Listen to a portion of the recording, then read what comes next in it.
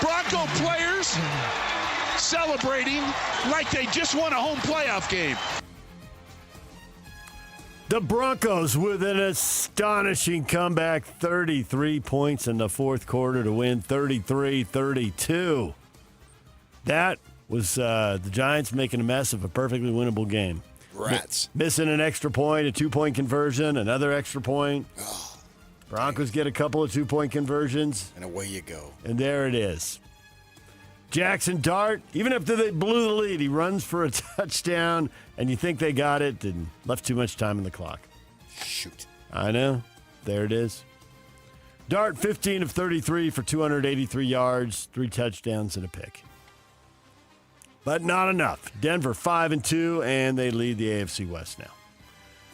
Colts are coming. They got their guy back. Rice rejoins the team. He scores. Mahomes throws 3 touchdown passes. Chiefs blank the Raiders 31-0. So they have a winning record now at 4-3, and they're rolling. The Colts are coming, and then went right to the Chiefs. The Chiefs are coming is what I meant. I'm sorry. The Colts are already there. Best record in the AFC. Beat the Chargers 38-24. Best record in the NFL for that matter. They've arrived, huh? 6-1. On top. Of the world. If they can stay there. Jonathan Taylor ran for 94 yards and 3 scores. Jersey guy. South Jersey, North Jersey? Yeah, both. He gets around. Come on. North, where the tougher people are made. They got a little toughness down there near Philly, but not as much. No. Not as much as you folks. It's a fact. Yeah. Jaden Daniels hurts his hamstring, and the Commanders get blown out in Dallas, 44-22. Shocking. Shocking that it was that easy? Yeah, they got beat by 22. Yep. They were favored. Cowboys now 3 wins, 3 losses, and the tie. They're back to 500. Cardinals fooled around, messed around, and then at the end came charging back and won the game with 2 fourth-quarter touchdowns. They beat the Cardinals 27-20. The Packers beat the Cardinals. The Packers beat the Cardinals 27-23. You're supposed to get sleep on Sundays now. There's no excuse. I didn't last night, though. Why not? I don't know, but I didn't. Go to bed earlier, man. I tried. You got FOMO. I tried. Try again. I did. It was frustrating. There's no good reason. And there it was. The Patriots, 5-2. You more surprised by the Patriots or the Colts? I'd say Colts. Yeah. Patriots improved to 5-2 by hammering the Titans 31-13. Monday Night Football, 2 games to choose from tonight. Bucks and Lions, 5 o'clock on ABC. Texans and Seahawks, 8 o'clock on ESPN. Former NFL All-Pro running back Doug Martin died at the age of 36. Cause of death has not been confirmed yet. The muscle hamster was a standout at Boise State before playing for the Bucks and the Raiders. DJ PK. Hashtag Utah State. Utah State beats San Jose State 30-25. They remain undefeated at home. Bryson Barnes throwing for 326 yards and a touchdown. Aggies improved to 2-1 in conference. They have New Mexico coming up next week. Broncos going back to Albuquerque. And Bronco Mendenhall will join us at 8:30 this morning. Win those Friday games, now you got an extra day to prepare and get ready and see if they can stay in this race in the Mountain West Conference. Get to the Mountain West Conference title game.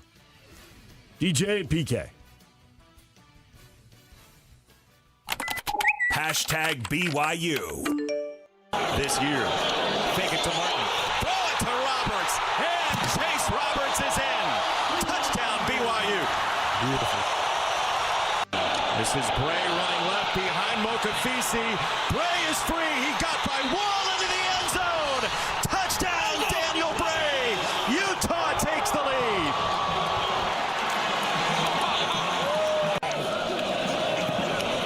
Bachmeier straight ahead.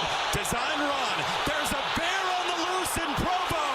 Bachmeier is in. Touchdown.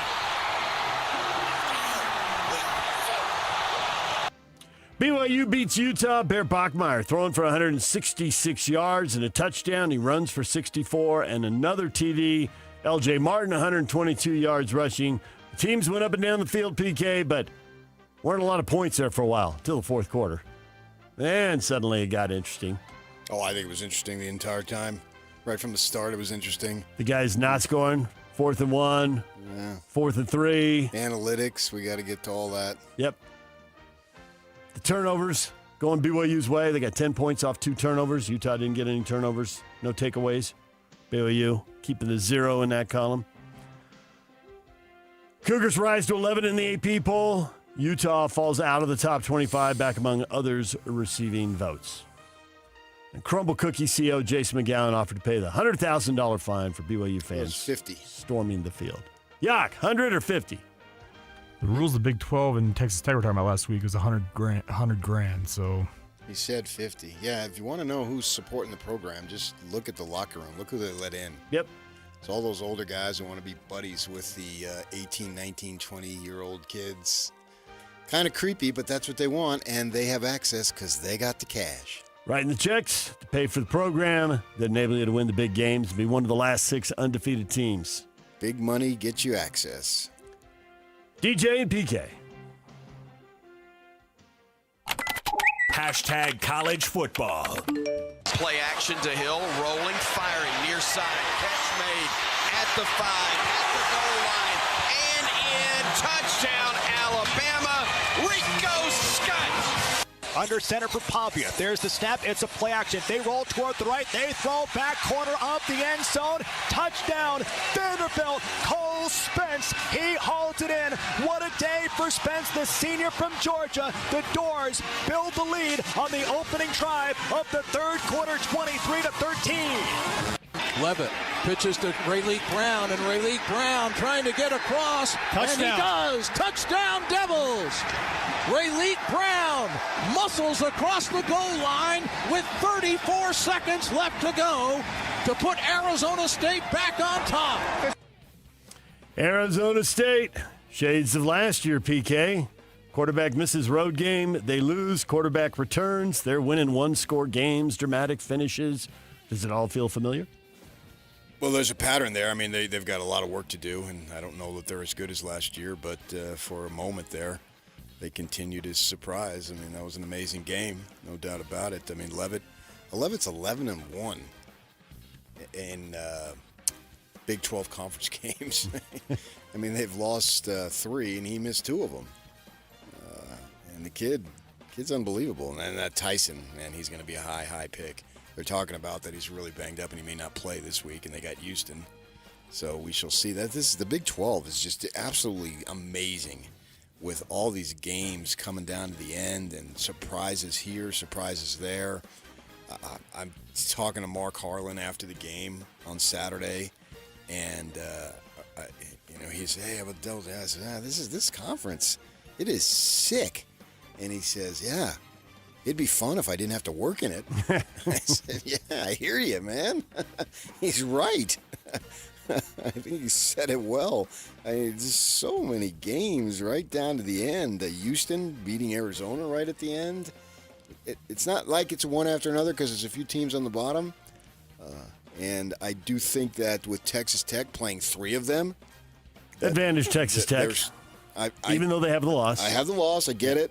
I would still be stunned if they're not in. But at 8-1, they should be good to go.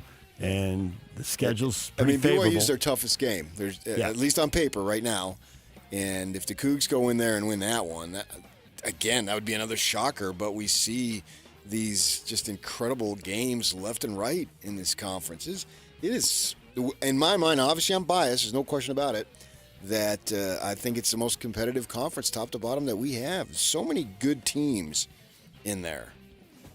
Only winning team that BYU or that Texas Tech has other than BYU left on their schedule is 4-3 UCF, who's 1-3 in conference. So by the time they get there, UCF now maybe by the time they got to go to K-State. By the time they go to K-State, maybe K-State will have a winning record. They're 3-4, but it's pretty soft.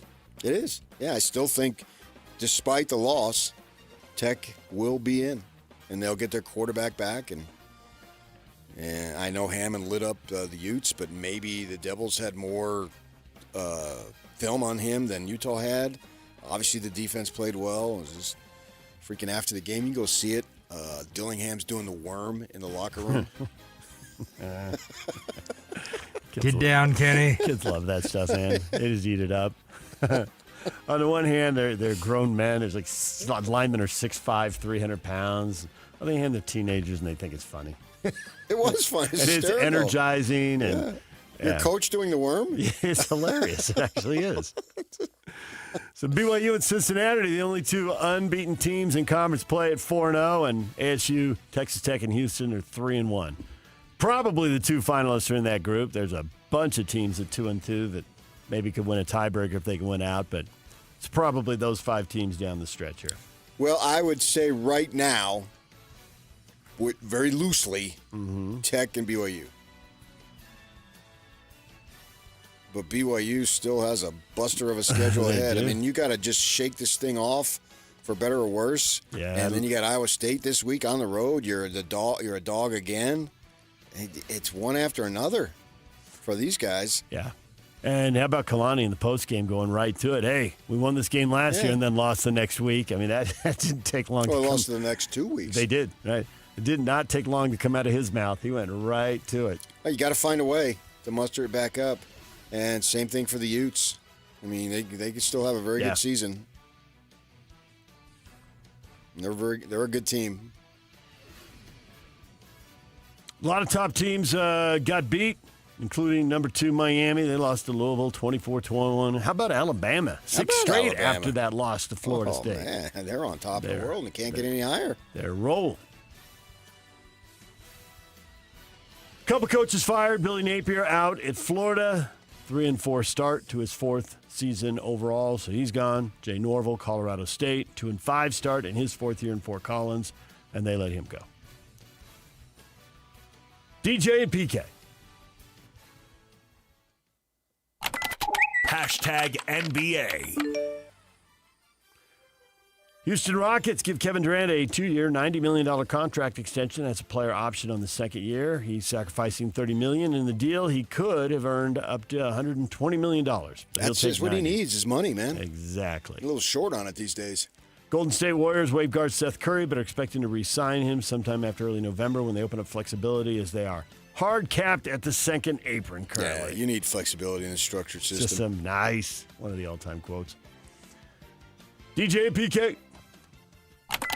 Hashtag Major League Baseball. Toronto Blue Jays force a Game 7 ALCS tonight, along with two football games. You have a baseball game, 6 o'clock on Fox. Vladimir Guerrero hit his 6th home run of the postseason. The Mariners had their chances, loaded the bases in the 3rd, hit into a double play, loaded the bases in the 4th, hit into a double play. Pitching, defense, timely hitting. Everything's on display right there. You get the ground ball, the defense comes through, the hitting, not so timely. So we have our winner. Yeah, man, this is going to be winner take all. They're going, either you're going on or you're going home. This series has been awesome. A lot of twists and turns and all that stuff, and I still would pick the Dodgers to win when we get there, but nevertheless, everything's at stake for these two teams. Toronto, obviously, back in the 90s, won a couple. Seattle's never been there. Mm-hmm. A lot of fun, a lot of tension tonight. Shohei hit 3 homers and struck out 10 over 6 innings as the Dodgers clinched the NL pennant on Friday. This guy's must-see TV, man. I mean, he's right there with Tiger, with MJ. There's very few that can dominate and have charisma on top of it. Be that you just must see. And he's right there in all of sports, and obviously in his sport. I mean, that one home run he hit, I can't remember if it was his 2nd or 3rd one, over the pavilion in right field. I mean, my goodness. And you know what you can tell that it's really beyond the ordinary is the players' reactions. Because they see this all the time, right? And if they are stunned, you've done something. And that's what he's doing to them, both sides. I mean, the Dodgers have seen every single home run he's hit this year, and every single home run he's hit the 2 years. If it blows them away. Yes. And that's what we have with this man. This is just, it is just incredible. I saw a line. LA has a lot of Hispanic fans, obviously, that traditionally like baseball. And I saw somebody said there's going to be some kid walking around in school 20 years from now named Shohei Rodriguez. That's probably true, actually. And they don't really need him. That's the best part. They'd only lost one playoff game. He hadn't been swinging the bat well. He breaks out of it. Well, that's the best part. I know. That's like the Warriors winning and Steph Curry is 2 of 18. That's exactly what you want because you know he's not going to be 2 of 18 very long. Shohei ain't striking out forever. Right. Yep. So if you're winning and he's sucking with the bat, and 4 of those strikeouts came when he was pitching, which has got to be a mental toll, and then you know at some point he's going to unload, and here we go. Tennessee Volunteers coach Tony Vitello is the favorite to become the manager of the San Francisco Giants. He'd be the first manager to jump directly from college ball to the major leagues with no pro experience. He's a charismatic guy, single guy, no kids, so he can call his own shots on what he wants to do. Same management firm represents him as does the guy making the decision for the Giants, Buster Posey. You trust Buster Posey even if it's unorthodox? Buster's a winner, and winners recognize winners? Yeah, and there's some talk that Vitello is using this to up the ante for Tennessee because they're throwing around money like crazy for other sports. So we shall see, yeah. Oh, interesting. The agent goes and says, hey, you don't have to hire him. Just talk him up. Yeah. I mean, that's what they were talking about this morning on the Baseball Network when I was driving in. DJ and PK. Hashtag RSL. Gozo up the line for Ojeda. Good touch. Lays it into space for Gozo. Ahead to Olatunji. One touch. Sharp angle. Shot. And a goal. Victor Olatunji. And RSL has the lead in the 17th minute. Gozo sends it to Glad. They attack forward. It's Olatunji. Olatunji on the counter into the area. Shot. And a goal. Olatunji again. He's got the brace and RSL up 2-0 in the 32nd minute. But they give up 2 goals and they're hanging on at the end. They made the playoffs, barely, but they're in. They get the 1 point in St. Louis they needed, and St. Louis did hit the frame 3 times. And then LAFC. What the hell's the frame? Speak language that people can understand. Hit the crossbar once, and hit the, would it be as you face the goal, the right post twice. Then say that. Takes a long time. So I know, but that's what you're going to help people understand. You're there to help people understand the game, not to show the soccer people, hey, I know your sport. Well, those are your constituents, are your listeners, not the people who work over here. I think people know what the frame is, PK. I didn't. Okay, well, that's an expression How about that's woodwork? been used a gazillion times. I know. I don't like red woodwork because a lot of times it's metal. Aren't you trying to get the casuals? You always said that about college sports and all. You're trying to get the casual. We're trying to get the casual. You're trying to bring them in. I'm trying to help you advance your career as you continue to just mismatch all over the place. Come on. They also catch a break as the LAFC scores in the 90th minute. Colorado was winning, and the Colorado win would have put them in, but LAFC scores late. Were they on frame? Advances. I think it's like a picture, and you don't want it crooked. You know, that's what you framed it. I think you frame something when you say frame. It frames the goal, and if you hit the frame, it doesn't go in the goal. Well, sometimes you can get a bounce, but they didn't. They did not. It was that kind of year for St. Louis. So now RSL's going to Portland Wednesday night to play a team that is ice cold. Their last 10 games have been a mess. Yeah, Milwaukee beat the Dodgers all 6 games during the regular season. Yep. Are you going? I am. Sweet. Nate was making stuff happen yesterday. All right. Yep. Nobody called me about anything happening. Well, this isn't the happening that traditionally involves you. I'm sure they could make way for you. Trey and Nate will go back to work. Good for you. You get to be with your team. Wednesday night in Portland. DJ and PK. Hashtag NHL. Schmaltz right down the middle. Walks in, pass across, they score! And it's the captain, Clayton Keller. Tied at 2. Schmaltz to Keller. Paterka, what a great play to steal it back. One-timer, Gunther, he scores! These kids can play. Gunther lifts the roof on Delta Center and gives the Mammoth a 3-2 lead. And the Mammoth beat the Boston Bruins 3-2. Bruins go 0-for on the road trip. Mammoth get the 2 points. Tied at 1 after power plays in the first period. How about the, how many times do you think Logan Cooley will score with his back? Puck hit him between the 9 and the 2, popped in the air over the goaltender, and dropped in for the game's first goal. Pretty odd looking. You're amazing, man. You know everything. I wouldn't have had a clue on that. Gunther with the game winner in the third period. It was 2-2 going to the third. Again, tied game. And again, they get it done at the end. They wrap up the homestand tomorrow against the Colorado Avalanche. What is trending is brought to you by Shamrock Plumbing. There's no job too big or too small. Get the personal touch with Shamrock Plumbing. Bronco Mendenhall will be here at 8:30 this morning. We'll talk Aggie football with him. Shehan Jayaraja will join us at 9:05 to talk Big 12 football. BYU remaining undefeated. Texas Tech falling from the ranks of the undefeated. We'll talk with Shehan about that at 9 o'clock.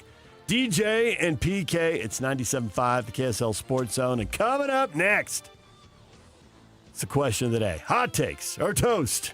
Stay with us. And now, a look at traffic from the KSL Traffic Center.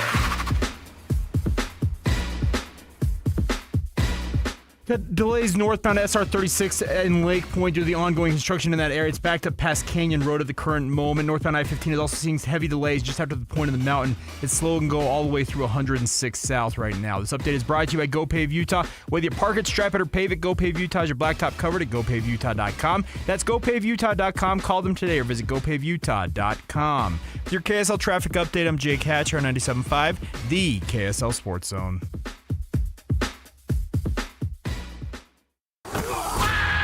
It's game week for the Utes, and the KSL Sports Zone is getting you ready for kickoff. The rivalry game may be over, but Big 12 play continues on for Kyle Whittingham and the Utes as they welcome in Coach Prime and Colorado to Rice-Eccles Stadium. Listen all week long for the best coverage of Utah football and your chance to win tickets to the game. Then catch college football Saturday, game day at 10 a.m. with the postgame show immediately following the game on KSLSports.com. Let's go then. Let's go, baby. Your home for the best coverage of Utah football is live on air, online, and on the KSL Sports app. This is 97.5, the KSL Sports Zone. Hey guys, Alex Curie from the KSL Sports Zone. I'm sitting down here with Dale today, who has also been on the same program I've been on. Thank you. Why did you join the SLC Fat Loss program? Because it has to do with accountability. I need somebody to hold me accountable. What were your particular goals with weight loss? I know it changes for everybody. I started out at 330 pounds, and my goal is to get down to 200 pounds. Tell me about the goal then. Have you been able to meet it? I've lost 46 pounds. I've still got a ways to go. I figure I probably have 2 more sessions to go with it. So I'm going to stay in as long as it takes. What do you think helped you the most with that success at being able to drop the weight with SLC Fat Loss? Because I believe in it. I'm living it. It's a part of my life now. All right. So would you recommend SLC Fat Loss to somebody, and why? Absolutely. It's the best program I've ever been into, and I've tried lots of diet programs. Thank you so much, Dale. To learn the success of losing up to 1 pound of healthy fat a day and to start that own success story of your own, get a hold of the folks at slcfatloss.com. Here's the website again. That's slcfatloss.com. Results may vary. Only one type of burger. For every palate. Fries are extra. Large in size. We've got the shakes. Going over the brim. Hey, this is Chris from JCW's. Put a positive, delicious spin on your day at any one of our 5 locations. In Lehigh, American Fork, Provo, South Jordan, or Harriman. JCW's, quality and a lot of it. Since 1954, Mountain Home Services has been Utah's trusted name in home comfort. Right now, get your AC and furnace tune-ups for just $49. A furnace tune-up helps prevent wear and tear, catches small issues early, improves efficiency, enhances safety, and keeps airflow balanced, adding years to your system's life. And Mountain Home Services is not just heating and cooling. They offer free second opinions on everything, including electrical, plumbing, and fireplaces. Plus, you're backed by Mountain Home Services upfront pricing guarantee and 100% satisfaction guarantee. No surprises, just honest service. Call 801-543-2222 or visit mountainhomeservices.com to schedule your $49 tune-up today. Mountain Home Services. Comfort starts here. Again, that's 801-543-2222 or visit mountainhomeservices.com to schedule your $49 tune-up today. Attention high schoolers, are you ready to power up your future? The Hercules Scholarship Competition is officially open, now through November 1st. You can win up to $2,000 towards your tuition. It's simple. Fill out the application, answer one essay question, submit before November 1st. Don't miss your chance to invest in your future. Apply today at HerculesCU.com for your Hercules Scholarship and make your education unstoppable. Hercules First Federal Credit Union, growing stronger together. If you're getting new gutters, make absolutely sure that you don't get screwed. I mean literally, don't get screwed. Tim Jr. here from RGS Exteriors. And every single gutter company out there uses screws to hold their gutters together at the corners and downspouts. They use screws because they're fast and cheap and easy.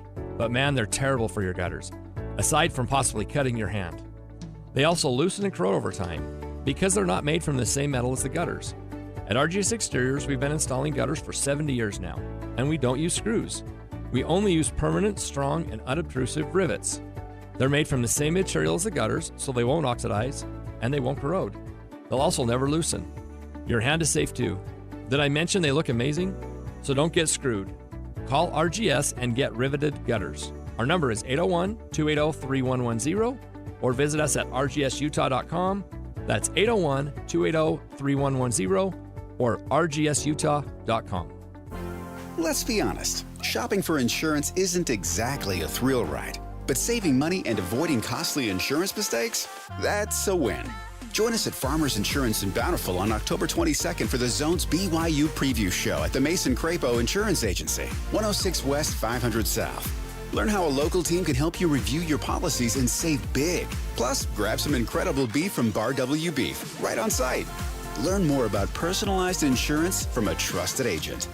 Discover the exceptional value of Bar W Beef, where quality meets convenience. Bar W Beef's dry-aged beef, aged for 14 days, offers rich marbling and tender texture, perfect for grilling, roasting, or pan-searing. Enjoy the rich flavor and generous size. Shipped directly from the ranch to your door. Now hosting one-day pop-up events, go to barwbeef.com to find a pop-up event near you, or stop into the store in Nephi for weekly in-store specials. barwbeef.com. That's barwbeef.com.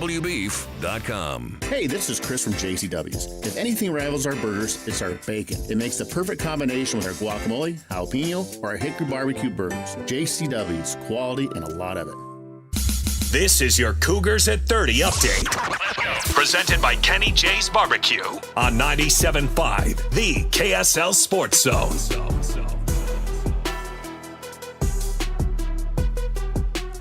BYU remaining undefeated with a 24-21 win over Utah. Bear Bachmeier on his first rivalry experience. It was electric. Even on the Cougar walk, I was clapping people's hands, and I was just like, I couldn't. It was like my eardrums were just exploding. It was loud. It was a different environment, and Utah BYU rivalry. I mean, it's up there. It's up there in the college football rivalries for sure.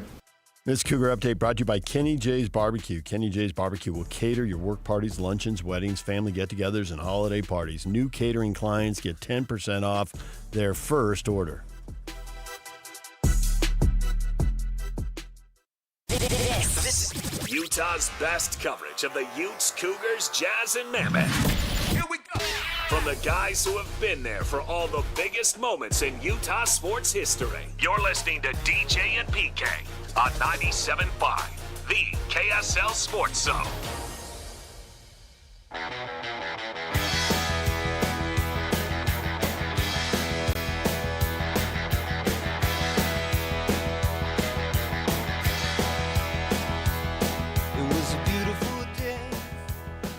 Don't miss your chance to win big every week on the KSL Sports Zone. This week, win tickets to see the Sandman, Adam Sandler, in the You're My Best Friend Tour.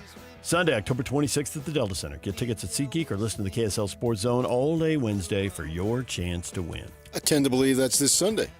There it is. Good math. Quits through the morning. What'd you think of that BYU win over Utah? Rob, storming the field is weird unless it's an upset. It was an upset. Oh, wait. They weren't favored. He was setting himself up there. So who decides whether it's an upset or not? I guess the odds people do. I don't really consider it an upset. I think it's the rivalry that did it. Justin, intense. Felt like it could have gone either way. Glad the Cougars pulled it out. If you're a BYU fan, sure you are. Gutsy play by Bear on that last TD. Yeah, 22 yards, man. Just rocking and rolling, smacking, rocking, banging, hitting. It's incredible. Yeah. If you go listen to Kalani after the game, for those of you who thought anybody else had a chance to start, he basically tells you, we knew we had to get him ready from day one. It was never going to be anybody else. I don't know if anybody had known that. Somebody might have said that on the air, maybe. I don't know. But that's what it was. It was always going to be him. It wasn't going to be anybody else. And they were getting him ready even before day one. They were getting him ready since the Retzlaff thing went down. Virtually as soon as that thing went down, they were preparing him to be the starter.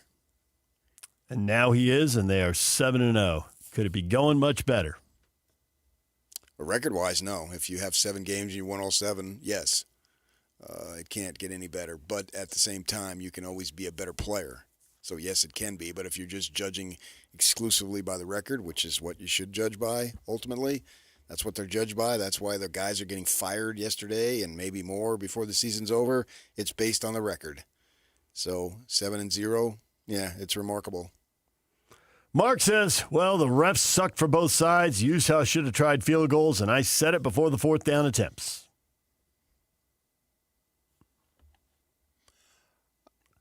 The refs sucked for both sides. Yeah, that's refereeing. then what difference does it make? You know, with these so many guys coaching together, it's like watching that. It's like, aren't these guys just coached to be physical? There's like a lot of pulling and grabbing. Nobody wants a penalty every play. They're showing replays on stuff that isn't called. It looks like it could be called, but you really want a penalty on 80% of the pass plays? You choose to discuss refs, not me. They got to let some stuff go, and they do. I'm not worried about the referee. What about the field goals, man? I got like 40 comments here on field goals. They're all saying the same stuff. Kick the field goals. Kyle went with the analytics, and analytics, by definition, has to be successful, or else it wouldn't be an analytic. You wouldn't use it if it was a failure. So whatever the percentages are, I don't know what they are on a 4th and 2 inside the 20 or whatever, and I don't want to get into that weeds on that stuff. That's for them to do it. I'm not going to do it. But clearly they are successful more often than not, and probably significantly more often than not.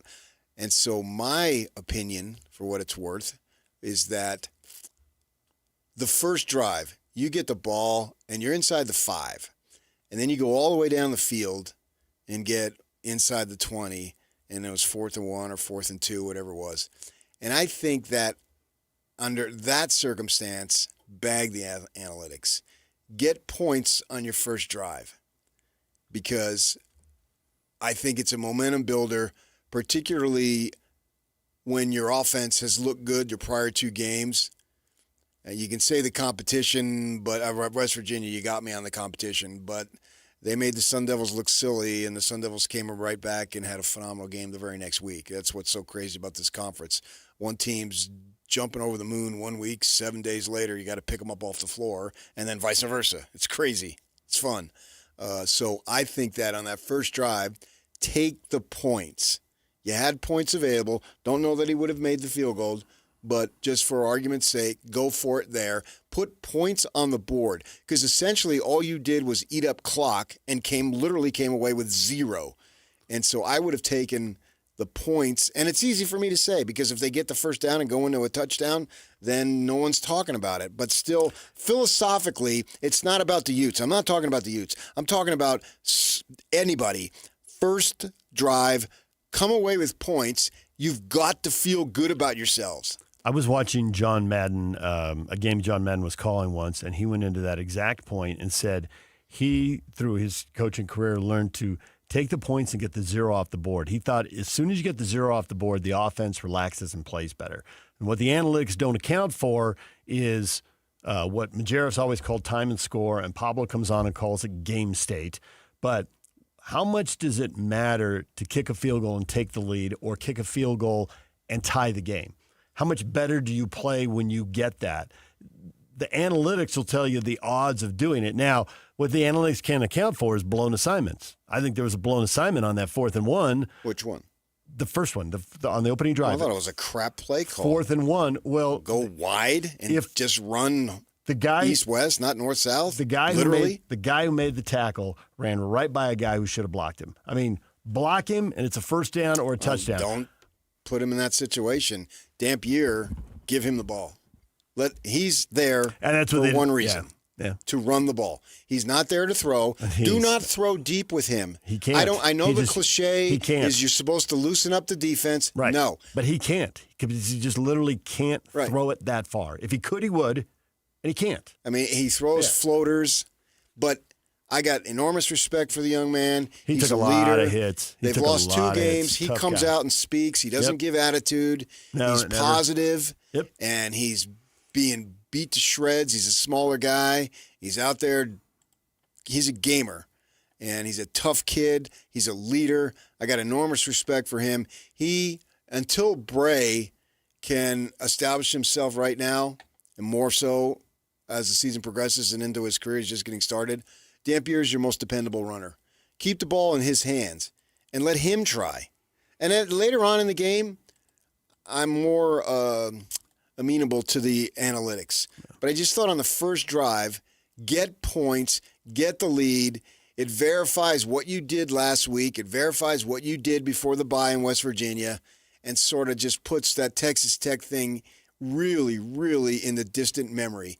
But they come away with 0. And it was deflating for the Ute perspective to have a really good drive and don't get anything out of it. You got field position. You showed you could move the ball, but you got to get points. The other ones, I'm okay with. That first one, I just would have liked them see just to get points on the board, be up 3-0, put a little more pressure on BYU.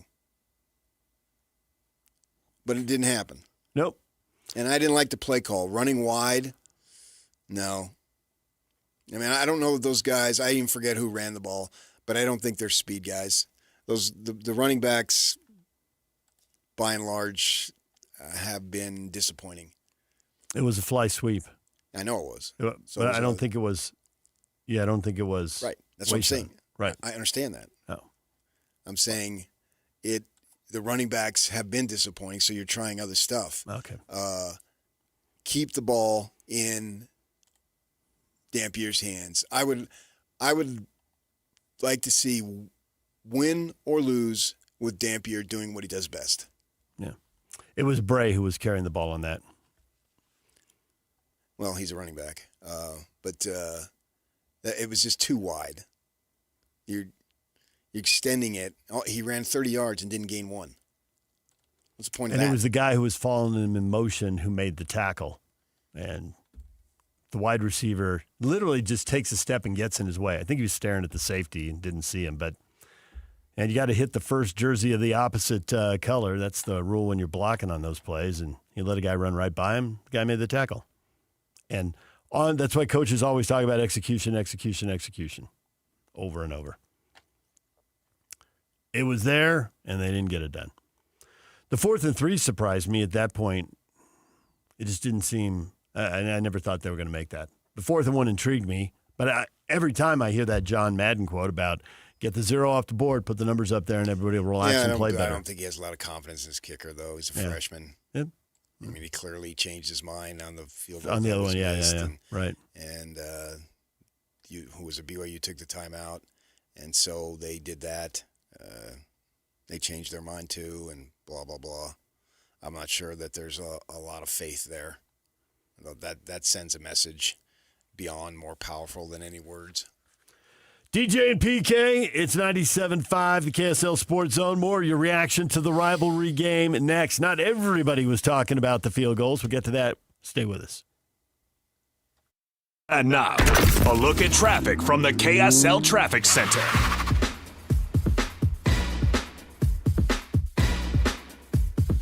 Still seeing a crash northbound I-215 in West Valley there in between the transition ramp to the 201, the main flow on I-215. Highway Patrol's on the scene, but they are barely causing any delay in the area, which is good news, but be aware of that if you're in the area. There's also a new crash on northbound I-15 at the point of the mountain, adding to the delays already in the area there in the left shoulder and adding to the delays that go all the way through 106 South at this moment. This update is brought to you by UTA. When you take UTA, you can do just about anything while you ride. You won't even notice all the traffic you're missing. Plan your trip today at rideuta.com. With your KSL Traffic Update, I'm Jake Hatcher on 97.5, the KSL Sports Zone.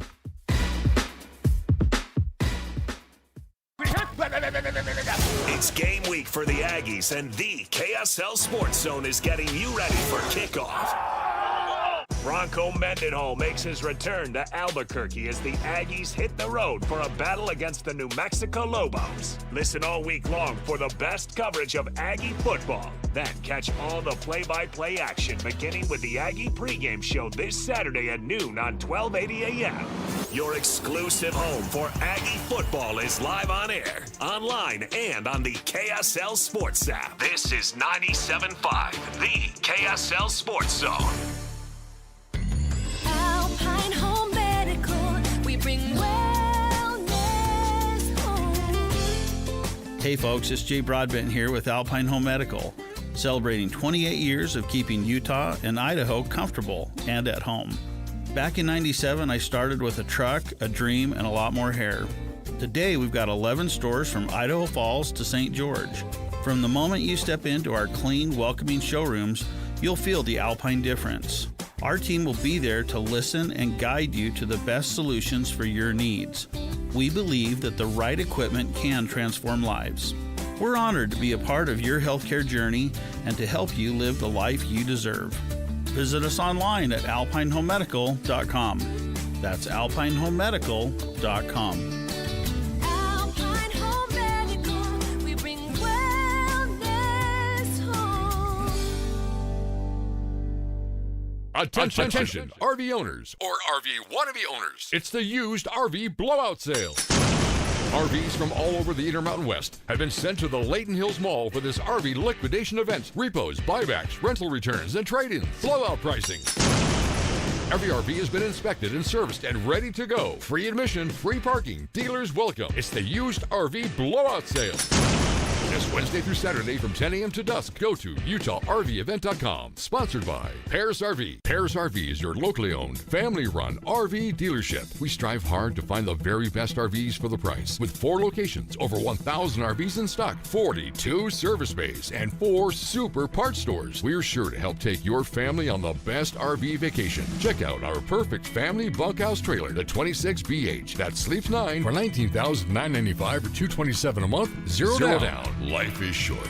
Enjoy it. North Murray, South Murray, Payson, and Pocatello. ParisRV.com. JTV, Jewelry Television. With 80,000 jewelry looks, we're kind of a big deal. Even bigger with new lines of designer handbags, fragrances, and more. And biggest of all, because you could win a 7-night stay in Bali, spending money, and thousands worth of JTV jewelry, making you kind of a big deal. Enter by December 7th at jtv.com/sweepstakes. No purchase necessary. Then watch JTV on TV or shop jtv.com for big holiday deals. Okay, I have to tell you, I was just looking on eBay where I go for all kinds of things I love, and there it was. That hologram trading card. One of the rarest, the last one I needed for my set. Shiny like the designer handbag of my dreams. One of a kind. eBay had it, and now everyone's asking, ooh, where'd you get your windshield wipers? eBay has all the parts that fit my car. No more annoying, just beautiful.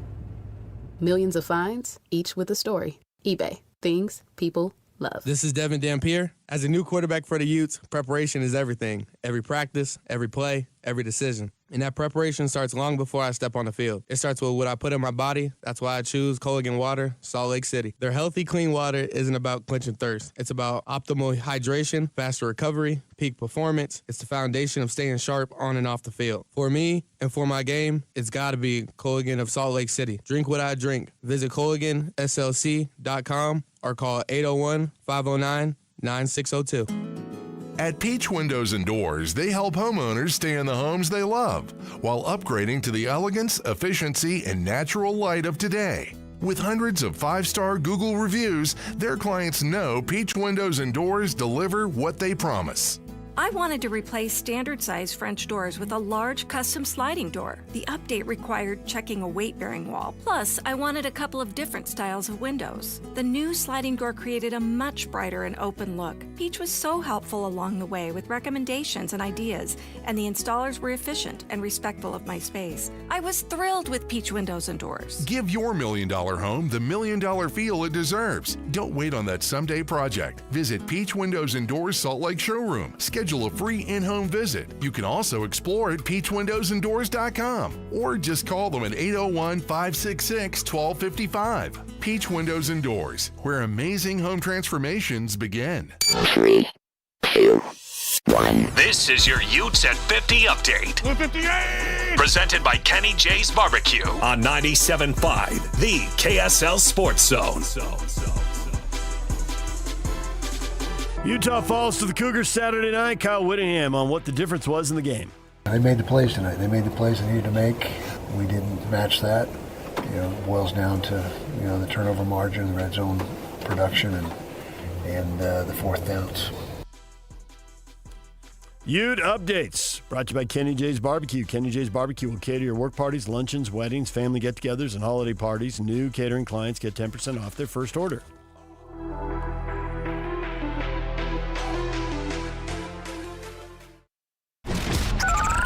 Over 2 decades of sports radio dominance in Utah. My favorite. This is DJ and PK on 97.5, the KSL Sports Zone.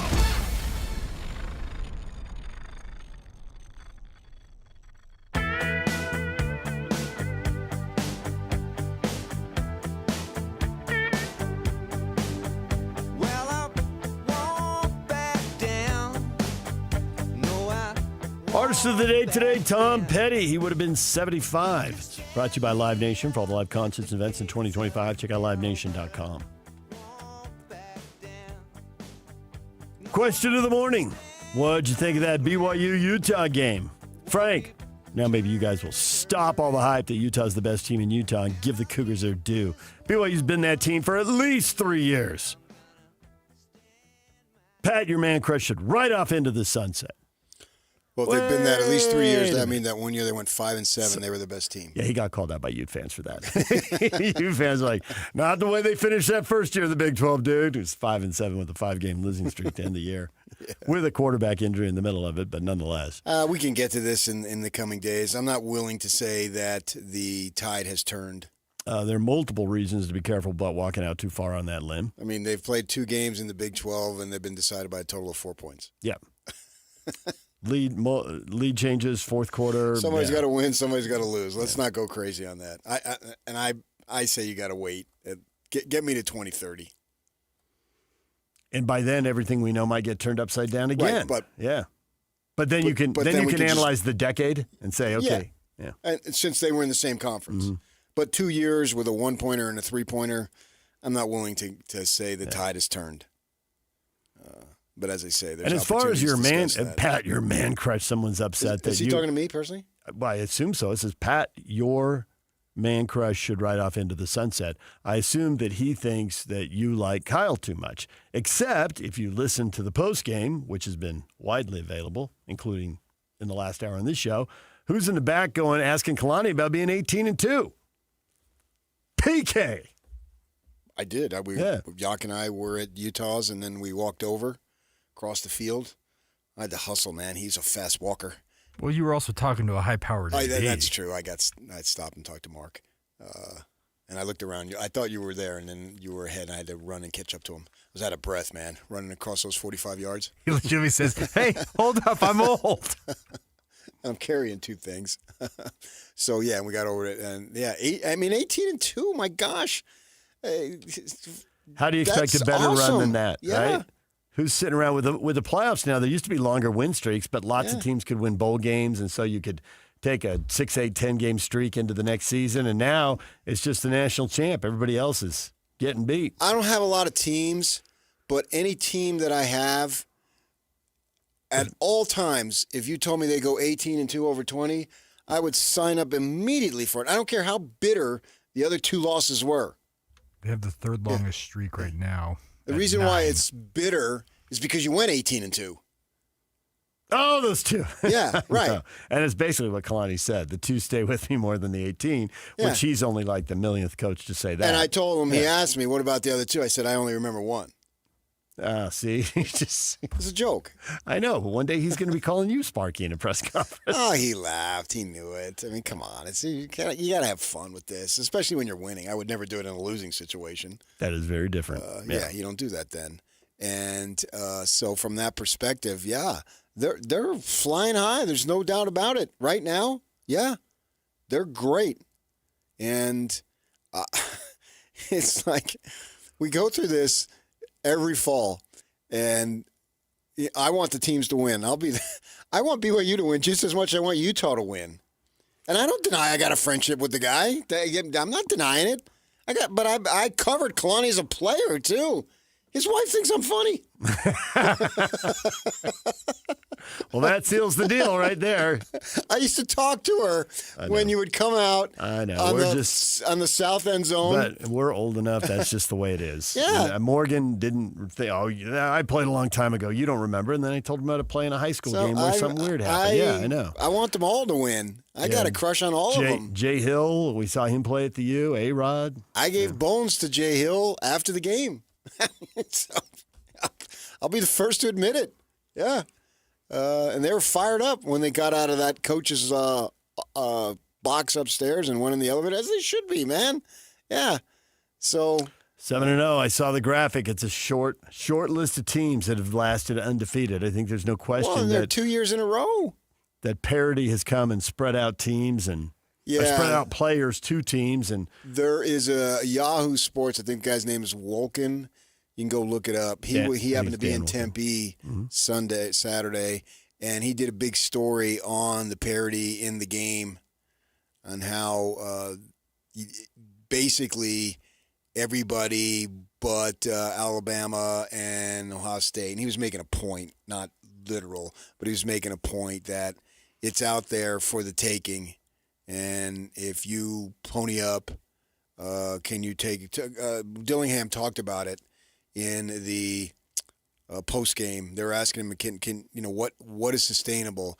And he says it's hard to know because the NIL and the money that you can give, the university can give, it's ever changing, and he was metaphorically talking about it's $100 today, but tomorrow it's $200, and then the next day it's $400. It's hard to know who's going to dominate going forward, whether we're talking one rivalry like Utah, BYU, a league, or the country, if the rules are going to change every year or every couple of years. And that's where we are right now. Right. But Indiana, Texas A&M, Georgia Tech, if you said there were 6 teams left undefeated in the country, and give me a Big Ten, SEC, and ACC team, you wouldn't go to Indiana, Texas A&M, and Georgia Tech? No, I would go to A&M. They've traditionally had money. They've been paying guys for a long time. I know, but they don't usually get to 7-0. But Here they it's are. about money now. It's not about 7-0 exclusively. It's about money, and they've got the money. They do. So let's see. But the thing that I love is that you got a good program when you lose a game, it's a catastrophic event. Yeah. And that's where we are with the Utes.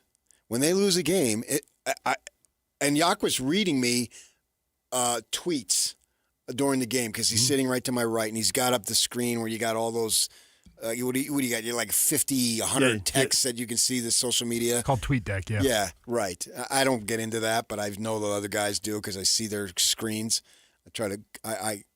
I have attention deficit or something. I need to focus on one or two things or else I'm out to lunch. ADHD. And he's reading these tweets from Ute fans, and it's like, well, just eliminate the program. Oh, they were in the Yeah. pit of despair. I mean, they lost the game. They lost the game by 3 points. Kyle needs to And retire. it's the end of the world. Yeah. Yes. That's when you know you got a good program. Go to 4 conference title games in 5 years. You want to go to another one. Sure. I get it. Yeah. And they needed 4 things to happen on the last day of the season a couple years back, and they happened. So let's not just exactly bury them right now. That's all detail. That's all people remember is smoking USC in a conference title game. Other details, punters dropping the ball, This whatever. conference is sick. And so let's see what happens. There's still games to be played. DJ and PK coming up at 8:30. Bronco Mendenhall, Aggie football coach, joins us. Stay with us. Stay up to date with everything Utah Jazz related with the new Jazz Notes newsletter. Get draft updates, analysis, and be the first to know about every offseason move. Visit KSLSports.com to sign up for the Jazz Notes newsletter. Broadcasting from the Mountain Home Services Studio, this is 97.5 KZNS FM Colbert, 1280 KZNS AM Salt Lake City, and 102.7 KSL FM HD2 Salt Lake City Midvale. This is 97.5, the KSL Sports Zone. Hey, man, do you know the difference between a fiduciary and a broker? Well, I didn't, but I do now. I went down to Trajan, right?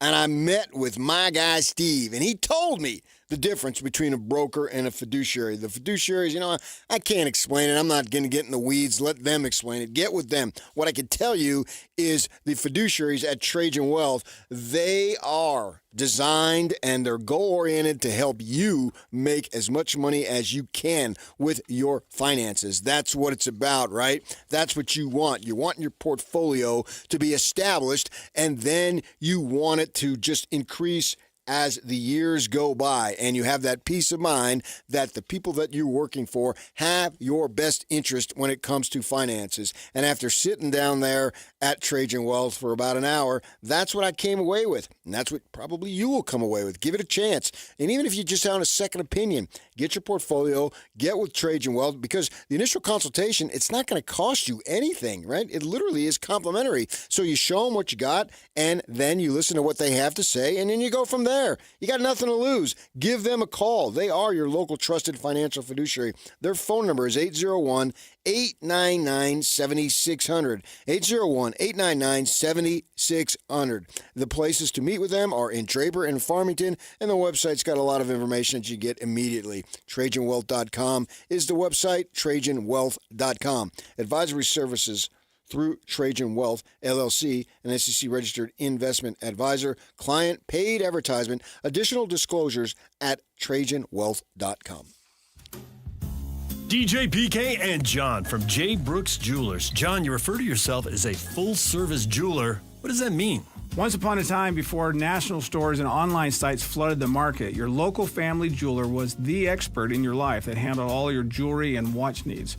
J. Brooks is that full-service jeweler today, where everything is handled by us, including appraisals, jewelry repair, watch repairs, as well as general service of all Swiss brands, and the most beautiful custom creations, including our new JBJ Bridal Collection. We can take your existing jewelry and freshen it up, or we can repurpose it completely with a fresh design using all of the sentimental parts that you already own. And of course, if she's ready for the upgrade you always promised, we can help you with a selection of a new larger diamond to say I love you more than ever. So whatever your celebration is, let J. Brooks help you any way you may need. J. Brooks Jewelers, Murray and Lehigh, and online at jbrooksjewelers.com, where women know what women want. After 30 years of plumbing experience in Utah, we've compiled a list of items we plumbers commonly find in sewer systems. First off, hair. Lots of hair, like so much hair. Oh. Roots, dental floss, marbles, and every other toy imaginable. Dentures, watches, coins, live animals, also dead ones. Photographs, we assume from active and very healthy relationships. Wigs, kitty litter. Look, the point is, don't use the toilet as a landfill. This has been a public service announcement from your buddies down at Shamrock Plumbing. Get the latest Utah sports headlines delivered to your inbox with the KSL Sports Newsletter. From the Jazz, Utah Hockey Club, BYU, Utah, Real Salt Lake, and more. Be in the know of all things sports in the state of Utah. Visit KSLSports.com to sign up for the KSL Sports Newsletter. Let's be honest, shopping for insurance isn't exactly a thrill ride. But saving money and avoiding costly insurance mistakes? That's a win. Join us at Farmers Insurance in Bountiful on October 22nd for the Zone's BYU Preview Show at the Mason Crapo Insurance Agency, 106 West, 500 South. Learn how a local team can help you review your policies and save big. Plus, grab some incredible beef from Bar W Beef right on site. Learn more about personalized insurance from a trusted agent. What was that? That is business phone bliss with the Ooma Cloud Phone System. It handles all our voice, video, and messaging needs. You sound very... Calm? I am. Ooma has everything I need to run my business more efficiently, like virtual receptionist, call routing, and video conferencing. And it starts at just $19.95 per month per user, plus taxes and fees. Ooma. Nice. Find your business calm at ooma.com/radio. Remember when they used to ask, what do you want to be when you grow up? At Bank of America, we ask every day, what would you like the power to do? When you work here, you help build businesses, inspire communities, and forge legacies. And now we've raised our U.S. minimum wage to $25 an hour. So the opportunity to do more also comes with competitive pay. Learn more at bankofamerica.com/25. Bank of America, proud to be an equal opportunity employer. You do countless things without a second thought to protect your family and home. Every time you're in the car, you buckle your seatbelt. Before the next load of laundry, you remove the dryer lint. When you head out, you always lock your doors. And one simple task, done far less often, can protect your family and home this winter. Schedule a furnace inspection by a certified heating contractor to check for safety and efficiency. A friendly reminder from Enbridge Gas. UCCU, proud sponsor of Game Night Live. Celebrate 6 Salt Lake Valley UCCU branches. Enter to win a Jeep. UCCU, love where you bank. Nobody brings you better coverage of the teams you're passionate about than these guys. Try some more. This is DJ and PK on 97.5, the KSL Sports Zone.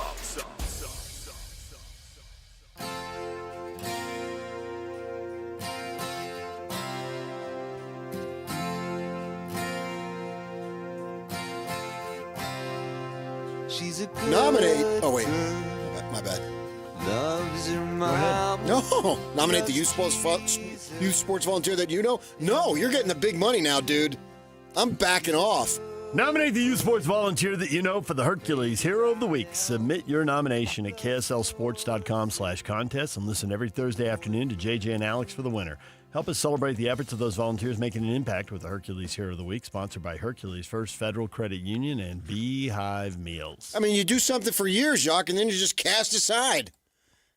No regard to my feelings. Nothing. This is the way it is. Like it or you know what it. For a tough Jersey guy, man, you do a lot of whining. Well, yeah, of course, because how would you understand? You just came in here. I got this, guys. It's not how it happened. Step aside. For everybody who's here listening to the show the last 3 weeks, you're like, not going to be having to do this much longer. Can't wait to stop doing this. That's like when she breaks up with you. Well, I didn't love her anyway. If you know, you know. I thought you'd like that. I did. I didn't want to read this anyway.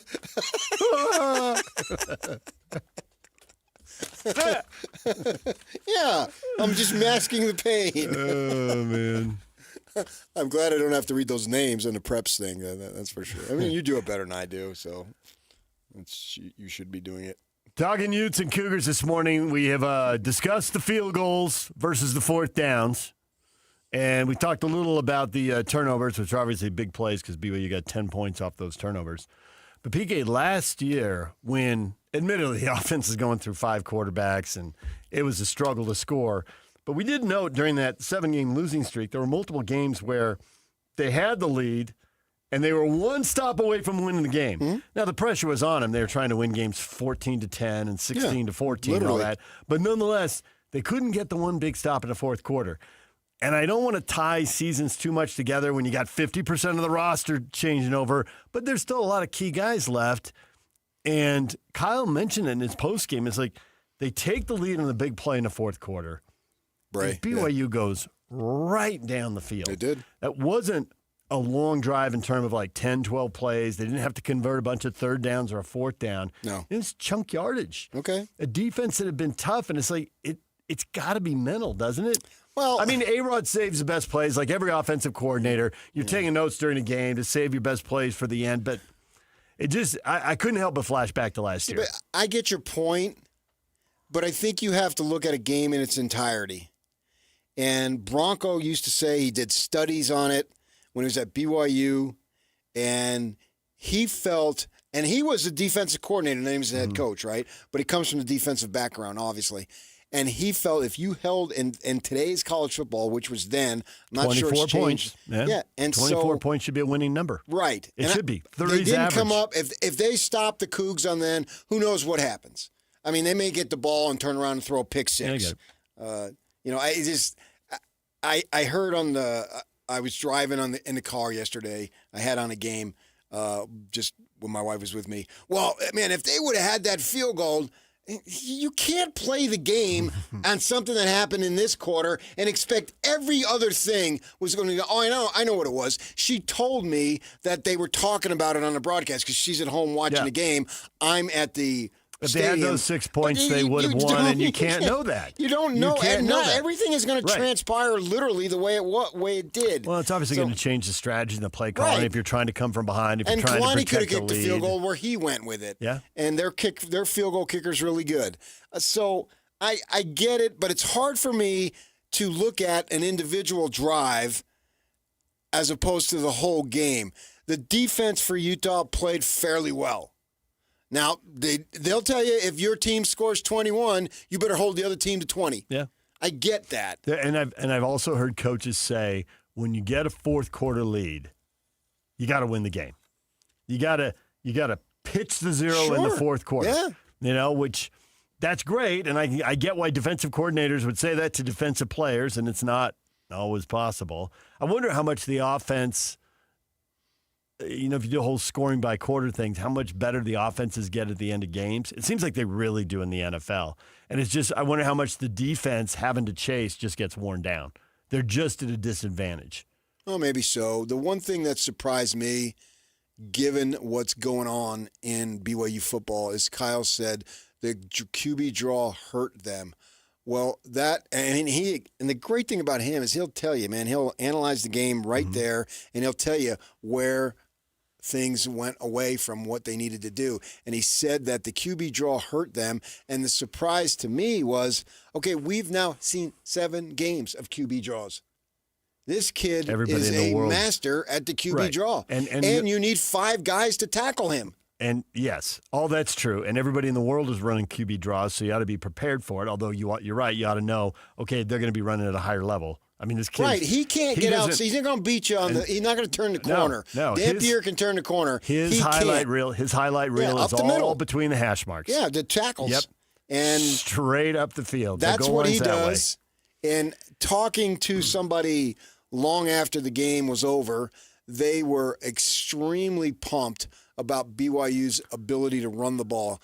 They said to me, that is what was the most gratifying coming out of that game Saturday night, is the way we ran the ball on those guys. And L.J. Martin is really good. And the offensive line did a great job. That part. So there was a shot on social media. I saw it yesterday. I don't know who to credit, but it was an end zone view from behind BYU's line, right? You're seeing it from the offensive perspective. And they noted, whoever was noted, like everyone was blocked up. Like there was a blue jersey blocking every red jersey. Nobody got off their blocks. It was our like, guy David Nixon. Oh, was it David? He had Okay. a shot of it, and it was perfect. It was, PK, you'll love this. Hat on hat. He did say that. I avoided that. When I Which saw is that, a targeting. We'll get to that. We'll get to that. We'll get to the targeting. Hang on. But it was like he had one guy to beat. And you're right. It's hard for And one person to where bring him down. is the most inexperience on Utah's defense? Defensive tackle. Yeah. Duh. Yeah. But there's no linebackers coming off and, okay, the defensive tackle is blocked, but the linebacker steps right in there and makes the play. They're blocked. Is execution, which I guess to get big running plays, that's what because you need. you need the guys up front to take up the space. So the linebacker is at a Ideally, physical disadvantage because he usually isn't as big as the offensive lineman. Ideally, the defensive tackle takes on two blockers. It requires two blockers to keep that person. And so And then that's the why you're linebacker comes getting the other unblocked. guys stepping up there. But if that's not happening, they're going to get blocked. Okay? I'm not a football genius here. I never had hat on hat. I have a hat on right now, but it's hat on head. I've never put a hat on a hat. In fact, I'm going to go home and do that today. I'm going to wear two hats. That's the only time I'll ever have a hat on hat. And I'm a man who wears many hats. Metaphorically. I'm going to do it literally today. I thought you were going hat back this segment, but you didn't. No, Spun it hat around. on hat. Okay. Briak brought up hat on hat. Why can't they say helmet on helmet? But I just wish I knew the game. I wish I knew the jargon. Frame, hat on hat. You I'm know trying the to figure out game. all Come this on. stuff here, man. Hat on hat. I was watching the game yesterday. I don't even remember what game I'm watching, flicking around. And the guy, he's got to chip that backer. I thought, oh, man, I love that stuff. He's got to chip the backer. Like, I know football. Can't say block because you still got to continue that route, but give him a Right. shoulder and keep going. I love it when they get that. But the guy like me, I need it explained. Oh, and then you no know. woman understands it, right? They're clueless, so you got to explain it to them, too. 1961 in your world? Stop. Jeez. Trying to figure it out here. Maybe one day I'll get it. It's crazy, all the stuff that's going on. But I can't criticize their defense as a whole. 24? You'd like to think that wins the game. At 21, probably isn't. Yeah. Probably not going to get it done. And Barton gets tossed.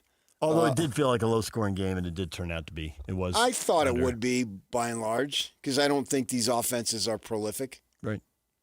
They're not throwing the ball all over the field. You need big runs. Right. Utah doesn't break a lot of big plays, although they did break the one, obviously, to take the lead. And that drive they had in the first quarter is typical of the way this offense executes this year. Well, that doesn't lead yourself a lot of to 6-yard 35, plays. 45, no, it's going to 50 take. points. There's going to be fewer possessions. Yeah, right. So it stood the reason that's the way the game was going to be. This goes back to Bronco years ago, and we'll have him on, and I've got a couple of questions I want to ask him. It comes down to a few plays. Mm-hmm. I Who did think I makes them, totally who thought of doesn't? that. I totally thought of that quote. Yeah. And so the two fourth downs and the two turnovers, and Bronco usually says 4 or 5 plays, and I Right. thought there's 4. I mean, you can pick some other plays if you want, but those 4, because BYU got 10 points off the turnovers, and Utah clearly gave up the chance for 6 points, and maybe the kick gets blocked or missed or whatever. And this comes from Rubes. I heard it on the broadcast. Uh-huh. In the 3 games, 0 turnovers. I heard 7-0. Yeah. And what has Kyle just drilled into us for 30 years? What's the most important stat behind the final score? Turnovers are the most important stat after the final score. Yeah. Yes. And I heard Greg say that. Yeah. My one criticism of Utah, stop throwing it deep. It's a wasted down. Nothing good is going to happen. He can't get it there. And He it's literally going can't. to be picked. Yeah. It's going to be incomplete. You're not stretching the defense. Tanner Wall said that. I don't know if we got the quote. He said it, that we didn't, I'm paraphrasing here. He basically said, we didn't respect their deep throw game. Nobody does. There's no reason to. Right. There's 7 games of tape now. Yeah, Everybody does. you got last year too. Yeah. He do what he can do. That's why you brought him in. You didn't bring him in to throw deep. A, they don't have the receivers to get open. B, he can't throw it that far. When they are open, he underthrows them anyway. So Yeah. yeah. So do what you can do. And that's how you're going to win games. And go from that perspective. I mean, he only threw 12 passes, and that was a driving rainstorm 8-9 days ago. So no one was going to have a big, prolific against ASU. throw game Yeah. in that situation, No, that was right? The terrible weather weather. was awful. But that's your blueprint. A team that bottled up Texas Tech, you dominated. So it's there. You can do it.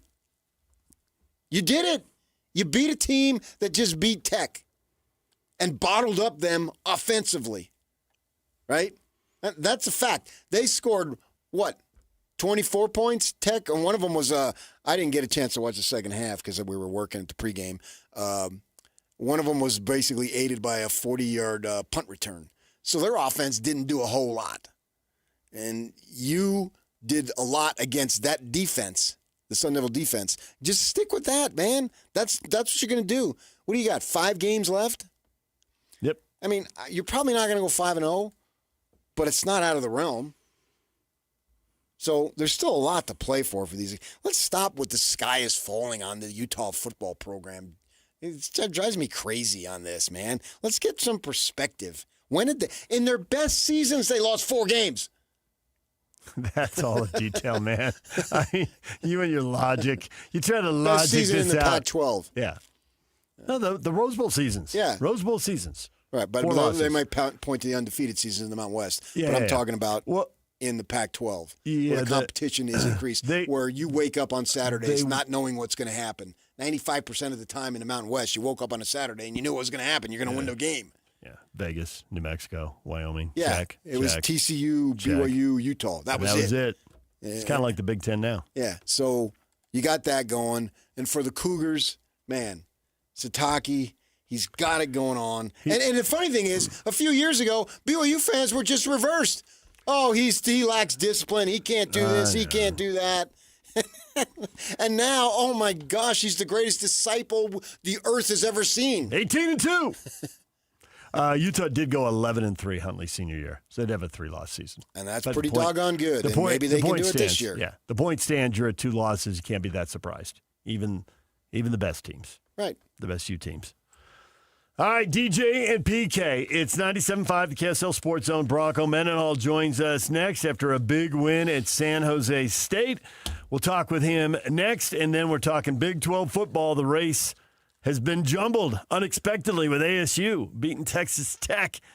Shehan Jayaraja will join us coming up at 9 o'clock. DJ and PK, it's 97.5, the KSL Sports Zone. And now, a look at traffic from the KSL Traffic Center.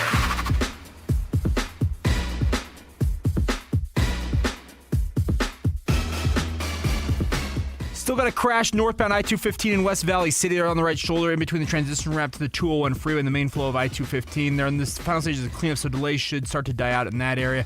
Also, northbound I-15 still seeing heavy delays at the south interchange with I-215 at this moment, so add some extra time on your commute if you're in that area. This update is brought to you by Advanced Window Products. Factory direct affordable windows. Call today. They're on their way. Financing is available. Save now, pay later. Go to advancedwindows.com. With your KSL traffic update, I'm Jake Hatcher, 97.5, the KSL Sports Zone.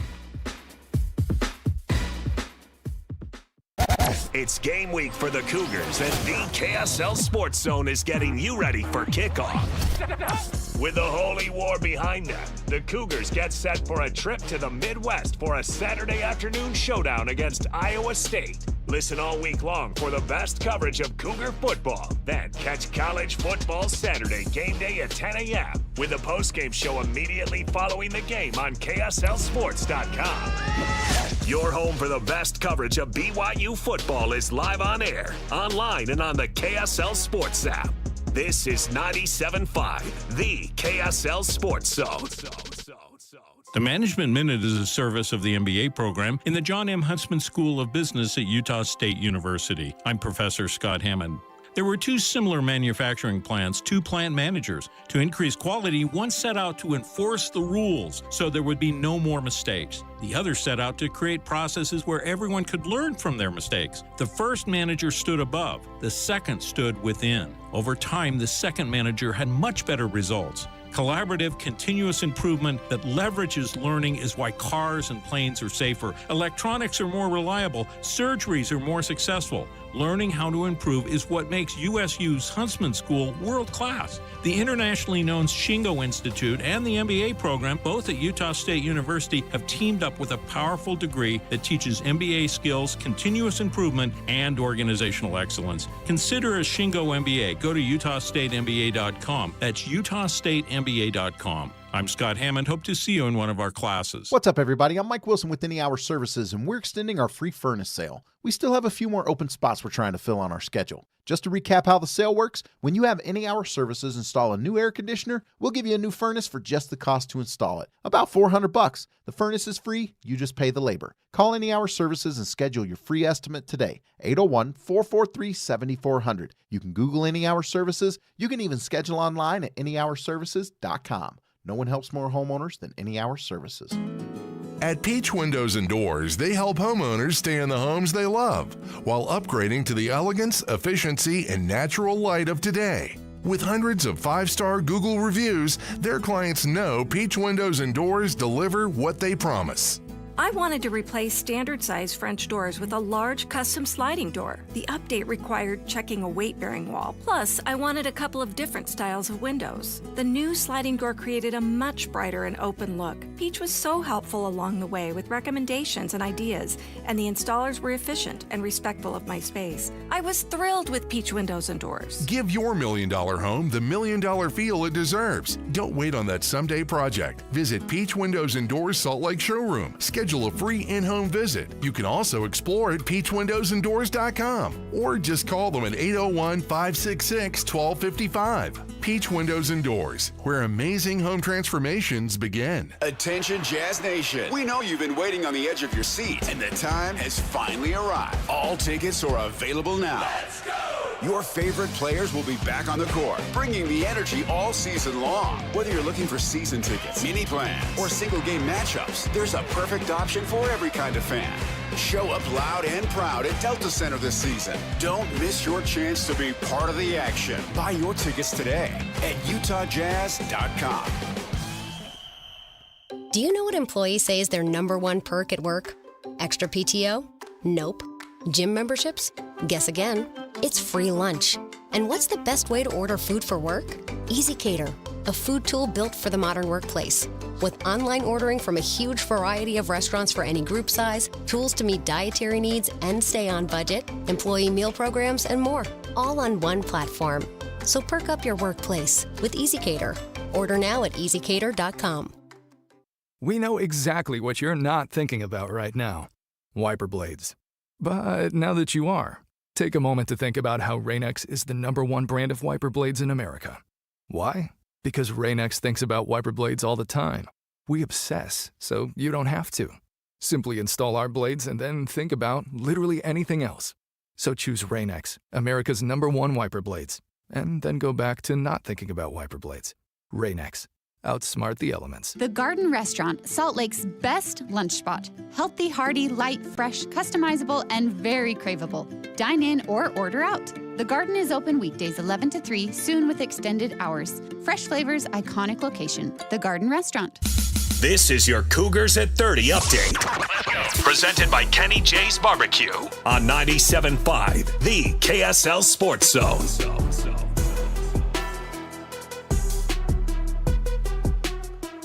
BYU beats Utah to remain undefeated. They climbed to number 11 in the AP Top 25 poll. Tanner Wall, proud to say he never lost to Utah. I mean, I've been a part of all 3 of those wins, so, leaving this place, I never lost to Utah. I'll wear that with a lot of pride for the rest of my life, but just grateful for our coaches, all our teammates, best fans in the world, too. Like, the atmosphere tonight was unreal. But, yeah, as LJ said, just grateful to get another win and be one step closer to our goal. This Cougar Update brought to you by Kenny J's Barbecue. Kenny J's Barbecue will cater your work parties, luncheons, weddings, family get-togethers, and holiday parties. New catering clients get 10% off their first order. This is Utah's best coverage of the Utes, Cougars, Jazz, and Mammoth. Here we go. From the guys who have been there for all the biggest moments in Utah sports history. You're listening to DJ and PK on 97.5. The KSL Sports Zone.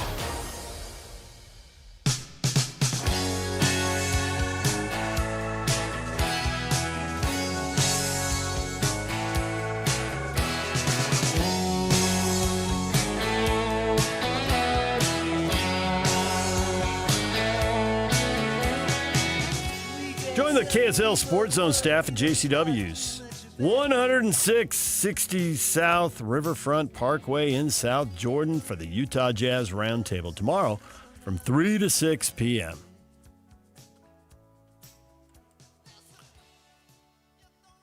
BYU beating Utah Saturday night. The Aggies got out of the way and played Friday night. Beat San Jose State, a game that went right down to the wire. Fun game. Testing the old Bronco Mendenhall axiom, 4 or 5 plays, key plays, swing everything. Big 4th and 1 stop for the Aggies at midfield.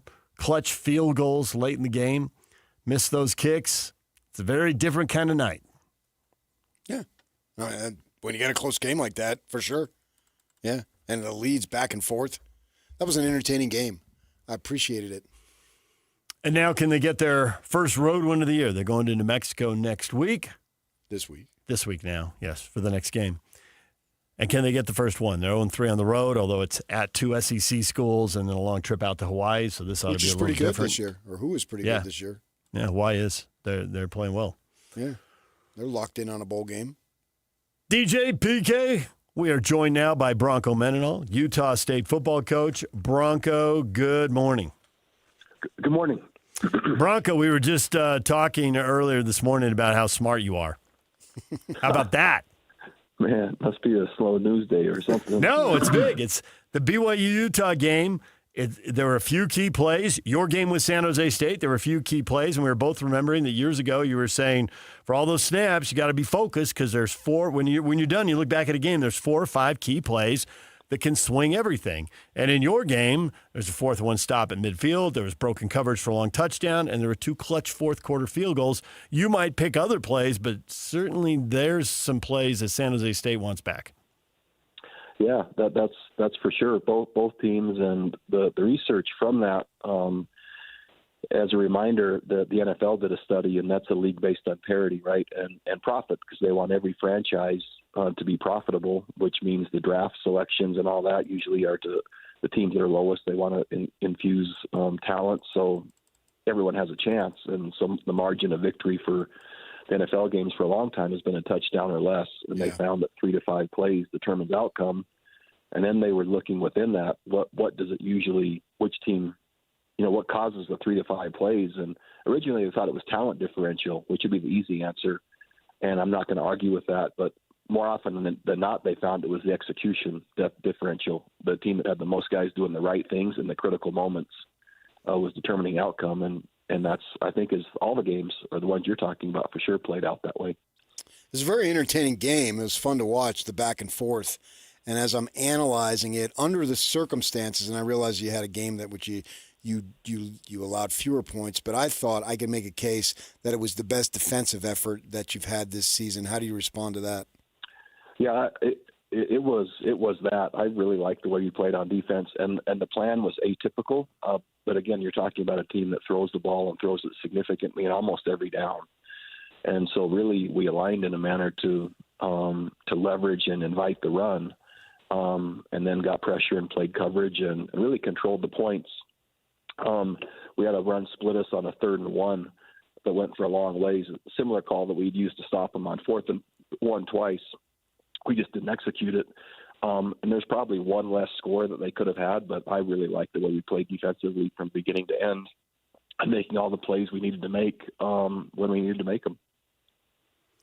On the broken coverage and the touchdown, so when you're watching a game on the sideline, do you tend to see that stuff before the quarterback? Are you like trying to telepathically, look at him, even though you know you can't possibly be heard? Do you see it coming open? I mean, you're not running for your life, and the quarterback may or may not be. Yeah, we saw it coming, and interestingly enough, on the headset, our defensive hatters, which is our scout team, when our offense executed that play against our team in practice, it worked the exact same way. And so the design was simply a scissors concept, which is a post in a corner versus quarters coverage, which is kind of converts into man. The downfield exchange, some teams try to exchange it and some don't. Well, in this case, one of the defenders exchanged and the other didn't. And so they ended up doubling the corner route, the post route, meaning wide open, and there is nobody else in quarters. And so it's as simple as that, which is just one player not being in sync with the other at the wrong time versus the right play, and there's the margin for outcome. All these field goal kickers across the game, they've got the leg. That's why they're there. How much does it just come down to confidence? So much is confidence, but so much is just the process. And when you're process oriented and the accumulation of reps and kicks, then under the process, confidence starts to grow. And interestingly enough, our focus for the entire week and what we thought about that was necessary for this program to take another step, it wasn't just another step. It wasn't just execution and improved execution. We've been calling it execution in context, which means specific to the situation required. So it might be 4 minute, it might be 2 minute, it might be desperation, which is to knock a ball down at the end of the game, like you saw, and it could be a field goal kicker going up to kick it. John Wooden calls that competitive greatness, which his definition is being at your best when your best is needed. And so that was, ironically enough, what I thought for this team to move forward was going to be, especially in the Mountain West where so many teams are equal and the games will come down to the end, execution and context is going to be the differential. And so the kicking game specifically and field goal kicking, who would have thought that there would be those two opportunities in this game in that context that would apply to what we've been working on. And man, Tanner did a really nice job. So you're 4-0 at home now. You're 0-3 on the road. Now you got to look a little deeper than just the number. There's 2 SEC money games in there and a long trip to Hawaii. And Hawaii's 6-2 this year. That's a good team. So I was thinking, well, let's see how they do on the road now, the competition. Then I was like, oh, everybody left on the schedule on the road has a winning record, including New Mexico, who's 4-3. Bronco, again, somebody the conference really likes you. That's a nice road schedule right there. You just never know, do you? And so it's on surface, you'd absolutely look at the home and away, and we're 4-0 at home and 0-3 on the road until you think Texas A&M, which who knows where they'll finish, currently a top 5 program. Vanderbilt, currently top 10. Again, it's still early. I don't ever think the rankings really are relevant or relatively accurate until at least after week 9. But fairly good indicator at this point. And then, I think Hawaii's pretty good, and it's always a tough trip over there. None of those are excuses, by the way. So I just, as my job is to then to analyze that and say, okay, how much of it is home on the road? How much is it versus the quality of opponent? And again, this is the next Mountain West game, which is almost dead even, and it will be on the road. And all the opponents in the Mountain West, including us, are capable of beating anyone at any time. And so, this is the next one. Way back when, I remember you said that when you first coached in the BYU-Utah game that you were surprised at the emotions and you learned from it. And I always appreciated your honesty. And you said it was you had to get your team emotionally prepared to keep the emotions in check and all that stuff.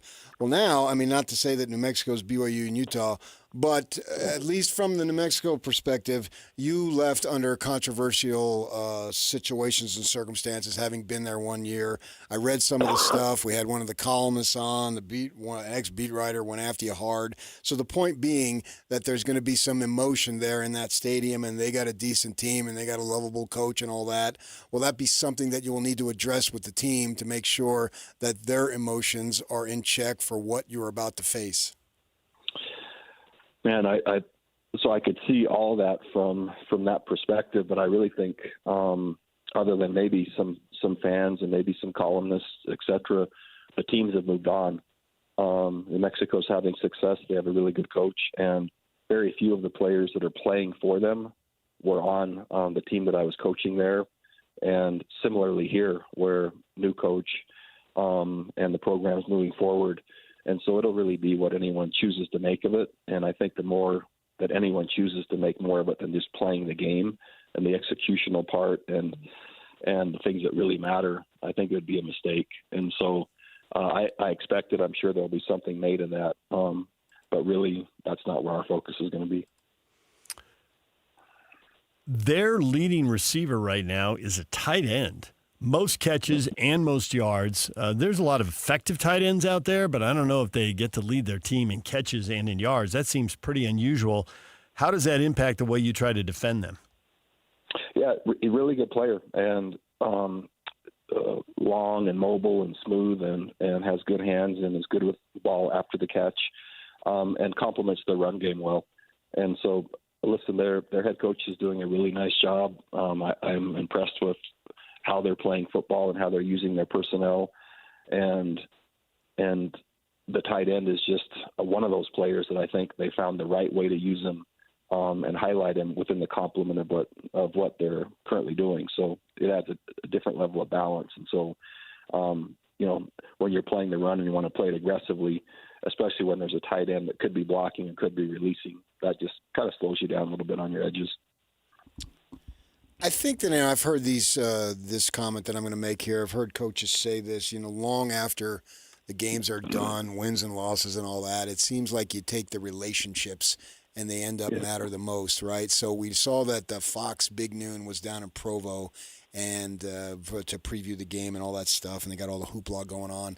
But they brought on 2 ex-players, and it was Jamal Williams and Kyle Van Noy. And the first thing I thought of, those are your guys.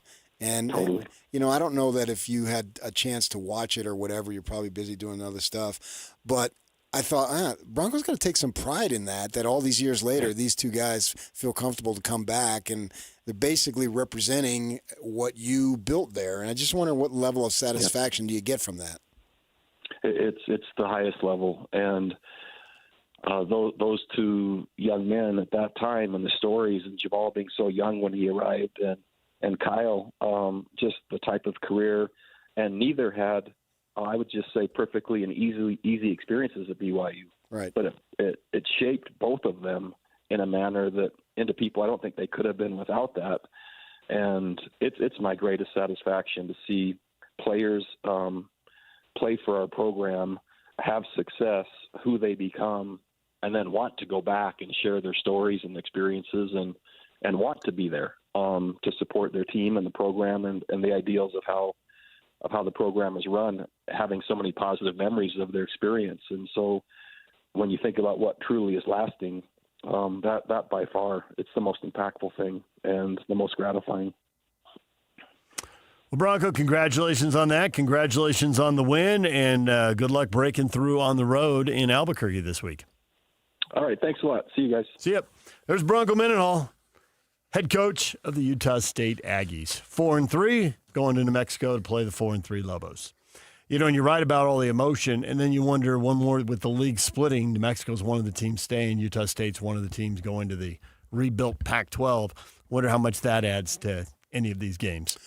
It's funny you say that because I can recall that very thing when BYU decided that they were going to go independent, right? You have to give a year notice, and they go over to Air Force, right? And I'm over there covering the game for the station, and, I'd been to Air Force many times over as a beat writer, and you felt it in the stadium that, wait a second, you're leaving us? Mm-hmm. Now, Bronco didn't choose that.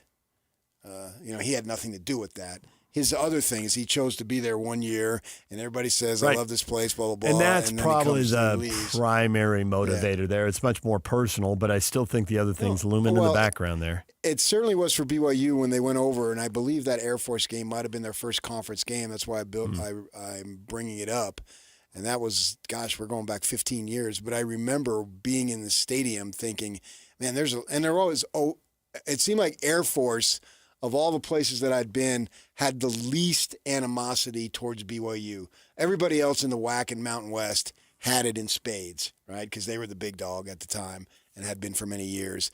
But Air Force, it's a different mission over there, right? You and feel people are coming from all over the country. You feel it when you're on campus. Right. Okay, this is different. It's not like the other places. And the players the visiting players always treated the Air Force Academy players and just the institution with a whole lot of respect. They would go over and stand behind the Air Force guys as they look up and they're playing their song to the fans. It's the only place I had seen that. But because of what Air Force stood for, that's what it was. It was always special to go over there. But yet at that same time, I felt that animosity towards the Cougars at that particular game. And Air Force won that game, I believe, if I remember. And they were like, yeah, you're leaving us, blah, blah, blah. I wonder if New Mexico, I do think it'll be about Bronco. And he said a lot of players have changed. I got to believe there's some players there, though. that stayed, and what do they feel like? Because it's the thing, you're supposed to be all in, blah, blah, blah, and then you leave.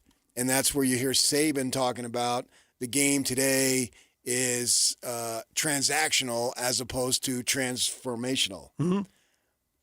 He's right. I think he's the one saying it, but that's the nature of what we have. Yeah, it is him. He has definitely said that. Yeah. Yeah. I don't think it's completely gone away, but there is something cool about Van Noy and Williams Jamal. As I understand it, he has a place here. Here's an L.A. kid, Southern California kid anyway. You wouldn't think that he'd be interested in maintaining a place here. He didn't fit. BYU has changed dramatically now. There's a lot of Jamal Williams is on the football team, on the campus, on the basketball team and all. But back then, but yet he still feels comfortable, and he wants to represent it. And he's a charismatic guy, so he loves the cameras, right? For him, that's when he really shines. He was an excellent player there and played many years in the NFL. But to have him be there, I think it shows, as Bronco said, that he liked it there, and that was something that had an impact on him. And I think that there still has a chance for it to be transformational and not all transactional. And I think in our romantic fantasies about sports, that's what we as consumers want. But there's way less of it now. I suppose there is. The possibility's there. But doesn't it look like Bachmeier 15 years from now is going to be back on campus? Yeah, if you get to play as a freshman. On a bye week. The odds of you transferring would seem to go down if you're at a Power 4 school. He's going to get offers. If you play, he will. He will. But the odds go down. Who's got the money? Does he want to go to a bad program? Probably not. So it limits, instead of if you're at a G5 and you play as a freshman, well, now the odds you transfer probably go up. But at a Power 4, he's at a really good team. I would think at least a third, maybe half the teams aren't going to win nearly enough. So he just dismisses them right away. That he and Tiger can get free crumble cookies now? I do. You do? I do think they can get free crumble cookies. Probably for I'm life. not sure what the strength and conditioning staff would think of that. Well, for Tiger, I don't think it'd be an issue. Yeah, skinny guy. Yeah. Bear's a little bigger. He's pretty trim. Yeah. I'm just wondering, he's paying the fine. Mm-hmm. Now BYU just ought to just commit a bunch of flagrant penalties, man. If these guys are going to pay, got nothing to lose, man. Storm the field in the third quarter. Yeah. Why wait? DJ PK, it's 97.5, the KSL Sports Zone, the Big 12 race. Now things are getting interesting. ASU is still in it. Texas Tech is now got to mind their P's and Q's. We'll talk about all that with Shayon Jayaraja coming up at the top of the hour. Stay with us. And now, a look at traffic from the KSL Traffic Center. So they clean up of a crash on westbound I-80 near the mouth of Parley's Canyon. They're in the right shoulder in the construction zone, so they aren't causing delays at this moment. Northbound I-15 still very heavy between the South Interchange and 3300 South as you head towards downtown Salt Lake City. This update is brought to you by Enbridge Gas, running you to prepare for winter. Get a furnace inspection from a certified heating contractor to check for both safety and efficiency. With your KSL traffic update, I'm Jake Hatch here on 97.5, the KSL Sports Zone.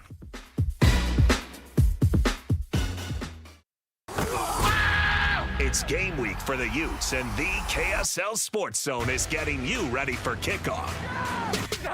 The rivalry game may be over, but Big 12 play continues on for Kyle Whittingham and the Utes as they welcome in Coach Prime and Colorado to Rice-Eccles Stadium. Listen all week long for the best coverage of Utah football and your chance to win tickets to the game. Then catch college football Saturday, game day at 10 a.m. with the postgame show immediately following the game on KSLSports.com.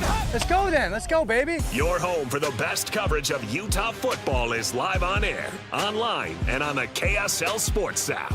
This is 97.5, the KSL Sports Zone. The weather is cooling off to the lower 70s and 50s at night. Prep your home early for fall and winter with a call to At Your Service Pros, your whole home service professionals, family owned by people like you. At Your Service Pros cares about their customers and know things are tight. And to help with fall prep, they're offering $49 furnace tune-ups, $39 electrical inspections, and $75 off electrical repairs. At Your Service is all in the name. They're there for you, giving solutions without unnecessary upsell and backed by 5-star reviews. They want to earn your trust to be your go-to whole home service company for commercial and residential. And they support the community they live and serve. Save money, time, and eliminate expensive home utility repairs by using a pro all completely at your service. $49 furnace tune-ups, $39 electrical inspection, $75 off any electrical repairs, plus maintenance or replacement with straight up honest work done right, guaranteed. Call AYSP 801-YOUR-PRO at yourservicepros.com. 801-YOUR-PRO at Your Service Pros. Attention, RV owners or RV wannabe owners. It's the used RV blowout sale. RVs from all over the Intermountain West have been sent to the Layton Hills Mall for this RV liquidation event. Repos, buybacks, rental returns, and trade-ins. Blowout pricing. Every RV has been inspected and serviced and ready to go. Free admission, free parking. Dealers welcome. It's the used RV blowout sale. This Wednesday through Saturday from 10 a.m. to dusk. Go to UtahRVEvent.com. Sponsored by Paris RV. Paris RV is your locally owned, family-run RV dealership. We strive hard to find the very best RVs for the price. With 4 locations, over 1,000 RVs in stock, 42 service bays, and 4 super parts stores. We're sure to help take your family on the best RV vacation. Check out our perfect family bunkhouse trailer, the 26BH. That sleeps 9 for $19,995 or $227 a month. Zero down. Life is short.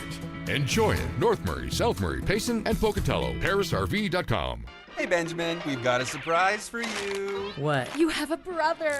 A $100 bill just like you. Hey, I'm Ben. What? We just got him for joining America First Credit Union and opening a new checking account. And you're going to live together at America First. What? This is nice. For a limited time, new members get a $100 cash bonus when they open a checking account or $50 when they open a youth checking account. So head to AmericaFirst.com and get your money working today. Membership eligibility, terms, and conditions apply. Federally insured by NCUA.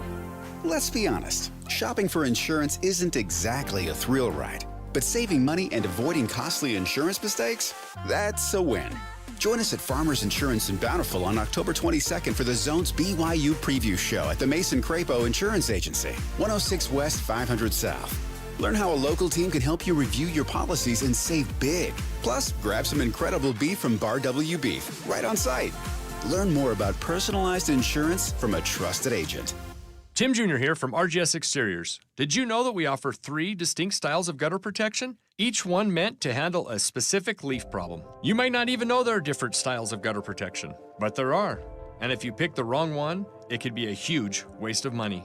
Now, the big gutter guard companies won't tell you this. They try to sell you a one-size-fits-all gutter guard. And it could be completely wrong for the amount and types of trees and leaves you have. Not RGS Exteriors. We understand which kind of leaf problem needs which kind of gutter guard. We'll do an in-depth evaluation to assess the types, locations, and numbers of trees in your yard. Based on that data, we match your home to the right gutter guard. So don't risk wasting money on the wrong gutter protection. For a free evaluation and estimate, call RGS Exteriors at 801-280-3110 or visit rgsexteriors.com. That's 801-280-3110 or rgsexteriors.com. At Tim Daly Mazda Southtown, get any new 2025 Mazda CX-50 for as low as 0% for up to 63 months. And to make it even easier for you to drive away in your new Mazda, you won't pay till next year. That's right, 0% and no payments till 2026. There's no better time than now to get your new 2025 Mazda CX-50. Come in today to Tim Daly Mazda Southtown in Sandy. Some restrictions apply. APR OAC. Not available with any other offers. See dealer for complete details.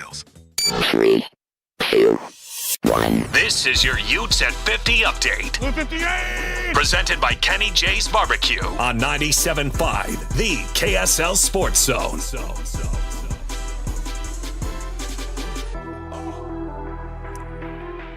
Utah loses 24-21 at BYU. Kyle Whittingham after the game on how he handles the ups and downs after that big win over Arizona State and then the loss to BYU. Good question. It's part of the deal. You know, you go from elation to devastation in a 7-day period of time and back and forth. But that's what you sign up for. I mean, that's the nature of this business. This Utah Update brought to you by Kenny J's Barbecue. Kenny J's Barbecue will cater your work parties, luncheons, weddings, family get-togethers, and holiday parties. New catering clients get 10% off their first order. 3, 2, 1. This is your... And now, your Rocky Mountain Chevy dealer's strong play of the weekend. Big righty McGill sets on the mound. Here's the pitch. And Ohtani drives one, left center field. Did you? Gone! Shohei Ohtani, the stuff of legend. There's a Chevy strong play of the game. Shohei, 10 strikeouts, 3 homers. What a game. Dodgers on to the World Series. Waiting for the winner of Game 7 tonight. Know that play this afternoon after 3 o'clock. JJ and Alex will call for it, and you can win fabulous prizes.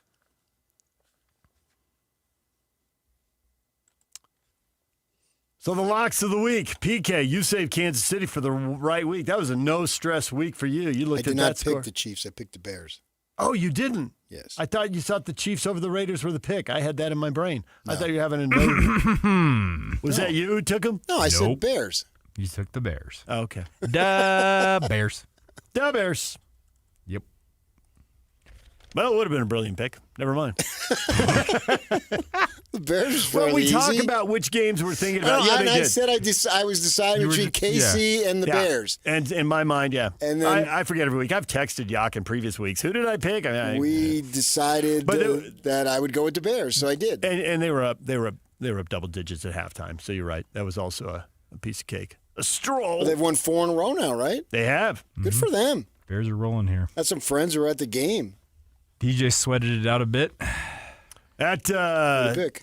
Carolina. I took Carolina. 13-6 over the Jets. What a game. Thriller. It was. Well, Bryce Young left, and then Andy Dalton came in, and that was electric. And Andy Dalton's still in the league. How about that? Still in the man? league, still backing up. That's awesome. Yep. And I took the Green Bay Packers, and despite Trey McBride's noble efforts. I did remember that one, and you were sweating. I was sweating. I did see that halftime score and think, y'all can finally lose. And I thought, there's a long way to go. But the run keeps going. State. Yes. Yeah, long way to go. We're still rolling. Well, but you already won that, though. I already won one, but you're telling me we had the double crown. Yeah. So. Well, you got a streak going. You want to keep the streak. Yeah, but I'm 2 games up on both y'all. So. Thought you were a game and a half on me. No, you lost both Buffalo and Washington. Doesn't make any sense. How in that crap? Yeah, you can't have a half game in this thing. Yeah. You both have missed twice. I'm perfect still. Yeah. Buffalo and Washington. Remind me of the games. Those are the last 2 weeks ahead. The last 2 weeks before this week, you lost. No, I lost on the Packers-Cowboys, the tie game. Okay, no, you're right. PK had Buffalo and Washington. You had Green Bay and Arizona. Yeah. We've all kind of picked Arizona, and you had the one unfortunate. And I get the one when they just completely, the bed there at. The Cardinals and that collapse in the fourth quarter, just like they had yesterday. Just a mess. You're surprised by that? Well, yeah, because at least it was against a bad team. This was against Green Bay. I always knew Green Bay could come back. So. Oh, you did. Oh, Why did you bet on it? What? Why did you bet on it if you always knew? Oh, I didn't know if they'd cover.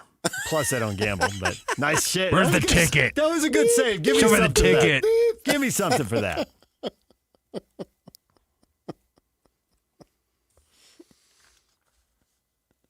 When we come back, the Big 12 race. Cincinnati and BYU, the last 2 undefeated teams, 3 one-loss teams looming. Is somebody going to get in at 7-2? We'll talk with Shehan Jayaraja, CBS Sports National College Football writer. He joins us right after the break. Stay with us.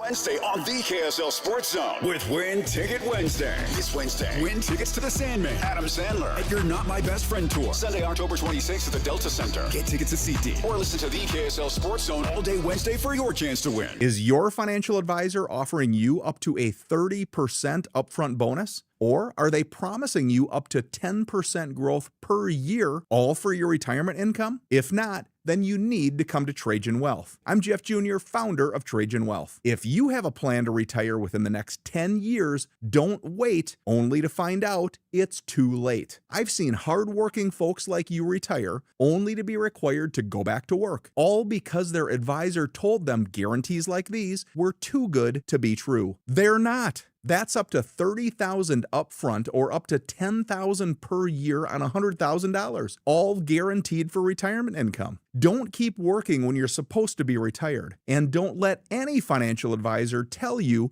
it's too good to be true. Call Trajan today, 801-210-6800. That's 801-210-6800. Annuities, non-advisory products. DBA Trajan Wealth Insurance Solutions. Additional disclosures at TrajanWealth.com. These days, many companies have turned to influencers to tout their products or services. But here at John Watson Chevrolet, the only endorsement we need is from our customers.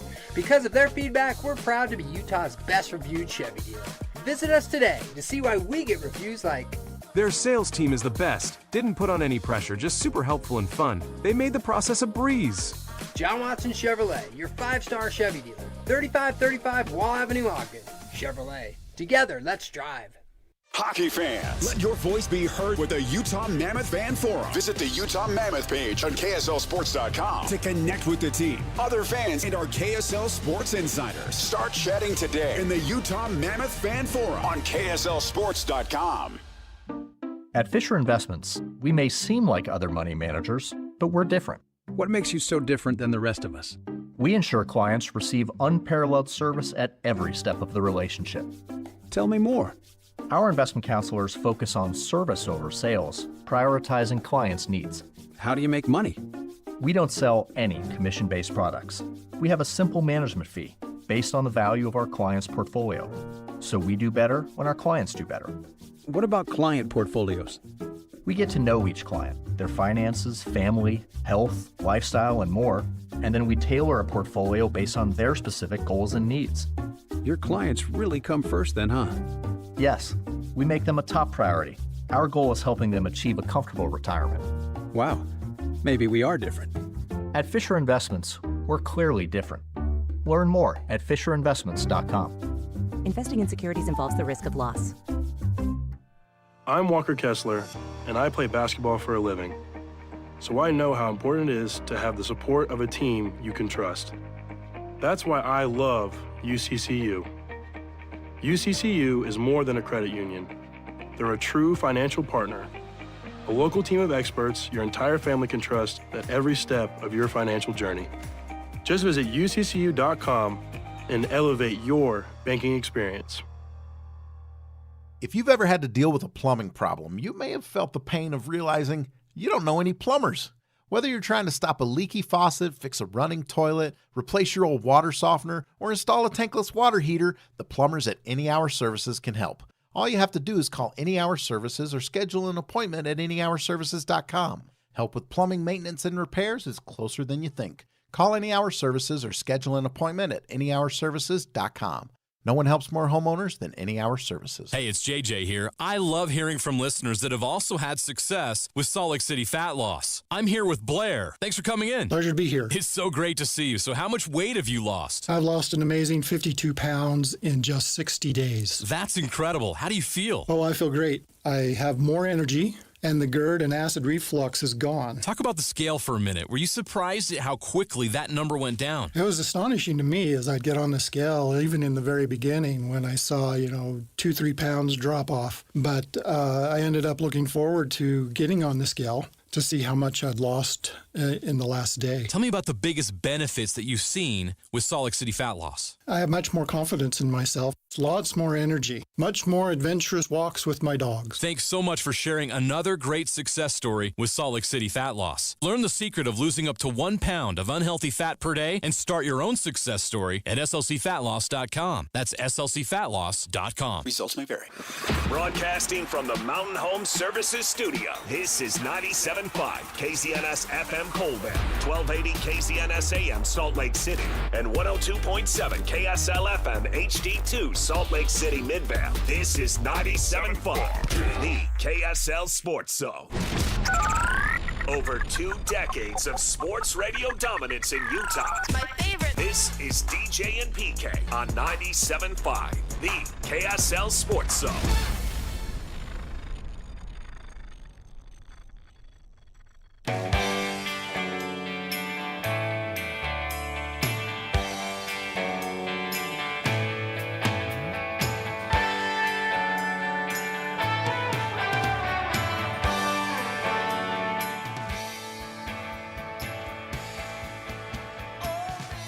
DJ and PK, we're joined once again by Shehan Jayaraja, joining us, the CBS Sports National College Football writer. Welcome back to the show after a wild week in the Big 12. How about that? Yeah, it was a fun one. Thanks so much for having me. How shocked were you that Texas Tech went down? You couldn't have been surprised that Utah and BYU went right to the wire and there were lead changes in the fourth quarter. That's just normal. But Texas Tech, that had to surprise you a little bit. No, it really did. I mean, I felt like heading into the weekend that Texas Tech had almost separated itself from the rest of the Big 12. You just looked at the dominance that they were playing with. I mean, I really feel, and I still feel, that Utah is a top 3 team in the Big 12, and they obviously dominated them. But Arizona State, I just thought had a really, really good plan for Texas Tech. I think that they did a really good job of trying to stay away, frankly, from their highly ranked defensive line. I think they did a great job of limiting their explosives. And they caused issues for, of course, a backup quarterback in that game, Will Hammond, one who doesn't have a lot of experience, but that, people around college football are very excited about. So I think it was a huge victory for them. Credit to Texas Tech for getting back in that game and having a chance at the end. But that was just a straight-up Arizona State win. I thought that they just played better and at least on that day looked like the better team. Yeah, as I step back and think, it was a phenomenal game. It was a lot of fun. But I still see Texas Tech being in there because their schedule is soft. West Virginia, UCF, Oklahoma State. I mean, those are 3 gimmies right there. We'll see what Kansas State can do, and then they have to go there, and then the Cougars come in. Other than that, and I don't know that I see them losing. Maybe they do, but I just seem like they're going to be in there. Well, I'll tell you what, so they have that BYU game on November 8th. I'm going to be down there. Very excited for that game. But that's kind of the only one, like you said, that I feel like gives them much pause. And let's say they lose that game. Well, 7-2 in the Big 12, their only loss to a team that I would assume is 8-1, 7-2 as well. And I think that they're still going to be in Arlington. I still think that when, if they get the chance to go to Arlington, they're going to have a really good chance to win the Big 12 and make the college football playoff. And so I think that they're still in perfectly good shape. I mean, the reality is this. There are very few teams, especially since the Big 12 moved to 9 conference games, that have had a chance to go undefeated. I mean, I don't believe that Oklahoma ever did during the regular season. In fact, I don't know since 2012 if there's been a single team that I can think of off the top of my head to go through 13-0 and win a Big 12 conference championship game. So it's natural to lose one. At Arizona State was one of those games that I'd circled before the season, and I said coming in, I felt like they had 3 or 4 really, really high-quality games. Kansas State obviously was one that I expected to be. Utah, BYU, Arizona State. They go 2-2 in those games. They're at 10 wins and still probably winning the Big 12. So I think they're still very much on track despite what happens. Right. There are 2 teams at 4-0 in BYU and Cincinnati. There's 3 teams at 3-1 in ASU, Texas Tech, and Houston. Houston is clearly a huge surprise. They are at ASU. They just barely escaped against Arizona. They blew a 14-point lead and then kicked a field goal right at the end to win the game. So they just barely win that thing. Can Houston beat ASU, or is this an elimination game and Houston will be out of the pool here with a second loss? Yeah, it's an interesting question. And I'll tell you what, I think that Houston has done a tremendous job. I thought that Willie Fritz and the boys would be able to take a step forward, but certainly this is a bigger step forward than even I imagined. And by the way, even that Colorado win that they had earlier in the year, I think is aging very, very well with the way that Colorado's played lately. So I think that this Houston team is legitimately good, but I think you also look at what they've done so far. They've beaten up on the not great teams in the Big 12. I think Arizona is kind of like that Mendoza line in some ways of good to great teams. And against their one quality team that they played in Texas Tech, they lost by 24 points. So I think it's going to probably look a little more like that. I think they probably are going to lose that game. But, I mean, here's the reality, too. I mean, in the next 2 weeks after that, they also get West Virginia and UCF before finishing with TCU and Baylor. So this is still a team that can be in that 8-9 win conversation in year two. So I don't view them as a legitimate contender. I think they lose this weekend. But, again, tremendous season regardless in year two for Willie Fritz. No doubt about that. Yeah, I would agree with that 100%. I think the goal from the commissioner's perspective is to get two teams in. What do you think right now? It's still early in a sense to have that happen. I actually think that they're in really good shape right now, and I actually think that BYU emerging from that Utah game is really, really good for the conference. Now, when you talk about Texas Tech, I think that we're all penciling them in. If the Big 12 is going to get two, they're going to have to be one of them. But I think that you kind of wanted one of BYU or Utah to emerge, and obviously they play each other, and they both also played Texas Tech, so you were not going to be working with an undefeated regardless of the three just because of the way that math worked out. But I think that when you look at the way that BYU's schedule stacks up, it's very manageable outside of that Texas Tech game as well. So if you're coming into Arlington at 11-1 and your one loss is to Texas Tech, and both these teams are 11-1 heading into the Big 12 title game, I think that both the 12-1 and 11-2 teams have a really good chance of making the college football playoff at the end of the day. And I mean, the other piece that you have to look at as well is look around the rest of college football. I mean, we put together our midseason expert picks, where we kind of went back and had a second chance to project our playoff. And the reality is when you're putting that thing together, you start kind of sitting back and going like, well, there are kind of maybe like 3 or 4 teams that you can pencil into the playoff, and every other spot at this point is almost up for grabs. I ended up going with BYU and Texas Tech to make the field. We'll see if that holds true, of course, but I think that if there is an 11-2 Big 12 team that loses in the Big 12 title game to pick up that second loss, I would feel really, really good that they're in, just like SMU, by the way, was last year.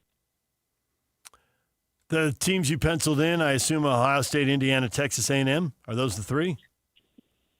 Those were the three. I think that Texas Tech, again, at this point, I think is still in good shape, but obviously the loss puts a damper on that. The same, last week it would have been Miami as well. I think that they're still probably in good shape, but I don't feel as good about it. And I mean, I actually think that Texas A&M is a little bit more of an interesting case with the way they end the year. I think they will make it, but a little bit more interesting. I actually feel more confident in the SEC of Alabama making the field right now with the way that they're playing. I think they've played since that week 1 game as the best team in the SEC to this point. And, a lot of tough games ahead, but I think that they're going to have enough leeway that even if they lose another game somewhere, I think that they'll still get in the field. They actually became the first team in SEC history to win 4 straight ranked games without a bye. And so, I mean, again, even if they lose the second game, and while I certainly wouldn't advise them to lose a third game, I think that they're going to have enough leeway with the strength of their schedule to be in really good shape at the end of the year. Indiana last week gives Cignetti, who's 64 years of age, an 8-year extension through 2033, and it'll average out approximately $11.5 million per year over the next 8 years. And he's 18-2 in his last 20, which is awesome. But we got a coach right down the street who's also 18-2, and that'd be Kalani Sitake. And I don't think he's making $11 million. So he's probably going to be a hot commodity. Have you heard anything about his name surfacing out there? And if nothing else, BYU is going to have to pay up to keep him. Well, look, here's the reality of the situation. I mean, Kalani Sitake, of course, has never been shy about talking about that BYU is his dream job. Like you said, I think that I've said it for, I guess, 2 years now at this point. I feel like BYU is the most underrated team in college football. I think they are once again in 2025. I think Kalani Sitake is on the short list of most underrated coaches in college football. But here's the thing, too. I think that BYU has every ability to keep him if they prioritize him, and I think that they certainly will. I mean, you look at him over the last little while, I think he's done such a great job of building up this program, developing players defensively. I think that bringing in Jay Hill was just a masterstroke, and they got a young quarterback in Bear Bachmeyer that I think not only this season but in future seasons will have a chance to accomplish some really great things. So I personally think that Kalani Sitake is very happy where he is, and I mean, look, if I'm UCLA, if I'm, any of these programs, really, sure, I would definitely want to look into and gauge his interest. But I think that BYU can offer plenty that no other program can offer. And as long as they make sure that he feels appreciated, I see no reason that he's not going to continue to be the BYU coach for years to come. Florida fires Napier, $21 million buyout. A couple weeks ago, that might have led to a bunch of stories and conversations about how outrageous a number that is.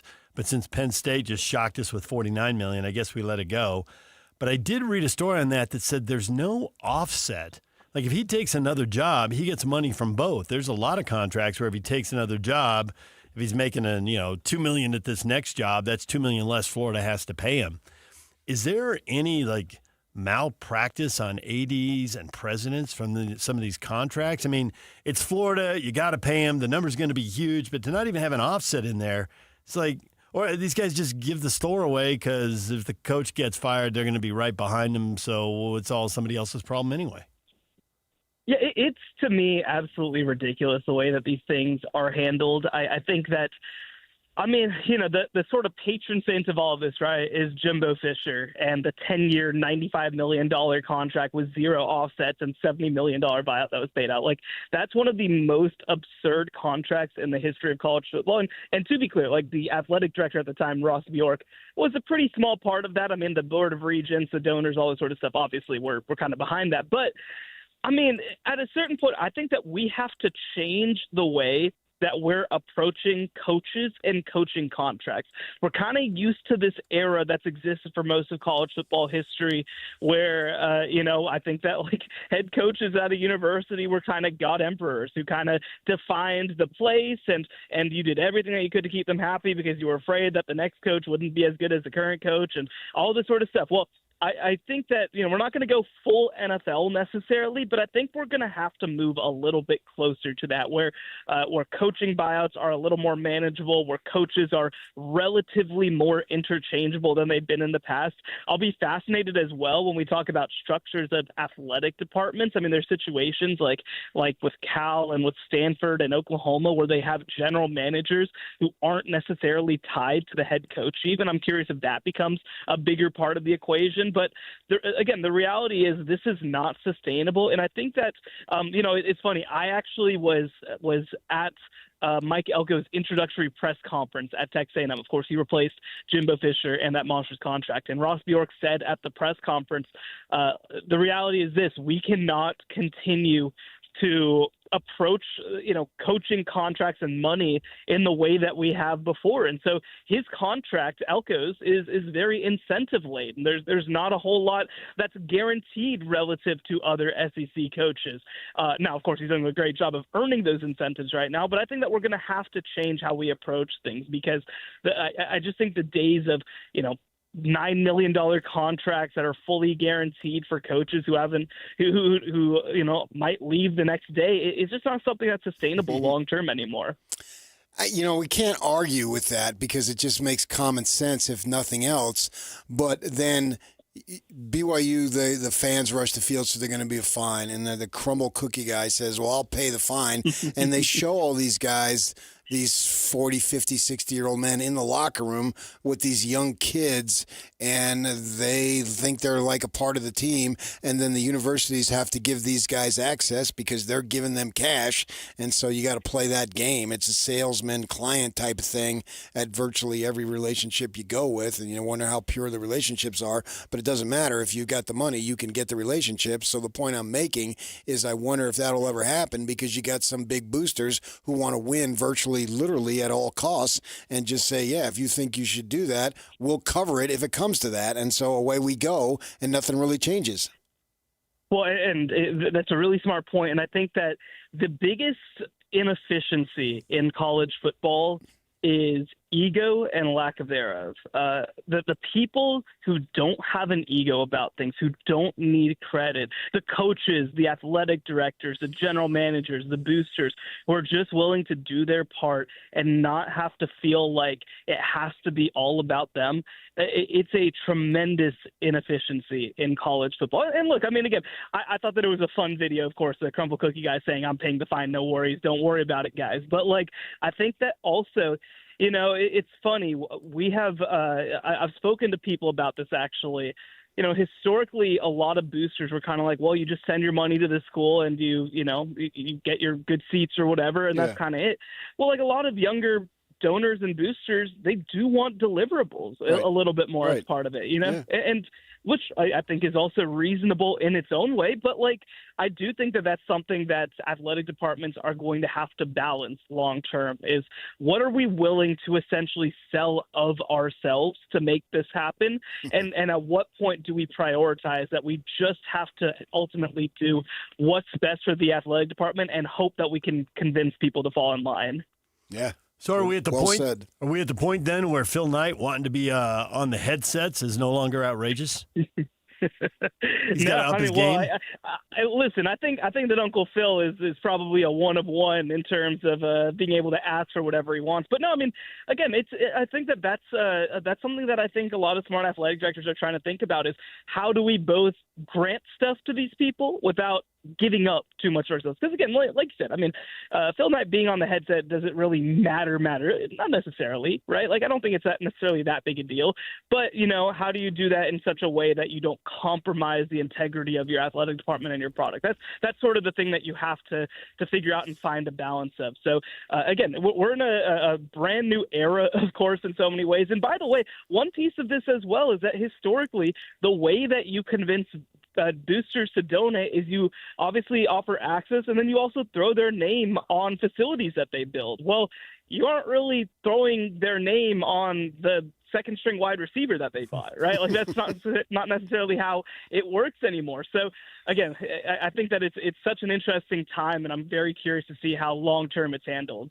I have a story in which a coach told me after a game, a booster came in and said to him, "We're done with this quarterback."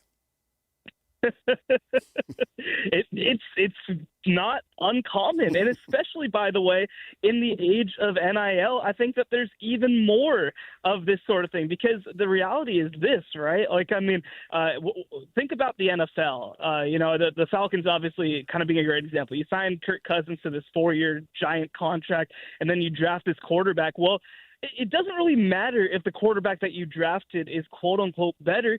You've invested so much of your quote-unquote cap into Kirk Cousins. Well, that's a reality right now. For example, I mean, I don't think they have a better option on the roster, but, like, Arch Manning cannot be benched, right? Like, you just don't even have that choice because you've invested so much in him, not just monetarily, but institutionally.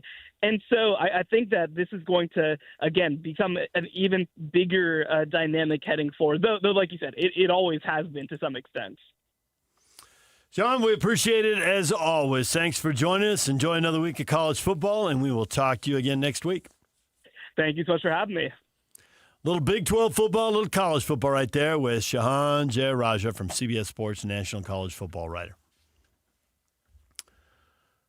When we come back, everything you missed in this show, 3.5 hours of high-quality radio. We'll tell you all about it. If you missed it, next, stay with us. And now, a look at traffic from the KSL Traffic Center.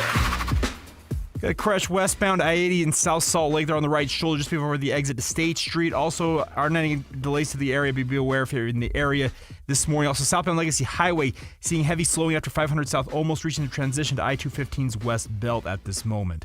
So today's brought to you by the Whipple Service Champions. From system installs to fast fixes to delivering award-winning heating, cooling, plumbing, and electrical services. Call the Whipple Service Champions for the win today. With your KSL traffic update, I'm Jake Hatcher, 97.5, the KSL Sports Zone. You've been listening to The Zone for decades. Yes! But now you can watch the guys break down your favorite teams. Some viewers may find the following video disturbing. Viewer discretion is advised. Catch the video stream of DJ and PK, Jake and Ben, Hanson, Scotty, and JJ and Alex right now at KSLSports.com or by searching KSL Sports on YouTube. Utah's best sports radio is on air, online, and on the KSL Sports app.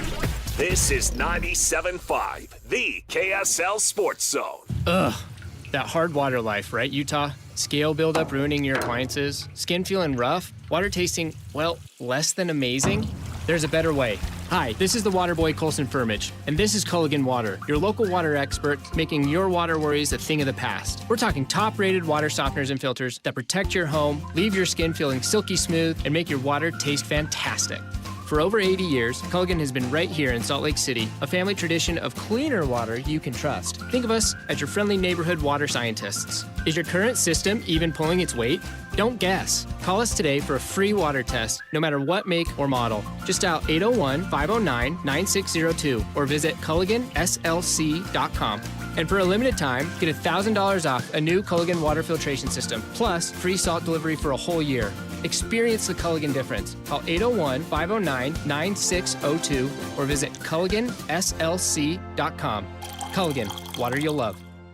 Attention, RV owners or RV wannabe owners. It's the used RV blowout sale. RVs from all over the Intermountain West have been sent to the Layton Hills Mall for this RV liquidation event. Repos, buybacks, rental returns, and trade-ins. Blowout pricing. Every RV has been inspected and serviced and ready to go. Free admission, free parking, dealers welcome. It's the used RV blowout sale. This Wednesday through Saturday from 10 a.m. to dusk. Go to UtahRVEvent.com. Sponsored by Paris RV. Paris RV is your locally owned, family-run RV dealership. We strive hard to find the very best RVs for the price. With 4 locations, over 1,000 RVs in stock, 42 service bays, and 4 super parts stores. We're sure to help take your family on the best RV vacation. Check out our perfect family bunkhouse trailer, the 26BH. That sleeps 9 for $19,995 or $227 a month. Zero down. Life is short. Enjoy it. North Murray, South Murray, Payson, and Pocatello. ParisRV.com. Let's be honest. Shopping for insurance isn't exactly a thrill ride. But saving money and avoiding costly insurance mistakes? That's a win. Join us at Farmers Insurance in Bountiful on October 22nd for the Zone's BYU Preview Show at the Mason Crapo Insurance Agency, 106 West, 500 South. Learn how a local team can help you review your policies and save big. Plus, grab some incredible beef from Bar W Beef right on site. Learn more about personalized insurance from a trusted agent. Bar Dub Grill is where roadside classics meet ranch-raised flavor. Sink your teeth into juicy, handcrafted burgers made with premium Bar W beef straight from the local Utah farm. From the bold cowboy barbecue burger to the sweet and savory Aloha burger, paired with crispy cowboy fries, hand-spun shakes, or signature spud nuts. Soft, airy, and unforgettable. Bar Dub Grill delivers honest eats with cowboy swagger. Bar Dub Grill in Nephi with easy access right off exit 222 in Nephi. Hey, Benjamin, we've got a surprise for you. What? You have a brother. $100 bill just like you. Hey, I'm Ben. What? We just got him for joining America First Credit Union and opening a new checking account. And you're going to live together at America First. What? This is nice. For a limited time, new members get a $100 cash bonus when they open a checking account or $50 when they open a youth checking account. So head to AmericaFirst.com and get your money working today. Membership eligibility, terms, and conditions apply. Federally insured by NCUA. While most jewelry stores outsource their custom work to international manufacturers, Belliston Jewelry is your custom, in-house, full-service jeweler. Besides the obvious tariff issue, what's wrong with outsourcing? You know, like a game of telephone, all of the important details, the essence of your dream ring, are quite literally lost in translation as it's designed in other countries like India and China. Belliston's in-store designers can customize and modify your design right in front of you, cutting any confusion to bring your true design to life. Yeah, absolutely. I plan to wear my ring every day for the rest of my life. I want it right. Let me ask you this. If you choose one of those other guys, but you hate the finished ring, do you think they would remake it to get it just right? Not a chance. At Belliston Jewelry, we work with you in-house every step of the way to ensure it's right the first time. BellistonJewelry.com, across from Weber State in Ogden. Locally made, just for you. and cherished for generations. High school football is back for another exciting season. And Trucordia, the group name for a nationwide insurance brokerage based here in Utah, is proud to be a Game Night Live sponsor. The Trucordia companies deliver insurance solutions to help you protect what matters most. Home plus auto, employee benefits, construction, cyber. Trucordia blocks risks to help ensure your goals. Learn more at Trucordia, spelled TRUCORDIA.com. This is your Cougars at 30 update. Presented by Kenny J's Barbecue on 97.5, the KSL Sports Zone. BYU beats Utah 24-21. Chase Roberts on the third straight win over the Utes. I love the quote. People ask what it's like to lose in the Holy War. And then you say, I guess I'll never know, right? No, it's been fun playing Utah over the past 4 or 5 years, and it's my favorite game. Just the energy, the atmosphere. It's unlike anything else, and you guys know it. You feel it. To be 3-0 against them, it's pretty special and something that I'll cherish for the rest of my life for sure. This update brought to you by Kenny J's Barbecue. Kenny J's Barbecue will cater your work parties, luncheons, weddings, family get-togethers, and holiday parties. New catering clients get 10% off their first order.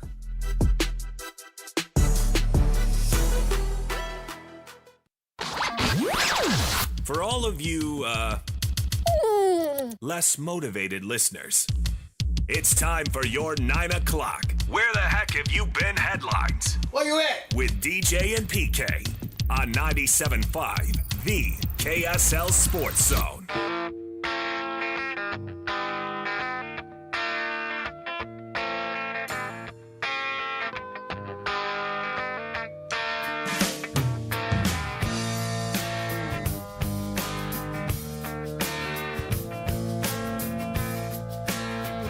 Soccer Radio Headlines brought to you by Trajan Wealth. Call Trajan Wealth today, your local trusted financial fiduciary, 801-899-7600, or visit their website at trajanwealth.com. The main topic this morning has been the rivalry game. And as I've said, keep the main topic the main topic. Nice. Did you see his winning touchdown throw? Oh, he's the best. Speaking of Retzlaff, yeah, it was a little luck, but what the heck. Threw it into double coverage, and it bounces into his guy's hands again. Touchdown pass in a box score. There you go. Baseball comparisons at all time. Line drive in the box score. Fourth downs, turnovers, something else. If you had to narrow it down to what won the game for BYU and lost the game for Utah. The line of scrimmage of BYU's offensive line being able to make a push and get a push to allow the running back and the quarterback to have big games on the ground. Blocking and tackling. Yeah. The offensive line is the stars at all time. And, I mean, they absolutely – I can make a case that if you name one guy that they need to keep healthy, I can make that case for L.J. Martin. He did get some shout-outs in our comments. We'll get to those coming up. But there were a lot of people who were super impressed with another 100-yard game from him. Right, he's really good. You can just pencil him in. He's going to get it done. Fourth nationally in rushing right now. He had a T-shirt that he came into the media room afterward that said, "Beat Utah." Either he was underneath or he put it on. And it was a picture of Harvey Unga when he ran over. Was that? I remember that one. Remember which Ute defender he ran over for that touchdown? A sorry one. Sorry. I'm sorry I got in your way. Thank you for dump trucking me on your way to the end zone. Yeah, that was an iconic picture. Not as good as the ones I get, but, you know. Oh, nice. That's the Wisconsin reference. You're one. Steve Clark. You're one photo credit. I never got credit. You didn't get a photo credit for that? No, I think even you thought or Yock thought I pulled it from someplace. I admit. I thought you pulled it from Getty Images or something. He's my Tribune sports editor over here. I never thought much of you as a photographer. It was that good of a photo that I thought it was. I can't do that. I'm going to see that photo again. I'm like BYU, man. I've been underappreciated and underrespected for years. We just had Shayon on, and I thought that he was pretty optimistic on the Big 12 getting 2 teams in when you asked him. I would say no. Right now they get 1 in. Right, but you're a brand snob. Not the one picking the field. But you're still a brand snob, so They that's got- going to. they You're got- not. they You're not got the one. So nobody- you're, They got nobody in the top 10. Tech's 14, BYU's 11. They haven't come out with the poll yet, so how do you know? Well, last year it was pretty similar to the AP poll, and I think most years it is. I mean, it mattered more last year because it was deeper as opposed to just the top 4. Now it's top 12 in, but Yeah, but you're a brand snob. You go with the brand every time. Who's ever got the bigger brand? It's not about Illinois. It's not about Illinois.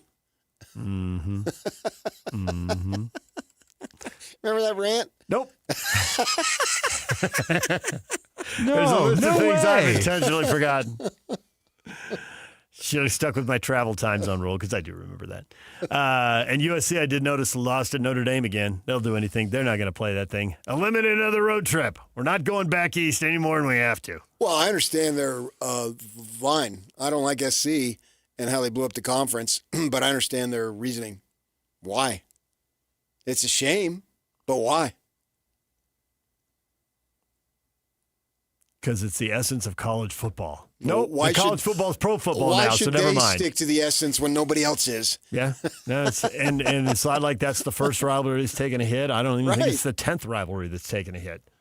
And we're actually at the point where some rivalries like BYU, Utah, and Texas A&M are being put back together after But it's being actually a national rivalry Yeah. that the game would suffer, not the individual USC's game. not here for the big game. picture. They're here for themselves, and they're now 1-5 going back east the last 2 years, and all of a sudden they're hating that. Although it seems like it's the kind of thing you should have considered before you joined that league.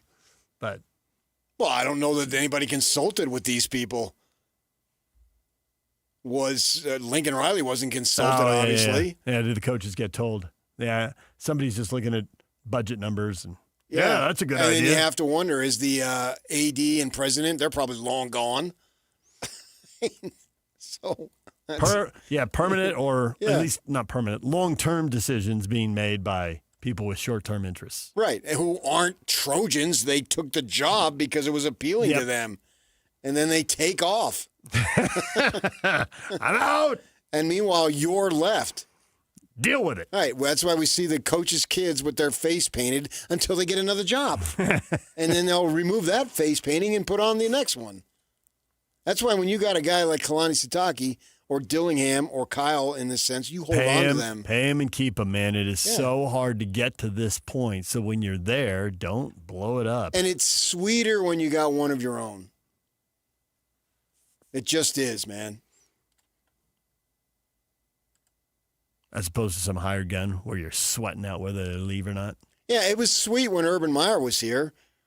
But wouldn't you rather see Ron McBride or Kyle Whittingham have that success? They're your own. Yeah. Urban comes back to town. You look familiar. What was your name? And that was to you. He looked right through me. He had no clue who I was. Well, you were at BYU practices, so. Yeah, but he sat next to me. On the radio. Yeah, that's true. Because we were going to play that game in the parking lot. Right. Who was it? Auburn, Baylor, somebody? Yeah. Play him in the parking lot We're right going to play now. the Cowboys. Cowboys.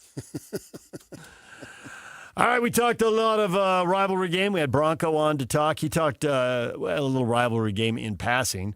More his the theory that we heard from him, he attributed to the NFL. It's 3, 4, 5 plays that determine most games. And obviously we know what they were in the Ute games with those 4th down stops and with the turnovers. Look at you. You go right to the Ute game. Yeah, well, the Utes chose not to kick the field goals. Man.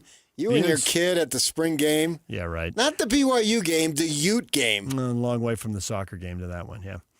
So the Aggie game had a 4th down stop at midfield That late was in the game. San Jose game. And the San Jose watched the Aggies make 2 pressure field goals late in the game, 4th quarter, come from behind and put it away and win the game. So if you want to hear that conversation with Bronco, wherever you get your podcast. I once had a coach, a kicker missed a couple of kicks, and there was a long walk from the locker room to the media room, and I just happened to walk in the facility when he's coming out of the locker room. So you end up on this long walk going in the same direction, and you're next to each other. And he is just beating the crap out of the kid. He recognized you and knew your name. He did. We won't get into why. We don't need to. But he was just a little frustrated with his kicker's performance. He's just going, and I'm not saying a word. I'm just walking. How did you miss that kick? That kick is right there. That was a great haul. And then at the podium, somebody asked him, "He's my guy. I back him up 100%." I had to look away. It's so funny you said it because I told that story. Someone was asking about the rivalry game and will it be tense? Will it come down to the last kick and all that pressure on the kid? And I said, let me tell you a story about kickers and pressure. And I told them that story. I told them. They were dying. True story. Like the coach spun on a dime. Personal frustration, big time. Yeah. Public, I'm not dumping on a 20-whatever-year-old kid. He's my guy. Yeah, I got his back. But over here, when I get back to my office, I'm just going to slam my forehead into the wall until it starts bleeding. And he knew he could unleash and vent to me, and that wouldn't go anywhere. Yeah. And it was many, many years ago, so don't even bother to try to figure out who it was. But it was great. It was funny. It was I did laugh to myself. Well, it was good that he didn't just completely annihilate the kid. No, absolutely not. No. I don't really know how these guys do it. I asked Kyle that after the game Saturday. How do you deal with this? I mean, 7 days earlier on top of the world, and today everybody's down in the dumps on Saturday. And, he's a veteran guy, so he has perspective on it. Was that the quote where he said, that's what, because I couldn't hear the question. That was my question. Okay, yeah. I mean, he basically said, well, that's what we signed up for. I know, but it's still tough. I don't disagree. They felt great after they just dominated Arizona State. And ASU is missing a quarterback. But the way they move the ball on the ground, knowing in that weather they had to run it, and ASU knew you had to run it, and ASU couldn't do anything about it. No. They got run off the field, literally. But it goes to how much of football is emotion that a week later, ASU can go beat Texas Tech. Stunning. As a double-digit underdog. But it's emotion. You just can't convince me that in the back of their mind, they're looking at the backup quarterback going, well, maybe we can do it. Well, maybe we can do it. Ain't going to get it done very often.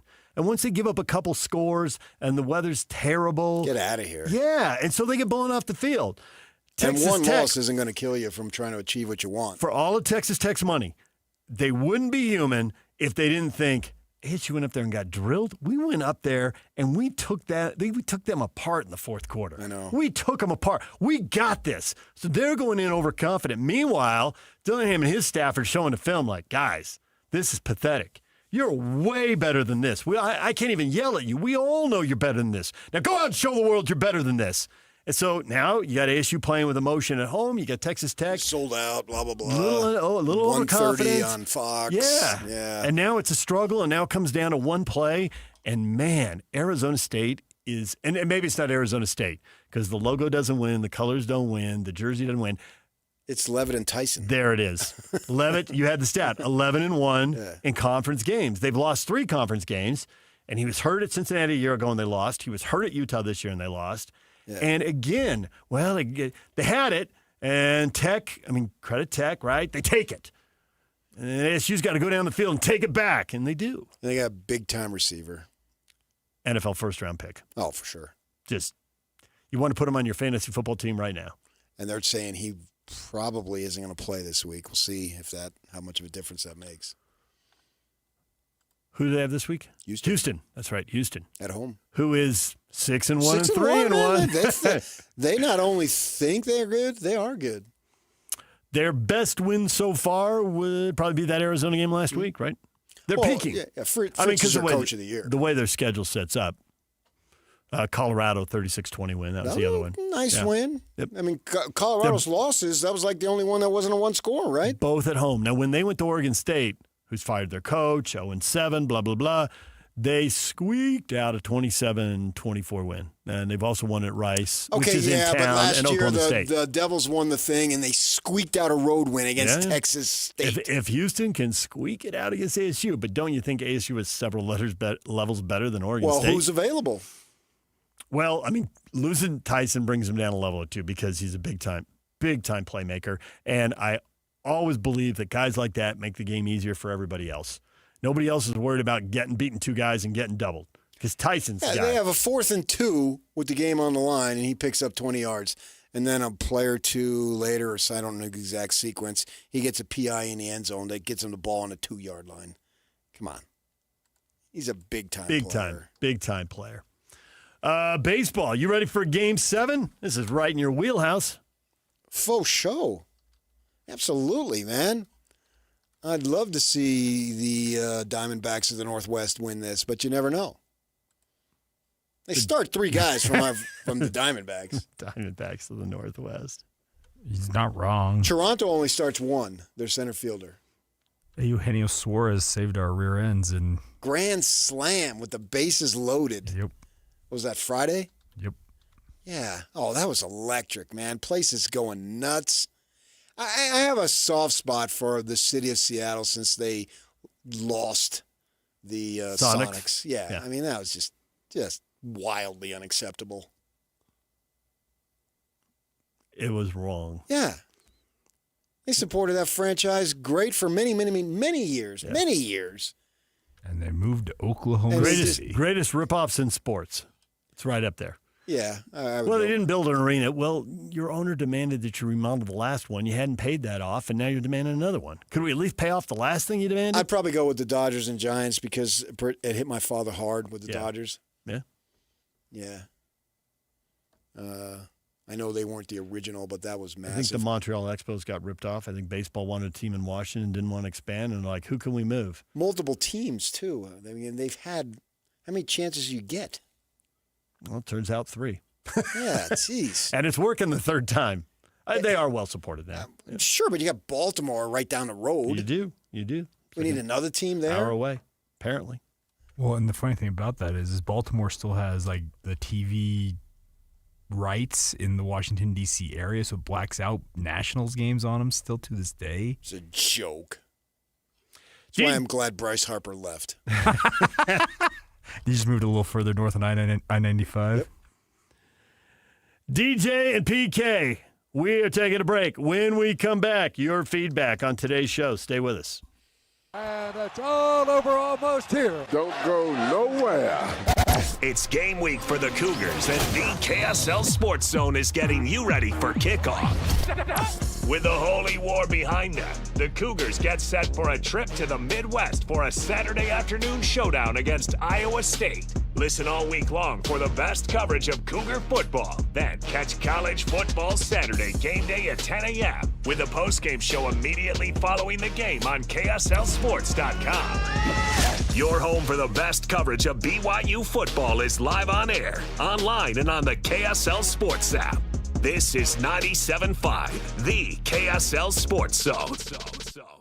This message comes from Viking, committed to exploring the world in comfort. Journey through the heart of Europe on an elegant Viking longship with thoughtful service, destination-focused dining, and cultural enrichment on board and on shore. With small ships that bring travelers closer to the destination, there's more time to explore. And every Viking voyage is all-inclusive, with no children and no casinos. Discover more at Viking.com. Okay, I have to tell you, I was just looking on eBay where I go for all kinds of things I love, and there it was. That hologram trading card. One of the rarest, the last one I needed for my set. Shiny like the designer handbag of my dreams. One of a kind. eBay had it, and now everyone's asking, ooh, where'd you get your windshield wipers? eBay has all the parts that fit my car. No more annoying, just beautiful. Millions of finds, each with a story. eBay. Things people love. Calling all Jazz fans. If you can't wait another second to see stars like Ace Bailey, Lowry Markkanen, and Walker Kessler tear up the court, you're in luck. Tickets are on sale now. Let's go! No matter what you're looking for, the Utah Jazz has your back. With season tickets, mini plans, and single game options available, there's something for everyone. Whatever your schedule or budget, there's a plan for every fan. Don't miss a moment of the action this season. Secure your tickets today at UtahJazz.com. I love a day on the water with friends, but my moderate to severe plaque psoriasis sometimes holds me back. Now I'm all in with clearer skin thanks to Skyrizi. Risankizumab Riza, a prescription-only 150 milligram injection for adults who are candidates for systemic or phototherapy. Teaching music is my passion, but my active psoriatic arthritis can limit me at times. Now I'm treating my joint symptoms with Skyrizi. With Skyrizi, most people with plaque psoriasis saw 90% clearer skin at 4 months. Or if you are an adult with active psoriatic arthritis, Skyrizi helps you move with less joint pain, stiffness, swelling, and fatigue. Don't use if allergic to Skyrizi. Serious allergic reactions, increased infections, or lower ability to fight them may occur. Before treatment, get checked for infections and tuberculosis. Tell your doctor about any flu-like symptoms or vaccines. There's nothing like clearer skin. There's nothing like better movement, and that means everything. Ask your doctor about Skyrizi. Visit Skyrizi.com or call 1-866-SKY-RIZZI to learn more. Isn't fall one of the best times of year? The weather's cooling down, leaves are changing, and so is our menu at the Garden Restaurant. Stop in and try some garden favorites. The jalapeno pork sandwich perfectly balances sweet and spice. Plus, all things turkey, the turkey club and turkey cranberry sandwiches, or the delicious turkey pot pie that is made fresh daily. Warm up with our yummy soups like our tomato bisque, broccoli cheddar, or chicken noodle. Or pair a crisp salad with a savory sandwich for a delicious duo. What really makes the garden special is the fresh ingredients and the handmade care that goes into each dish each time it is made. Like our massive cinnamon rolls, shareable between 4 people, our famous Lionhouse rolls, our gooey chocolate chip cookies, or our brand new caramel coconut cereal bar treat. Healthy, hearty, customizable, and very craveable. We're the Garden Restaurant. Convenient location with new street access on the ground floor of the Joseph Smith Memorial Building. Open weekdays 11 to 3 and soon extended fall hours. Visit our menu at thegardenslc.com. Fresh flavors, iconic location. The Garden Restaurant. Upgrades, repairs? Hercules has the rate for you. Open a home equity line of credit with Hercules First Federal Credit Union now through November 30th and get an introductory 4.99% APR for the first 6 months. Use your home's equity for that kitchen refresh, roof repair, or new deck you've been dreaming about. But don't wait. This limited time offer ends November 30th. Visit HerculesCU.com to get started. Hercules First Federal Credit Union, growing stronger together. It might only be October, but Utah is getting ready for a brand new immersive holiday tradition in South Jordan. Step into the magic and holiday lights at the ballpark at America First Square, sponsored by Mickey Couture. A walk through winter wonderland like no other. Dazzling lights, festive music, and family fun for all ages starting November 14th. Reserve your tickets now at the ballpark at afs.com. Make this season unforgettable by celebrating Utah's newest holiday tradition. Holiday lights at the ballpark. 3, 2, 1. This is your Utes at 50 update. 58! Presented by Kenny J's Barbecue on 97.5, the KSL Sports Zone.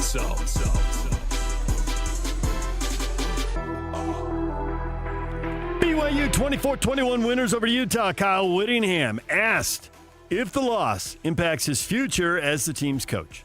Coach, Utah's dropped the last 3 to BYU now. Does that have any motivation or influence your thinking on coming back and coaching this rivalry again next year? No. We won 9 in a row before that, so we're still on the very plus side of that ledger.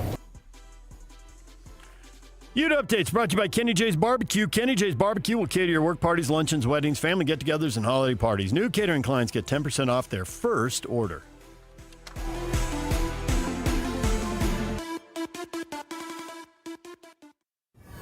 And now, enough of us. It's time to hear from you. From all your texts, tweets, and posts. This is the best feedback of the day. Ooh, I was there. It's the best game of my life. With DJ and PK on 97.5, the KSL Sports Zone.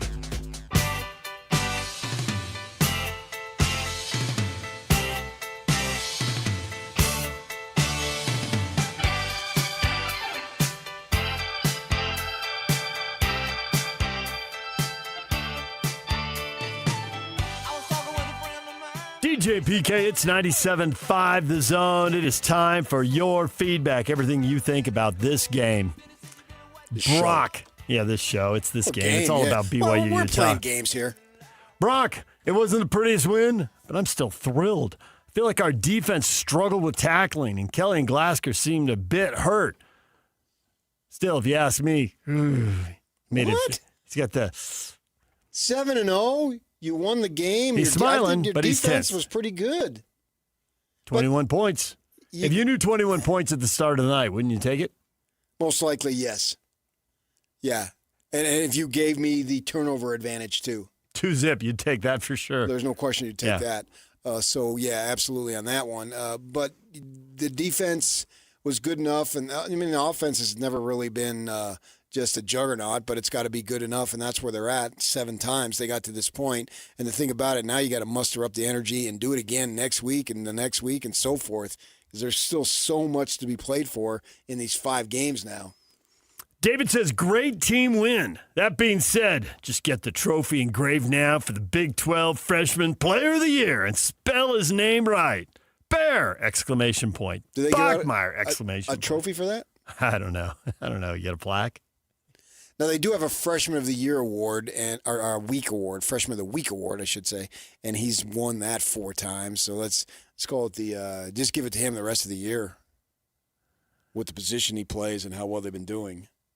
Chewbacca says, my wife heard me laughing from my office and asked, what's so funny? I told her it was from PK's line. No woman understands it. They're clueless. So you got to explain it to them, too.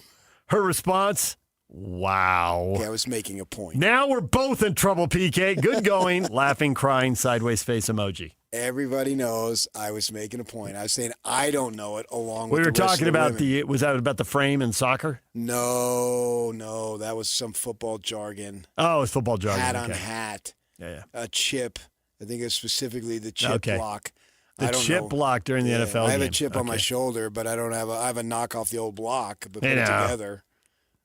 So, and I say nobody knows that. You people are there to explain it to us. Daniel, I enjoyed that very much. You got this guy just standing out in the field clapping. The game he's talking about? Yeah, I think so. Yeah. If your team won, I'm sure you did. Got the W.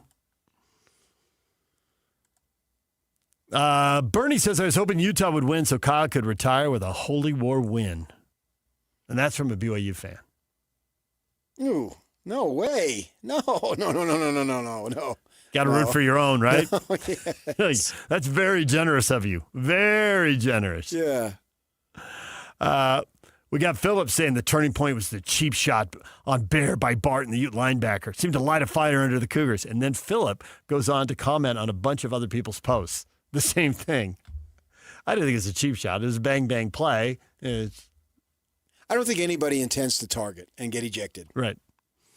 DJ PK, Jake, and Ben are up next with more on the rivalry game. Stay with us.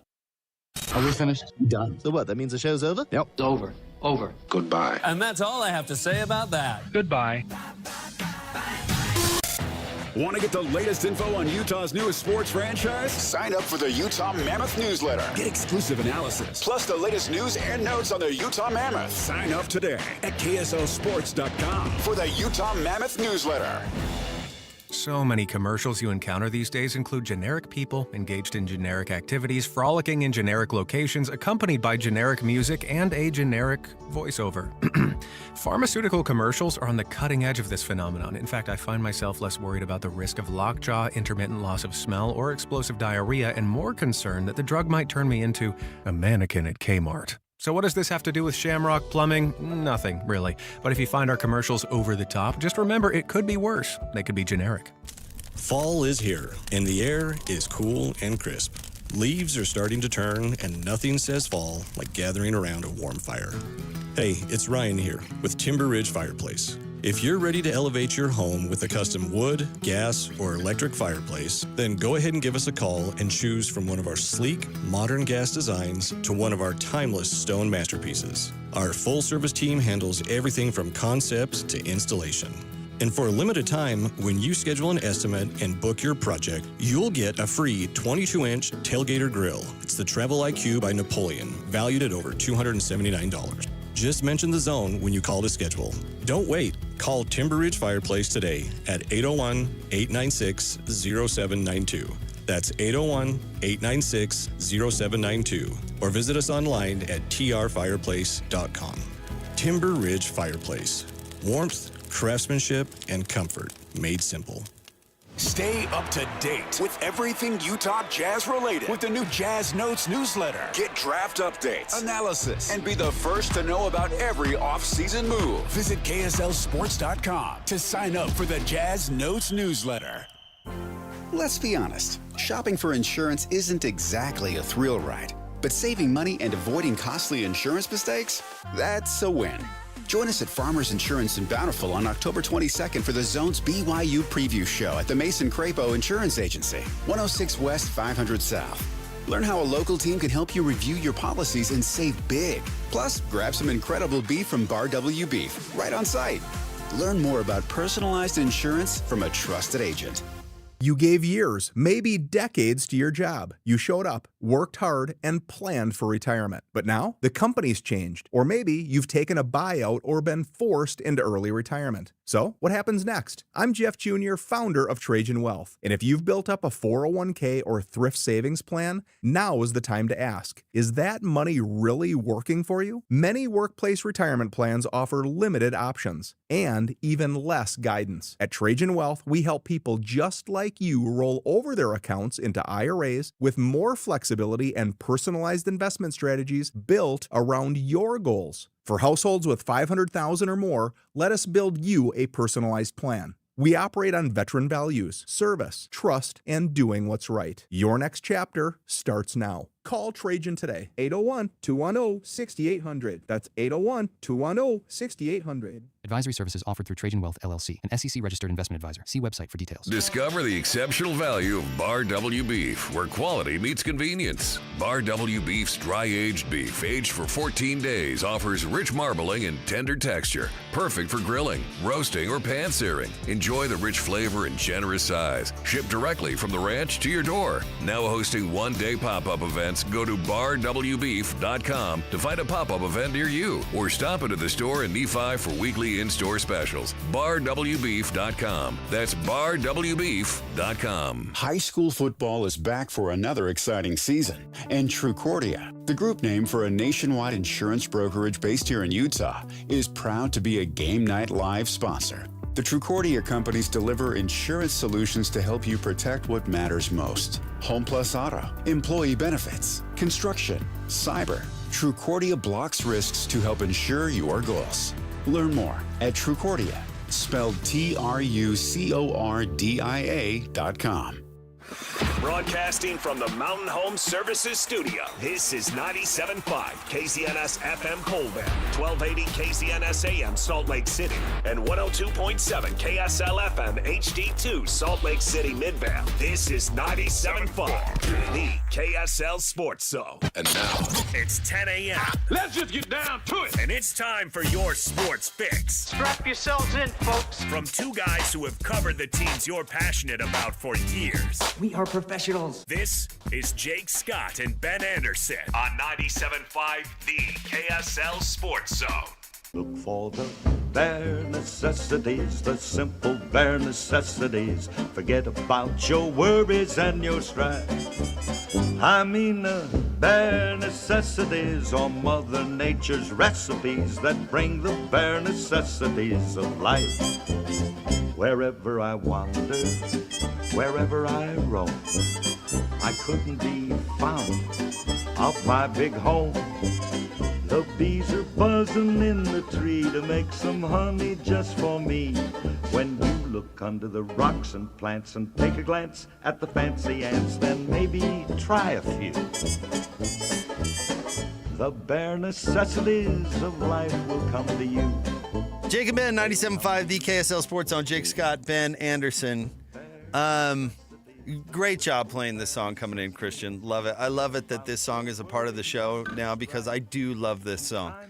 Can I tell you that before we get things started, we got a lot to get to. I just watched it, and I'm not going to describe it. I'm not going to because it would create alarm around here. So I'm not going to describe anything. But I just saw good intentions go south at the wrong time. Yeah. Right, like in real time. We're just about to roll in, like our intro, whatever, is playing. Ben, because if you're watching on KSLSports.com, we've got a big monitor in the background that is usually on. Yeah. It is not currently on. Right. So Ben, being the investigative journalist that he is, looked into it like, hey, this is supposed to be on. I was using the remote and it wouldn't do anything. It's not on. I realized it's unplugged. And so Ben wanted to fix that. And let me just say, I made it worse. Let's go yada, yada, yada. Is the monitor working? It's not plugged in still. And was there a good reason why that bumper just played for a solid 4.5 minutes? Yeah. Yes, there is. And it was my fault. But you're right. It was good intentions gone bad. It was good intentions that went south like quickly. And I'm talking 10, 15 seconds. And At the most, yeah. And nothing got solved. Not irreparable. Nothing's broken. The TV will be fixable. My mistake is fixable, but you're right. That was bad, extremely bad timing on good intentions. All right. That was funny. How you doing other than that calamity that just happened? How are you? I'm doing well. You? Oh, I'm riding high for a couple of reasons. Okay. First and foremost, I got to play golf yesterday. Okay. And it was a beautiful day. It was a little windy where we played at Eaglewood. Shout out to Eaglewood. But I did not get to play golf much this season, and I had an excuse. I was invited to play in a tournament. It was so fun. And Ben, it was one of those things where I was just so grateful to be out and the weather to be nice and all that stuff.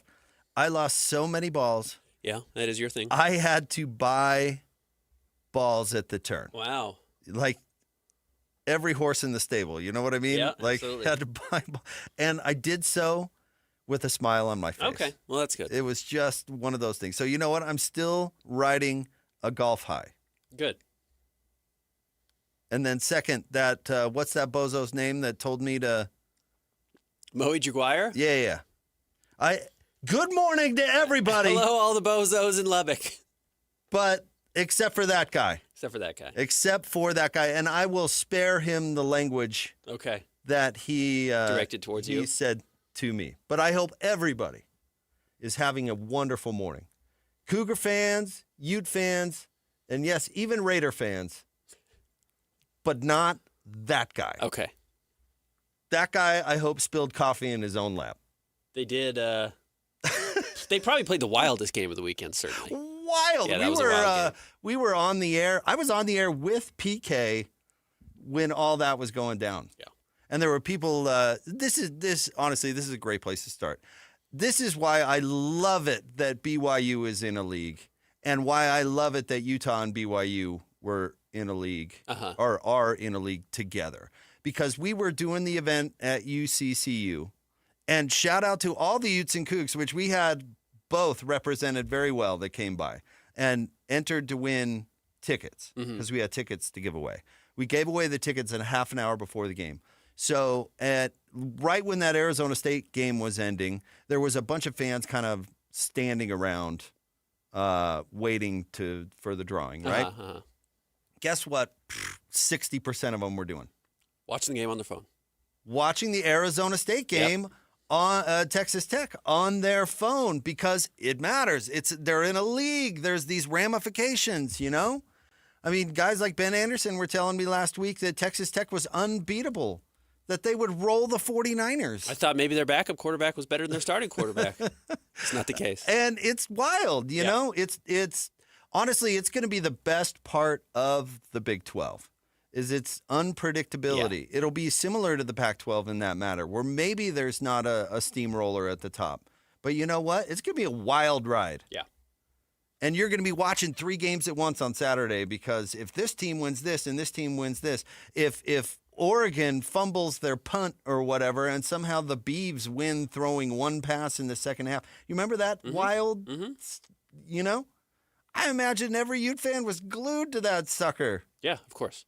You know, and all those fans, and shout out to everybody who came by CU. It was a really fun time. I got to see Wesley Tonga for the first time in a long time, which was super cool. But it was a thing. You look at everybody standing around, they're glued to the end of that game, which was wild. And now all of a sudden the Big 12 title doesn't look so out of reach for a lot of teams.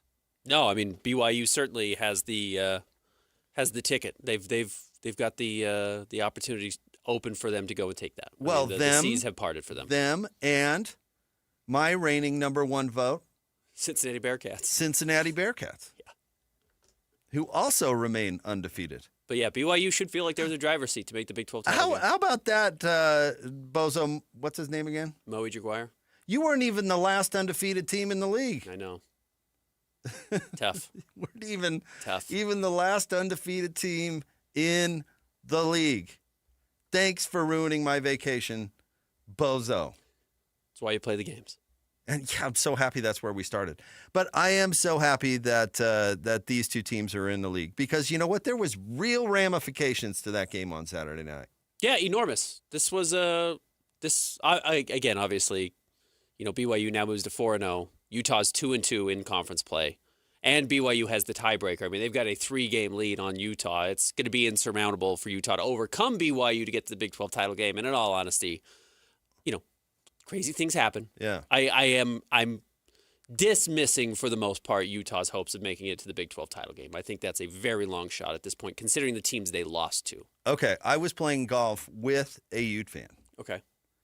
Who said, "Man, that was a bad game last night." And then he wasn't talking about, of course, he was disappointed with the outcome, but he was talking about watching it. He was like, it was a bad game. And I was like, I thought it was pretty intriguing, honestly. Was it God's gift to football? No. But I thought it was, at no point was that game over until the final buzzer. Yeah, really, until the illegal touching from Utah on the onside kick. The game was... There was a possibility that Utah could have won the game. It was pretty thrilling. There were really notable plays, right down to the onside kick, which I know for Ute fans was just, kind of a tease, because it obviously was deflected and that's how it was going to end. But, it was a bozo referee call, a bozo referee's bad eyesight away from being Utah's football. And, it was, I thought it was a really good game. Now, we can go up and down the mistakes, and I know we're going to talk about the refs, which I'm so excited for. But I thought it was a great game. I enjoyed watching every second. It was back and forth. What more could you have wanted? I did not think it was a very good game. I don't think either of these teams played their best. I did feel like a rivalry game, though, which is it is so pressure-packed that, you're going to make mistakes because the pressure gets to you. And we can get into the big picture or the micro or the macro, and I think there's some interesting ways to look at it. But I do think it came down to the pressure got to Utah in some areas where I thought they performed poorly, and I don't even mean the 4th and 1. I don't mean the call on the 4th and 1. Uh-huh. I actually think that was totally fine. Going back and watching the game, I would totally justify it. But no, I think it was a couple of small mistakes. I don't think it was this huge critical disaster of why Utah lost this game. Okay. Do you want to get into the did BYU win it or did Utah lose it discussion? Is that kind of the angle you're going for? No, I think BYU absolutely won it. I do not. I think Utah. I think Utah lost it, and I'll tell you why. And it's because they did what they wanted to against BYU, and then they didn't succeed because they punched themselves in the face. My whole thing with BYU this year absolutely came true. Is the Bear going to lose you the game? Because the rest of the team is awesome. Mm-hmm. Not perfect, but the rest of the team is really good. Is the freshman quarterback going to lose it for you with critical mistakes or lack of production or any variety of ways a freshman quarterback can really cost a team? Did that happen against Utah? No. Absolutely not. Absolutely not. He was not the perfect quarterback, not by any means. He wasn't slinging it all over the yard. Dragging half of Utah's team into the end zone was entertaining. But that's not. He was just a gamer who did not make a mistake. Did not make a critical mistake. I can think of bad throws, but I can't think of one big mistake from him all night. Certainly didn't turn the ball over. No, he let L.J. Martin eat, who had a great game. No, he was the better quarterback on the field. Yeah. Dan, by better quarterback, that's kind of funny because we're going to get into that. By better quarterback, we're not talking about John Elway here. No, it was very Taysom-Hilly. That was a very Taysom-Hilly performance. Fine. Yeah. And that's all he needed to do. It was unspectacular. He did not win the game for BYU. Obviously the big final touchdown was fully on his shoulders and in his hands. And I'm not saying he didn't make plays. I'm just saying he's not the reason they won the game. Okay. They won the game because Utah made a series of bad decisions and could not finish when they had advantages. And which is interesting because that's been the strength of the team so far this year. Because BYU knew they were one-dimensional. Mm-hmm. BYU played them like they were one-dimensional, and they still ran the crap out of the ball. They did. They moved the ball pretty well on the ground. They ran the crap out of the ball and then made a variety of bizarre decisions. I'm trying to think of their second drive in the first quarter, first drive in the first quarter, where they were really moving it and they were down in BYU territory, and then all of a sudden they decided to throw it on first and second down. That must have been the second drive. Second drive? Yeah. Is that what it was? They throw it 2 times in a row and actually lose yards and put themselves at third and whatever. Because the first drive, they just basically march all the way down the field. They put themselves at the 4th and 1, and Daniel Bray goes to the outside. And I think if he cuts inside, gets stopped. If he cuts inside, I know there's a lot of hand wringing about should have Utah have kicked the field goal. I don't even think it was a yard. I think it was half a yard. And yeah, Daniel Bray gets the ball, who, by the way, was both a breakout star and an interesting storyline in this game overall. I thought he made a freshman mistake on that 4th and 1, which is, had he cut to the inside, he gets the fourth down. He gets the first down conversion really easily. Really easily. He moves the sticks. I do think a couple of times in this game, and it's what freshmen do, he said, well, how do I make the bigger play? How do I get more yards? And he thought, was it Isaiah Glasker or Jack Kelly who caught him on the outside? And he thought, I can beat him. And you can't beat some guys at that level. You know, these guys are too fast. You could beat everybody in high school, sure, but you're a true freshman now. You don't realize that even the linebackers at this level are faster than you are, or as fast as you are, know their angles better. If he cuts in, Utah still has the ball, and it's, 1st and goal, and, they either kick a field goal on that next set of downs or they get in the end zone. I thought that was a mistake, and then I obviously thought the huge mistake was on the punt return and trying to field that when he should have just gotten out of the way, which was another true freshman. Big mistake. Just a huge mistake. But also it's a, fluky special teams plays have really had determined some games in the rivalry. That's probably not a surprise, and that's tough. I'm sorry for him because that's a tough mistake. Yep, it's a horrible mistake. And you know what? I've been a center fielder, going back to our conversation with Reno last week. I've been a center fielder where you completely botch a fly ball because you don't read it right coming off the bat, and you just don't have the right depth, and tough. Yeah. Yeah. Horrible tough. decision. And then all of a sudden Yep. you make a bad decision. One mistake compounds another, and that led to 3 points also. And honestly, Utah could have scored there and had the ball coming out of half with the lead. Yep. And it made a huge difference. Yep. And the interception wasn't great either. No, that was a horrible ball. That was the first, other than the fumbled punt return, the muff punt, that was the other big failure in the game. That was just a horrible ball to throw. That is something Devin Dampier has done too much of. And I do think it was a reminder that, some of the issues Utah had against Texas Tech, they haven't remedied. They are just better than West Virginia. They were just better than Arizona State that night in the rain.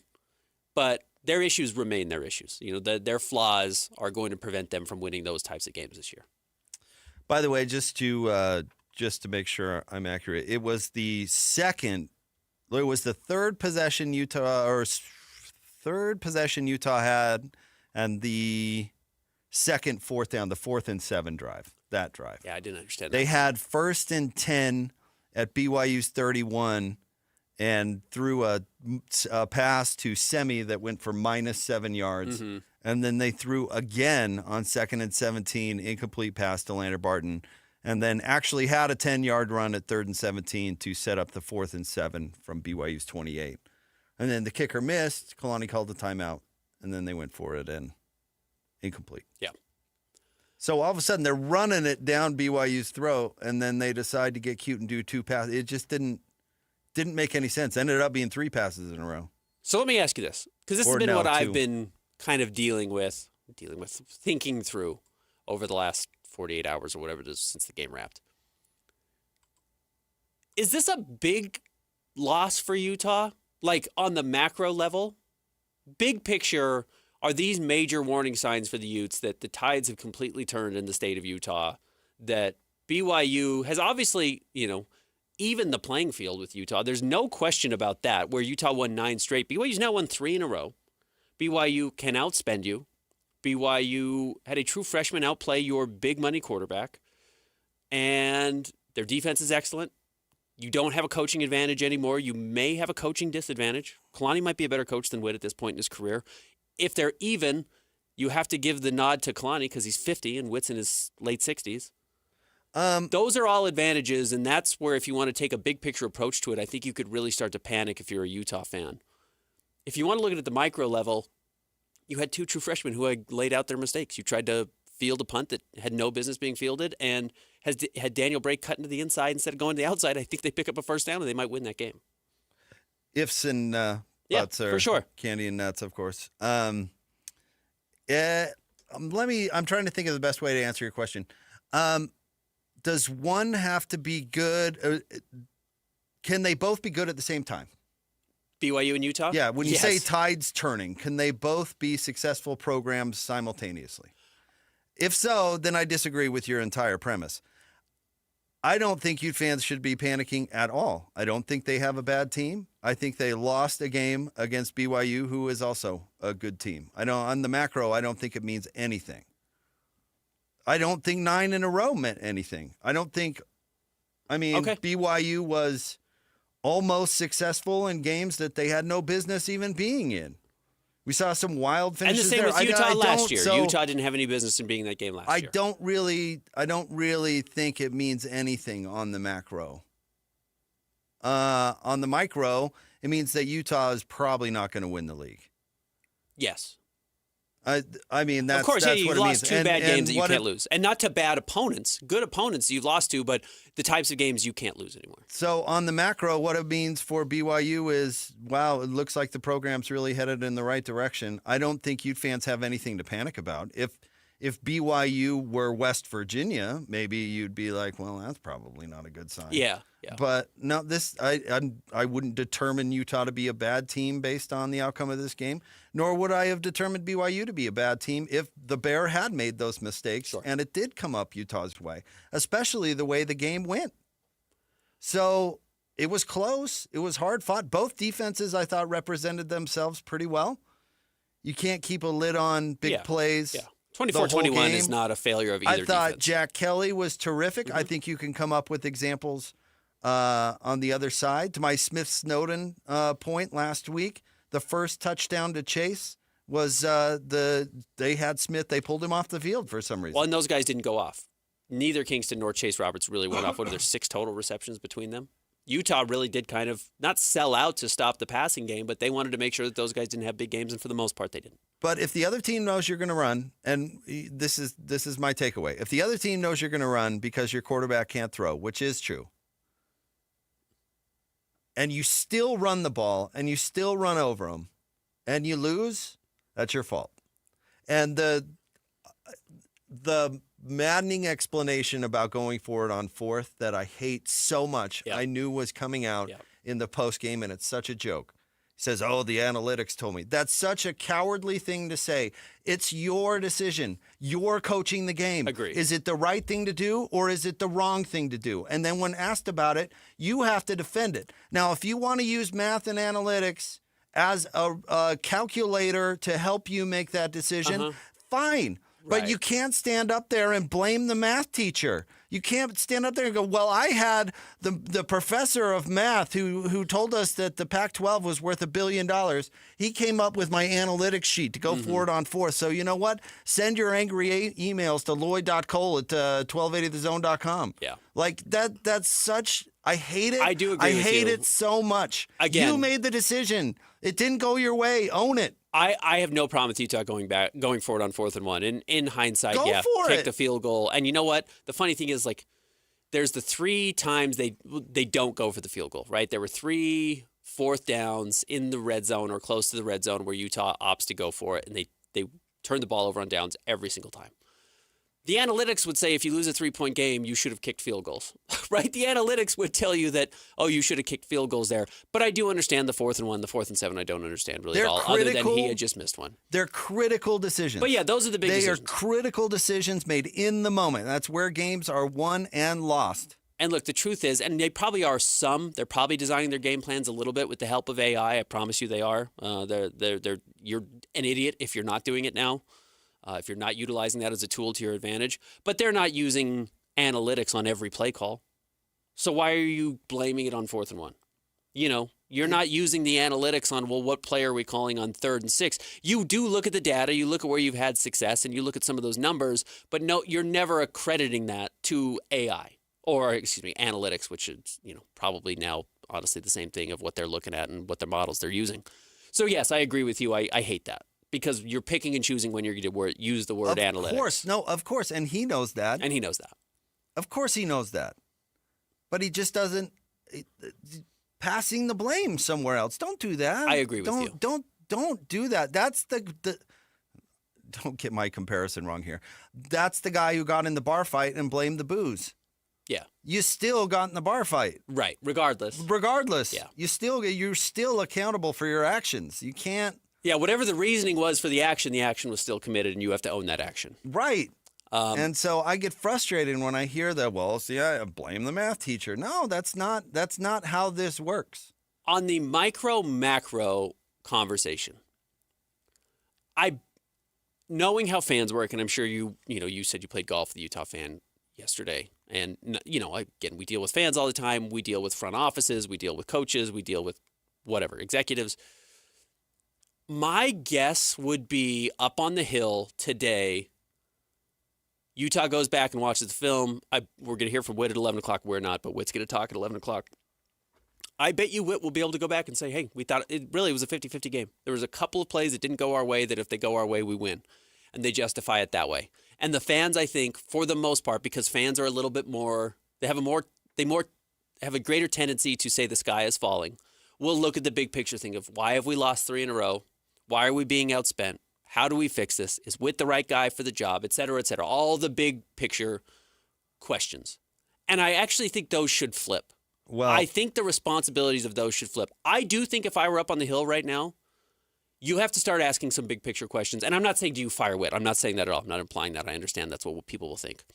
What I mean is BYU making this gap larger? We know they have the ability to outspend us. We know some of the things we're trying to do aren't giving us the edge over BYU anymore. What do we need to change? Do we need to be more creative? Do we need to change our style of play? Is what we do not working anymore at this level? Those types of questions I think do need to be had, and I'm sure they are in some sense, but I bet you there's some easy justification for why they lost that game if there were some 50-50 balls that didn't go their way. If you're Utah, and I think that would be a mistake up on the hill, but I do think the fans should back off whatever big picture sky is falling issues they have and just say, yeah, there was a couple of mistakes that are the difference in this game, and it's not really a huge reason for panic.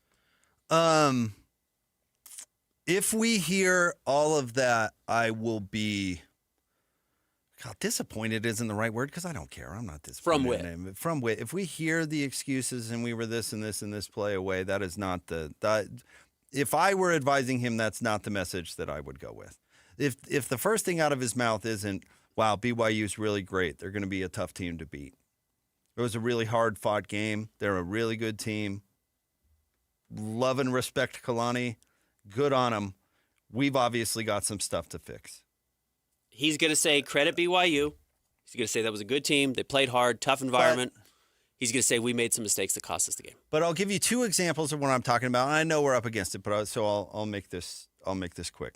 In 2003, I believe the game was against Air Force. Urban Meyer was the coach, and some historian will have to correct me on the timing of this, but Arnold Parker, the cornerback for the Utes, got a basically fumble recovery that he ran into the end zone to win the game. Mm-hmm.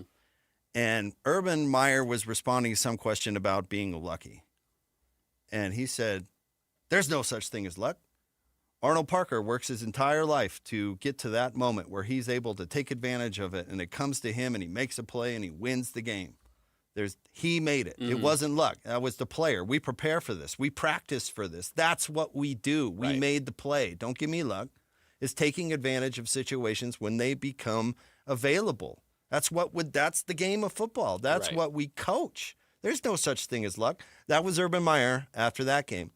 Now I'll give you an example of a post game. I was telling Christian how hosting rivalry post games is so fun. It's the most fun post game. I was hosting the post game after Utah drubbed BYU in the Jake Heaps game, Mm-hmm. and I was hosting it with Kyle Gunther, and I was hosting it at the world's worst bar, and we're taking calls. Give us a call 801-470-5706-70-1280. We'll get your reaction. And a bunch of BYU fans called in and said, Gunther, if it weren't for those 5 interceptions, man, we would have won the game. Right. I watched Kyle almost smash a glass. He was so frustrated. Yeah. He's like, what are you talking about? Yeah. Utah made those 5 interceptions. Right. That's why they won. They made the game. He was so frustrated by that entire mentality. So I don't know. If I were critiquing comments I haven't even heard yet, if he comes out and makes a bunch of excuses about how they didn't make this player, that player, they would have won the game, he wouldn't take that after his big wins. You know? I agree. If he beat BYU and Bronco came out the next week and said, well, if Jake Heaps hadn't thrown 5 interceptions, we would have won that game. How would Witt have treated that? But knowing how Witt responds to things historically, knowing how he responded last week to being asked about BYU, and knowing how I've seen him answer questions like this when he can go back and say, special teams and, not being good on 4th down, I think those are easy things to point out. You understand there is a difference between making excuses and diagnosing short. I do, of course. And so I will give him certainly that grace. Yeah, of course. But that's what I'm saying. The first stuff he gets to should be, we got beat by a really good team. It was really close. They're going to be a tough team to beat going forward. You could even add some depth. Say, I've seen their schedule. That's going to be a real gauntlet in this league. So, yeah, good on them. Yeah, I don't expect to see that. All right, stay tuned. Top 3 stories next. Jake and Ben, 97.5, the KSL Sports Zone. It's game week for the Utes, and the KSL Sports Zone is getting you ready for kickoff. The rivalry game may be over, but Big 12 play continues on for Kyle Whittingham and the Utes as they welcome in Coach Prime and Colorado to Rice-Eccles Stadium. Listen all week long for the best coverage of Utah football and your chance to win tickets to the game. Then catch college football Saturday, game day at 10 a.m. with the postgame show immediately following the game on KSLSports.com. Let's go then. Let's go, baby. Your home for the best coverage of Utah football is live on air, online, and on the KSL Sports app. This is 97.5, the KSL Sports Zone. Hey, Benjamin, we've got a surprise for you. What? You have a brother. $100 bill just like you. Hey, I'm Ben. What? We just got him for joining America First Credit Union and opening a new checking account. And you're going to live together at America First. What? This is nice. For a limited time, new members get a $100 cash bonus when they open a checking account or $50 when they open a youth checking account. So head to AmericaFirst.com and get your money working today. Membership eligibility, terms, and conditions apply. Federally insured by NCUA. Only one type of burger. For every pallet. Fries are extra. Large in size. We've got the shakes. Going over the brim. Hey, this is Chris from JCW's. Put a positive, delicious spin on your day at any one of our 5 locations. In Lehigh, American Fork, Provo, South Jordan, or Harriman. JCW's, quality and a lot of it. Since 1954, Mountain Home Services has been Utah's trusted name in home comfort. Right now, get your AC and furnace tune-ups for just $49. A furnace tune-up helps prevent wear and tear, catches small issues early, improves efficiency, enhances safety, and keeps airflow balanced, adding years to your system's life. And Mountain Home Services is not just heating and cooling. They offer free second opinions on everything, including electrical, plumbing, and fireplaces. Plus, you're backed by Mountain Home Services' upfront pricing guarantee and 100% satisfaction guarantee. No surprises, just honest service. Call 801-543-2222 or visit mountainhomeservices.com to schedule your $49 tune-up today. Mountain Home Services. Comfort starts here. Again, that's 801-543-2222. Or visit mountainhomeservices.com to schedule your $49 tune-up today. Ski Chevy is back with season passes to Solitude Mountain Resort. So drop in to a participating Rocky Mountain Chevy dealer now. Plus, upgrade to a discounted Icon base pass when you purchase or lease any new Chevy model. From powerful trucks like Silverado to our versatile families of SUVs. Retail value per pass is $999. Offer valid while supplies last or until 10/31/25. See participating dealer for complete redemption details, vehicle eligibility, and restrictions. See your Rocky Mountain Chevy dealers today. Hey, Utah!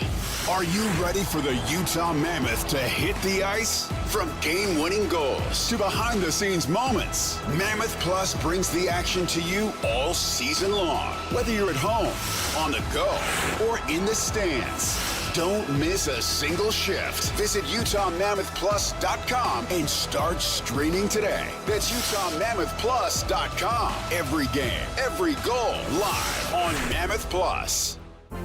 Let's be honest, shopping for insurance isn't exactly a thrill ride, but saving money and avoiding costly insurance mistakes, that's a win. Join us at Farmers Insurance in Bountiful on October 22nd for the Zone's BYU Preview Show at the Mason Crapo Insurance Agency, 106 West, 500 South. Learn how a local team can help you review your policies and save big. Plus, grab some incredible beef from Bar W Beef right on site.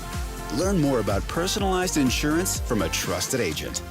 If you're one of the millions of Americans behind on your taxes, if you're afraid to open your mail because IRS collection letters could be coming, listen carefully. The IRS is cracking down, taking paychecks, freezing bank accounts, revoking passports. That's a fact. But here's what most people don't know. There are official tax relief programs designed to help struggling taxpayers. Programs that could save you thousands if you qualify. No one knows these programs better than the experts at Optima Tax Relief. Optima's award-winning team will fight to protect your paycheck, your passport, and your property. Their tax attorneys and licensed tax professionals will work tirelessly to get you the best deal possible with the IRS. Every day, penalties and interest keep piling up, so don't wait. Call Optima now for a free consultation. Call 800-783-8055. That's 800-783-8055. 800-783-8055. Optima Tax Relief.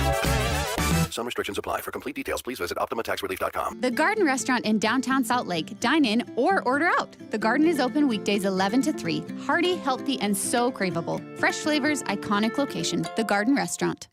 This is your Cougars at 30 update. Presented by Kenny J's Barbecue on 97.5, the KSL Sports Zone.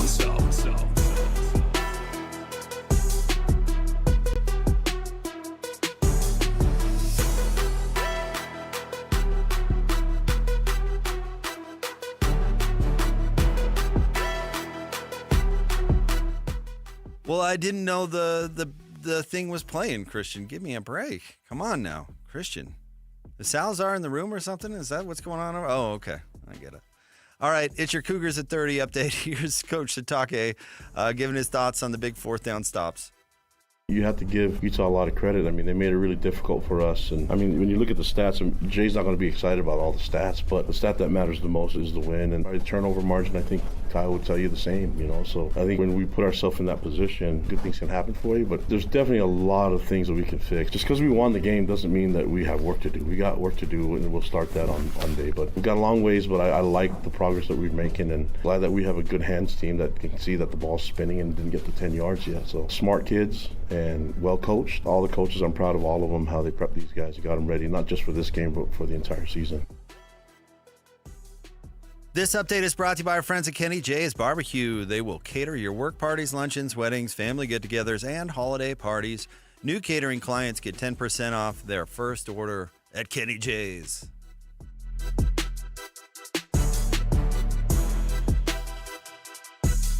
It's time to break down the biggest stories of the day. This is the top 3 stories of the day on KSLSports.com. 97.5, the KSL Sports Zone.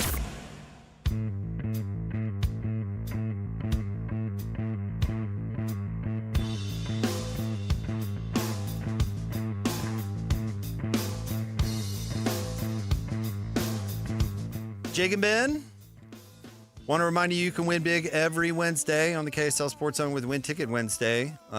This week, you can win tickets to go see the Sandman, Adam Sandler, and the You're My Best Friend Tour Sunday, October 26th at the Delta Center. Get tickets at SeatGeek or listen to the KSL Sports Zone all day on Wednesday for your chance to win. Time for the top 3 stories of the day at KSLSports.com. Brought to you by J. Brooks Jewelers. Cherish your love with J. Brooks Jewelers. Explore their expertly crafted engagement rings made from the finest materials. J. Brooks Jewelers. Where do you want to start today? Number 1, BYU coming off the win over Utah. They are undefeated in the conference. The schedule toughens up, but it really feels like they have the Big 12 in the palm of their hands. Yeah, it does get a lot tougher from here on out, including the Utah game. And, it's important to look at BYU's last few games. And, they beat Arizona 33-27. They beat Utah 24-21. They beat Colorado. This is before the West Virginia 38-24 win, 24-21. So there have been close games, and you are seeing Bear Bachmeier learn how to win these games. He did it against Utah as well with a come-from-behind drive in the fourth quarter to get the win there. And those are big. But, yeah, really, really tough next 2 weeks. You go at Iowa State, who can't score. I don't know if that is tough, honestly. Iowa State, now they nearly lost the bye week this week. Well, they couldn't score there either. They escaped with a non-win. But they do have a bye week leading up to a game against BYU, which is an advantage. And I don't know. I certainly would lean pretty heavily Cougars at this point because Iowa State has not looked good. You go at Texas Tech, which is a huge game. That's tough. The biggest game in their schedule. And then at Cincinnati Also in the tough. second to last week of the season. We think. I don't know if Cincinnati's actually good or not. Oh, dude, they are a juggernaut. Are you kidding? You're going to doubt my Bearcats now? Yes. Still. So I don't think the Big 12 is very good. I'm being totally honest with you, I just don't think the Big 12 is that good of a conference. I think it's closer to the ACC, if not worse than the ACC, than a lot of people want to give it credit for. I disagree with that. But that's a good sign for BYU. I think BYU can win. I mean, wait. Are you making the? Is that because Texas Tech's not a juggernaut, so the league's not as good? Well, Iowa State's not a juggernaut, and Utah's not a juggernaut, and Texas Tech might not be a juggernaut, and Arizona State's certainly not. No, so yeah, I know. Where's the good team? But I don't think those are bad teams. No, they're not bad teams. I think its depth has always been its strength. I don't think that juggernaut ever existed. It's the same as the Pac-12. Everybody just assumed USC and Oregon were juggernauts. They were not. It was Wild West. There was a bunch of good teams. Anybody could beat anybody. Speaking of Arizona State, remember when they beat Oregon out of the freaking blue? I do, yeah. That you have more good teams. You may not love it, but it means I don't think Utah's a bad team. I don't think Texas Tech's a bad team. I think their fans are bad people, but I don't think that they have Utah fans a bad team. No, Utah fans are fine. Oh, you said Utah fans and Texas Tech fans. No, you said they're bad people. But I don't think they're bad teams. I don't think Arizona State is a bad team, obviously. And maybe we were talking about them last week like they were a bad team, and that was probably unfair. Cincinnati's not a bad team. Maybe they're not the juggernaut that I think they are. But even that's my joke. Sure. But they're not a bad team. Well, TCU is not looking great, but they could beat anybody. I mean, and now we're getting down toward the bottom of the conference. The ACC, those teams are there are more dogs. Bad. There are more dogs. And, excuse me, Miami was a pretender. Miami was never that good. Florida State is terrible. They're not. That league stinks. Dabo Swinney is still living like it was 10 years ago. Clemson stinks. That league is awful. UVA is the talk of the town? Yeah. Okay, Ben, spare me your hot ACC take, please. Well, I'm not saying the ACC is great. I'm just saying I think the Big 12 is probably closer to the ACC than fans want to admit. I think at least half, maybe you could argue more, at least half of the Big 12 are good teams. Maybe not juggernauts, but at least half the league are good teams.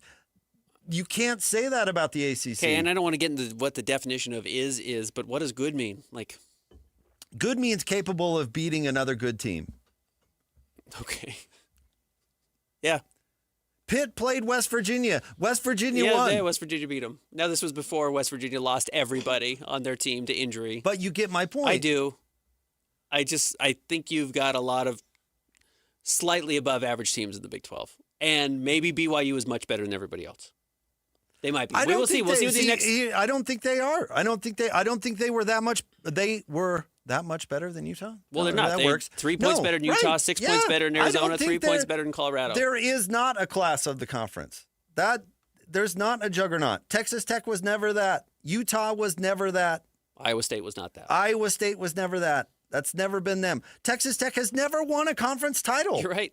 So my question is how Maybe it was Oklahoma State. I haven't seen any proof that any of these teams are great teams. They're not. Yeah. They're not. So I'm not buying it being a very good conference, in all honesty. I think you need to have great teams to have a great conference. I don't think so.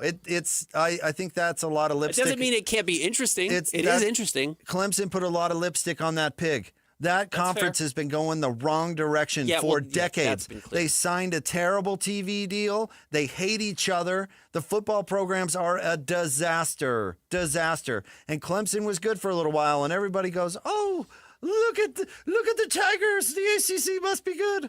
I followed the ACC for a long time. Yeah. They suck.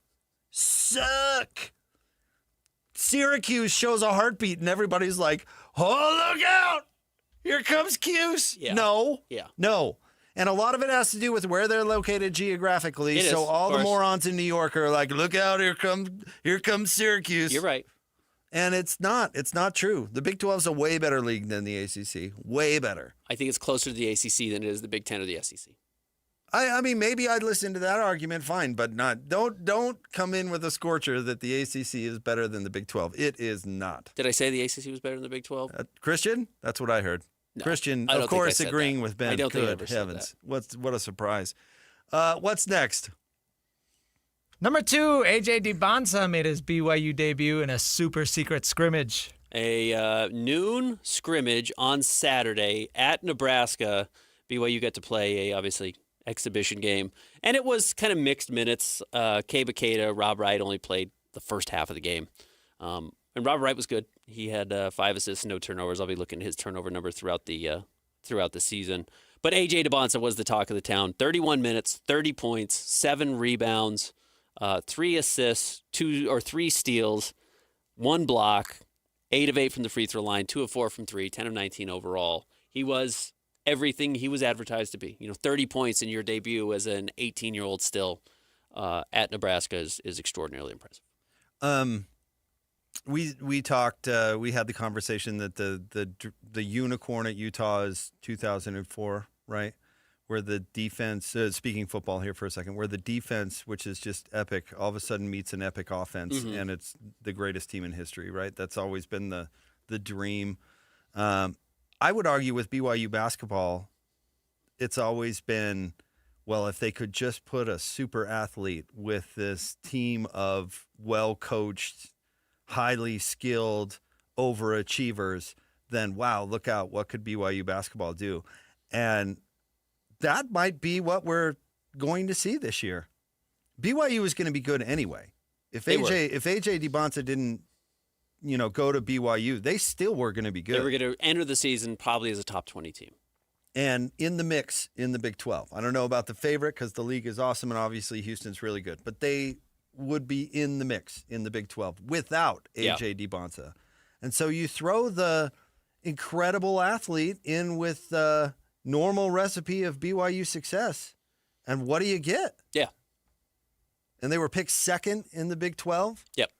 Did you see where Kansas was? Weren't they like 6th, 7th? Yeah, she's got to be blasphemy. So I'll be curious. I didn't watch the game. I don't think the game was even televised. I'm looking at the box score and some of the things I've heard from people who were there. But I will be really curious to see how BYU uses AJ DiBonsa. Was Mitch there? Did He sniff it started out? as a 4. No. He started at the 4. I will be curious if he's getting touches on the perimeter. I'll be curious if he's bringing the ball up the floor. I'll be curious if he's getting back to the basket opportunities. Probably all of them.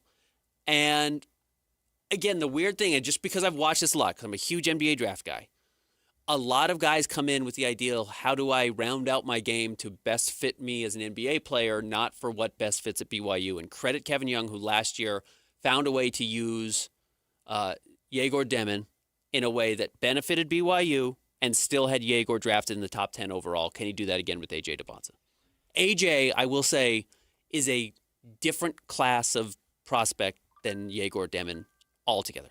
Like entirely different world, not comparable at all. AJ deserves way more touches than Yegor did. He's a much better player than Yegor was at this same point. Well, he's way different. He's way different. Way different. He's not going to be asked to do the same things. And also, when you're a point guard, you have built-in touches, right? You bring the ball up the floor. You get to run the show, et cetera, et cetera. That's not really what AJ's position is. No, not I will even be close. curious how they change that, because I will tell you again, I know we'll get to 3 quickly. When you have a player like Ace Bailey last year, all of Rutgers' offense was disrupted. Now, the rest of the team stunk, which is not the case at BYU. But it was better for Ace's future if he touched the ball every time up the court. And that might not be the case for BYU every time AJ DeBonce is on the floor. So I'll be curious how that looks. Next. Number 3, don't let Dylan Gunther get to a spot when Utah needs a goal. 3. Paterka, what a great play to steal it back. One-timer, Gunther, he scores! These kids can play. Gunther lifts the roof on Delta Center and gives the Mammoth a 3-2 lead. There are 3 straight wins for the Mammoth returning home, have not lost in the Tusky era. Most importantly, Nick Schmaltz and Clayton Keller have gotten going on that top line. Could that be because of a guy named Barrett Hayton? Certainly helps. Because I heard a rumor he might be on the show tomorrow. He missed the first 2 games, and they were 1-1. He came back in the loss to Chicago, and they lost that one. But he's been excellent. And, having a former top 5 overall pick back in the lineup has been extraordinarily helpful. Would you say that might be compelling radio? I'm excited to talk to him tomorrow. Okay. Yeah. All right. No, I am too. I talked to a Mammoth fan over the weekend, too, who is extraordinarily optimistic. They're playing well. After those first 3 games, it was a little like, is there going to be a second-year hangover in Utah? And they have bounced back, and they're just playing really well, honestly. And the goaltending looks really good. Anyone talking hangover after a couple of games should probably be a little more patient. Well, you know how fans are. Stay tuned. More next. Jake and Ben, 97.5, the KSL Sports Zone. It's game week for the Aggies, and the KSL Sports Zone is getting you ready for kickoff. Bronco Mendenhall makes his return to Albuquerque as the Aggies hit the road for a battle against the New Mexico Lobos. Listen all week long for the best coverage of Aggie football. Then catch all the play-by-play action beginning with the Aggie pregame show this Saturday at noon on 1280 a.m. Your exclusive home for Aggie football is live on air, online, and on the KSL Sports app. This is 97.5, the KSL Sports Zone. Hey everyone, Jake here for my friends at Trajan Wealth. That's Trajan, Trajan, Trajan Wealth. Listen, have you been putting off thinking about your long-term financial health? I know I did for a very long time. Well, listen, stop it. It's so important. You need to set goals and make right decisions to make sure that you get there. Have you ever thought of what kind of lifestyle do you want to live when you retire? I mean, what do you want to do? Do you want to go play golf? Do you want to buy an RV? How do you want to live out the years that you spend a lifetime earning? Well, Trajan wants to get to the basics with you and show you what they can do for you. So give them a call, 801-899-7600. Sit down with them. I've gone through these steps. They'll help you identify, answer those questions I was talking about, and then they'll show you exactly what they can do to make sure that you accomplish that goal. 801-899-7600. You can also go online to TrajanWealth.com. Advisory services offered through Trajan Wealth LLC, SEC registered investment advisor, client paid advertisement. Additional disclosure at TrajanWealth.com. Okay, Joy, let's go for a ride. So the car lights are on. Yep, you got it. And to adjust your seat, you got to. Have you driven this car before? Nope, never driven this car in my life. Hey, Doug, you want to buckle up? Funny, usually I'm the one that has to tell the customer to buckle up. Free test drive the new 2025 Mitsubishi Outlander at Doug Smith in American Fork. Get 0% APR financing for 60 months on all new 2025 Mitsubishi models. No one knows Mitsubishi like Doug. This is Devin Dampier. As a new quarterback for the Utes, preparation is everything. Every practice, every play, every decision. And that preparation starts long before I step on the field. It starts with what I put in my body. That's why I choose Culligan Water, Salt Lake City. Their healthy, clean water isn't about quenching thirst. It's about optimal hydration, faster recovery, peak performance. It's the foundation of staying sharp on and off the field. For me and for my game, it's got to be Culligan of Salt Lake City. Drink what I drink. Visit CulliganSLC.com or call 801-509-9602. Ryan Reynolds here from Mint Mobile. with a message for everyone paying big wireless way too much. Please, for the love of everything good in this world, stop. With Mint, you can get premium wireless for just $15 a month. Of course, if you enjoy overpaying, no judgments, but that's weird. Okay, one judgment. Visit mintmobile.com/radio. Upfront payment of $45 for 3-month plan, equivalent to $15 per month required. Intro rate first 3 months only, then full price plan options available. Taxes and fees extra. See full terms at mintmobile.com. This message comes from Viking, committed to exploring the world in comfort. Journey through the heart of Europe on an elegant Viking longship with thoughtful service, destination-focused dining, and cultural enrichment on board and on shore. With small ships that bring travelers closer to the destination, there's more time to explore. And every Viking voyage is all-inclusive, with no children and no casinos. Discover more at Viking.com. Bar Dub Grill is where roadside classics meet ranch-raised flavor. Sink your teeth into juicy, handcrafted burgers made with premium Bar W beef straight from the local Utah farm. From the bold cowboy barbecue burger to the sweet and savory Aloha burger, paired with crispy cowboy fries, hand-spun shakes, or signature spud nuts. Soft, airy, and unforgettable. Bar Dub Grill delivers honesties with cowboy swagger. Bar Dub Grill in Nephi with easy access right off exit 222 in Nephi. At Tim Daly Mazda Southtown, get any new 2025 Mazda CX-50 for as low as 0% for up to 63 months. And to make it even easier for you to drive away in your new Mazda, you won't pay till next year. That's right, 0% and no payments till 2026. There's no better time than now to get your new 2025 Mazda CX-50. Come in today to Tim Daly Mazda Southtown in Sandy. Some restrictions apply. APR OAC. Not available with any other offers. See dealer for complete details. Attention Jazz Nation, the long wait is finally over. Mountain basketball is back and better than ever. Let's go! All tickets are on sale now, and you won't want to miss the action. Jump on the opportunity to watch your favorite players live and in person. Whether you're after season tickets, mini plans, or single game matchups, the Utah Jazz has got your back. There's a plan for every fan. Don't miss out. Secure your seats today and be part of the excitement all season long. Let's go! Visit UtahJazz.com today. Hey, this is Chris with JCW's. Drop in for one of our delicious gourmet burgers made with 100% choice Grand Chuck. We're in Lehigh, American Fork, Provo, South Jordan, and Harriman. JCW's, quality and a lot of it. 3, 2, 1. This is your Utes at 50 update. 158! Presented by Kenny J's Barbecue on 97.5, the KSL Sports Zone.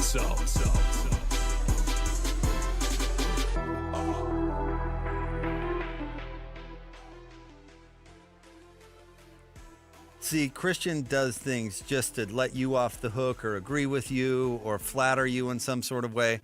He does things to make me angry intentionally. It's your Utes at 50 update. Here's your clip. Coach Witt talking about the analytics, telling them to go for it on fourth. Analytics, well inside the analytics to go. Well inside, 3 yards inside the analytics. And so, unless you tell me to go against the analytics, that's why. Do you have to adjust that given the game and the matchup here? No.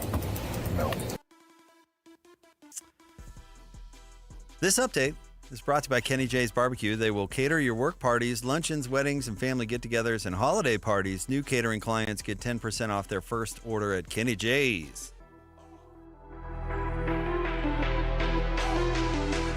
Let's go! Complete game coverage of the Cougars is right here on the KSL Sports Zone. The Cougars hit the road for a massive Big 12 showdown against Iowa State. Your home for the best coverage of Cougar football is right here on 97.5, the KSL Sports Zone. You're listening to Jake Scott and Ben Anderson on 97.5, the KSL Sports Zone. Woo!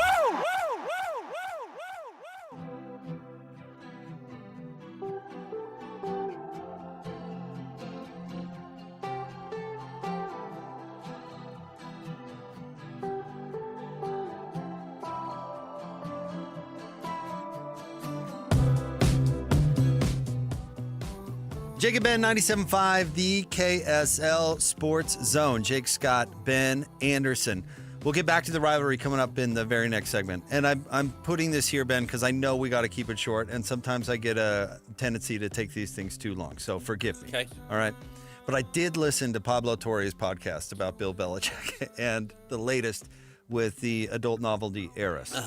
And there was one bit of news that is interesting, and it's not necessarily what made the headlines.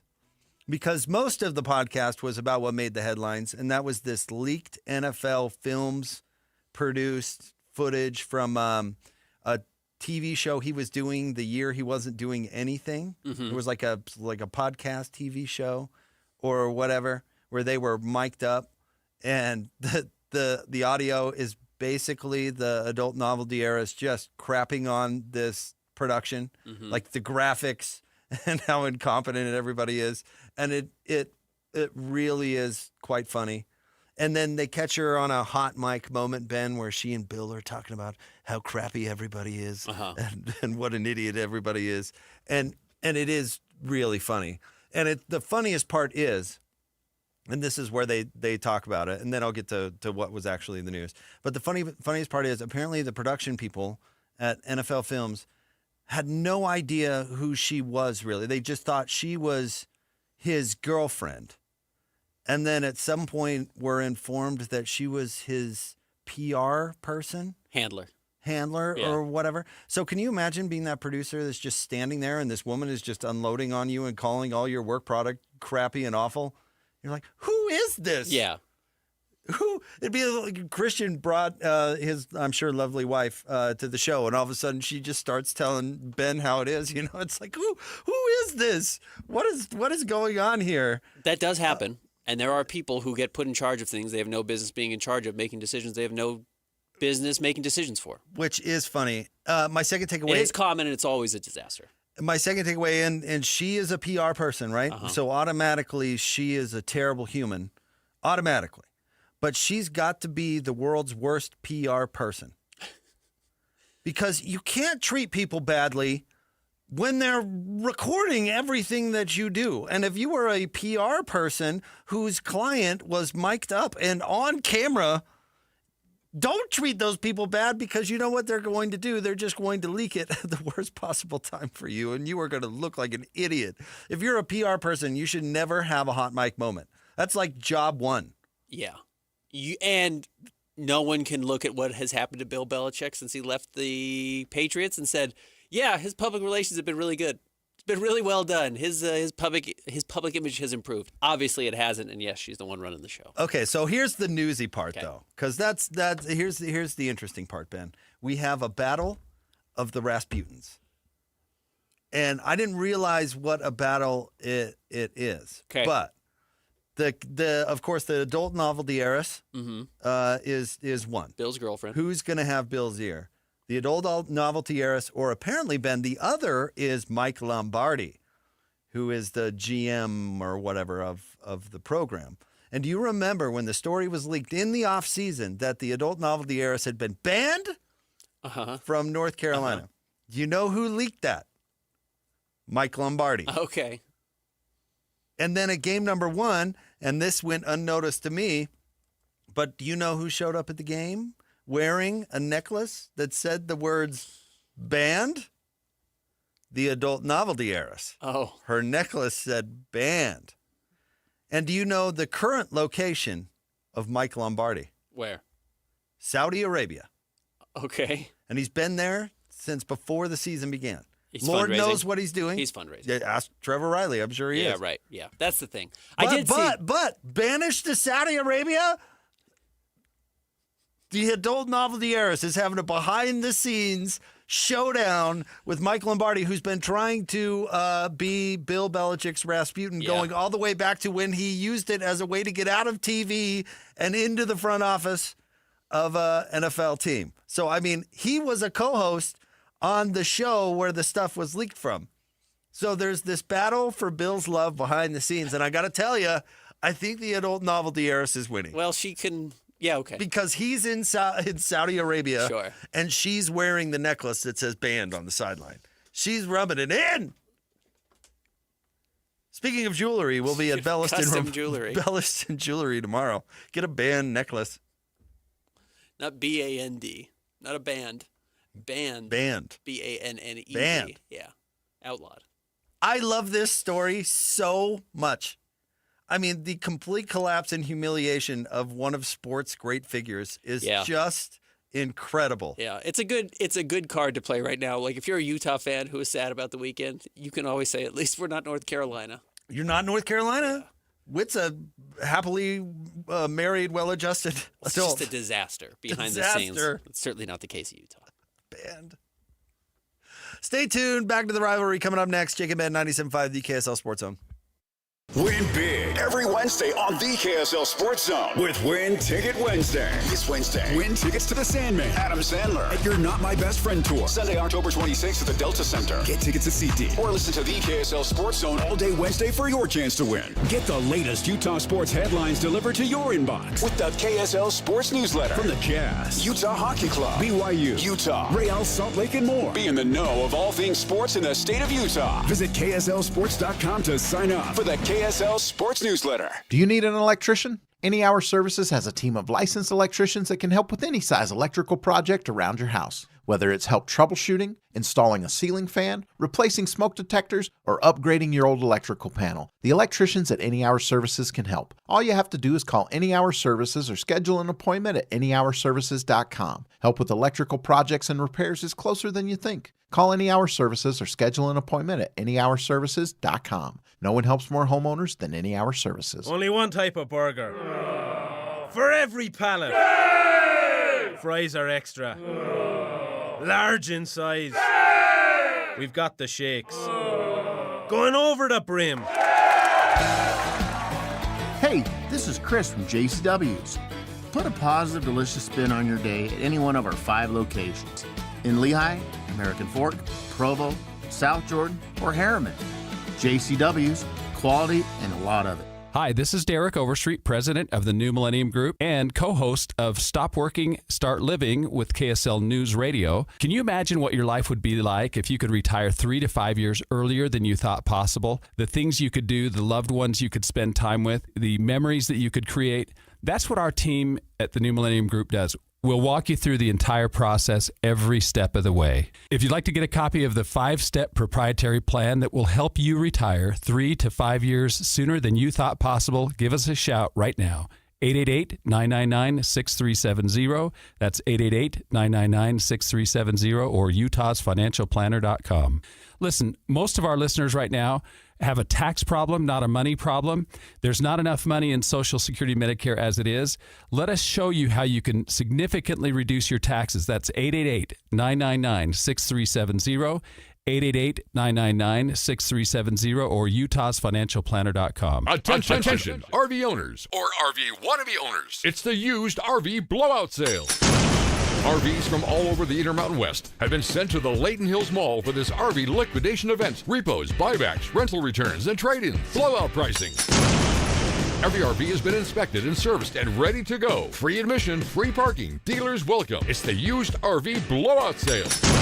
This Wednesday through Saturday from 10 a.m. to dusk. Go to UtahRVEvent.com. Sponsored by Paris RV. Paris RV is your locally owned, family-run RV dealership. We strive hard to find the very best RVs for the price. With 4 locations, over 1,000 RVs in stock, 42 service bays, and 4 super parts stores. We're sure to help take your family on the best RV vacation. Check out our perfect family bunkhouse trailer, the 26BH. That sleeps 9 for $19,995 or $227 a month. Zero down. Life is short.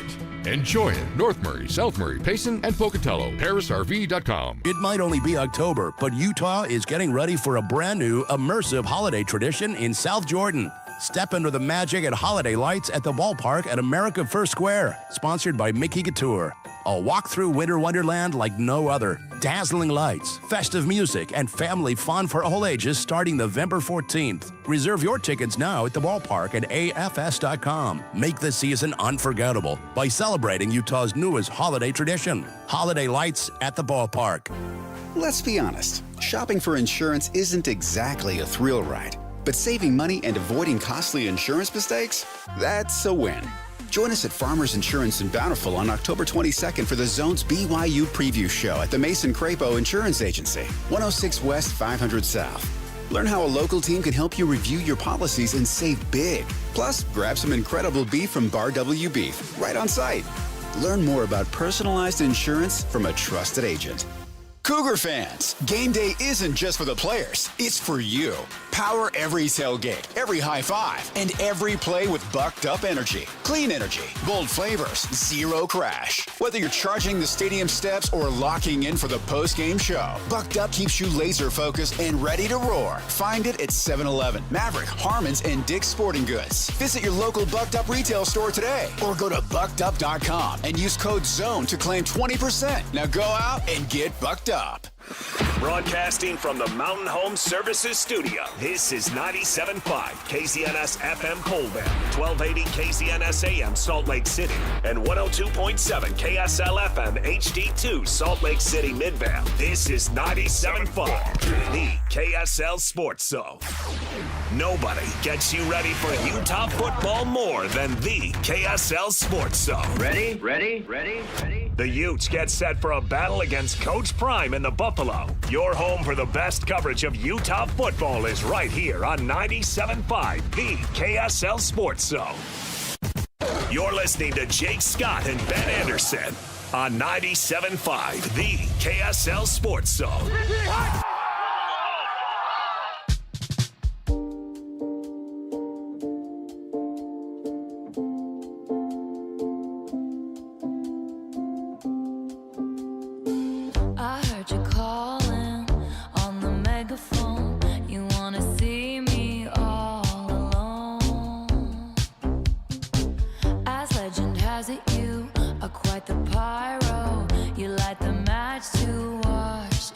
Jacob Ben, 97.5, the KSL Sports Zone. Want to remind you, join us at JCW's in South Jordan, 10660 South Riverfront Parkway for the Jazz Roundtable from 3 to 6. You and I are going to both be out there, Ben. Mm-hmm. I always like going to JCW's. NBA season starts tomorrow. Jazz season starts Wednesday. All right, back to the rivalry game, which, of course, I thought really delivered. I thought it was an exciting game. I love it that it went back and forth. We're going to have to talk about it at some point, Ben, because it became certainly an issue. How much were refs talked about in the postgame, Christian? Honestly, not a ton. I don't like getting into that because I think in any game you can point to mistakes by the officials, right? I think what most Ute fans were pointing to was the vast number of penalties. Yeah. 12 as opposed to BYU's 5. And at one point, it was it at the beginning of the second half? It was at one point where Utah was getting a punt and they got a hold, and you could see Witt point out to the officials like, "We'll call it on them." I can't remember what he said, but that number would appear to be lopsided. A penalty was not called on BYU until over midway through the third quarter. Okay. So if a Ute fan friend of yours, Ben, came up to you today and said, "I was happy about being in the Big 12, but tonight I am not because the refs screwed us," your response would be? The only place I thought maybe I was a little surprised they didn't call it was when, was it Taumai Painu pushed down Wayshawn Parker? Which should have been called, sure. Probably should have been called. And then on the very next play, they called a PI. You know what I mean? And Utah got the first down, and it felt like a makeup call to me. So that was the one where I thought, like, that was weird. They didn't call it. They call everything. So you're going super micro. But otherwise, no. As in my rewatch of the game, I did not feel like, the penalties were lopsided. I mean, they were lopsided, but it didn't feel like it was, a drive that was sustained to keep BYU alive to give them an opportunity to win the game. And of course, the big one was the defensive holding on the pick that would have been Bears' turnover that could have put Utah in a great situation to win the game, and obviously got called back. So I thought that was the big one, but no, I certainly didn't feel like. And it's not like that penalties. wasn't a holding. No, right? I mean, you watch the replay; he's clearly got him. Yeah.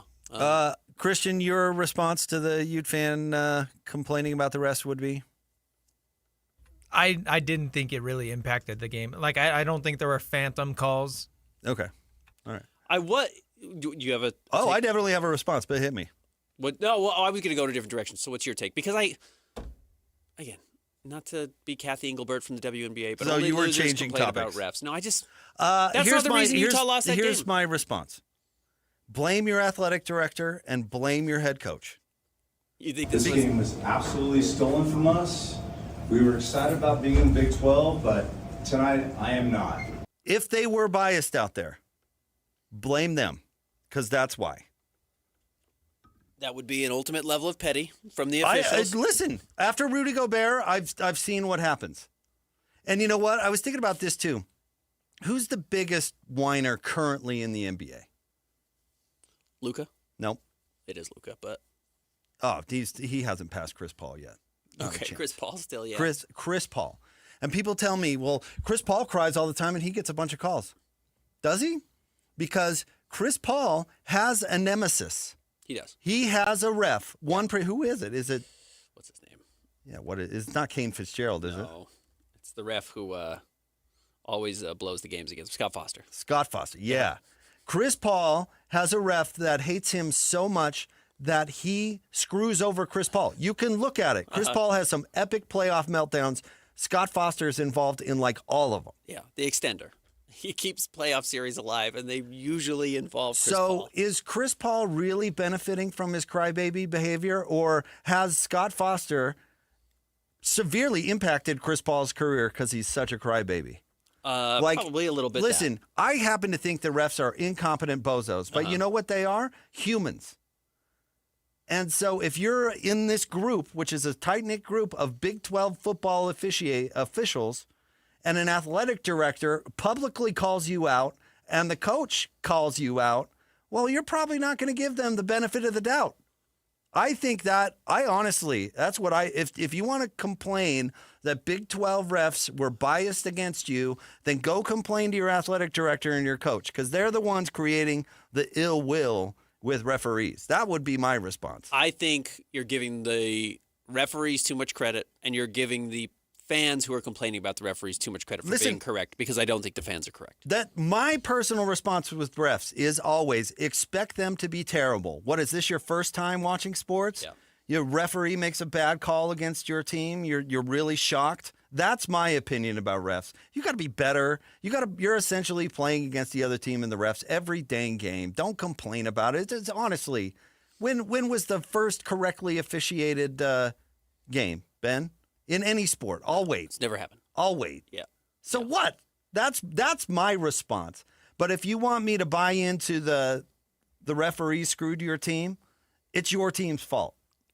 If that happened, then it's your team. It's the athletic director and the coach's fault. That's my opinion. I don't know if that happened.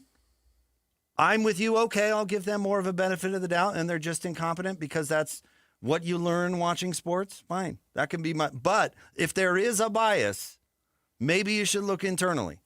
It's not just some crazy Ute hate out there that's not in a vacuum. I think that just dismisses too much of BYU just beat Utah. I agree. That's the problem with it. But so no, I don't that even... became a major storyline after the game where people are saying it was the refs. I was happy. It was the storyline after the game last year. It was. And I was think happy it was to be in the Big 12, and now I am not. More understandable storyline last year than it was this year. It's not an understandable storyline, period. So why are they talking about it? But it's not Witt's first coached game. It's not the first time he's been screwed by the refs. I don't even want to give oxygen to it, because if that's your argument, it's stupid. It's out there. No, we can ignore it, but those it's people out are there. morons. Yeah, there are people who think that, the government is set up to go against them. I don't know. I don't need to give oxygen to moron people. And if you're a moron Utah fan who thinks the reason you lost the game is because the officials have an edge against you, you're an idiot. That's a you problem. There are other reasons why Utah lost this game. I think the game was absolutely decided on the field. It wasn't decided by 3 refs getting together before the game and saying, here's our opportunity to give it to Utah. I do think there are interesting developments that have happened in this game. One of them, Kyle Whittingham has talked about today at his press conference, which is that Bird Ficklin might start against Colorado because we have seen Devin Dampier play. He didn't say start, but he said you might see Bird Ficklin against Colorado. I've been really impressed by Bird when he has been on the field, so I'll be curious what that looks like. I know he took the 2 sacks. He slipped, well, not the sacks, but the lost yardage. He did slip on that one play. I have been impressed when he's been on the field, so I think that would be curious. I'm also extremely curious, and Whit talked about it again a little bit, of why they played Daniel Bray over Nakiri Rogers, and that the way BYU defends the run, they thought they were going to struggle to run between the tackles, which... No, it was really smart. That was a great game plan. But Nakiri Rogers getting 1 carry for 2 yards, especially in short distance situations where Nakiri has been so good this year, and going to Daniel Bray, including the 4th and 1, where he did not pick it up, I think is very suspect. But I am curious what we will see from Daniel Bray going forward, because Utah needs big playmakers on the offense, and they can't get it through the air. Whether it's Devin Dampier can't make the throw, which he has not shown he can make the throw, and Utah has not shown anybody can get open downfield or has the speed to even get downfield, even with 4 minutes in the pocket for Devin Dampier to sit there. Nobody's getting open. Nobody's getting downfield to where he feels comfortable throwing that ball. Utah's not going to move the ball through the air. So they need big play guys, and it looks like Daniel Bray has the best opportunity to do that, even over a Wayshawn Parker or into Kerry Rogers. So I will be curious to see what that development looks like going forward. It won't matter, frankly. Why not? Well, because those big plays are coming back. Because of the penalties. You can't beat the refs, man. I think you're giving oxygen to something I'm not seeing. There might have been fans on Saturday night who said that. I'm truly not seeing it now. And I think it's, honestly, again, Bird could take off for a 50-yarder. It's coming back. It's a holding. I guarantee it. I think even talking about it justifies it. It is interesting that you bring up Bird, though, because we saw Dampier get hurt on a fourth down stop. He didn't have a rushing attempt after that play. Right. Bird came in and had a special package where he carried the ball there. And did get the 14 yards on was it 15 yards on 4th and 15 or 3rd and 15? Yeah, he Whatever picked up a big play. He picked up the huge first down. I actually think he's a better thrower than Devin Dampier is. Do you? With what Bird? evidence? All of his throws he's made this year. The drives he's put together. And yeah, they're late in games when it's kind of out of touch, but also every throw Devin Dampier's made, which is 0. Devin Dampier hasn't made a good throw, not a deep throw this year, and I actually think Bird can do it. I'm aware. I've been telling you for a while he can't make that throw. And we don't know if Bird can either. Well, we've seen Bird make it more than we have Dampier. Bird does not have an incompletion on the season. He's 100%. Now, wait. How many digits of attempts? How many I think digits? It's at 9 or 10. Let me look it up. Is it double digits? Triple digits?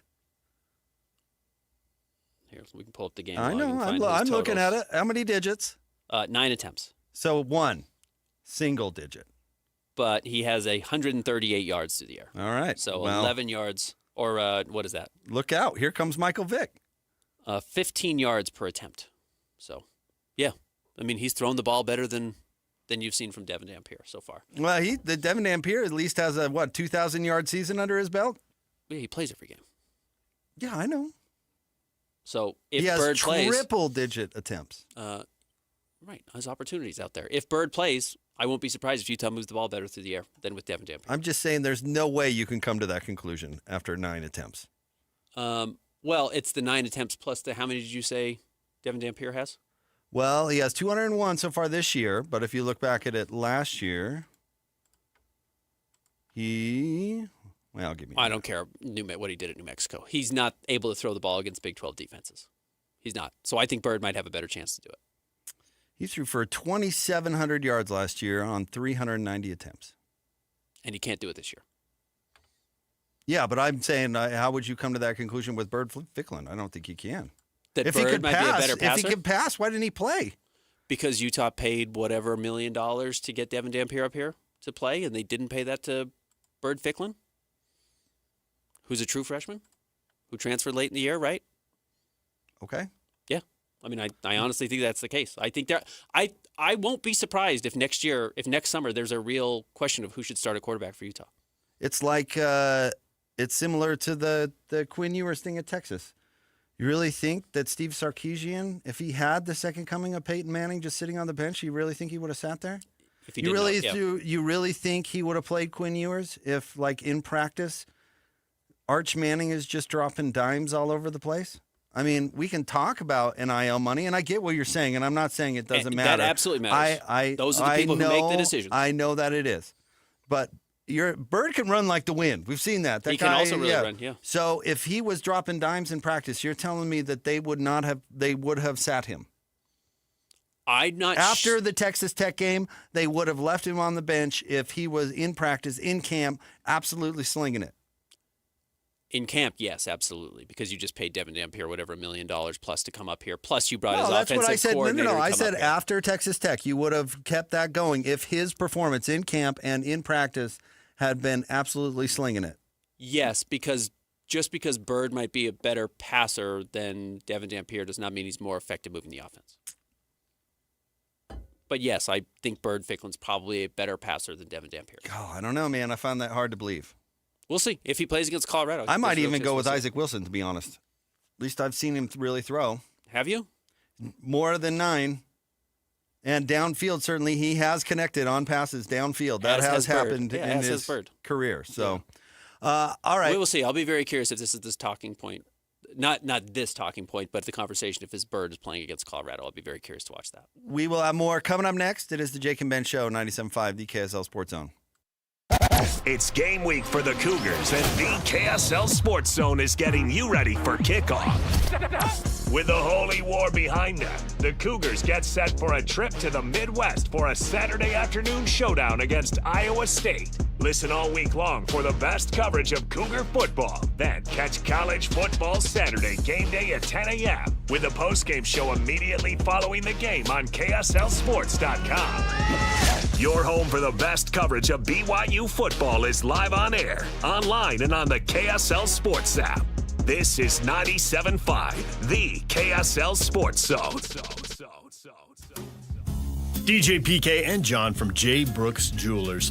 John, whenever someone loses a parent or a grandparent, it's difficult. Things get passed down inside the family. But if someone doesn't want a watch or a piece of jewelry, what's the next best step? At J. Brooks Jewelers, we're happy to help you sort through such a collection of things to help you know what is real and what has value. Of course, repurposing the items for the family is always the best solution, but if no one loves or wants the piece, the estate experts at J. Brooks Jewelers can help guide you on the best way to handle the liquidation and, of course, in complete confidentiality. We have buyers all over the country that we've established to get the largest return possible for your jewelry, coins, or watches to retain as much money as possible for the family. So whether you want to repurpose and create a new heirloom or liquidate part or all of the estate, let me and my team help you decide the best way to proceed. Call and make an appointment today at J. Brooks Jewelers in Murray and Lehigh or online at jbrooksjewelers.com. Your trusted custom and estate jeweler. Is your financial advisor offering you up to a 30% upfront bonus? Or are they promising you up to 10% growth per year, all for your retirement income? If not, then you need to come to Trajan Wealth. I'm Jeff Jr., founder of Trajan Wealth. If you have a plan to retire within the next 10 years,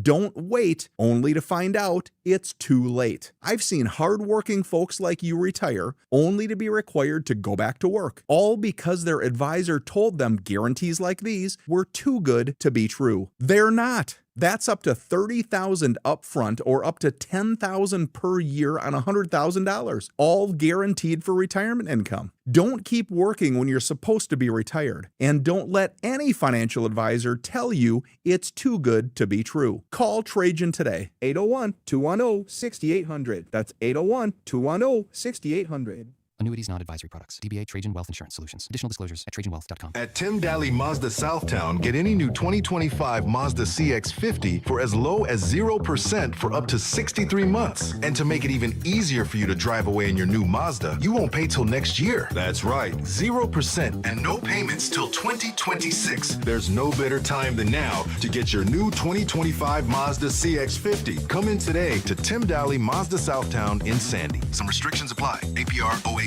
Not available with any other offers. See dealer for complete details. The Missionary Starter Package now at Mr. Mac is everything a missionary needs at an unbeatable value.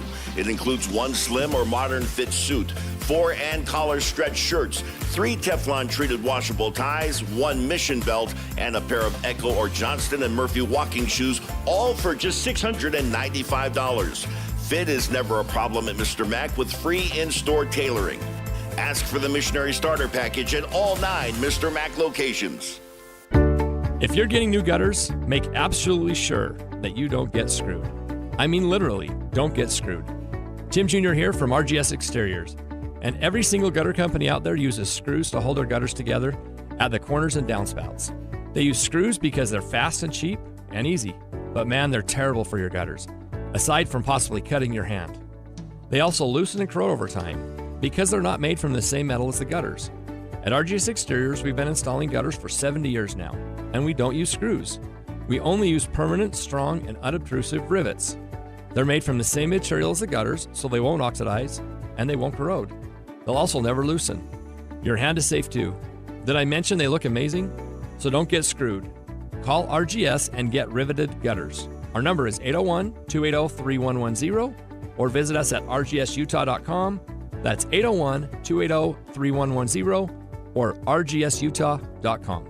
Any Hour Services free furnace sale is going on right now. Schedule a free estimate by September 30th, and when you have Any Hour Services install a new air conditioner, we'll give you a new furnace for just the cost to install it. For more information, call Any Hour Services or schedule online at anyhourservices.com. This is your Cougars at 30 update. Presented by Kenny J's Barbecue on 97.5, the KSL Sports Zone.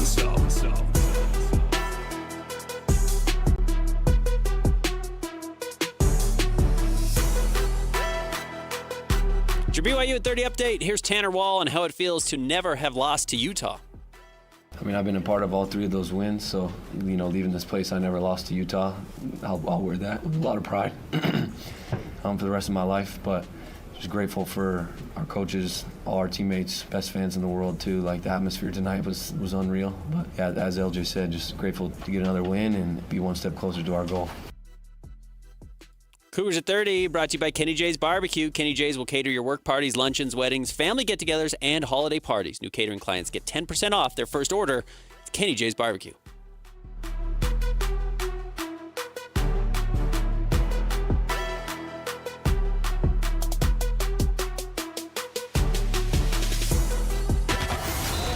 It's another battle for the Aggies, and the KSL Sports Zone has it covered.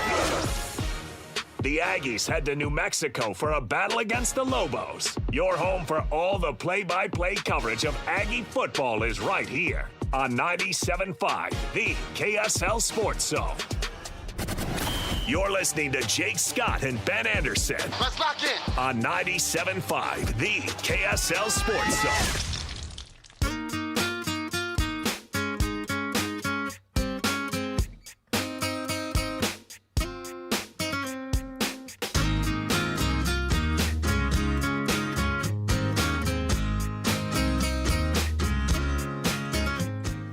Jacob Ben, want to remind you, you can nominate the sports volunteer you know for the Hercules Hero of the Week. Submit your nomination at kslsports.com/contest and listen every Thursday to JJ and Alex for the winner.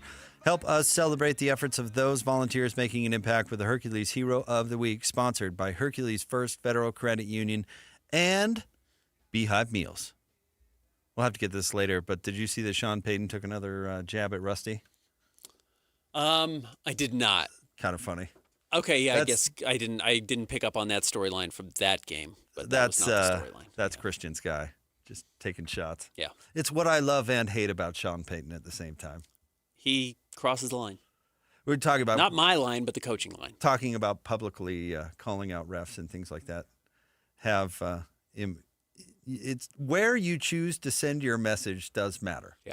Chris Hill yelling at the head of officiating for the Pac-12 behind the scenes that accidentally got picked up by the press conference mic is a lot different than an actual press conference calling out officials. Where you do it does indeed matter. Ben, my question to you is, can BYU repeat their recipe for victory against the teams left on their schedule, and how many times? And when I say recipe, I mean play great defense and have just enough offense to win the game. Like, for example, the recipe for Utah against Texas Tech was the same, and they could not come up with enough offense to beat Texas Tech. Yeah. Can BYU come up with enough offense to beat Texas Tech, if I were simplifying my question? And we can say Iowa State and the mighty Bearcats of Cincinnati as well. I'm not going to say no, because sometimes it happens. There are teams that win an insane amount of close games that, whether fans want to admit it or not, there is a lot more, phrase I like to use, monkeys and typewriters out there than we like to realize. There is a lot of randomness. And when you have enough seasons and enough teams playing enough games, you're going to get randomness of everyone flipping a coin, and someone's going to flip a coin that goes heads 10 times in a row. Even though the odds say it's really never supposed to happen, that will happen. Yeah, the freshman punt returner who's played great all year is going to misjudge a punt. Yeah, I got you. That's going to happen. Yeah. You know, you can look back at Utah's 2008 season. It You went won their a way. bunch of close games. You know, but that was their recipe too. Whether, you know, we remember that offense for Utah fondly, but it was a great defense, and they just needed enough offense to get by Oregon State. Just enough offense to get by TCU. Now, they beat up BYU pretty good that year because Max Hall threw all those interceptions. But Right. that was the recipe for their success as well. So I don't want to say it can't happen. And, you know, look at the Kansas City Chiefs last year. They made the Super Bowl by winning close games in the flukiest ways over and over and over. I mean, they got a bye week, I think, in the first. Yeah, they were 15-1 last year. 16-1? 16-1 last year in the regular season because they won all these random close games. And eventually it caught up to them in the Super Bowl when the Eagles crushed them. But so I'm not going to say it's not possible for BYU to beat Texas Tech and Iowa State and Cincinnati this way. Certainly Iowa State, who can't score either. I do think in your playing on these narrow margins over and over, it's likely to come back and haunt you. And the one thing I would say is Bear has been considerably better at home than he has been on the road. He was not particularly good at Colorado. He was not particularly good at Arizona, and he had turnovers in those games that cost them.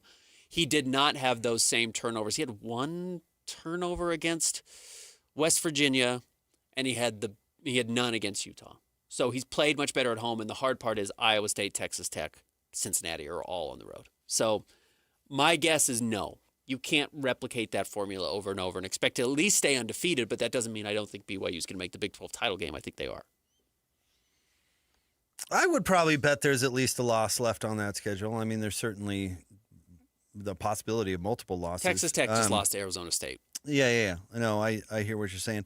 I'm trying to think if the home road thing matters that much, if that's causal or coincidental. Probably as a freshman, there's probably some there. You would maybe expect them to get better. I don't think he's going to have to play a perfect game to beat Iowa State. And by perfect game, I mean, keep in mind, we're talking about just don't screw it up. That's the bar. Yeah, don't have the big turnover. He didn't have to have the perfect game against Colorado. That wasn't necessary. Right. It wasn't necessary against Arizona. And the fact is, when he did have the mistake-free football, that was in the most important time of that Arizona game. Mm-hmm. He was really clutch when his team needed it the most, which is probably a good sign. Not making any turnovers against Utah, I think, is a big deal. You were saying the emotional factor about it. You were talking about that earlier in the show. The fact that the Frosch quarterback wasn't affected by that, I think, is a pretty good tip of the cap toward him. I didn't think Utah's defense played badly. No, they played well. I mean, the Bear dragging half of them into the end zone wasn't the best look of the world. But They I had thought some third downs that they should have gotten off the field where they didn't. They allowed BYU to either pick up a first down or get to a fourth and manageable. But for the most part, I thought they were pretty good. The touchdown pass to Chase Roberts was way more about BYU than it was Utah. Mm-hmm. I mean, maybe I'm trying to remember who the corner was. Maybe you can make an argument he was beat off the line a little bit, but that throw was perfect and right on the line. I don't know if there's much you could do about that. I didn't think Utah's defense played badly. I thought L.J. Martin really ran the ball well, in spite of a good defensive performance from Utah. I think you should give him credit, but I don't think there's much. The defense didn't lose them that game. No, not in my opinion. Utah lost the game because of the mistakes they made, and BYU won the game by capitalizing off of those mistakes. But the point is, the Bear played mistake-free football against a good defense who was playing well. That is my point. Yeah. I don't know if Arizona is a good defense. They certainly weren't playing well at times. Yeah. And he made mistakes against that Arizona team. He threw the first interception against West Virginia, who can barely field a football team these days. You know, that's not good. The fact that he didn't do that against Utah, I think, is a great sign because it shows he's not, to quote Quinn Snyder, don't throw that pass. There's a guy there. Yeah. Well, he didn't throw that pass. Well, he kind of did once, but anyway, he didn't throw that pass in this game. That's why BYU won. So I will see if he can replicate that on the road. And again, I don't want to pretend, I don't want to sound like I'm moving the goalposts for Bear Bachmeier, but he's moving the goalposts because BYU went into why would we expect them to win the Big 12 when you've got a true freshman quarterback to now they're in the driver's seat to win the Big 12 with a true freshman quarterback. So now you have to go and prove that you can do it on the road. Now you've got to prove that you can go do it at Iowa State and you can do it at Texas Tech and you can do it at Cincinnati. You know, you've got to keep the expectations continue to rise with every game, so you have to reset how he has to play. They don't need that to win, though. Agreed. I mean, we can talk about expectations from bozos like us, which doesn't matter, but they don't need him to get better to win. They just need him not to screw it up. That's the point. They don't, like, we can talk about moving goalposts and do we now expect him to come out and throw for 350 yards a game? They don't need that. If that happens, that's good for them, but they don't need that. He doesn't have to play mistake-free football on the road to beat some of these teams. If to go to Lubbock and beat the Raiders, he's probably going to have to be pretty mistake-free. But he can go on the road at Iowa State at Ames and throw a pick, and BYU can still win. Again, 100%. I think against Iowa State certainly because they can't move the ball either. They can't move the ball. So I don't know. We can talk about moving goalposts and expectations, but my point is they don't need him to be John Elway to win. They don't. They just need him to not be Ty Detmer when he played for the Browns. Yeah, I totally agree. I think that's fair. Now, yes, the question does become: is that good enough against Texas Tech? Is that good enough against Cincinnati? Both of whom can move the ball. I would say yes. As long as BYU can be just good enough. Texas Tech's offense isn't anything to write home about. Where does it rank in the Big 12? Is it not number one? I'd have to go look. Give me a second. And maybe it's not after this weekend because they only managed in the low 20s. But BYU. But they didn't light it up against Utah. Texas Tech? No, the fourth quarter they did. But before that, no, it was a low-scoring game. Right. And they don't even know who their quarterback is. But BYU's offense is certainly nothing to write home about either. No, but that's the point. No, that's the point, is how it is not anything to write home about. Can it be just good enough? Which is why I think they are going to beat Iowa State this weekend. Because, I think so, too. It's probably another 24-21 game, which, I make fun of Matt Campbell a lot because that's every Iowa State game. It's 24-21.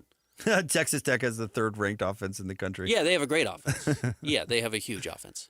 Where'd they get all those yards? It wasn't against Utah. I mean, no, I was kind of basing my take on the game against Utah. And Baron Morton did not play this Kansas? weekend. Yeah, they have 500 yards. Or no, that was Cincinnati. Oh yeah, they did have a big game against Cincinnati. So Baron Morton didn't play this weekend in their loss to Arizona State, and that's obviously notable. You lose your starting quarterback and you play your backup, it makes it really dangerous. Which does go back to our Bird Ficklin conversation of, I think Bird might be a better passer than what we've seen from Devin Dampier.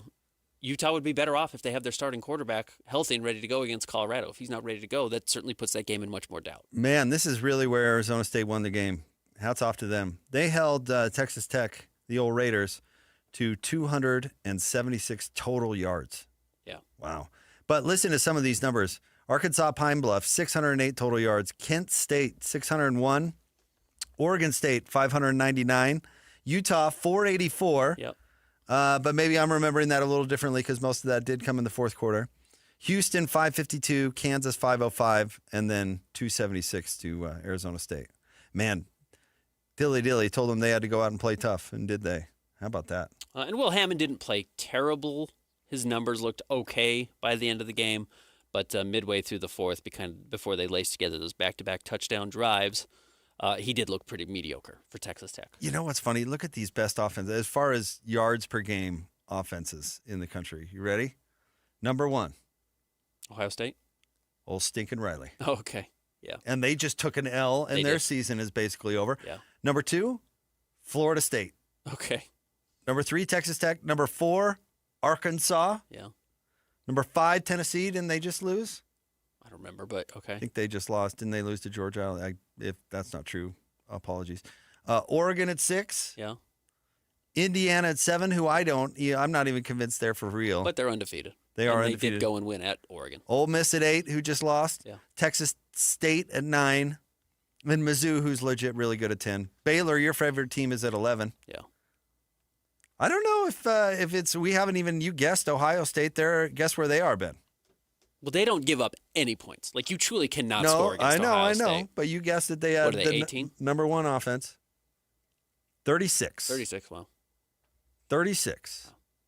In fact, BYU at 34 is ahead of them. And again, some of these numbers. Utah's at 22. We're talking yards per game offense. Like, Utah's at 22, and their offense is their problem. Yeah, it is. There's funny numbers in there, and you have to look at the context of it. Like Ohio State, because they don't have to score, there's a lot of second halves where they are not playing to run up the score. You know what I mean? Where a lot of teams have to keep scoring every game as a firefight, and you have to score every drive to be able to stay in it. Or Ohio State's not above and beyond everybody And maybe else. they're not. They do have a new quarterback, so yeah, not everything's perfect for them. Because I do think that era of just assuming teams are good because they're good year to year, I think that might be over. Certainly more parity than there's ever been before. Just look at. But I don't think the teams are as good. No, yeah. Look at the win percentage of the top 10 teams in the country. Look at the win percentage of the top 25 teams. When I say the Big 12 might not be that good this year, college football just has way more parity than it's ever had.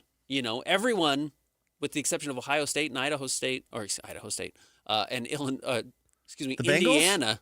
Jeez, Indiana, mixing up my eyes, and Ohio State. It's like everyone's got a couple of losses. BYU randomly is undefeated as well. Credit BYU for that, but. There's not a lot of undefeated teams the way there used to be at this point in the college football season. One of the issues, you see this red zone number for Utah, so much success in the red zone. They've got all these trips to the red zone, and they score when they get there. It is nice to score once you get there. They didn't do it against BYU very well. One of their other issues is they don't have big plays through the air, so they get into the red zone a lot because they have to continue to play, in baseball, small ball. You have to continue to manufacture points without the ability, other than Daniel Bray's big 50-yard run. Utah's not scoring on 75-yard touchdown passes. They have to get into the red zone and then punch it in and really work their way into the end zone. And while you look at the red zone trips and that looks really successful, it becomes difficult. And maybe it tells actually a different story than the one a lot of fans are reading into. Utah, they ran the ball enough to win. They ran the ball for 226 yards. Utah had 470 total yards. They outgained BYU by 100 yards. No, again, it goes back to if you're a fan and you're freaking out and you're melting down about this loss, I don't think you honestly need to. Well, you should freak out and melt down, absolutely, because your conference title hopes are over. Yeah, they are. So that's what you should be freaking out about. But I don't think it needs to be a big status of the program, sky is falling. It's not. I don't think it is. It's no different than any other conference game. It's not. It's different to us. Because of the dynamic and the people that we talk to. And it's different for fans because they have to answer for it at church or at school or at work or whatever. And there is no macro, whereas does this take a bite out of the other? I think Utah has to figure out how to be good in this new world where they don't have any sort of financial advantage over their competition. Mm-hmm. They even had a financial advantage over the competition in the Pac-12. Because they had a higher recruiting budget than anyone else in the league because they were not fiscally insane like the rest of the conference was. Cal was funneling every dollar it got into financing the refit of their stupid stadium where it didn't even do anything. UCLA is so horribly mismanaged. I love everybody talk about Kalani to UCLA. He would have to be high on peyote to take that job. Yeah. He would be a crazy person. Now, would I leave to take Florida? Maybe that's a different conversation that I'd have to think about. If I were Kalani, would I leave to take UCLA? Absolutely freaking not. No, it's a terrible job. Not in 100 years. Yeah. So Utah is going to have to figure out how to make a dollar out of a dime, which actually they've been pretty good at in their history. BYU is playing with a different deck. They are. They've got a different thing. They've got... Who's the guy paying the fine for the stupid field rushing? The Crumble CEO. He's my least favorite person. Can we nominate him for Bozo of the Week? Why? Don't let fans off the hook. They should be fining every single one of those fans. If they don't want to take my suggestion of tasing every single one of those fans, then they could at least fine them or fine the schools so that maybe we'll do something about this. I hate it so much. BYU got fined because the fans stormed the field, and the Crumble CEO's paying the fine. They should reject his check, make it come right from the school. In fact, take it out of some department that can't afford it. This is coming from the chemistry department. Tell those idiot students to stay in the stands. $25,000. I wish it was $25 million. No, that was the Sun Devils fine. Do we know what the fine was? Do we know what the number was? Yeah, don't take him off the hook, Crumble guy. Come on. All right, stay tuned. We'll have more coming up next. Jake and Ben, 97.5, the KSL Sports Zone. It's game week for the Utes, and the KSL Sports Zone is getting you ready for kickoff. The rivalry game may be over, but Big 12 play continues on for Kyle Whittingham and the Utes as they welcome in Coach Prime and Colorado to Rice-Eccles Stadium. Listen all week long for the best coverage of Utah football and your chance to win tickets to the game. Then catch college football Saturday game day at 10 a.m. with the postgame show immediately following the game on KSLSports.com. Let's go then. Let's go, baby. Your home for the best coverage of Utah football is live on air, online, and on the KSL Sports app. This is 97.5, the KSL Sports Zone. Let's be honest, shopping for insurance isn't exactly a thrill ride. But saving money and avoiding costly insurance mistakes? That's a win. Join us at Farmers Insurance in Bountiful on October 22nd for the Zone's BYU Preview Show at the Mason Crapo Insurance Agency, 106 West 500 South. Learn how a local team can help you review your policies and save big. Plus, grab some incredible beef from Bar W Beef right on site. Learn more about personalized insurance from a trusted agent. Hey, Doug. Oh, hey, Kelly. Welcome back. How's the new Outback? I love it. Glad to hear. I was wondering if I could test drive maybe another? Of course. Which one? How about that one? But that's another Outback. You already have an Outback. Yeah, but I don't have a red one. Test drive the new 2025 Subaru Outback at Doug Smith Subaru in American Fork and get 1.9% APR financing for 72 months on all new 2025 Outbacks. No one knows Subaru like Doug. I'm Walker Kessler, and I play basketball for a living. So I know how important it is to have the support of a team you can trust. That's why I love UCCU.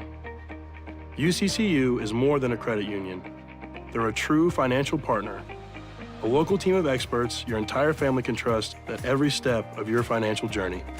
Just visit uccu.com and elevate your banking experience. Discover the exceptional value of Bar W Beef, where quality meets convenience. Bar W Beef's dry-aged beef, aged for 14 days, offers rich marbling and tender texture, perfect for grilling, roasting, or pan-searing. Enjoy the rich flavor and generous size. Shipped directly from the ranch to your door. Now hosting one-day pop-up events, go to barwbeef.com to find a pop-up event near you, or stop into the store in Nephi for weekly in-store specials. barwbeef.com. That's barwbeef.com. At Peach Windows and Doors, they help homeowners stay in the homes they love while upgrading to the elegance, efficiency, and natural light of today. With hundreds of 5-star Google reviews, their clients know Peach Windows and Doors deliver what they promise. I wanted to replace standard-size French doors with a large custom sliding door. The update required checking a weight-bearing wall. Plus, I wanted a couple of different styles of windows. The new sliding door created a much brighter and open look. Peach was so helpful along the way with recommendations and ideas, and the installers were efficient and respectful of my space. I was thrilled with Peach Windows and Doors. Give your $1 million home the $1 million feel it deserves. Don't wait on that someday project. Visit Peach Windows and Doors Salt Lake Showroom. Schedule a free in-home visit. You can also explore at peachwindowsanddoors.com or just call them at 801-566-1255. Peach Windows and Doors, where amazing home transformations begin. Get ready, Utah. Mountainland Supply is bringing Milwaukee Counter Days to a branch near you. Join us for a one-day only savings. 10% off all Milwaukee power tools, hand tools, and accessories. Plus, free sale day only items. Start your morning with a light breakfast, stick around for a delicious barbecue lunch, and connect with the Milwaukee team. We'll be in Richfield October 16th, Salt Lake Drilling and Utilities October 21st, and Far West October 23rd. Don't miss it. Mountainland Milwaukee Counter Days. Food, freebies, and fantastic savings. It might only be October, but Utah is getting ready for a brand new immersive holiday tradition in South Jordan. Step into the magic at holiday lights at the ballpark at America First Square, sponsored by Mickey Couture.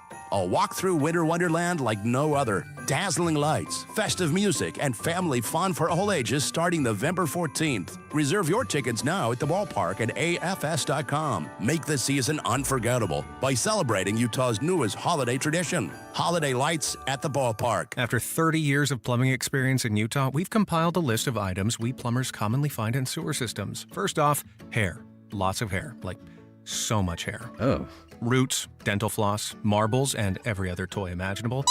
Dentures, watches, coins, live animals, also dead ones.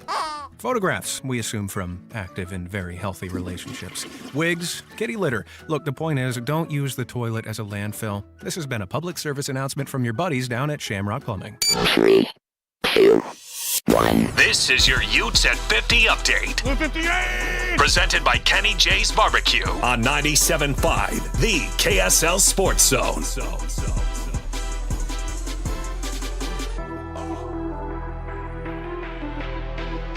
It's your Utes at 50 update. Here's Kyle Whittingham's thoughts on the defense down the stretch.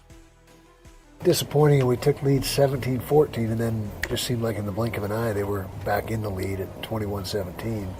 We didn't play the quarterback run game. That QB draw really was damaging. It wasn't third and a lot, and you got the QB draw down there in the red zone. So we just didn't play as well as we needed to. Utes at 50, brought to you by Kenny J's Barbecue. Kenny J's will cater your work parties, luncheons, weddings, family get-togethers, and holiday parties. New catering clients get 10% off their first order. Check them out online, kennyjsbbq.com, or go see them at the District. It's Kenny J's Barbecue.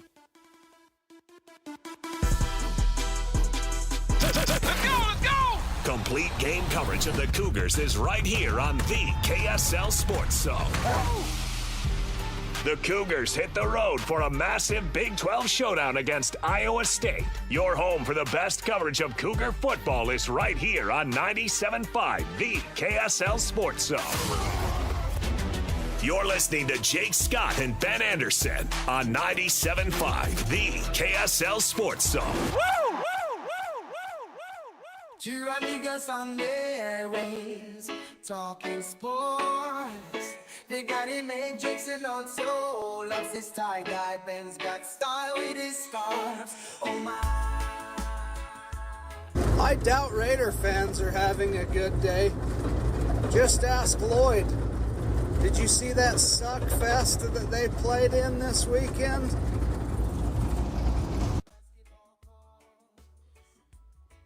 U-fan here. Oh my gosh, I am so sick and tired of hearing about analytics and the math. It is so boring. It just sucks the life, the heart and soul out of the game. Football games are about momentum, and ending the drive with 3 points isn't as good as ending the drive with 6. But at least you get some level of satisfaction out on the field as a player. Just kick the field goal. It's just way too cute. Go Utes. That was Larry and then Ryan. Excellent takes from both call-ins. By the way, you can always use the call-in feature on our KSL Sports app. Whether you're streaming or listening to the radio or even podcasting, just say, this is for Jake and Ben, and send it on in, and we will play it. Yes, Salazar's Raiders lost 31-0 yesterday to the Chiefs. So that was nice. Unfortunately, you and I, we try to not set up the show. That's Christian's job. He's the producer. We did have to tell him we had to cancel his Broncos guest, which he wanted to lead the show with at 10 o'clock because of the comeback against the Giants, which was unbelievable. To score 33 points in the fourth quarter and win 33-32 is maybe the craziest score I've ever seen in a game. Okay, you brought it up. Can we talk about the Sean Payton insult? Yeah. We'll do it fast, I promise. Do you have the sound? All right, this is Sean Payton again playing the Giants yesterday, which is important. And Rusty Wilson currently plays for Ben. Who does he play? Did they release him? No, he still plays for the Giants. They're just not playing him. Yeah. All right, here's Sean Payton's comments. They found a little spark with that quarterback. I was talking to John Mayer not too long ago, and I said we were hoping that change would have happened long after our game. Hilarious. Said he wished he would have played against Rusty. Wish Rusty were still playing. Hey, Jackson Dart's a good player, man. Good for him. And then, hey, that type of magic you're getting from Bo Nix right now, that's hard to replicate. That's the guys who have the quote-unquote it factor. He's got it. We would have clowned this team if Rusty were still playing. This segment brought to you by Peach Doors and Windows. Amazing home transformations begin with Peach, where 5-star reviews are the norm. Call them today for your free in-home estimate, 801-566-1255. Peach Doors and Windows. Hans and Scotty, you're coming up next. 97.5, the KSL Sports Zone. Want to get the latest info on Utah's newest sports franchise? Sign up for the Utah Mammoth newsletter. Get exclusive analysis. Plus the latest news and notes on the Utah Mammoth. Sign up today at KSLSports.com for the Utah Mammoth newsletter. Get the latest Utah sports headlines delivered to your inbox with the KSL Sports newsletter. From the Jazz, Utah Hockey Club, BYU, Utah, Real Salt Lake, and more. Be in the know of all things sports in the state of Utah. Visit KSLSports.com to sign up for the KSL Sports newsletter. Ski Chevy is back with season passes to Solitude Mountain Resort. So drop into a participating Rocky Mountain Chevy dealer now. Plus, upgrade to a discounted Icon base pass when you purchase or lease any new Chevy model. From powerful trucks like Silverado to our versatile families of SUVs. Retail value per pass is $999. Offer valid while supplies last or until 10/31/25. See participating dealer for complete redemption details, vehicle eligibility, and restrictions. See your Rocky Mountain Chevy dealers today.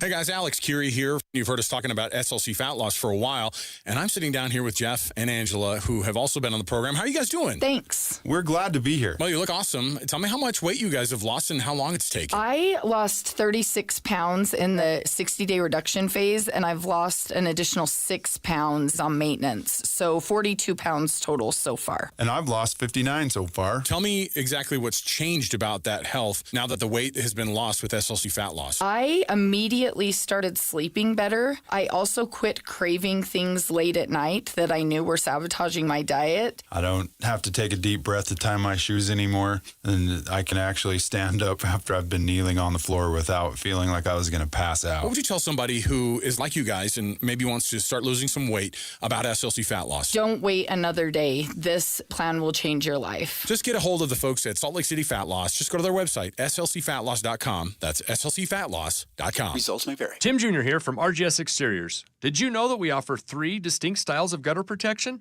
Each one meant to handle a specific leaf problem. You might not even know there are different styles of gutter protection, but there are. And if you pick the wrong one, it could be a huge waste of money. Now, the big gutter guard companies won't tell you this. They try to sell you a one-size-fits-all gutter guard. And it could be completely wrong for the amount and types of trees and leaves you have. Not RGS Exteriors. We understand which kind of leaf problem needs which kind of gutter guard. We'll do an in-depth evaluation to assess the types, locations, and numbers of trees in your yard. Based on that data, we match your home to the right gutter guard. So don't risk wasting money on the wrong gutter protection. For a free evaluation and estimate, call RGS Exteriors at 801-280-3110 or visit rgsexteriors.com. That's 801-280-3110 or rgsexteriors.com. At Tim Daly Mazda Southtown, get any new 2025 Mazda CX-50 for as low as 0% for up to 63 months. And to make it even easier for you to drive away in your new Mazda, you won't pay till next year. That's right, 0% and no payments till 2026. There's no better time than now to get your new 2025 Mazda CX-50. Come in today to Tim Daly Mazda Southtown in Sandy. Some restrictions apply. APR OAC. Not available with any other offers. See dealer for complete details. Since 1954, Mountain Home Services has been Utah's trusted name in home comfort. Right now, get your AC and furnace tune-ups for just $49. A furnace tune-up helps prevent wear and tear, catches small issues early, improves efficiency, enhances safety, and keeps airflow balanced, adding years to your system's life. And Mountain Home Services is not just heating and cooling. They offer free second opinions on everything, including electrical, plumbing, and fireplaces. Plus, you're backed by Mountain Home Services' upfront pricing guarantee and 100% satisfaction guarantee. No surprises, just honest service. Call 801-543-2222 or visit mountainhomeservices.com to schedule your $49 tune-up today. Mountain Home Services. Comfort starts here. Again, that's 801-543-2222 or visit mountainhomeservices.com to schedule your $49 tune-up today. You don't show up to Lavelle Edwards Stadium halfway. Neither should your energy drink. Bucked Up Energy gives you smooth, long-lasting power. No jitters, no crash. Just focus, flavor, and pure Cougar drive. Grab a can of Sour Bucks or Rocket Pop on your way to the game and taste why athletes and fans everywhere get bucked up. Visit your local Bucked Up retail store today or go to buckedup.com and use code ZONE to claim 20%. Bucked Up Energy, built for game day, made for every day.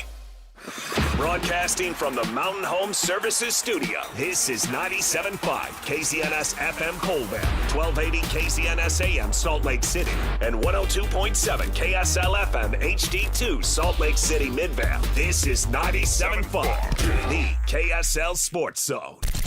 The noon hour is here. Check it out. And you're locked on to Utah's highest rated, most listened to sports radio station. It's my station. It's my station. This is Hans Olsen and Scotty G on 97.5, the KSL Sports Zone.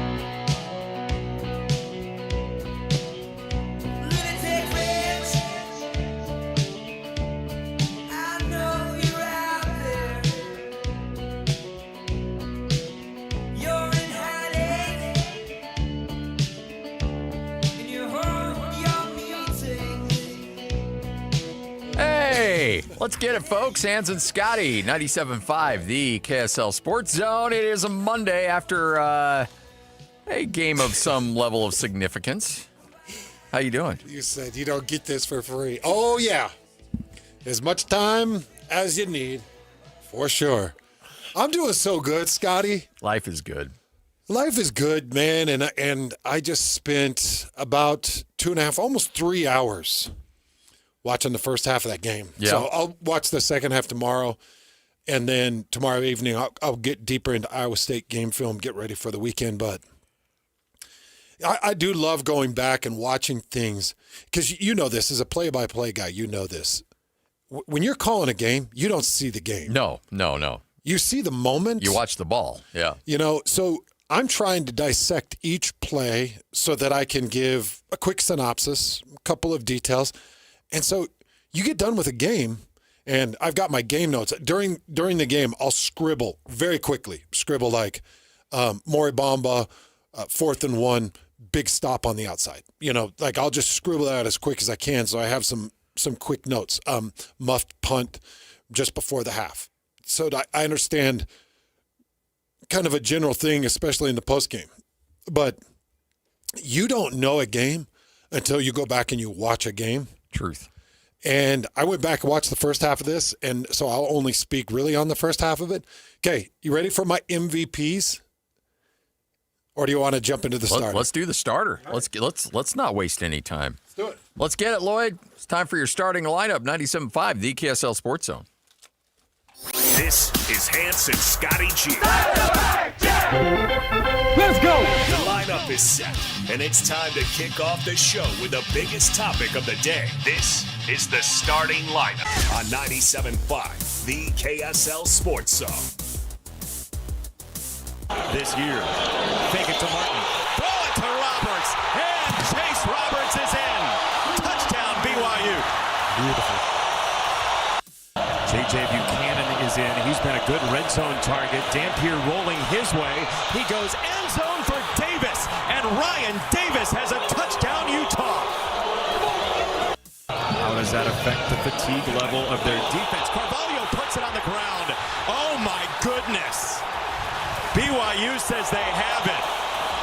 Best third down team in the country has forever to go. 3rd and 15. Pressure coming again. Dampier has to uncork. He's got it to Bentley. Dallin Bentley, the tight end. And he flips it away. Merriweather on the move. And it's officially a fumble to Merriweather. This is Bray running left behind Mokafisi. Bray is free. He got by Wall into the end zone. Touchdown, Daniel Bray. Utah takes the lead.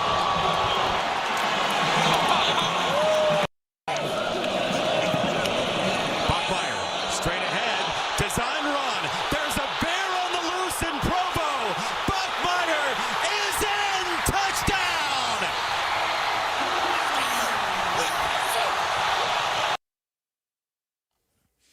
That wasn't bad. Oh, good cuts. Good cuts, Lloyd. By the way, Jason Nice Benetti montage. does a great job on Fox. Good baseball I announcer. thought it too. was pretty decent. No, he does a good job. The bear on the loose in Provo. Yeah. As Bear was fighting his way into the end zone, for that touchdown. It's an iconic moment. That will be remembered forever in this rivalry. You said it on the map, and I totally agree with you. Yeah. The more you think about it, the more you think back to that game, that run will be iconic. 3rd and 10. Yeah, and just kept chugging. Yeah. I still can't believe what he was able to do just in general in that game. So I hesitate because post-game, Greg and I always come up with the MVP and then the steel man of the game. Yeah. There's two guys. So dude that's just been the roughest necked and then the MVP. We gave it to Bear Bachmeier and LJ Martin because it's always the obvious guys because they're the ones with the ball. You call their name. Did Bear get MVP and LJ get steal or vice versa? LJ steal. Okay, yeah. Bear Bachmeier. Because I agree with that. MVP. Because LJ was stoning dudes. He was setting a great pocket. Yeah. Great pocket. But went back and watched this game again. And you know, I don't like to do the trendy thing. You know that. So, I know. I mean, I'm just not – I try to look for things that actually make a football team click. So my offensive MVP for the first half of this game is Carson Ryan. Holy cow, Scotty. He owned it. He dominated. All his pulls, his traps, his motions, his blocks, his movements, his power, his pad level, his hand placement, his foot drive, his route running, like it was all excellent. Like Carson Ryan is the MVP of that first half. Most of the yards that LJ Martin was getting were right behind Carson Ryan or off a Carson Ryan block. And Carson Ryan was tasked with many one-on-one blocks. So he would connect either right or left, so next to Jota or next to Gentry, and he would connect, and you would have an edge that would walk up or a DN that would stay wide. Anybody that was on him in any of the interior zone blocking, he was manned up. He was manned on. So he had to connect to that defender, drive his feet, and a lot of times what was happening was he would get in between the defender and LJ Martin. LJ would come towards Carson Ryan, get in the gap. Carson would start to angle the block, and LJ would kind of bump into Carson's back, and it would give him just the amount of pressure to start moving his D end or his outside linebacker. And then he had multiple trap pulls where he would pull and he would log out, or he would pull and he would loop around. So he was awesome. I think Carson Ryan's been critical to what BYU's doing offensively. And that doesn't even include his pass catching in this game either. Doesn't include his pass catching, and he did have some critical catches. Yeah, he was good in that regard too. He ended up with 4 catches for 40 yards that were really important. 10-yard per average catch, very important, but nothing more important than what he was doing in the blocking scheme. 122 yards for LJ Martin. I would love to go back and just quantify what came off of Carson Ryan's block. I'll give you just the first half. And my idea, my thought of what I saw in the first half, I'll bet 50 to 60% of the yardage off LJ Martin was coming off Carson Ryan blocks. He's that good.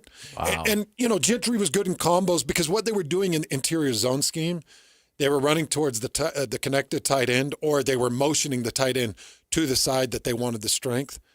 And they were comboing the down lineman with the guard and the tackle. So comboing the main down lineman, using Carson Ryan as a man on, not to drive, but just to log or to stop or to, slow down, and then let the seam slip in between those major down blocks from the combos and keep that man on the outside.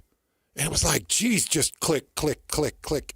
And nothing, like I talked about in the map, the longest run was 17 yards. For a 122-yard day, yeah, Scotty, you don't see that a lot. Typically, there's a 52-yarder in there, yeah, or a 48-yarder in there, right? Yeah, I mean, and you're right, and you mentioned this yesterday on the pod. You were like, hey, there wasn't that one where you could pull out and say, well, there was that 60-yarder. You took that out of it. No, like it was just death by paper cuts. It was. And so I want to point out to the other side, because I didn't see it during the game, because as a color analyst or a play-by-play for a particular team, and this isn't how you really do it in the bowl games, but a particular team, you do definitely watch that side of the ball more, Yes, right? correct, 100%. Okay, so there were things that I missed on Utah's side that I really watched through the beginning half. Scotty, they went big, they went jumbo, and they were trying everything they could just to overpower and outman BYU's defense. And they had multiple lineups. You know, you saw big number 99, Taulonga. Yeah. Simi Taulonga. You saw him moving bodies around. You saw his reception on the outside. You saw another drop down to a screen. The screen kind of got blown up. But I do believe that it was a pyramid screen to the outside. And Dampierre was dropping back, and it was just the instant pressure on Dampierre, so it screwed things up. So he dropped it down to Taulonga, and it just didn't work. But they really lined up with an intent to wear down, push back, and methodically overpower BYU's defense. Yes. That was their idea in the first half of that game. I can't speak to the second half. First half, their jumbo lineup was nasty. That's a lot of big boys. Some beef. Pushing you and comboing and coming downhill and hitting you. When you got a dude built like Taulonga who's coming downhill like that, it's grinding. It is wearing. The other guy that they were using in the jumbo packages is number 49. And let's see, why am I not seeing 49? Through the first half of the game, they were using Lander Barton in a lot of the blocking scheme, and Lander had a couple pancakes. Yeah, I saw. Man, he had a couple of nasty pancakes. And I'm trying to find number 49. Lloyd, who is 49 for? I think it's Tautioli. Oh, yes. That's exactly what it is. Good, Lloyd. Yep. Tautioli was... Tatonka. No. Tautioli. Yeah. Sonia Tautioli. How far back does that go? That's a long time. That's like 5-6 years. That was an Austin creation. Because Austin did that. Yep. That might be 2014, 2015, that Tautioli was playing at BYU. Yeah. But they were connecting 49, and it was a lot of power. So, by the way, I loved the Bray design and concept. Yes. So they, instead of going Smith Snowden or Jackson Binney, they were using Bray. And he's a speed demon. He's extremely fast. But this was what was so interesting about that whole offensive concept that was drawn up. It was either a big hit or a big miss. Mm-hmm. It was either a run for 14 or a loss of 2. And the crazy thing is, the loss of 2 came on that first fourth down. Yeah. Yep. That was a Bray end around. Yep. And Maury Bumble was on man-to-man coverage. He came from the other side, manned up because Bray came in motion. And there's something about that play. It does not make sense to me because Bray is fast. And all he had to do is just throw the Jets on. So I don't know if he didn't understand the magnitude of being in the red zone on 4th and 1. It's not about, hey, let's kind of feel this out and see how the gap opens. It's, I'm going to get this ball from the quarterback, and I am going to use every ounce of speed I have to get to the pylon. Because when that play was setting up, didn't you think first down? I thought, not only did I think first down, I was thinking, touchdown. Oh, this is trouble. Because Maury was, he kind of got held up as he was coming across formation. And I'm thinking, this is trouble. Because it was open. Yeah. And he takes it, and he's chugging. But I'm like, that dude's not putting all the gas pedal down. So I don't know if he quite grasped 4th and 1. I don't know if he lost the idea of man concept, that there was a man trailing him. Because if you do that, then you've got to just press the gas to the outside blocking receiver that's got his hands on a corner and go right at him and just hit into his back. And we'll all go to that first down stick together. But Maury Bamba comes firing out of a cannon. and gets the tackle for a loss. And it's like, what is this guy? Insane team speed. Yes. That's a play you don't expect out of BYU. That is a play you never would expect. That's not your dad's BYU team. That's crazy team speed. Yeah, yeah. And I'll tell you, Parker Kingston, on that touchdown, that end around, he put on the Jets. Yeah. And it was like, geez, team speed. There's a lot of speed on this BYU team. Mm-hmm. There were a couple of mess-ups, though, too. And big plays made by the University of Utah. That touchdown by Ryan Davis, full-blown coverage. And guess who was I always hesitate to do this. I'm pretty sure I know on this one, though. Pretty sure. That was Maury Bamba on man coverage. So Ryan Davis was lined up as the left flank. He was the left wideout. Right before the snap, he takes about a 2-yard jump to the inside, and he was sinking right under formation. Do you remember that screen that Utah threw that was just behind the line of scrimmage? Remember? Yes. Ryan Davis almost bowed back under the line of scrimmage. So it was kind of that route. And Maury Bamba was on man coverage and came to Sunia. No, not Sunia. Satawala. Yeah. Falatau, Satawala, the safety. He came to Falatau, and I think he thought it was exchange because Maury dropped back into coverage on a dig route to a tight end.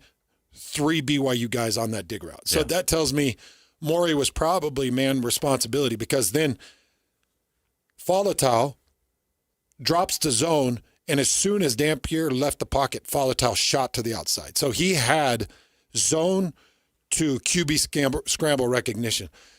So Ryan Davis just goes right into the end zone, and Devin Dampier drops it off. Really nice pocket that was set. Devin with a really nice pass to the inside on that route and blowing coverage, and Utah gets the score 7-7. Like, there were some really good moments for Utah. And I know nobody wants to hear it. Utah fans probably don't want to hear it. They probably have their earmuffs on today. Probably a lot of them not listening. I will tell you, there were a lot of good moments. Oh, yeah, absolutely. Utah had a lot of good moments. The other thing that was pretty apparent to me going back and watching the first half in slow motion, Devin Dampier first half and game plan / Devin Dampier second half was not the same. No. And that's not the same. So something happened. And that's why I think there may have been some level of injury flare-up or something, which is why we saw more of Bird Ficklin in the second half. And that's me just guessing. But the fact that he did not look the same and they were game planning in that second half differently than they were in the first half made me think that there was something going on. I don't know, Lloyd, am I up? Well, Did Kyle address that, or is that potentially going to be in the Is there any the injury? Kyle Whittingham presser with okay. I'm just really curious what exactly happened and the Ficklin usage. And Ficklin did some okay things. But Devin Dampier in the first half was really potent. And then the big thing to end the first half was the muffed punt. Yeah. BYU with a +2 in a turnover category. Kyle will always say, and I guarantee you on his press conference today, it's like, look, if we're -2 in the turnover margin,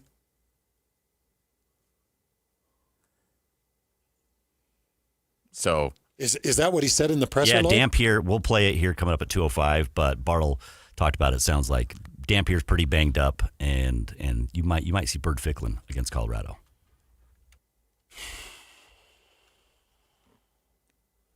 That's tough. Yeah, that's a big blow. That's tough. All right, Lloyd. Don't play it. Do not play it. No. No, I'm not. This is coming off an injury, so I'm not going to do that. When I said, no, I'm not going to do it. And you reached over with the mouse, I'm like, please don't play the I thought you were going to go to break. I was like ready for break. Oh, no. No, that's a bummer. Not the Bird Ficklin is a throwaway. No, I'm not playing that coming off because of somebody's injury. I'm not going to do that. Thank you, Lloyd. You did reach for both Scotty and I saw you. I know, reaching, but I wasn't thought, going for that reason. We thought you were going to the soundbar for some bird's the word. And let's be honest, that hasn't really slowed you down much in the past. So I have integrity. I don't know what you're talking about. And then the end of the first half, there's some things that I'm sure Kalani Sitake will talk to Aaron Roderick about. It shouldn't have ended with a field goal. They were lucky that they were able to get the spike and still kick the field goal, but you're deep in the red zone, and you still got 30, 40 seconds, and you could have spiked on first and got your second and third down plays ready, but you hustled to the dive, you go dive again, and then you go to spike, and it's like, man, that might have been able to be managed a little bit better. Yeah. And I don't like to second guess things. No. But that's one of those things that in the moment, Scotty, there are things that happen in the moment that are really stinking difficult. And it's easy to go back and be like, oh, well, yeah, but you should have.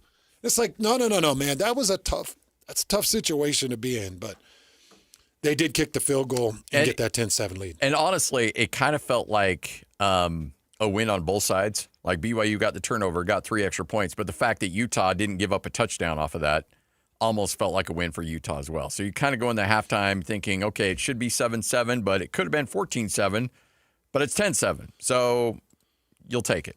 Yeah, if you're Utah. At that point, you definitely take it. And the replay showed that there probably should have been a couple of field goals kicked for Utah. Yeah, and that's the other thing too. And I think Kyle will probably own up to that too. I was talking to Ruth out here, and one of our big bosses. Yeah, Ruth Todd. And she loves football, and she knows football. She knows football. Yeah, she's awesome. And she was talking about the field goals that were left on the field. And my take to her was, I think if I was a head coach in this rivalry game, no matter what year I'm playing it or where I'm playing it, I think I throw analytics out. And I think anytime I can take a point, I take the easiest route to the point. Yep.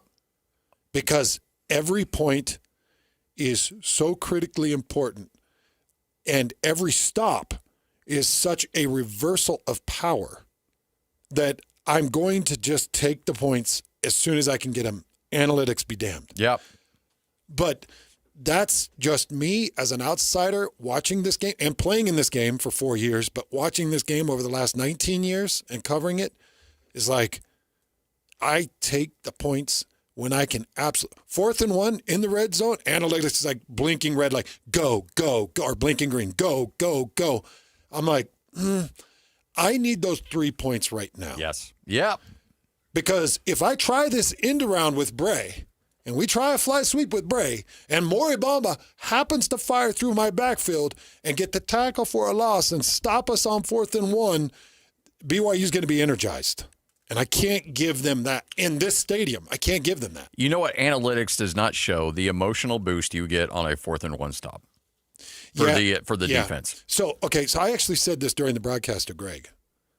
So as a former defensive lineman, to me, the 4th down stop was more motivating, more empowering, more exciting, and more of a jolt of energy than an interception or a fumble recovery. Now, if I'm recovering the fumble, or if I'm causing the strip sack, that you're gonna peak out. But as a defense, if I got a 4th down stop and we took you off the field with no points, there was nothing that energized me or the team more. Because, you go to the ultimate level of competition in alpha. Exactly. Exerting your influence. It's 4th and 1. You know what's coming. Exactly. And we're going to line up and beat you and smack you in the face. I honestly believe that is in the Philadelphia Eagles Super Bowl run. That's what made them so incredibly daunting is I don't care. I'm going to take 3 downs. I'm going to get myself to 4th and 2. And what are you going to do? Anything inside 4th and 2, what are you going to do? Yeah. We're going to QB sneak on you. We're going to tush push. We're going to overpower you. That's demeaning, especially when you can't stop it.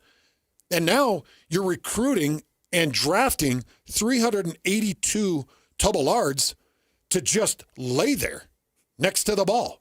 And by the way, that's not a shot at Tyler Batty. Yeah, I was going to say. You saw what Minnesota did. Yeah. Minnesota took Tyler Batty. Just laid him on the ground. And laid him on the ground. And made By him the way, we may have found a little kryptonite to the tush push. Minnesota might have cracked it. Yeah. We'll see. But I don't know what it's such a weird thought to lay somebody or even just to get into like a kneeling fetal position. It's with your side to the center. It's a weird thought. But you got to stay. You almost got to lay flat because the center will drive his helmet right into your ribs, and he'll crack them. That's what I'd do. Yeah. If I saw exposed ribs, if anybody was turned to the side on me as a center, I would. First, I'd drive my helmet in your ribs, and then I'd throw a punch into them because I would want you to understand that's a really dumb idea. Yeah, and you need to go yell at your defensive coordinator. And then you imagine being like, "Hey, we're activating you off the practice squad." All right, what now? Well, you're not going to like this, but we need you to do this. So you're on the 53, but you've got one sole purpose. You're going to lay sideways in front of a diesel truck. Yeah. So, okay, so I'll you know what? I'll say it because who cares? I can't get in trouble for it anymore. But, okay, so if you want to lay down in front of me as a center, the first time I see you do it, I'm going to take my hand right over the top of you. I'm going to bring my knee right down to those ribs. I'm going to try to break them. Because you're leaving your ribs fully exposed to me. Okay, so you'll tuck your arm. I'm going to try to break your forearm with my knee. So I'll come over the top and bring my knee with all kinds of momentum right behind me. And then we'll just tell our quarterback, just jump a little. It's like going over a speed bump. Just jump a little. We all just jump a little. They'll figure it out. But I did like the ingenuity of it. Oh, yeah, for sure. All right, Hans and Scotty, 97.5, the KSL Sports Zone. Josh hanging out with us. Josh, I promise you, no broken ribs for you today. I'm a little stressed now. I can't promise. I can't guarantee it. But you know what? I won't lay on the line of scrimmage. Yeah, you get your roof replaced by IWC. You will guarantee the quality of that thing. For sure. No broken ribs. Have no you broken ever, ceilings. Have you ever fallen off a roof? I have, actually. Have you really? It's sketchy. That's Thankfully, not fun. No, it's not. It's so scary. So, yeah, I slid right off. It wasn't even steep, wasn't anything. It was just a wood cedar shake. Yeah. And there was a little bit of morning dew on it, and I stepped wrong and just slid, and there was nothing I could do. Just slid right off. How bad did you get hurt? Thankfully, I didn't. Really? I walked away unscathed. Like, did that really just happen? Was the crew like landed and tuck and roll? And, we know we can't laugh, but we want to laugh. Oh, they all wanted. They were, yeah. But I didn't hear the end of it for 4 years. Hey, so. I got to give you a story only because it'll go right into the thought of making sure that you're hiring your roofing and not doing it yourself. My brother asked me to put the roof on his house back in Idaho about 25, 30 years ago, and he had a colonial style house, so it's basically it's a big rectangle box with 2 stories and a really high peaked roof. And we were up there putting on the tar paper. Mm-hmm. Is that tar paper? Is that the That's what it was 45 years ago. Yeah, so it's probably the tar paper.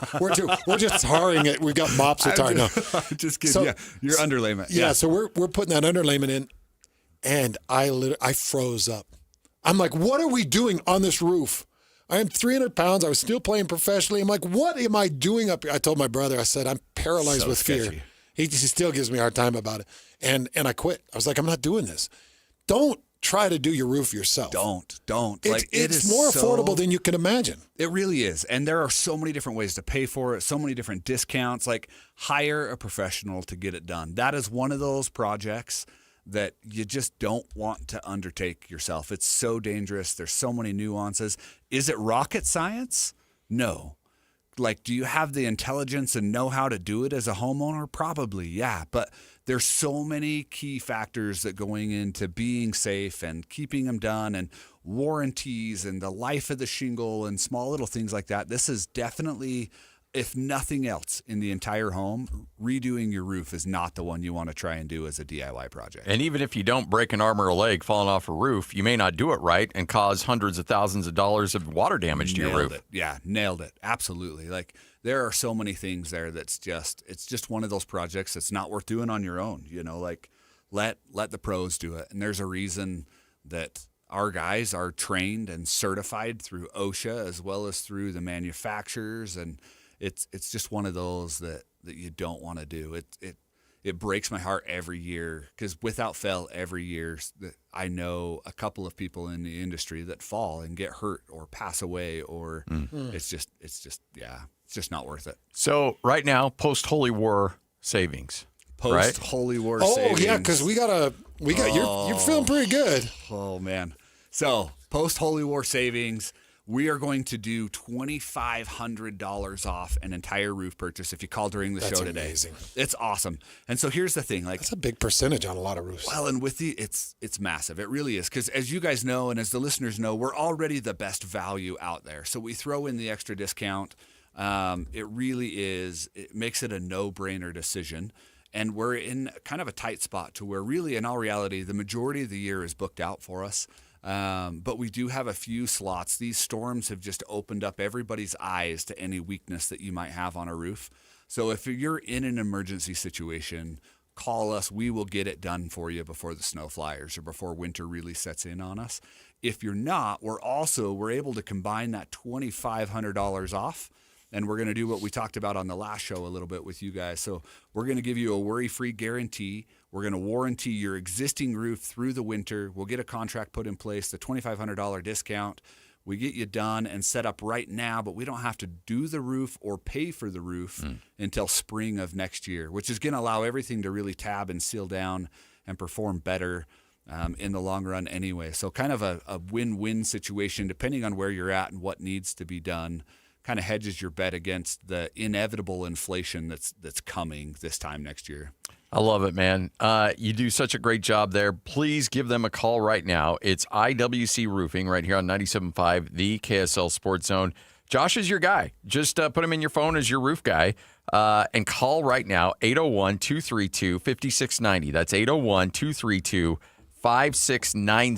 IWC Roofing. You can also check them out online at iwcroofingutah.com. But let's be honest, just call right now. 801-232-5690 right here on 97.5, the KSL Sports Zone. It's game week for the Cougars, and the KSL Sports Zone is getting you ready for kickoff. With the Holy War behind them, the Cougars get set for a trip to the Midwest for a Saturday afternoon showdown against Iowa State. Listen all week long for the best coverage of Cougar football. Then catch college football Saturday game day at 10 a.m. with the postgame show immediately following the game on KSLSports.com. Your home for the best coverage of BYU football is live on air, online, and on the KSL Sports app. This is 97.5, the KSL Sports Zone. The Management Minute is a service of the MBA program in the John M. Huntsman School of Business at Utah State University. I'm Professor Scott Hammond. There were two similar manufacturing plants, two plant managers. To increase quality, one set out to enforce the rules so there would be no more mistakes. The other set out to create processes where everyone could learn from their mistakes. The first manager stood above, the second stood within. Over time, the second manager had much better results. Collaborative, continuous improvement that leverages learning is why cars and planes are safer, electronics are more reliable, surgeries are more successful. Learning how to improve is what makes USU's Huntsman School world-class. The internationally known Shingo Institute and the MBA program, both at Utah State University, have teamed up with a powerful degree that teaches MBA skills, continuous improvement, and organizational excellence. Consider a Shingo MBA. Go to utahstatemba.com. That's utahstatemba.com. I'm Scott Hammond. Hope to see you in one of our classes. You're the fall cleanup phenom, the titan of trimming. You wield a leaf blower like a surgeon does a scalpel. When it comes to your lawn, power moves are the only moves you make. That's why you just applied IFA's Fall and Winter Lawn Food for stronger roots and an early green up next spring. IFA's Fall and Winter Lawn Food. It's the ultimate lawn owner power move. Hey Utah, think about the water in your home. Is it as good as it could be? Hi, this is the water boy, Colson Firmage, a third-generation Culligan man. Here at Culligan, our roots run deep. My grandfather started with Culligan over 5 decades ago, and that commitment to quality and service is stronger than ever. We understand Utah water, and we have the top-rated water filtration technology to make a real difference in your daily life. Imagine softer skin, longer-lasting appliances, and water that tastes truly refreshing. That's the Culligan promise. Maybe you're wondering about your current water system. Does it even work? We're offering free water tests for all makes and models. Just call us at 801-509-9602 or visit us online at culliganslc.com to schedule your free water test. And for a limited time, you can experience the Culligan difference and save. Receive $1,000 off a new Culligan water filtration system, plus enjoy the convenience of free salt delivery for a full year. Call 801-509-9602 or online at culliganslc.com. Culligan, water you'll love. While most jewelry stores outsource their custom work to international manufacturers, Belliston Jewelry is your custom, in-house, full-service jeweler.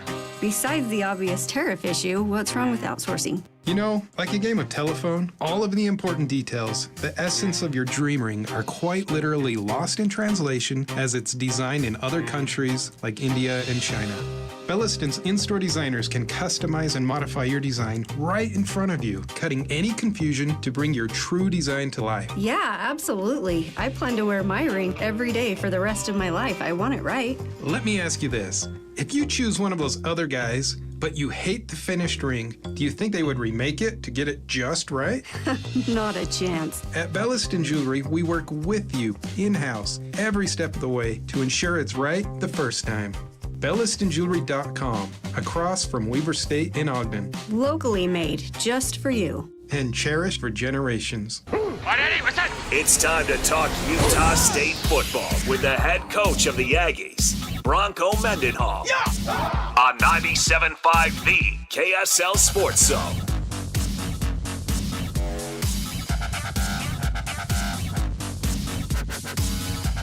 Hans Olsen, Scott Gerard, 97.5, the KSL Sports Zone, fresh off a 30-25 victory over San Jose State. It is the head coach of the Aggies, Bronco Mendenhall. Coach, I tell you what, those weekends are a little bit better coming off a win, I got to imagine. Yeah, it's just so much fun to see the players have tangible results, you know, for all the work that they put in. And the locker rooms after a game are really special. And just seeing an entire organization happy is one of the coolest things about being a college football coach. And there's always learnings, every bit as much in winning and losing, but just the mindset in which you're able to approach the next week is significantly different when you have an outcome go your way. Let's talk about this a little bit, Coach. So you're at Hawaii, tough flight, tough trip. You know, we really didn't get into the details with you, but I know that it was more miserable than has ever been explained. So we'll get past that. Short week, San Jose State. How did you feel like your guys responded from everything that happened with this Hawaii flight and game to what they did to San Jose State? It was just a real testament to their no-nonsense approach.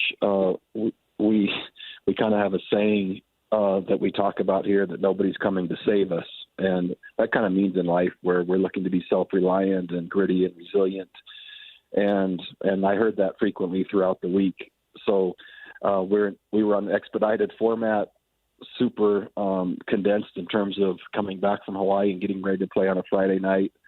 And yet there was just a workmanlike, confident resolve that I was just really proud of our team, and then for them to play as well as they did and to complement each other throughout the game and how they were playing offensively, defensively, and special teams wasn't just a tilted win or lopsided in terms of our side of the ball. It was really complimentary, which was even more gratifying because it was spread throughout the team.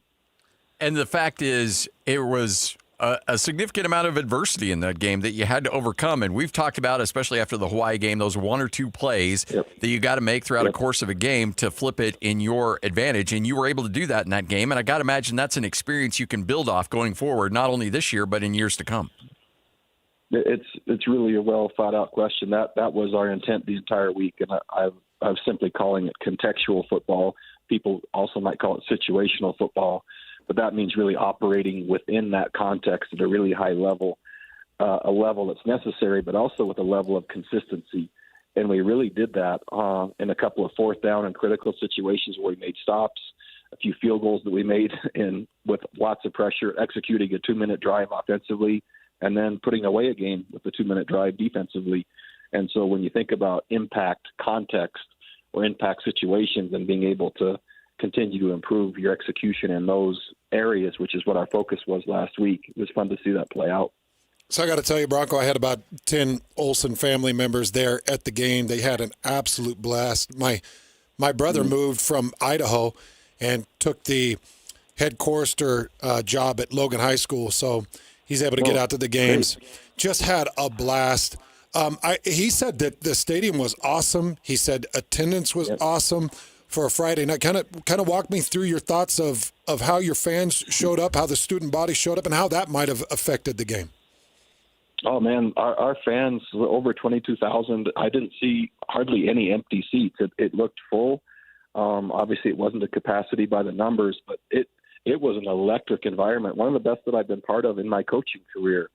And I think I said after the game, rarely during the game do I notice the surroundings or what the crowd might be like. But this was Friday night was one of those nights where they were so supportive and so loud, and the energy and electricity was just an amazing setting. And absolutely, the last drive when San Jose State's trying to come down to score, and there's 2 or 3 delay of game penalties or false starts procedurally, that was because of the crowd. And our coaches acknowledged it. The players knew it. In our grades today, as we were going through it, you could see their players struggling with the noise.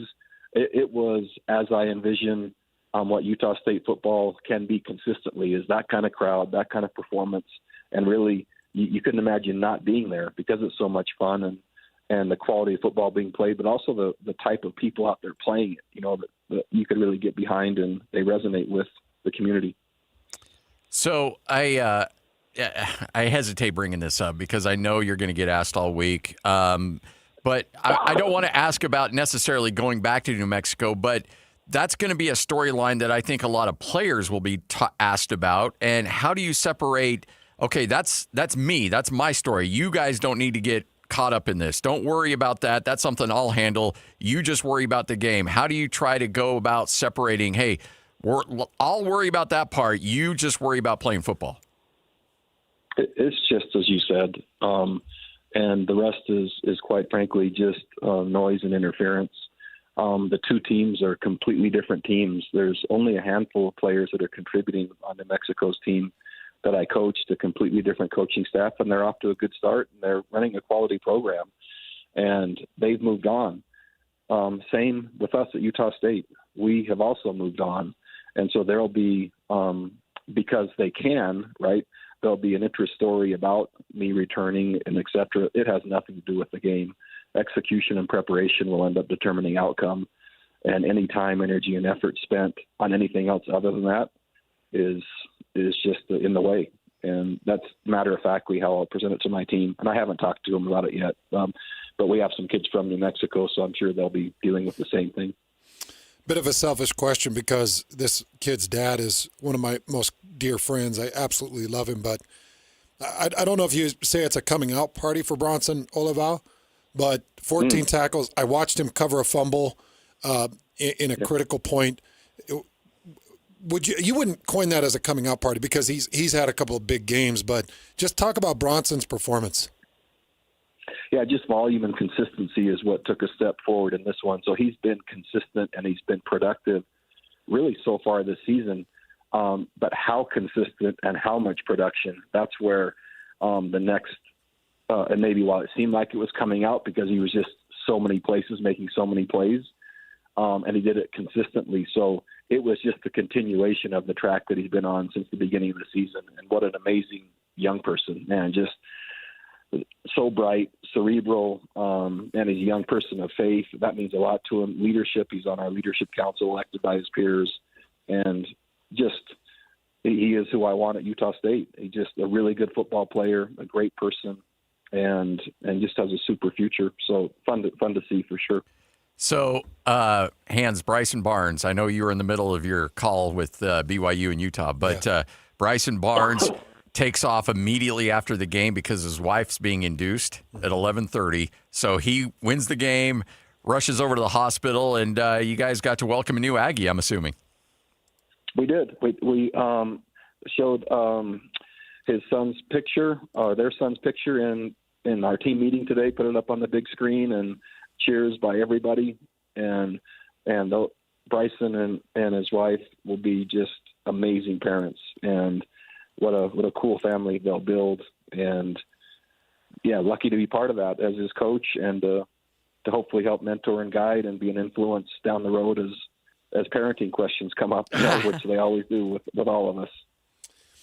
Hey, Bronco, I've always appreciated kind of your insightful and thoughtful answers, and I want to throw this question at you just out of the intent of learning more. How often do you watch film, whether 3-4 game sets and you're watching film, and you think a team is going to come out one direction against you and what they think of you, and then they show something completely different? And I'll just stay to the offensive side of the ball, the opponent's offensive side of the ball. How often do they come out and you're like, what is this? Does that happen a lot, or is it pretty rare? It's more rare than what you'd think. And so there are teams that their style, and I'll go to the margins. So if you go to Air Force, they're not ever going to expect the team to play their regular defense against them. So then it will be, which of the handful of things that people play against the option will they be doing? What will the complements be, and how soon can they dissect that? Used to be similar when teams would come in to play BYU in the passing attack. It's like, what of this smaller handful will they do? That was after so many years had gone by where you could just see it's going to be one of these other approaches. I would say San Jose and Hawaii are similar, where they're throwing the ball so much and so spread that most teams won't consider just going in and playing them in their base. So then those type of teams, the ones way out there on the margins, they're kind of expecting not to see what they're expecting to see, so to speak. Anyone less than that, there are subtle things and there are wrinkles, but rarely is it to the level that maybe we would think. So it's happened on occasion in my career, but I would say much more it's the compliments or subtleties rather than a wholesale approach. Well, Coach, we appreciate your time as always. Thanks for joining us, and look forward to chatting with you again later on the week, getting ready for that New Mexico game. Go get those Lobos, Coach. Okay. All right. See you all. Bye-bye. There he is, Bronco Mendenhall, head coach at Utah State. Yeah, that's going to be a storyline, brother. Yeah.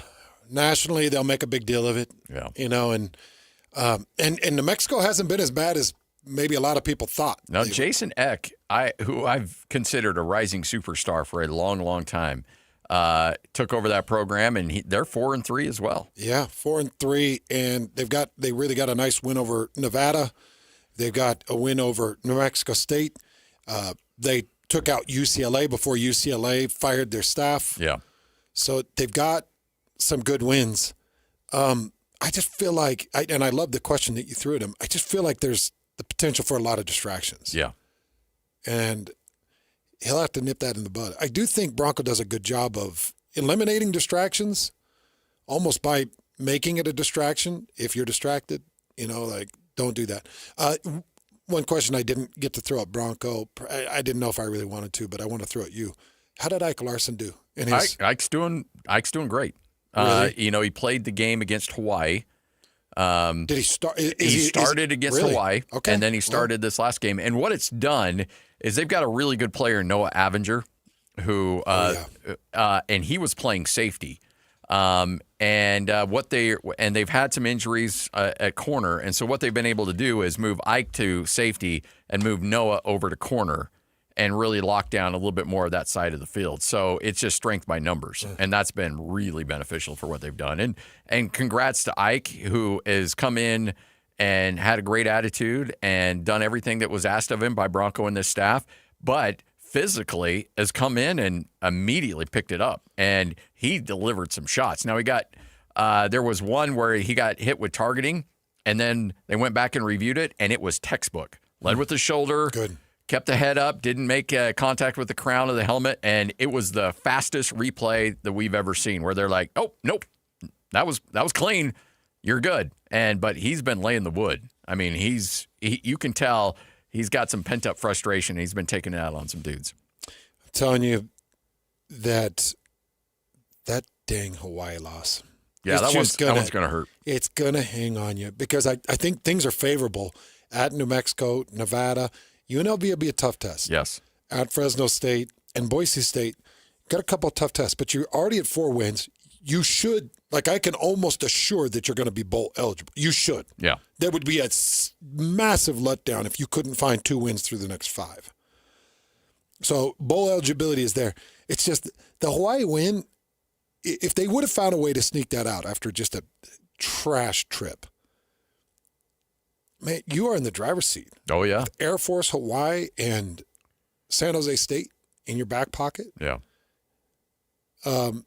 Has Hawaii lost a conference game yet? Yeah, they lost to Fresno early. Okay.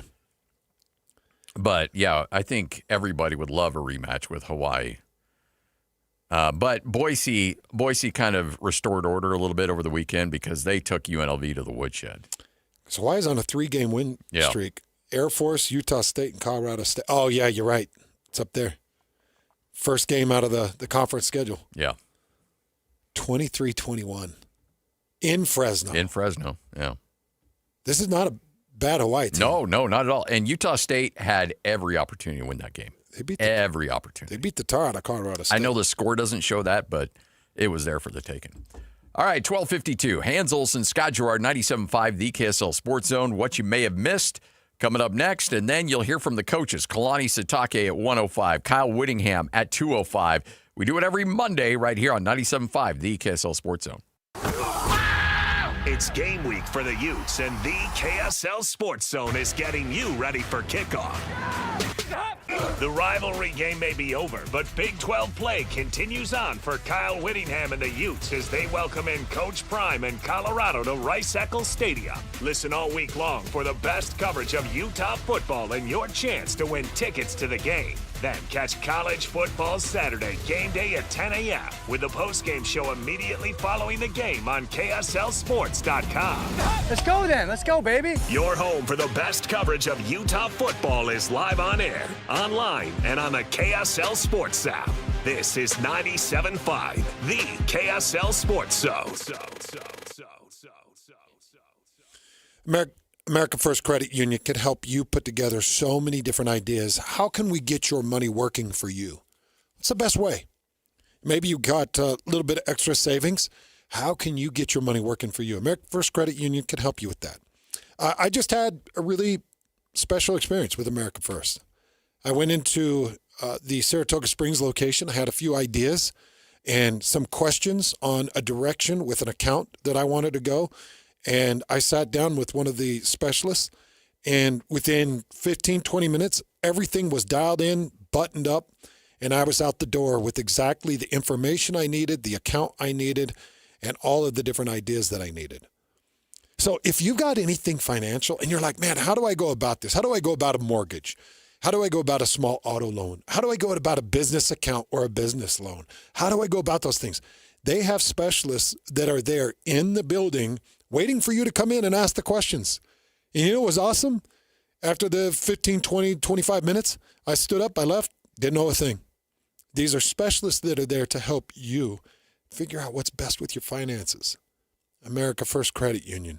I love them. This is more than just a business or a partnership.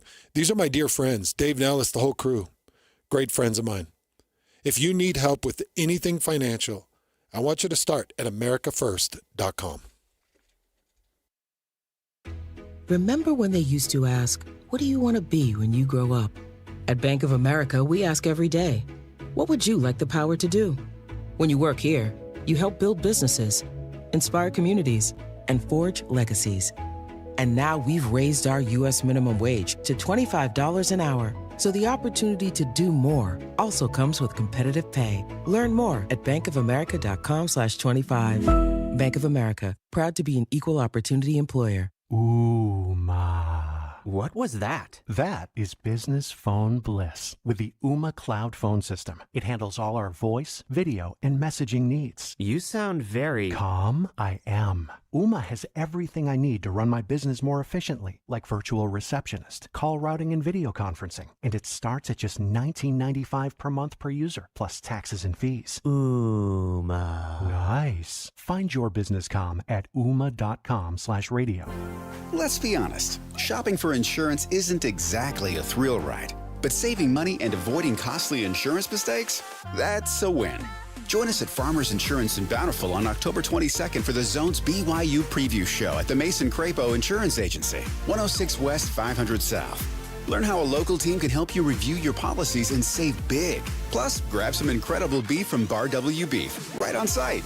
Learn more about personalized insurance from a trusted agent. If you've been quoted for a new furnace or AC and it felt more like a sales pitch than a solution, you're not alone. Many home service companies in Utah have been bought out by big corporations focused on profits, not people. At Your Service Pros is different. Locally owned, family operated, 5-star rated, and trusted by Utah families for over 20 years. Let them help you with their $49 furnace tune-ups, $39 electrical inspections, and $75 off electrical repairs. Because they know things are tight and want to help you prep your home affordably. Get a free second opinion because you deserve honest answers. If your system can be repaired, they'll fix it. If it needs replacing, they'll show you affordable options. Their goal is to earn your trust, not upsell you. Let At Your Service Pros be your pro and go-to for heating, air, plumbing, and electrical. Call 801-YOUR-PRO or online at atyourservicepros.com. At Your Service Pros, 801-YOUR-PRO. Utah Mammoth Hockey is back at Delta Center.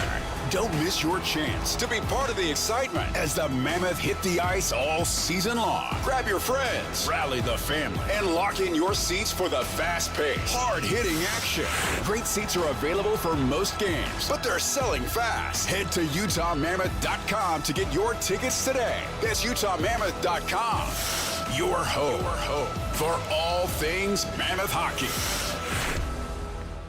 At Tim Daly Mazda Southtown, get any new 2025 Mazda CX-50 for as low as 0% for up to 63 months. And to make it even easier for you to drive away in your new Mazda, you won't pay till next year. That's right, 0% and no payments till 2026. There's no better time than now to get your new 2025 Mazda CX-50. Come in today to Tim Daly Mazda Southtown in Sandy. Some restrictions apply. APR OAC. Not available with any other offers. See dealer for complete details.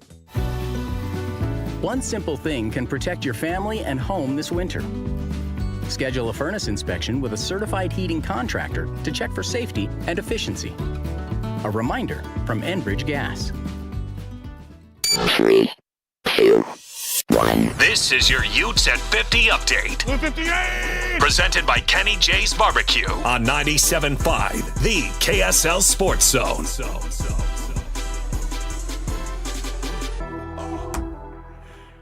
It is your Utes at 50 update right here on 97.5, the KSL Sports Zone. Kyle Whittingham, after dropping his third consecutive Holy War game, talked about what this one came down to. They made the plays tonight. They made the plays they needed to make. We didn't match that. It boils down to, the turnover margin, the red zone production, and the fourth downs. That is your Utes at 50 update, brought to you by Kenny J's Barbecue. Kenny J Barbecue will cater your work party, luncheon, holiday party, whatever you need. They'll bring that bold barbecue right to you. Get 10% off your first catering order. Go to KennyJBBQ.com. You're locked on to Hans Olsen and Scotty G. That's right. Yeah! On 97.5, the KSL Sports Zone. Hans and Scotty, 97.5, the KSL Sports Zone. The Jazz season is nearly here, and make sure to join JJ and Alex and the Zone coming up tomorrow at JCW's in South Jordan. It's right across the street from Mulligan's. You know where it's at. Jazz Roundtable coming up tomorrow from 3 to 6 as the season opener is nearly here. All right, we got a couple of things that we need to get to here in what you may have missed. Number one, how about our boy, Lloyd? So I instantly had somebody fire at me after they listened to the map. How do you not mention Scotty's 100 calls? How do you? I'm like, no, I don't. Nobody told me. I didn't know until halftime. Well, Ajay, by the way, Ajay, and we give Ajay a lot of credit, but Ajay really is one of the most generous, nice people on the planet. Yeah, he is. He's a good-hearted dude. Just such a good-hearted dude, and so. He went and did the math and realized that we were one game away from calling our 100th game, a Utah 100th football game. And so he put the wheels in motion, and they totally surprised. I don't keep track of that stuff. And all of a sudden, at halftime, I get half the athletic department up there with this beautiful helmet with signed. the old school logo, and the entire coaching staff had signed it. That's so cool. And the athletic department and Bronco really cool. put a cool message on there for you. Bronco had a really great message on there too. So it was just it was as honestly as cool as anything anybody's ever done for me ever, and Well, I couldn't be more appreciative. Well, you deserve it. So, okay, now thinking back to how long you've been calling, and thinking, okay, that was your 100th. Is it weird to think that Greg is over 300? It blows me away. Because that's 9 years it took me to get to that. Yeah. And this is my 9th season. Yeah, because remember, was it last year or 2 years ago? I think it was last year. Last year that we celebrated Greg's 300th? Yeah. And it was a bird that put that in my ear.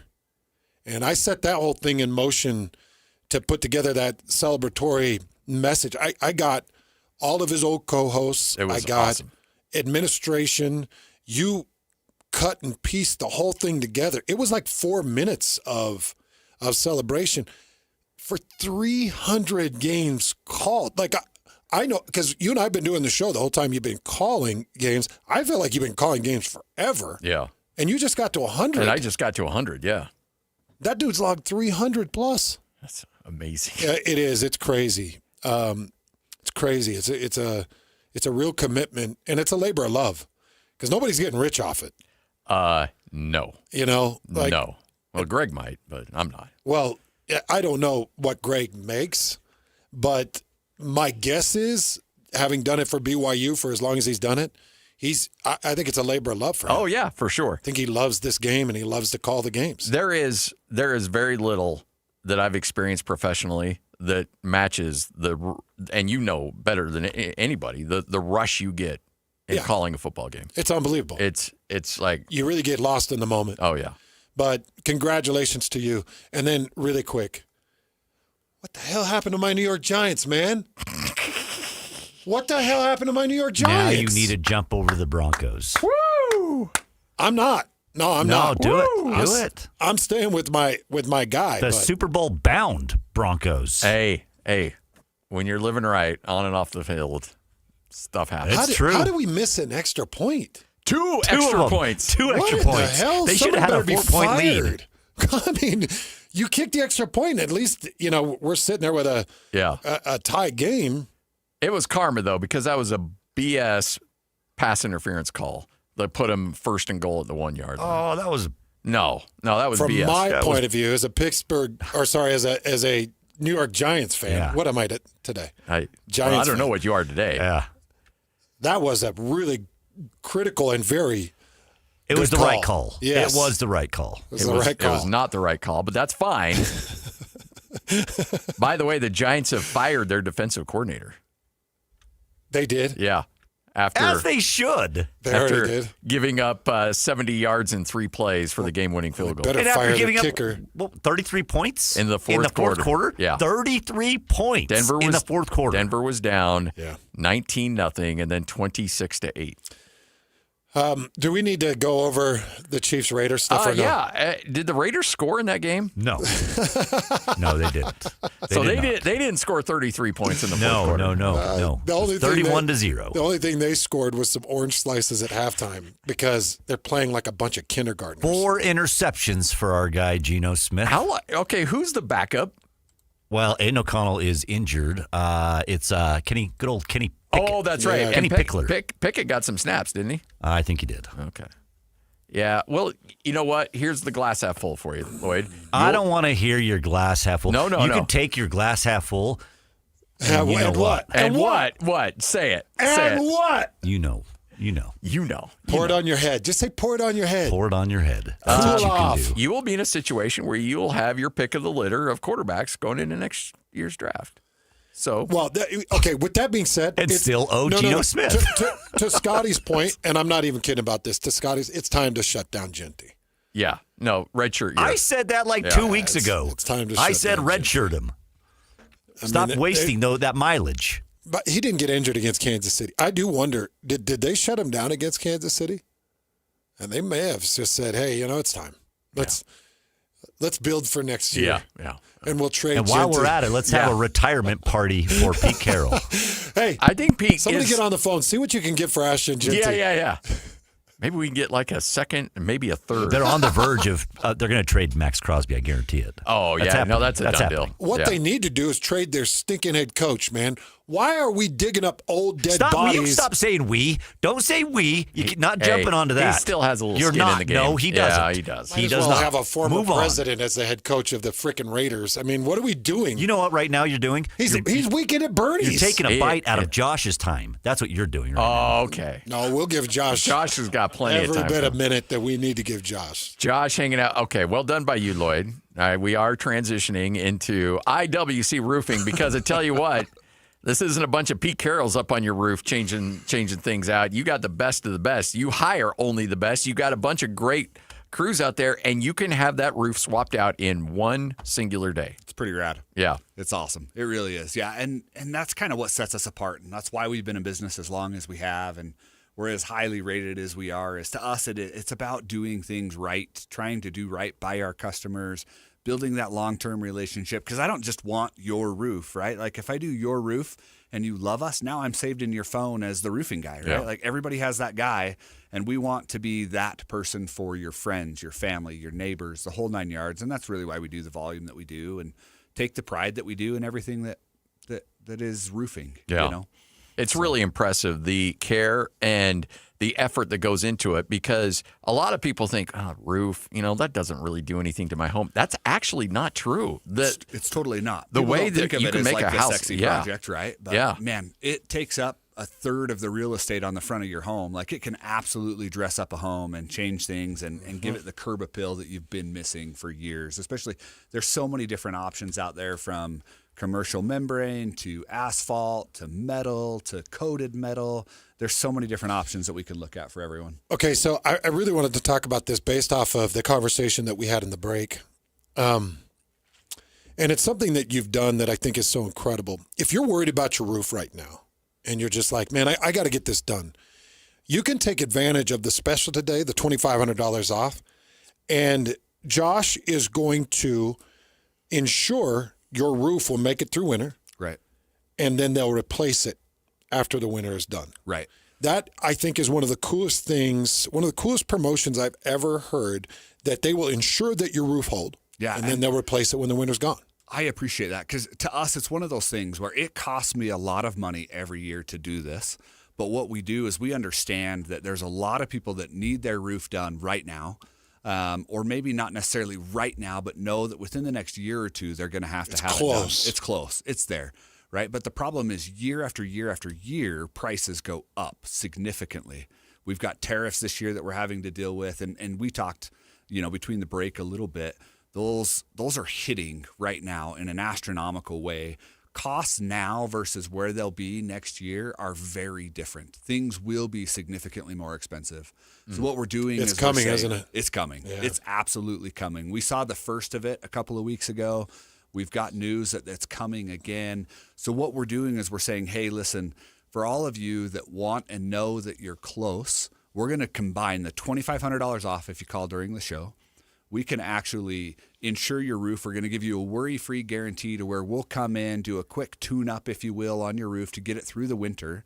We'll put a contract in place, but you pay this year's pricing, but you don't have to pay or install the roof until spring of next year. It's awesome. Yeah.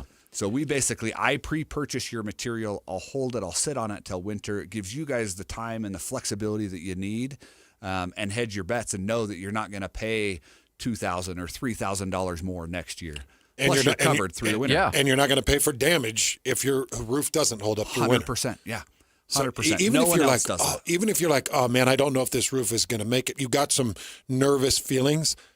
You can insure it just by calling today and locking it in. Absolutely. And if you are one of those ones that found out, hey, with this recent storm, I've got issues that won't last winter, we will work you in. Like, I will get you done this year if that's what needs to happen. That's so as well, cool. too.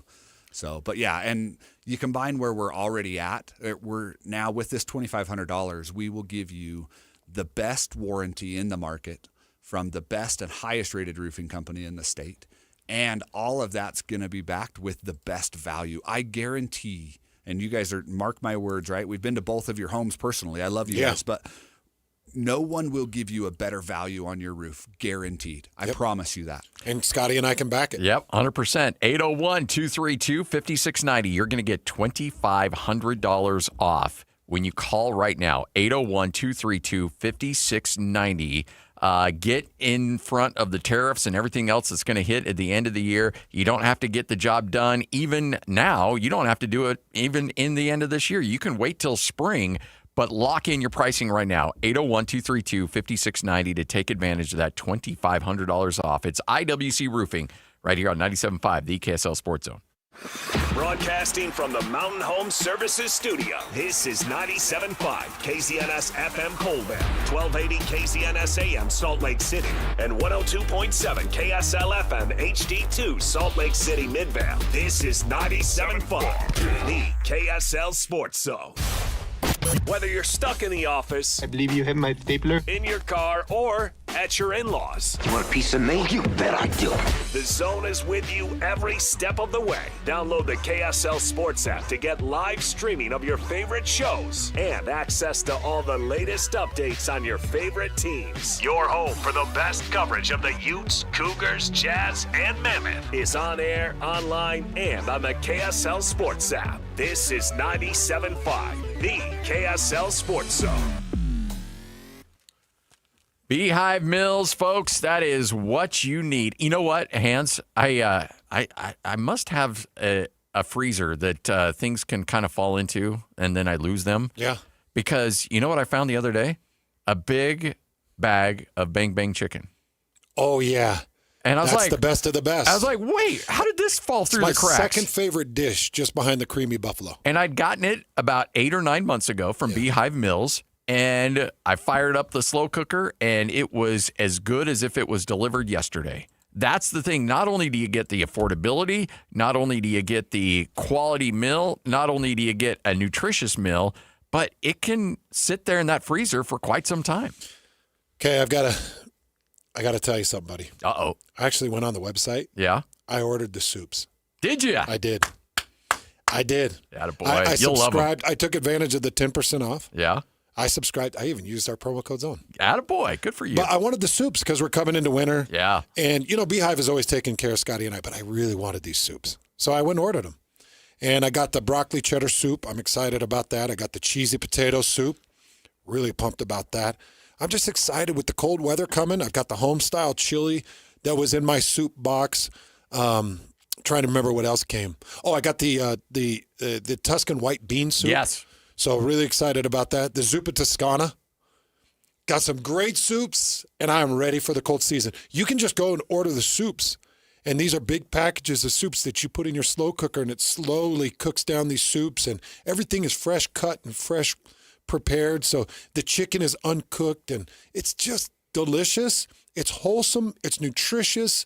It's Beehive Meals. It's beehivemills.com. Use that promo code THEZONE. It's going to save you $20. You'll get another 10% off when you subscribe. It's all available for you at beehivemills.com. What's up, everybody? I'm Mike Wilson with Any Hour Services, and we're extending our free furnace sale. We still have a few more open spots we're trying to fill on our schedule. Just to recap how the sale works, when you have Any Hour Services install a new air conditioner, we'll give you a new furnace for just the cost to install it. About $400. The furnace is free, you just pay the labor. Call Any Hour Services and schedule your free estimate today. 801-443-7400. You can Google Any Hour Services. You can even schedule online at anyhourservices.com. No one helps more homeowners than Any Hour Services. Hi, this is Derek Overstreet, president of the New Millennium Group and co-host of Stop Working, Start Living with KSL News Radio. Can you imagine what your life would be like if you could retire 3 to 5 years earlier than you thought possible? The things you could do, the loved ones you could spend time with, the memories that you could create. That's what our team at the New Millennium Group does. We'll walk you through the entire process every step of the way. If you'd like to get a copy of the 5-step proprietary plan that will help you retire 3 to 5 years sooner than you thought possible, give us a shout right now. 888-999-6370. That's 888-999-6370 or utahsfinancialplanner.com. Listen, most of our listeners right now, have a tax problem, not a money problem. There's not enough money in Social Security, Medicare as it is. Let us show you how you can significantly reduce your taxes. That's 888-999-6370, 888-999-6370, or utahsfinancialplanner.com. While most jewelry stores outsource their custom work to international manufacturers, Belliston Jewelry is your custom, in-house, full-service jeweler. Besides the obvious tariff issue, what's wrong with outsourcing? You know, like a game of telephone, all of the important details, the essence of your dream ring, are quite literally lost in translation as it's designed in other countries like India and China. Belliston's in-store designers can customize and modify your design right in front of you, cutting any confusion to bring your true design to life. Yeah, absolutely. I plan to wear my ring every day for the rest of my life. I want it right. Let me ask you this. If you choose one of those other guys, but you hate the finished ring, do you think they would remake it to get it just right? Not a chance. At Belliston Jewelry, we work with you in-house every step of the way to ensure it's right the first time. BellistonJewelry.com, across from Weber State in Ogden. Locally made, just for you. And cherished for generations. Looking for the latest on the Jazz, Utes, Cougars, and Aggies? Yeah! We've got you covered. This is Hans Olsen and Scotty G on 97.5, the Sports Zone.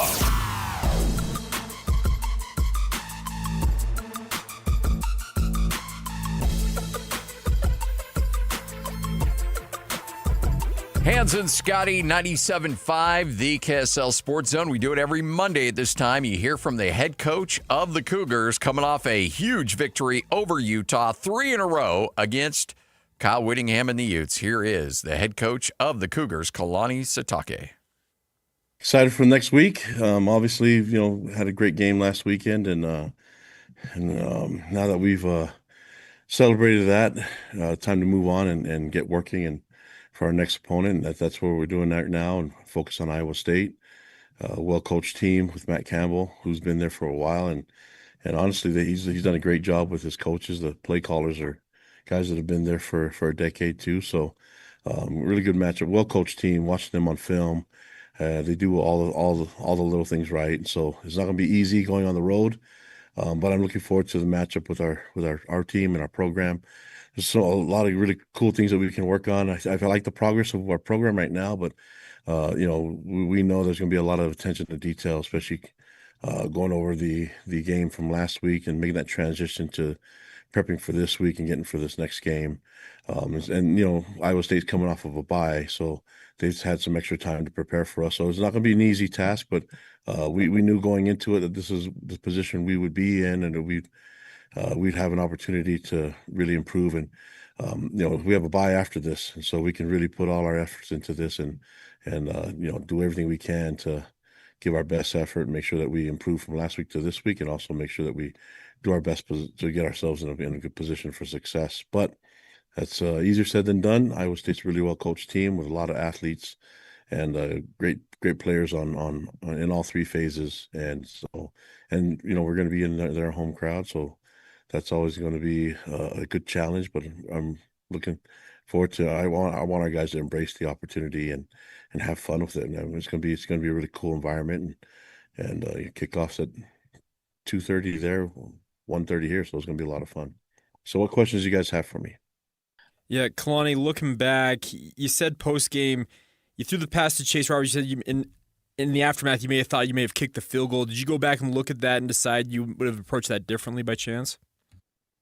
Yeah, I mean, I had to review all of it, but I felt like we made the right decision, and I felt like I mean, you kick the field goal, you go up 2 touchdowns. That's good, but they still, the whole point of that drive was to drain their timeouts, which we did, and ideally, you'd like to get the first down. I don't know if you need to take a shot to the end zone, but it would have been nice to, they were in zero coverage, and so it would have been nice to get that first down and then just end the game there. But we knew that we would have to play defense, but it'd be easier for us to play defense, making them drive the entire field and have them to score. And then we knew that we'd have to have our hands team out and that they would have to kick a onside kick. And I like our chances with all of that being said. And when the team's down, even worst case scenario, they get the onsides, they still have to score 3 points, and more than likely they're going to use 3 downs to get the 3 points rather than 4 downs to get the 6 because they're forced to use 4 downs. And so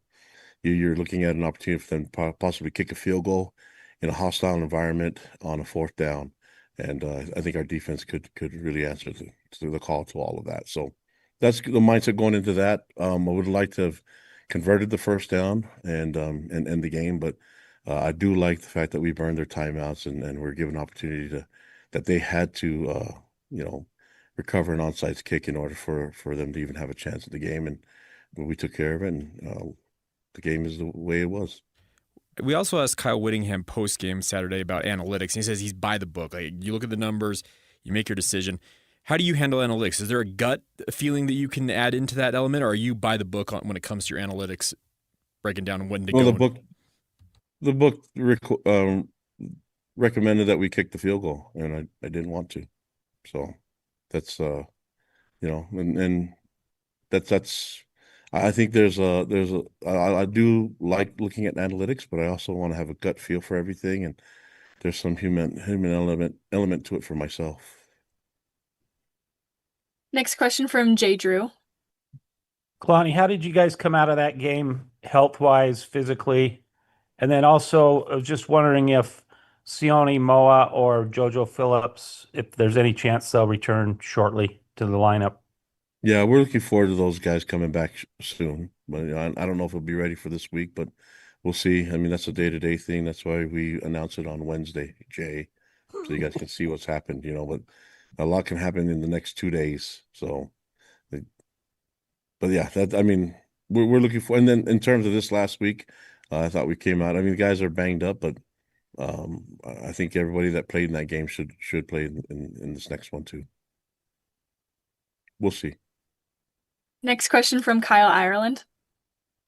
Kalani, you guys didn't have a 3rd down conversion on offense until the second half. What can you do to make it more consistent throughout the game as opposed to, having to convert those conversion downs later in the game to really, come back when you guys were down 14-10 there? Yeah, I mean, obviously you have to give defense a lot of credit. Utah put us in some difficult positions. On the short yardage one, those are the ones you like to convert, but it's going to be a back and forth game. I feel like, we can utilize our punter to be a weapon for us. He can usually flip the field for us, and we punted and got a muff punt from that. So you just keep playing the game, and you don't worry too much about trying to win it in one play. And sometimes things go your way, sometimes they don't. I mean, looking in the game altogether, we held on to the lead for a long time until I think we're out of the lead maybe for just a couple minutes, and that's fine. We got it back, and we're able to hang on to it and add 2 scores on it. And, I think the rest is history. I think looking at what we did in this game, considering what was going on at the time, I felt like we made some really good decisions according to the game plan. There he is, Kalani Sitake, head coach of BYU. You're going to hear from Kyle Whittingham coming up today at 2:05. Josh hanging out with us with IWC Roofing. And Josh, there's so many great things going on. But, what's really impressive is you're honest, you're upfront with everybody. You let people know, hey, we need to get this done right now, or we can wait until spring, or we can wait a year after that. And then you knock it out in a day, but you also take a lot of pride in what the place looks like when you leave. I mean, you're running magnets over everything to make sure there's no nail left behind or any amount of debris left behind. You want to leave that home in better shape than when you showed up. For sure. Yeah, there's no doubt about it. Like, the re-roofing project it's a stressful one. It's unnerving. We're putting 10 guys on your roof. You've got several thousand pounds of material that's coming off, going down onto the ground. Everybody always stresses and worries about what it's going to look like at the end of the day. Our crews are amazing. They'll come in. We'll get your roof done in a day from start to finish. Torn off, new roof, installed, paint your pipes. Then at the end of the day, they'll clean everything up by hand. We run industrial magnets around everything. We even wash your driveway and your sidewalks off. Like you said, to us, it's about building long-term relationships. We want everybody to be happy at the end of the project, and that's kind of the whole goal. And that's really kind of what set us apart through the years and what's made us, the highest-rated roofing company in the state. Number 1 rated roofing company in Utah. So if you're hearing that and you're like, well, yeah, But, well, just go look at the reviews. Totally. 100%. You guys have an insane amount of reviews. Yeah, between Guild Quality, KSL, Google, the whole thing here, we've got over 2,000 reviews, and we're a 4.9 star rated company, and that's really all that matters to us. As long as we take care of the customers, they take care of us in the long run, and that's why our business grows year after year. Well, I just don't want people to hear, oh, we'll do it in a day and think, oh, well, they're just this sloppy. No, you get a crew out there that can handle that workload. Exactly. You'll put the bodies on the roof to make sure that you've got the right amount of manpower to move that job. Totally. And that's what's important. That's the key. And I also know that you got great crews, guys that have been around for a long time. Yeah, I employ the best roofers in the state of Utah. I put my crews up against anybody and everybody.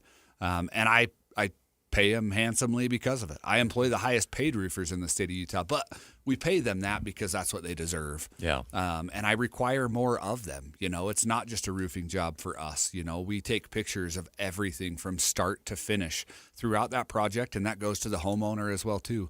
Those are the difference makers. Like no one else in the state does it the way that we do it, and that's why we do the volume that we do. And a lot of that rides on the backs of my guys, and so we do. We try to take care of them because they take care of us. Well, and we love the fact that you're on with us, but let's be honest here. The best thing you can do for advertising, or frankly, the thing that can kill you faster, is word of mouth. 100%. Yeah, 100%.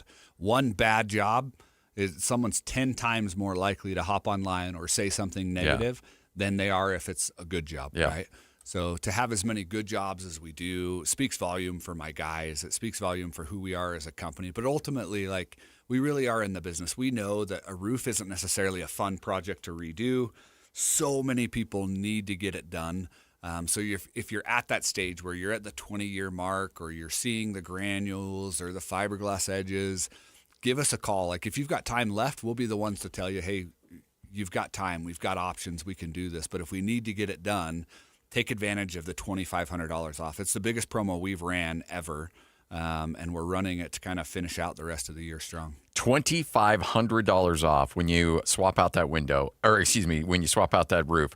$2,500. Come on, folks. You got to take advantage of it right now, and you can lock in the pricing now because, unfortunately, you got tariffs, you got end of the year, you got all that stuff that's going to hit. If you're thinking, I'm going to do this in the spring, okay, well, that's cool. You can still do it in the spring, but you can lock in the pricing right now with that $2,500 off. Just call and check out your options. Great financing options available as well. 801-232-5690. It's IWC Roofing.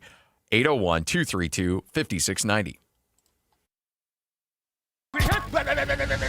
It's game week for the Aggies, and the KSL Sports Zone is getting you ready for kickoff. Bronco Mendenhall makes his return to Albuquerque as the Aggies hit the road for a battle against the New Mexico Lobos. Listen all week long for the best coverage of Aggie football. Then catch all the play-by-play action beginning with the Aggie pregame show this Saturday at noon on 1280 a.m. Your exclusive home for Aggie football is live on air, online, and on the KSL Sports app. This is 97.5, the KSL Sports Zone. Bar Dub Grill is where roadside classics meet ranch-raised flavor. Sink your teeth into juicy, handcrafted burgers made with premium Bar W beef straight from the local Utah farm. From the bold cowboy barbecue burger to the sweet and savory Aloha burger, paired with crispy cowboy fries, hand-spun shakes, or signature spud nuts. Soft, airy, and unforgettable. Bar Dub Grill delivers honest eats with cowboy swagger. Bar Dub Grill in Nephi with easy access right off exit 222 in Nephi. It might only be October, but Utah is getting ready for a brand new immersive holiday tradition in South Jordan. Step into the magic and holiday lights at the ballpark at America First Square, sponsored by Mickey Couture. A walk through winter wonderland like no other. Dazzling lights, festive music, and family fun for all ages starting November 14th. Reserve your tickets now at the ballpark at afs.com. Make the season unforgettable by celebrating Utah's newest holiday tradition. Holiday lights at the ballpark. The weather is cooling off to the lower 70s and 50s at night. Prep your home early for fall and winter with a call to At Your Service Pros, your whole home service professionals, family owned by people like you. At Your Service Pros cares about their customers and know things are tight. And to help with fall prep, they're offering $49 furnace tune-ups, $39 electrical inspections, and $75 off electrical repairs. At Your Service is all in the name. They're there for you, giving solutions without unnecessary upsell and backed by 5-star reviews. They want to earn your trust to be your go-to whole home service company for commercial and residential. And they support the community they live and serve. Save money, time, and eliminate expensive home utility repairs by using a pro all completely at your service. $49 furnace tune-ups, $39 electrical inspection, $75 off any electrical repairs, plus maintenance or replacement with straight up honest work done right, guaranteed. Call AYSP 801-YOUR-PRO at yourservicepros.com. 801-YOUR-PRO at Your Service Pros. Fall is here, and the air is cool and crisp. Leaves are starting to turn, and nothing says fall like gathering around a warm fire. Hey, it's Ryan here with Timber Ridge Fireplace. If you're ready to elevate your home with a custom wood, gas, or electric fireplace, then go ahead and give us a call and choose from one of our sleek, modern gas designs to one of our timeless stone masterpieces. Our full-service team handles everything from concept to installation. And for a limited time, when you schedule an estimate and book your project, you'll get a free 22-inch tailgater grill. It's the Travel IQ by Napoleon, valued at over $279. Just mention the zone when you call to schedule. Don't wait. Call Timber Ridge Fireplace today at 801-896-0792. That's 801-896-0792. Or visit us online at trfireplace.com. Timber Ridge Fireplace. Warmth, craftsmanship, and comfort made simple. One simple thing can protect your family and home this winter. Schedule a furnace inspection with a certified heating contractor to check for safety and efficiency. A reminder from Enbridge Gas. The Garden Restaurant in downtown Salt Lake. Dine in or order out. The Garden is open weekdays 11 to 3. Hearty, healthy, and so craveable. Fresh flavors, iconic location. The Garden Restaurant. This is your Cougars at 30 update. Presented by Kenny J's Barbecue on 97.5, the KSL Sports Zone.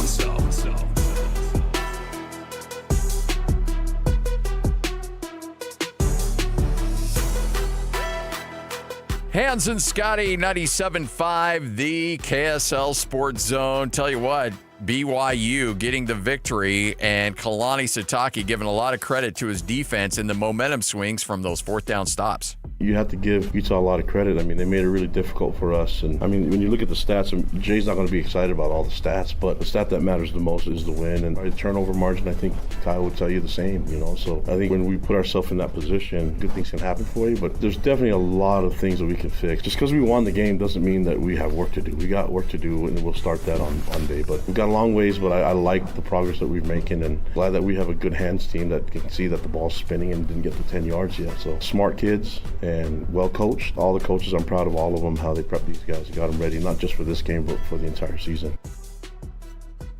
That is your Cougars at 30 update, all brought to you by Kenny J's Barbecue. Best barbecue in the state, Kenny J Barbecue. Get there now, the district in South Jordan, and check out their website for their catering options, kennyjbbq.com.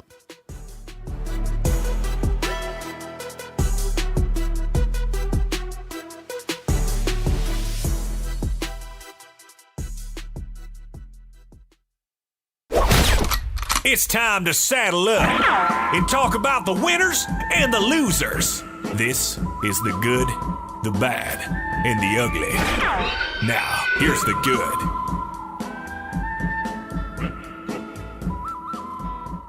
It is your good, it is your bad, it is your ugly right here on 97.5, the KSL Sports Zone.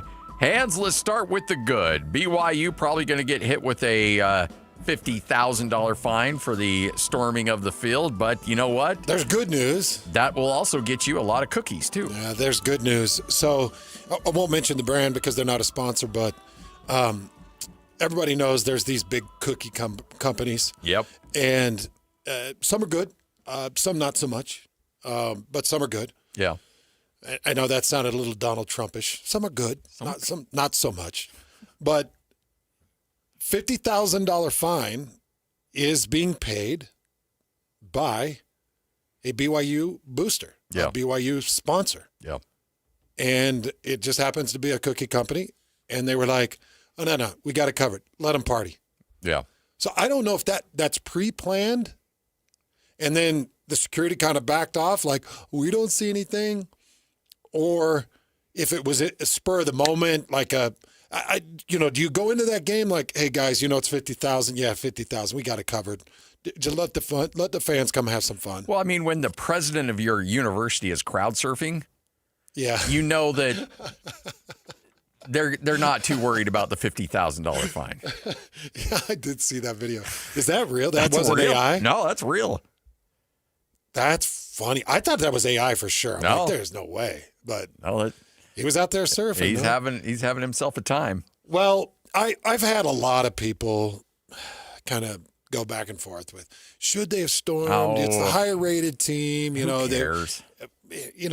But to me, it's like that rivalry game is always something. Yeah. And had this happened at Rice Eccles Stadium and they beat BYU, they would have stormed. They would have come under. They would have done the same It's what you do in the rivalry. So with that being said, Lloyd, the most important thing to me, and yes, this is the most important thing, making sure that the other team gets off the field without incident. Because, I saw the old video surfaced of Bronco and suspenders guy. Yeah. That should have never have happened. No. That video should not exist. Bronco should not have been confronted or been around anybody that can get in his face or say anything. That should have been walled off, and the team should have an opportunity to get off the field safely. Now, as a player, if I'm at Rice Eccles Stadium and I lose, but I've got guys on that field that I want to go, hey, say good game to, or pat them on the head and say, oh, I got that block, or whatever, then I'll make the choice. I'll put myself at that risk. But I do need to have an option to get off the field immediately if I want to get off the field. Yep. And I don't want to be a part of this mess. I don't want to have anybody in my face.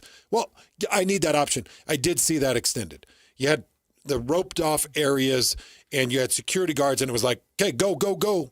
So I do appreciate that, because the whole reason you fine a crowd storming is to keep people safe. Yeah. You don't want anybody hurt. What we saw in that Virginia game, who was it? Florida State they beat, or I can't remember who they beat. But it was Florida State. I can't. Stanford just beat Florida State. Yeah, but it was the Virginia one. Remember where the corner of the end zone, and there was and both guys kind of went down, and then just this flood of people went over the top of these two dudes.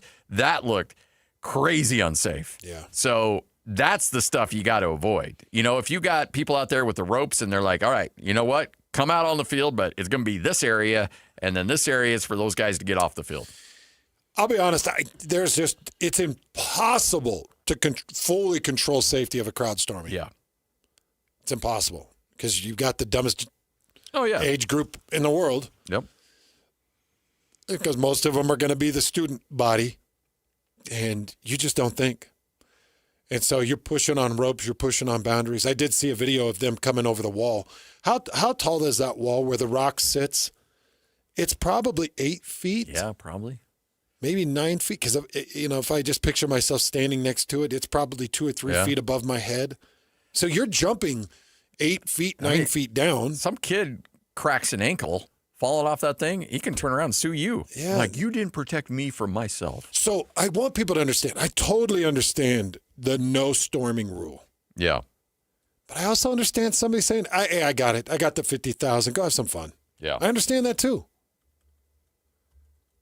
I don't think it's as black and white as people think it is. No, I don't think so either. It's just kind of like, we'll pay it.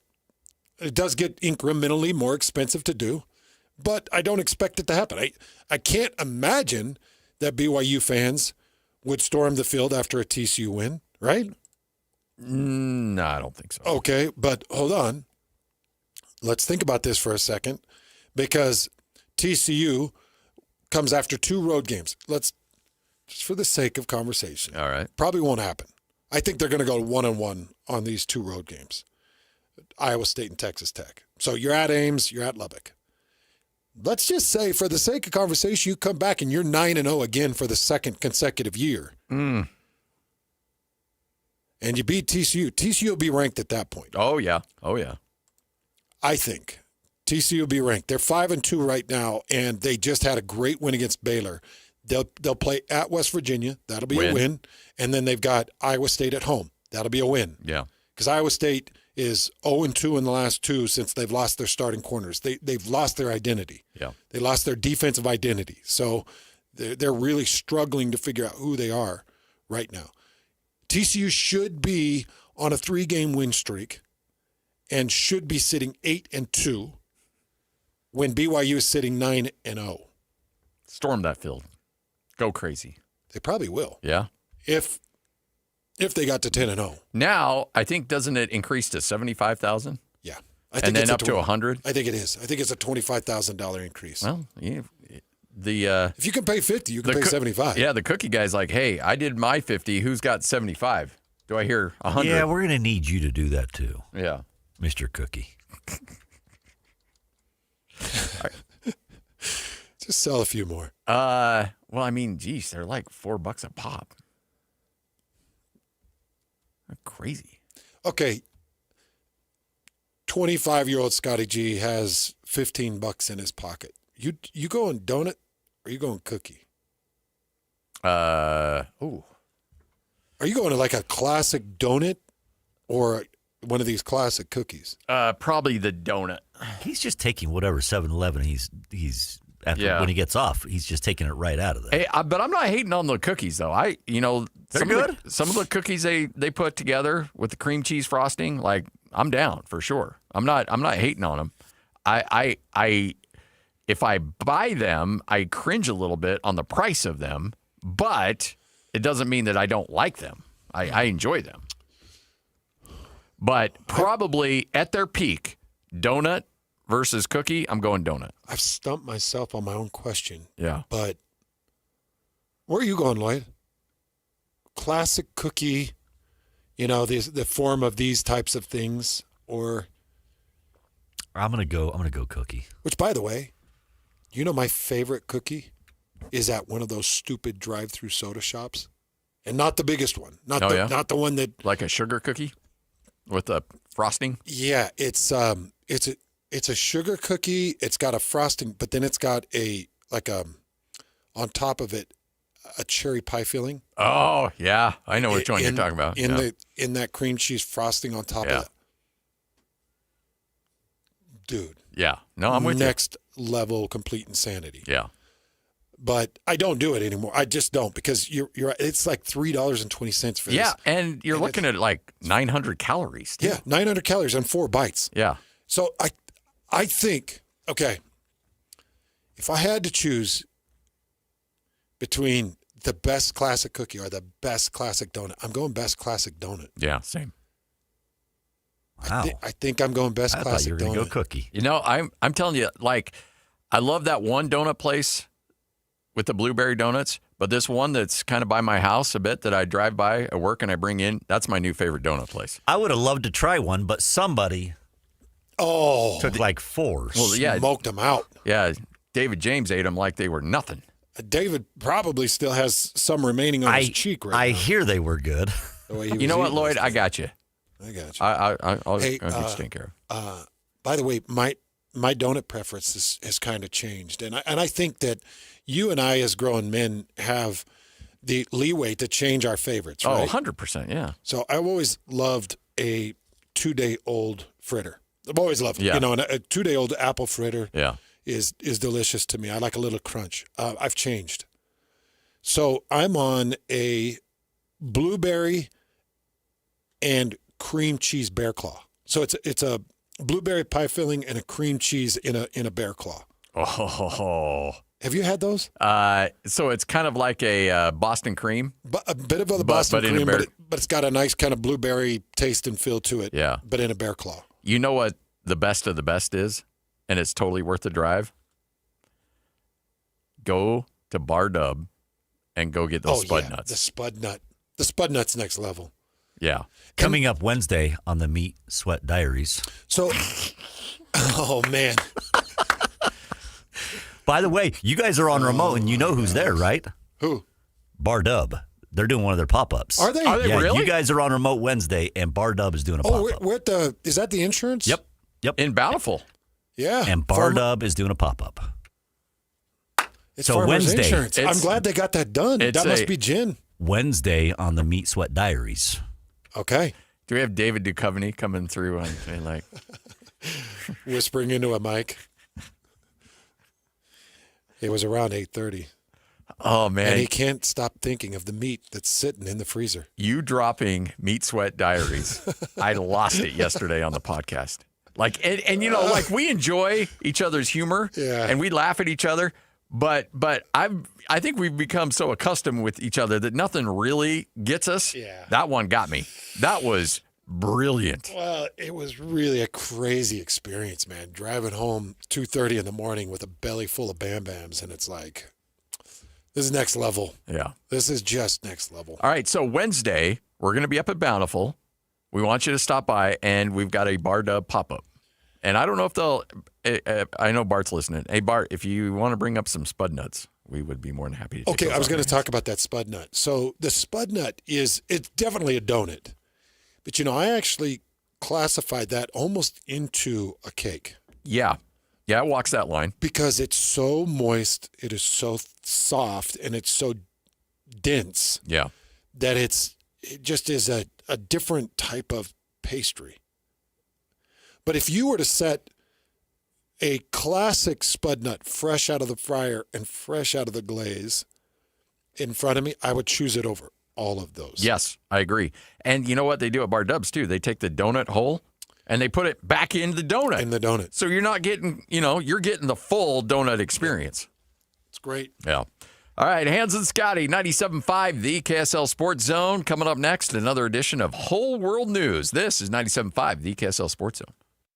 It's game week for the Cougars, and the KSL Sports Zone is getting you ready for kickoff. With the Holy War behind them, the Cougars get set for a trip to the Midwest for a Saturday afternoon showdown against Iowa State. Listen all week long for the best coverage of Cougar football. Then catch college football Saturday game day at 10 a.m. with a postgame show immediately following the game on KSLSports.com. Your home for the best coverage of BYU football is live on air, online, and on the KSL Sports app.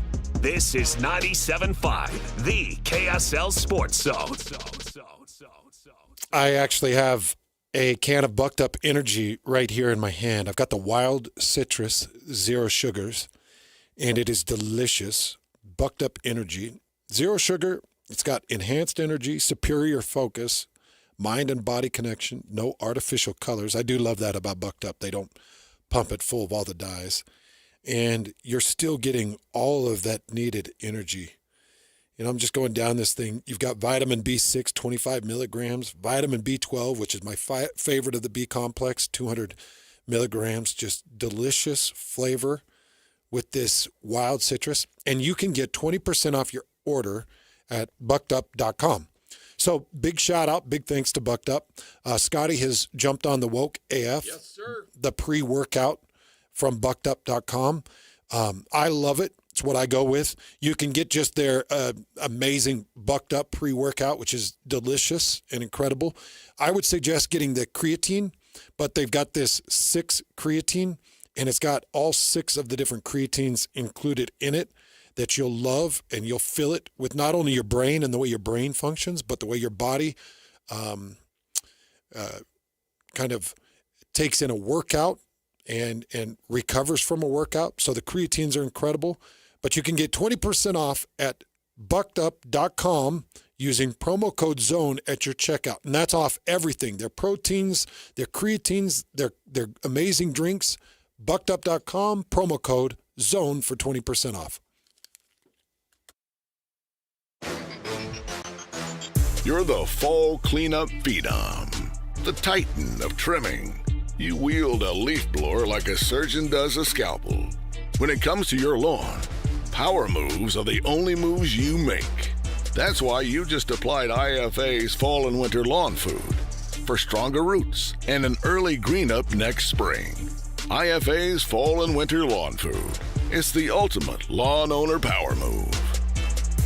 Hey, it's JJ here. I love hearing from listeners that have also had success with Salt Lake City fat loss. I'm with Angela and Jeff. Thanks for coming in. Thanks. We're glad to be here. You both look great. So how much weight have you lost? I lost 36 pounds in the 60-day reduction phase, and I've lost an additional 6 pounds on maintenance. So 42 pounds total so far. And I've lost 59 so far. That's incredible. Tell me what changed about your health. I immediately started sleeping better. I also quit craving things late at night that I knew were sabotaging my diet. What kind of things can you do now that you couldn't do before? I don't have to take a deep breath to tie my shoes anymore, and I can actually stand up after I've been kneeling on the floor without feeling like I was going to pass out. What would you tell someone who's thinking about losing weight with Salt Lake City fat loss? Don't wait another day. This plan will change your life. Learn the secret of losing up to 1 pound of unhealthy fat per day at slcfatloss.com. That's slcfatloss.com. Results may vary. Ryan Reynolds here from Mint Mobile. I don't know if you knew this, but anyone can get the same premium wireless for $15 a month plan that I've been enjoying. It's not just for celebrities. So do like I did and have one of your assistants switch you to Mint Mobile today. Visit mintmobile.com/radio. Upfront payment of $45 for 3-month plan, equivalent to $15 per month required. Intro rate first 3 months only, then full price plan options available. Taxes and fees extra. See full terms at mintmobile.com. Okay, I have to tell you, I was just looking on eBay where I go for all kinds of things I love, and there it was. That hologram trading card. One of the rarest, the last one I needed for my set. Shiny like the designer handbag of my dreams. One of a kind. eBay had it, and now everyone's asking, ooh, where'd you get your windshield wipers? eBay has all the parts that fit my car. No more annoying, just beautiful. Millions of finds, each with a story. eBay. Things people love. Let's be honest. Shopping for insurance isn't exactly a thrill ride. But saving money and avoiding costly insurance mistakes? That's a win. Join us at Farmers Insurance in Bountiful on October 22nd for the Zone's BYU Preview Show at the Mason Crapo Insurance Agency, 106 West 500 South. Learn how a local team can help you review your policies and save big. Plus, grab some incredible beef from Bar W Beef right on site. Learn more about personalized insurance from a trusted agent. It all started with a commitment to comfort. Gillette Heating and Air is proud to be Utah County's go-to team for expert HVAC and plumbing solutions. Need a repair, upgrade, or seasonal tune-up? Don't let cost hold you back. With 0% financing available, it's easy to get the work done now and pay later. Plus, save $100 on any repair over $500 and keep your system running strong with a professional tune-up before the heat hits. Visit GilletteHVAC.com or call 385-GET-COOL to book today. Homegrown service pros, financing made simple, comfort made easy. Carrier, turn to the experts. A Carrier factory authorized dealer. 3, 2, 1. This is your Utes at 50 update. 58! Presented by Kenny J's Barbecue on 97.5, the KSL Sports Zone.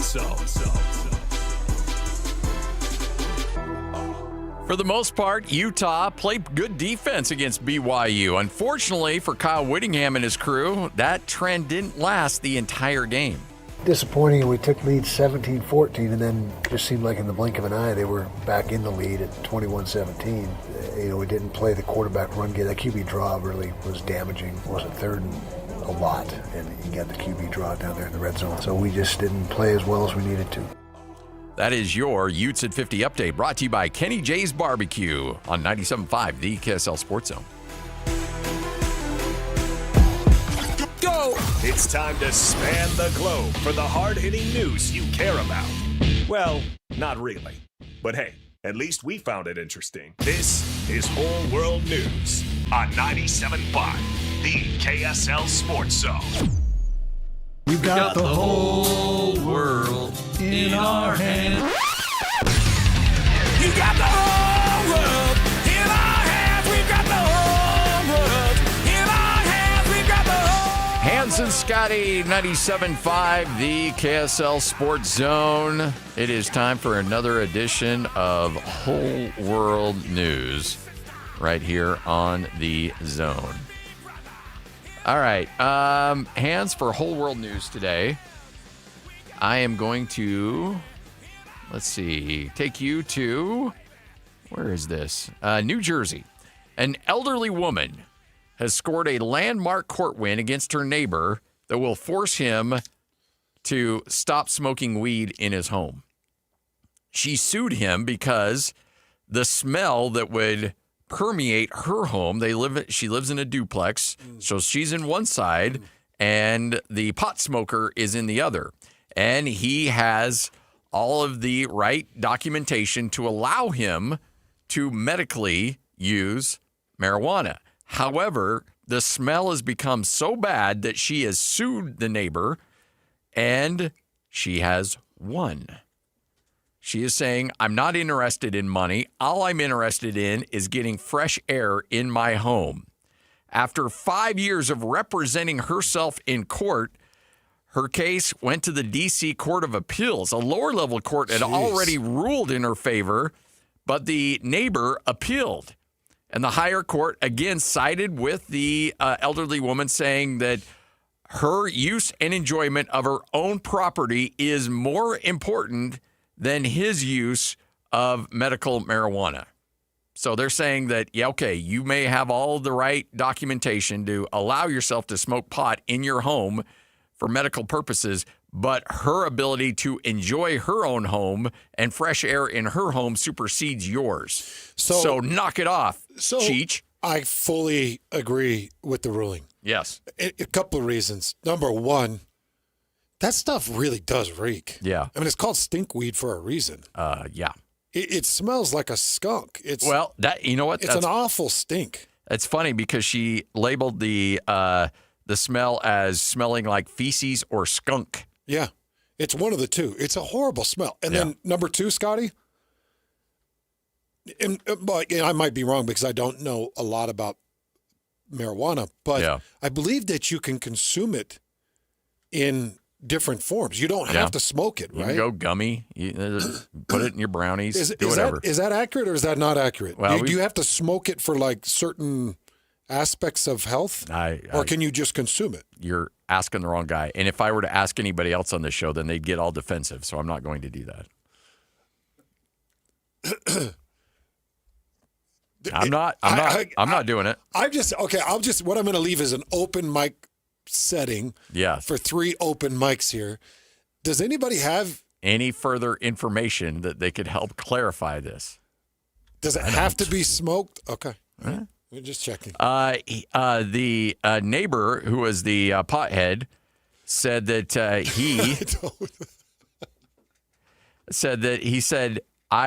he only smoked once a day and never longer than 5 minutes. It was all to cope with his many health conditions. He said, I am not Snoop Dogg here, but the panel in the court found it very doubtful that he only smoked for a couple minutes every day. The man has now been banned from smoking within 25 feet of her home, including his own property. In the house. Yep. And I don't think you can smoke it on the street. Yeah, so. I mean, I know people do because you walk down any street with legalized marijuana licenses and it's holy moly. My middle son was just down in Vegas for a concert. Yeah. And he said, Dad, I saw some things in Vegas that I can't unsee. Yeah, Vegas is ridiculous. And it's just like, he was like horrified. Yeah, it's becoming less and less fun. No, yeah. All right, Josh is with us. And a lot of people think that getting your roof replaced is not fun. But here, it's like a one-time thing, honestly. You do this and you're done. Like, you shouldn't have to do this twice in your lifetime with your house. We won't smoke weed either. Yeah. While we're on your property. Yep. Nope. That's a guarantee. Guaranteed. Right. Yeah. But, there's a lot of people out there like, okay, well, the funds quite aren't there yet. And so I need to save up for a year or two to be able to pay for this. Well, guess what? With the prices going up the way they are and the tariffs hitting, you might be better off just now financing it and getting it done and locking in this rate that you're offering right now. And you've got a ton of great financing options available. Totally. Yeah, and you nailed it right there. It's one of those things where if we just keep putting it off and kicking it down the road, it does end up costing us significantly more than it would to get it done now. Take advantage of the huge rebate savings that we've got going of $2,500 today.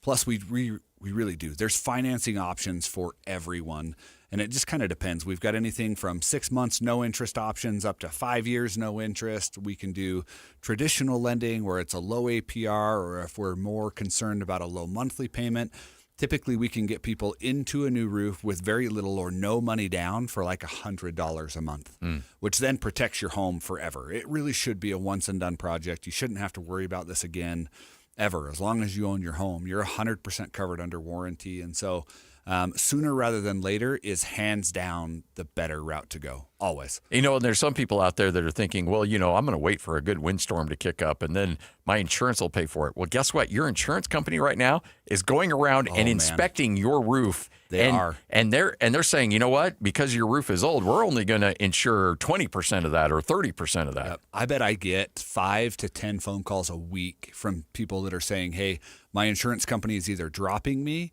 or they're reducing coverage on my roof because I'm at that 20-year mark. If you're at 20 years, it'll automatically start sending red flags to your insurance company now if it's not done. But if you do get it done, in retrospect, it'll actually do the opposite. You can submit an invoice saying, I have a new lifetime warranty roof, and it will give you a credit. It'll actually save money on your monthly premiums. It's really simple. Go to IWC Roofing. Give them a call right now. And again, $2,500 off. And that will lock you in that pricing, even if you don't get it done until spring. Yeah, absolutely. Yeah, if you're in a position where you need to get it done, we will 100% take advantage of this $2,500 off. You're not going to see a better deal this year. If you're in a spot where you're like, hey, I'd like that, but I don't need it or possibly can't pay for it till next year, call us. We'll come out. We'll look at it and lock it in for next year. I do want to emphasize that because that's very important.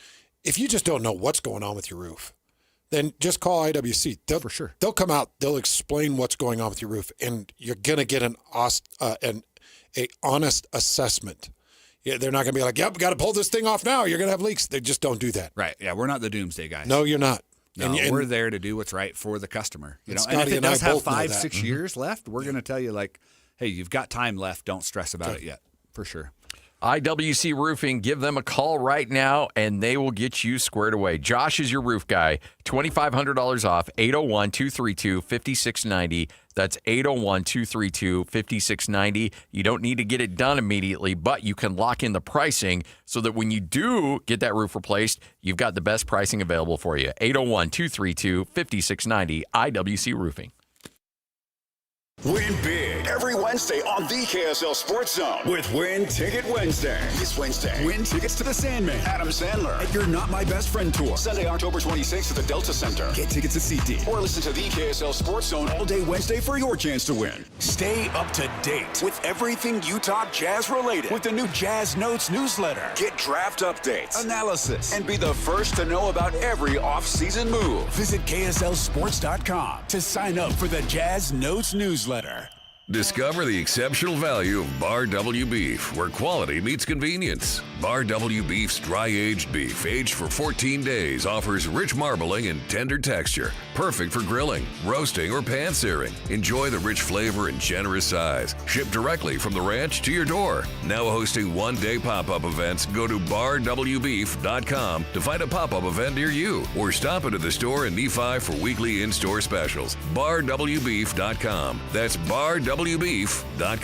This is Devin Dampier. As a new quarterback for the Utes, preparation is everything. Every practice, every play, every decision. And that preparation starts long before I step on the field. It starts with what I put in my body. That's why I choose Culligan Water, Salt Lake City. Their healthy, clean water isn't about quenching thirst. It's about optimal hydration, faster recovery, peak performance. It's the foundation of staying sharp on and off the field. For me and for my game, it's got to be Culligan of Salt Lake City. Drink what I drink. Visit CulliganSLC.com or call 801-509-9602. Upgrades? Repairs? Hercules has the rate for you.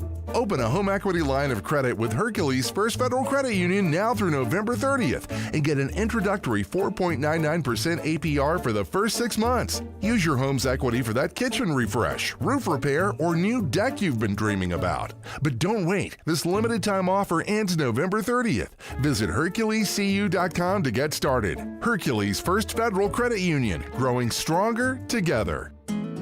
At Peach Windows and Doors, they help homeowners stay in the homes they love while upgrading to the elegance, efficiency, and natural light of today. With hundreds of 5-star Google reviews, their clients know Peach Windows and Doors deliver what they promise. I wanted to replace standard-size French doors with a large custom sliding door. The update required checking a weight-bearing wall. Plus, I wanted a couple of different styles of windows. The new sliding door created a much brighter and open look. Peach was so helpful along the way with recommendations and ideas, and the installers were efficient and respectful of my space. I was thrilled with Peach Windows and Doors. Give your $1 million home the $1 million feel it deserves. Don't wait on that someday project. Visit Peach Windows and Doors Salt Lake Showroom. Schedule a free in-home visit. You can also explore at peachwindowsanddoors.com or just call them at 801-566-1255. Peach Windows and Doors, where amazing home transformations begin. Attention, RV owners or RV wannabe owners. It's the used RV blowout sale. RVs from all over the Intermountain West have been sent to the Layton Hills Mall for this RV liquidation event. Repos, buybacks, rental returns, and trade-ins. Blowout pricing. Every RV has been inspected and serviced and ready to go. Free admission, free parking, dealers welcome. It's the used RV blowout sale. This Wednesday through Saturday from 10 a.m. to dusk. Go to UtahRVEvent.com. Sponsored by Paris RV. Paris RV is your locally owned, family-run RV dealership. We strive hard to find the very best RVs for the price. With 4 locations, over 1,000 RVs in stock, 42 service bays, and 4 super parts stores. We're sure to help take your family on the best RV vacation. Check out our perfect family bunkhouse trailer, the 26BH. That sleeps 9 for $19,995 or $227 a month. Zero down. Life is short.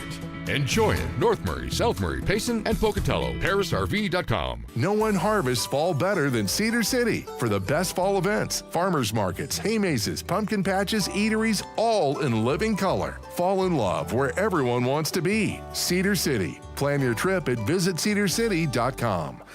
Broadcasting from the Mountain Home Services Studio, this is 97.5 KZNS FM Colville, 1280 KZNS AM Salt Lake City, and 102.7 KSL FM HD2 Salt Lake City Midvale. This is 97.5, the KSL Sports Zone. Number 1. Miss any part of the show? Every moment of every show is available in podcast form by searching Hanson Scotty on your favorite podcasting platform or online at KSLSports.com. This is Hans Olsen and Scotty G on 97.5, the KSL Sports Zone.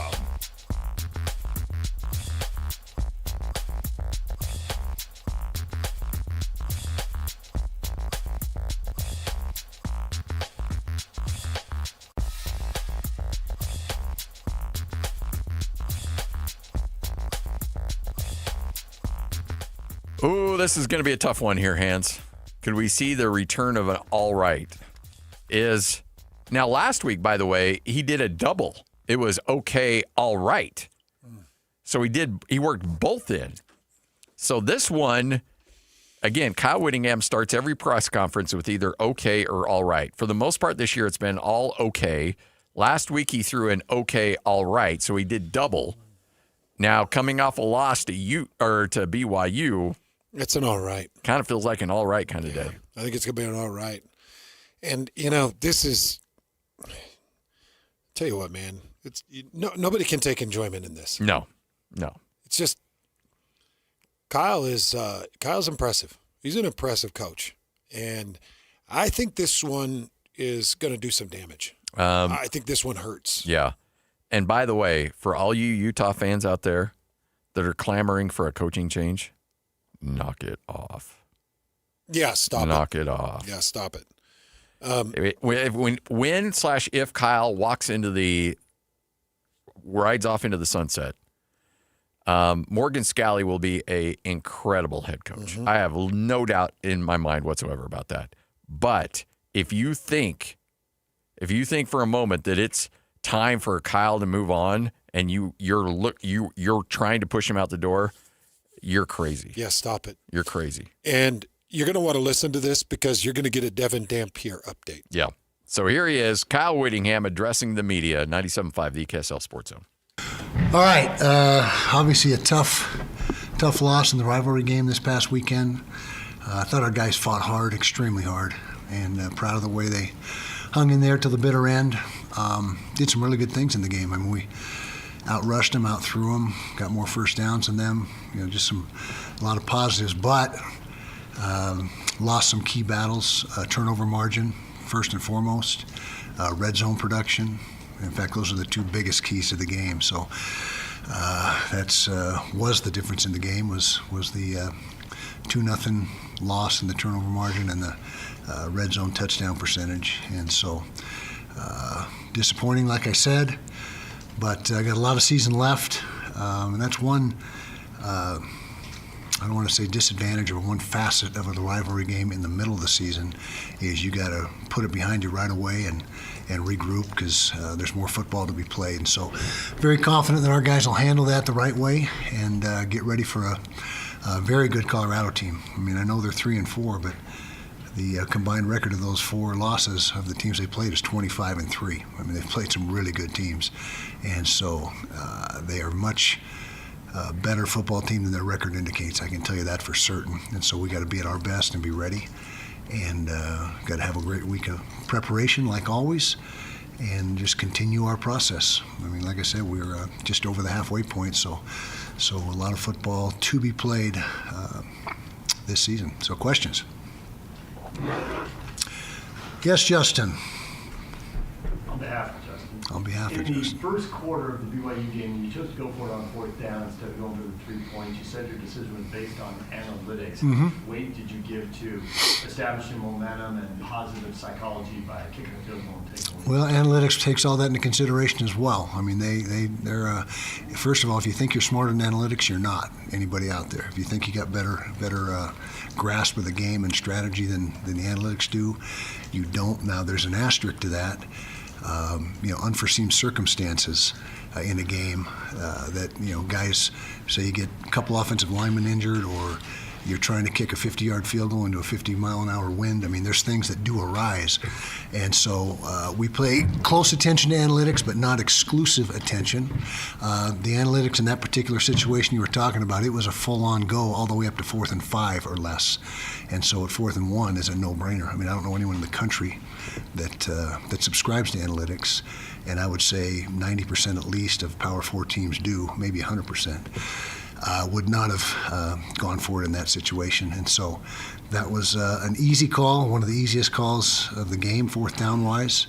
And, you say, well, why didn't you kick it? Well, yeah, we could have kicked it. Are we going to make it for certain? I mean, that's not a guarantee. And touchdowns are so much more valuable than field goals. Then it's just, that's why analytics is so heavily in favor of 4th down conversions in the red zone because of that. A field goal is actually a loss in the red zone. I mean, that means you've moved the ball and you've got within striking distance, but you bogged down. And so we try to do everything we can to score touchdowns, as does everyone in the country. And that was the reason for that, is the analytics and my own personal opinion were aligned. And again, had it been 4th and 5, it's still a go, and it was 4th and 1. We were coming off a very good game on 4th down against Arizona State. We put the ball in our best player's hands, Devin Dampier, and just didn't work out at that particular time. But like I said after the game, bad result doesn't necessarily mean it was a bad decision going into it. So, good question, though. Sticking on that just a tiny bit, when you look at that on the tape, was there any telltale on why you weren't able to get these? Yeah, we didn't block it exactly, that particular play exactly correct, and I don't want to get into who was incorrect or what, any of the specifics, but we didn't execute it very well. That was the bottom line, and the same thing on the 4th and 3 from the 12-yard line. And again, that was a go all the way to 5. Same thing. It was 4th and 5 or less. You go in that situation, and same thing there. Put the ball in our best player's hands. Well, the one was a toss. I'm sorry, the toss to Daniel Bray. The other one I'm talking about was Devon's, and so, yeah, I got those backwards. But staying on those lines as well, with the 4th and 7, Mm-hmm. you had Dylan Curtis out there, Mm-hmm. and then he attempted the kick, but it didn't count. It was missed. Do you have faith in him to make those kicks, or was it just, again, you saw what BYU was? They called the timeout and it caused a change of heart? Well, it caused a change of heart. We were going to kick it, obviously, but we have struggled at that exact distance this year, the 45, 46-yard range. We're 1 for 4 from that range, actually 1 for 5 because we missed one a couple games back that was there was a penalty, so it didn't count, and then he missed the one right before they called timeout. So we're actually 1 for 6 from that range. That was right on the cusp of the analytics. Go either way. You can kick the field goal or go for it. It was like 45% kick field goal, 43% if you go. And so when we saw the kick go fairly significantly wide right, we said, you know what, let's just go for it. And so that was the one that was could have gone either way. But again, you can't. People that say, well, if you'd have kicked a field goal, add 3 points to the score, this is what it would have been. No, that's entirely false. When as the score changes, people's tactics change and the play calling changes based on the situation. So you can't just say at the end of the game, well, if you'd have done this and this would have been the score, because that's ludicrous to think that way. Kyle, Devin, I think, had his lowest completion percentage of the season, if Yeah. I'm not mistaken. Just looking at the tape, I guess what led to that the completion percentage being so low compared to previous games, and are you confident in the past game, given just there were a few mistakes there, a few missed reads and so forth? Yeah, he actually didn't have a bad game though overall. I mean, he rushed the ball effectively. They did a good job in coverage. Give them credit for that. That which led to some of the lack of completion percentage points. But right now we're our forte right now is running the football. We're in the top 5 in the nation, 5 or 6 in the nation running the football. Devin's been a great quarterback for us. I think he's number 10 in the country in QBR, which is the best measure of how your quarterback's playing. And so that's our bread and butter is running the ball. But you still got to be able to throw. And we did. We threw it for over 200. What was it? 220. 230, 240, somewhere in that range. And so we did get some production throwing the ball. We obviously would have liked to have more, but just weren't quite as sharp in the throw game as we have been in certain other games. Follow up on that, Dampier was clearly hobbled, limited late in that game. Do you consider going to Bert Ficklin at all this week? You know what? We'll just check the availability report comes out Wednesday, and we have to wait a few days to see how these guys are healing up from the game, and so that's a distinct possibility, I can tell you that. But on Wednesday, you'll start getting the availability report and the likelihood of who's playing, who's not. So Colorado, is better than what their record has showed. Absolutely. What stands out about them? Well, they're well coached. I think Coach Sanders has done a great job there.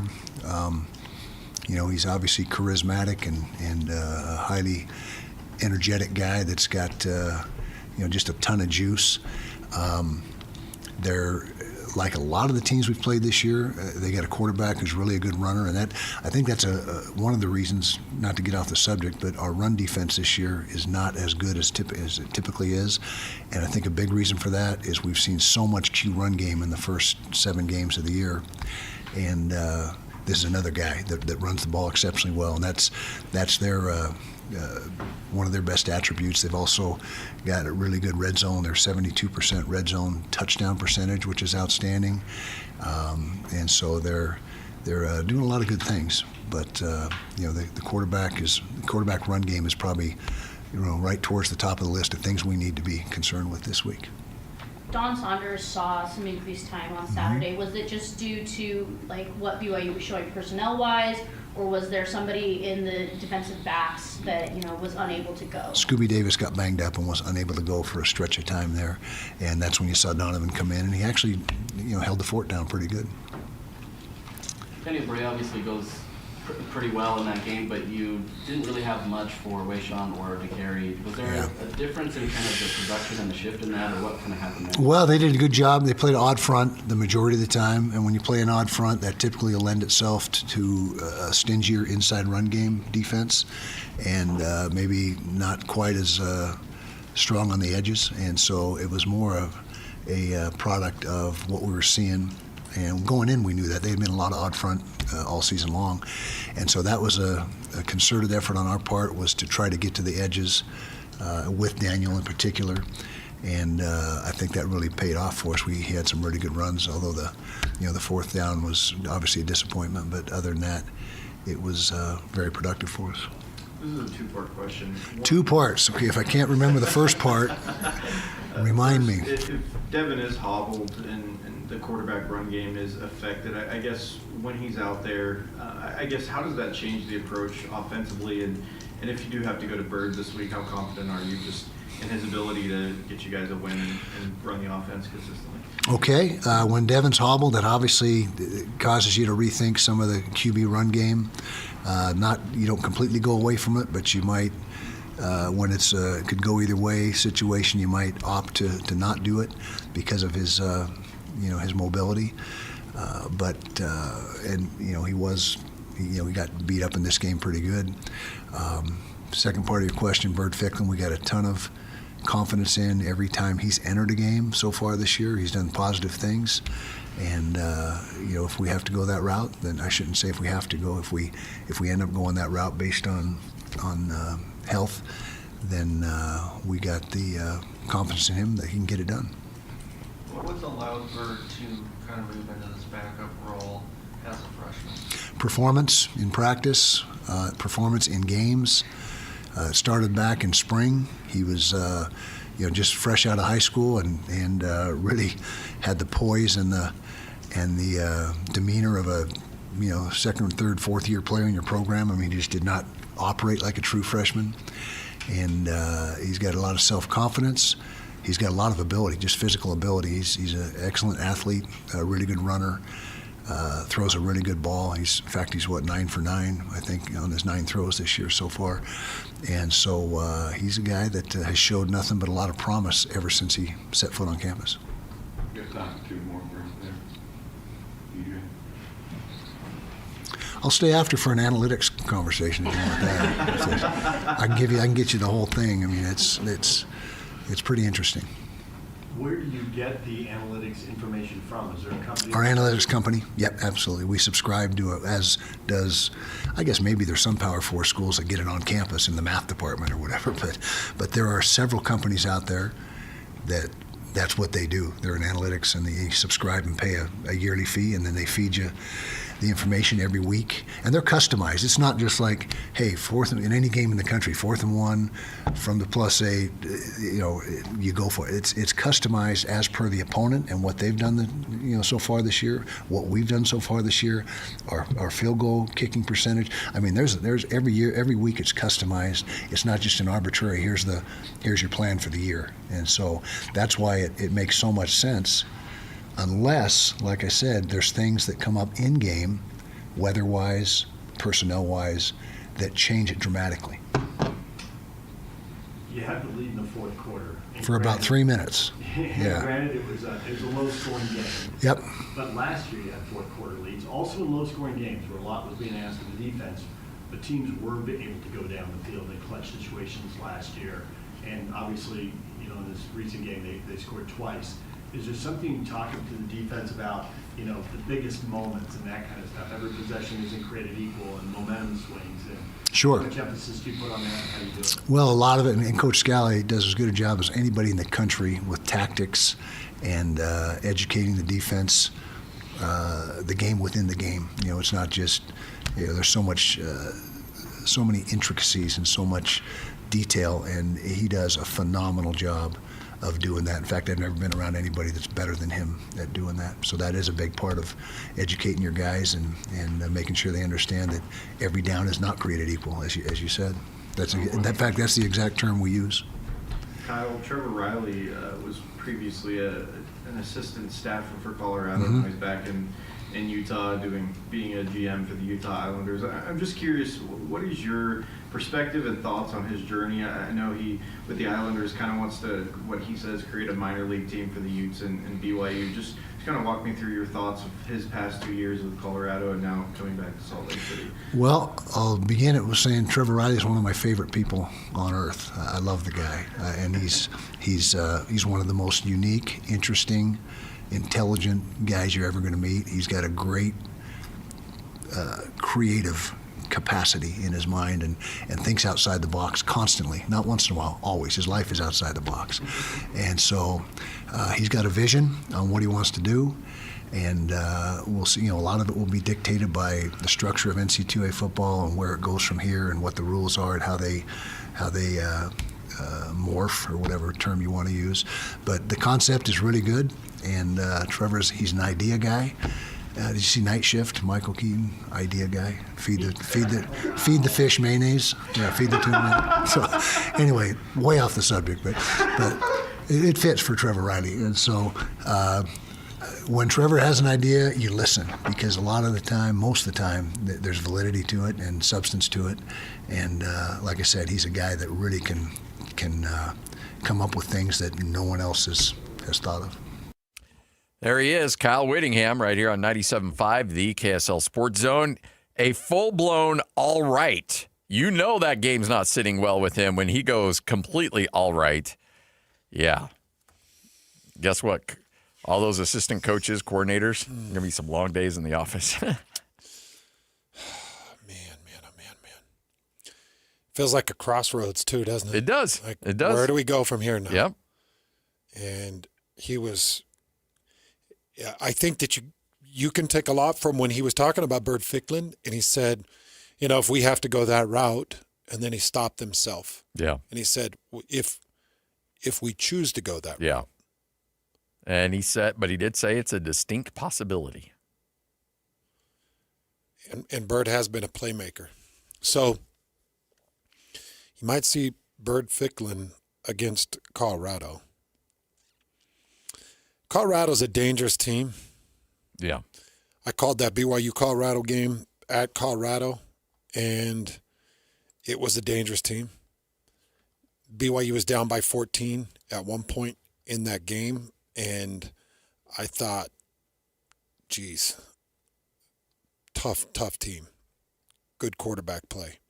Now, they have to come to Rice-Eccles Stadium, so it's nice that you don't go to Boulder, because I think that'd be a little bit more difficult. But Kyle Whittingham is going to have to do some of the best coaching of his life now. Yeah.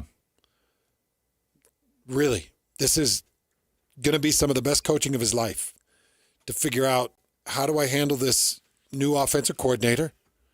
How do I handle this quarterback situation? Because if I've got to deal with another quarterback situation, third time in 3 years, that I thought I'd had a starting quarterback and I don't. Now I have to offer out injury reports, and I've got to put it out there in public, and it's going to be you need to have some of his best coaching of his career. Yeah.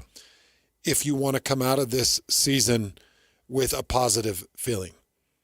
The good thing is the schedule does line up that you've got a potential of 5 wins in front of you. So you could finish with 10 wins. Oh, yeah. Yeah, I mean, for all the gloom and doom, Utah's still 5-2. And let's not forget that Texas Tech lost to Arizona State. And they've got BYU in a couple weeks. So BYU could upset Texas Tech and could really rattle the cage. Mm-hmm. You might have a 1-loss or a 2-loss leader in the Big 12, and you might have a grouping of 2-loss and maybe 3-loss teams that are vying for that other spot in the Big 12 championship game. That's just what's happening. So you have to stay laser focused. You have to keep everything on the table, and you have to rebound, because if you can't get your teams your players to buy back in, then you could go 3-2 over the next 5. A loss to Cincinnati and a loss at Baylor, or a loss at Baylor and a loss at Kansas, or a mixture of something like that. Yeah. That does not suffice. No. Nope. All right, Josh is with us right here on 97.5, the KSL Sports Zone. IWC Roofing doing so many good things and helping you out, but an honest evaluation of where your roof is, because honestly, it'd be very easy for you guys to show up and say, like, oh, yeah, the next rainstorm, you're going to have hundreds of gallons in your kitchen and your house is going to get ruined. We have to do this tomorrow. And a lot of people would be like, well, that's what they said, so I guess we need to do that. But you're always honest. You're like, hey, we can push this to spring, but you want to get locked into these prices because you're honest that, hey, prices are probably going to go up January 1st. For sure. And more than they normally do because of the tariffs and the normal cost increases and stuff like that. We could easily see a 20 to 25% overall cost increase of a roof. Just on materials. Just on materials. That's what's bonkers.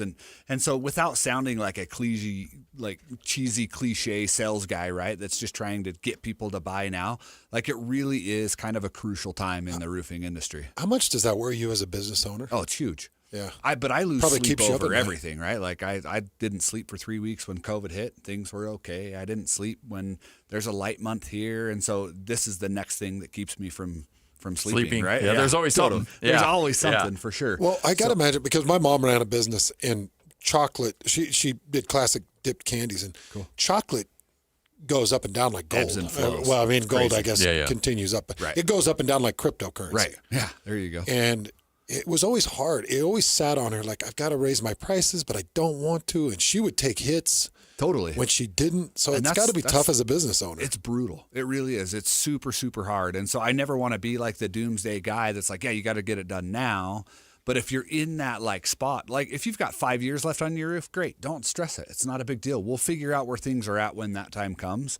If you know you're going to need it within the next year, sooner rather than later, for sure. Like this year, for sure, is going to be more beneficial over waiting till spring. It's just with the way things play out. And unfortunately, roofing materials are kind of like gold. We saw plywood, it ebbs and flows like crypto, right? The asphalt products don't. It's slow increase. COVID hit, it was a massive increase. We saw like a 25% increase that year, and it never came back down.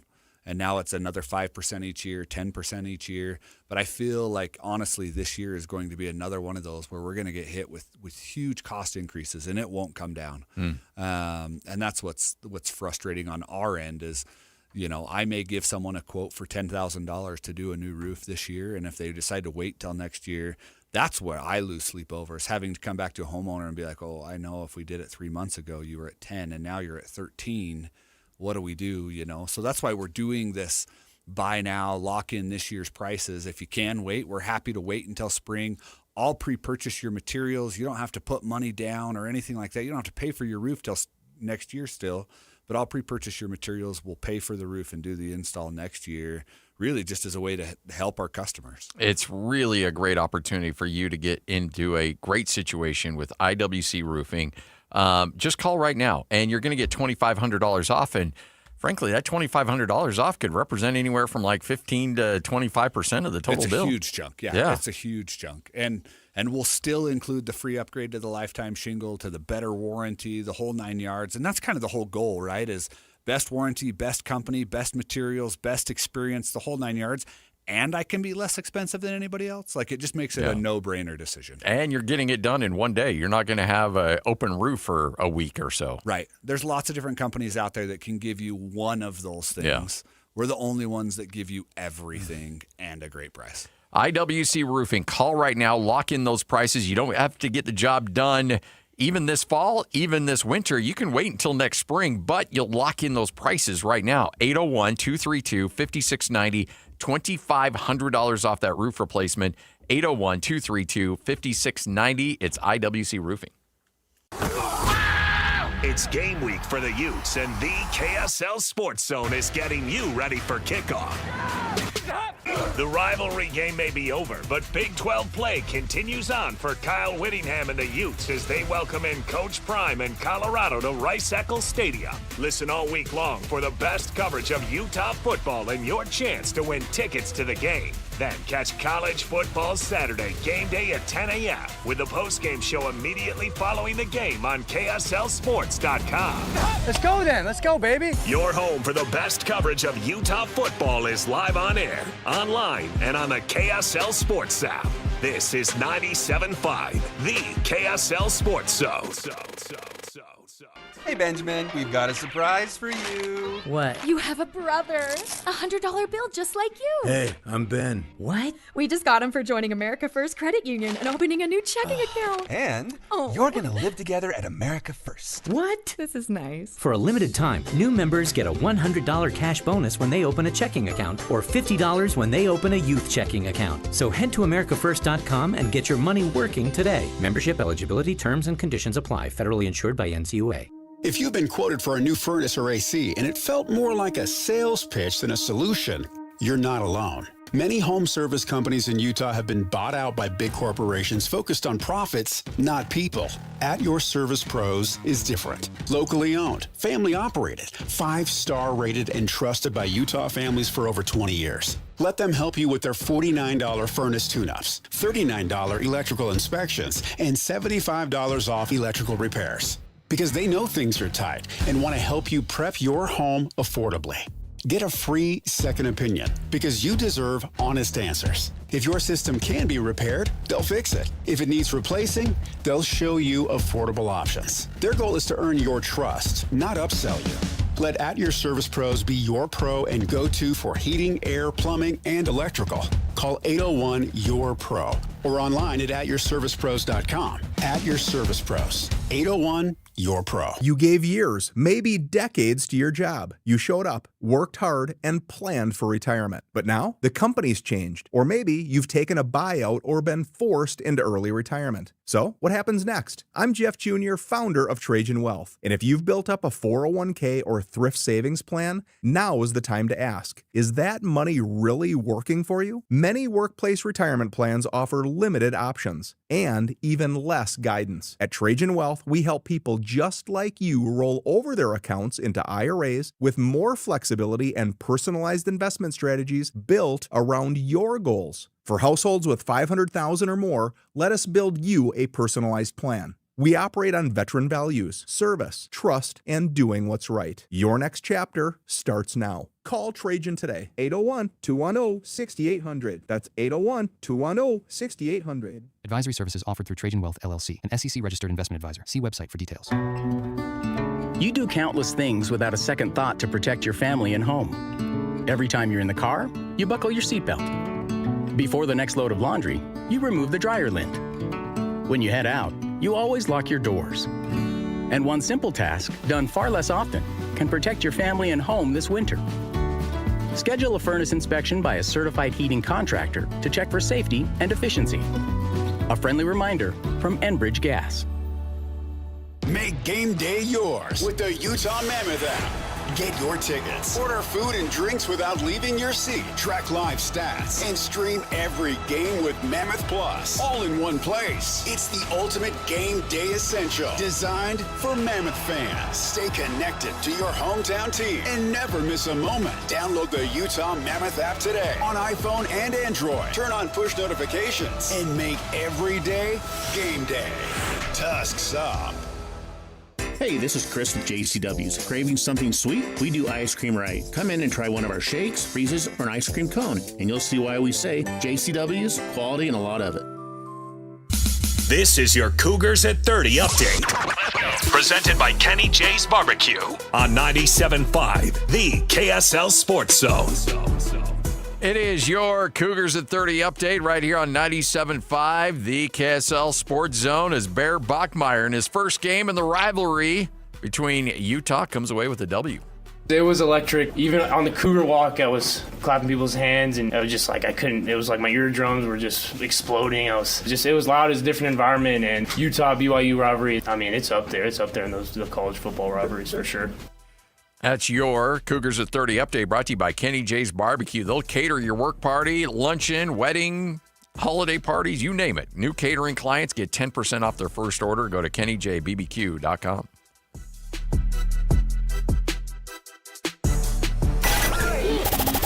The wheel is loaded, and it's time to talk some sports. This is Sports Roulette with Hanson Scotty on 97.5, the KSL Sports Zone.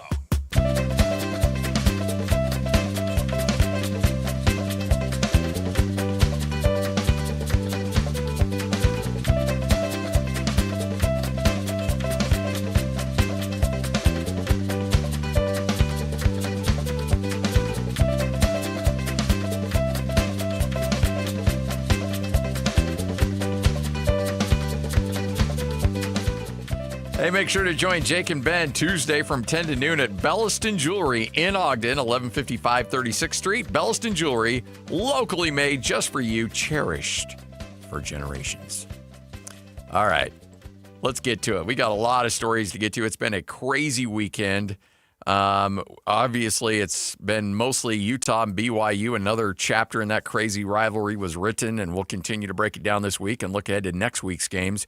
However, though, it's time to take a look at some other headlines. Let's get to it. Time to spin that wheel.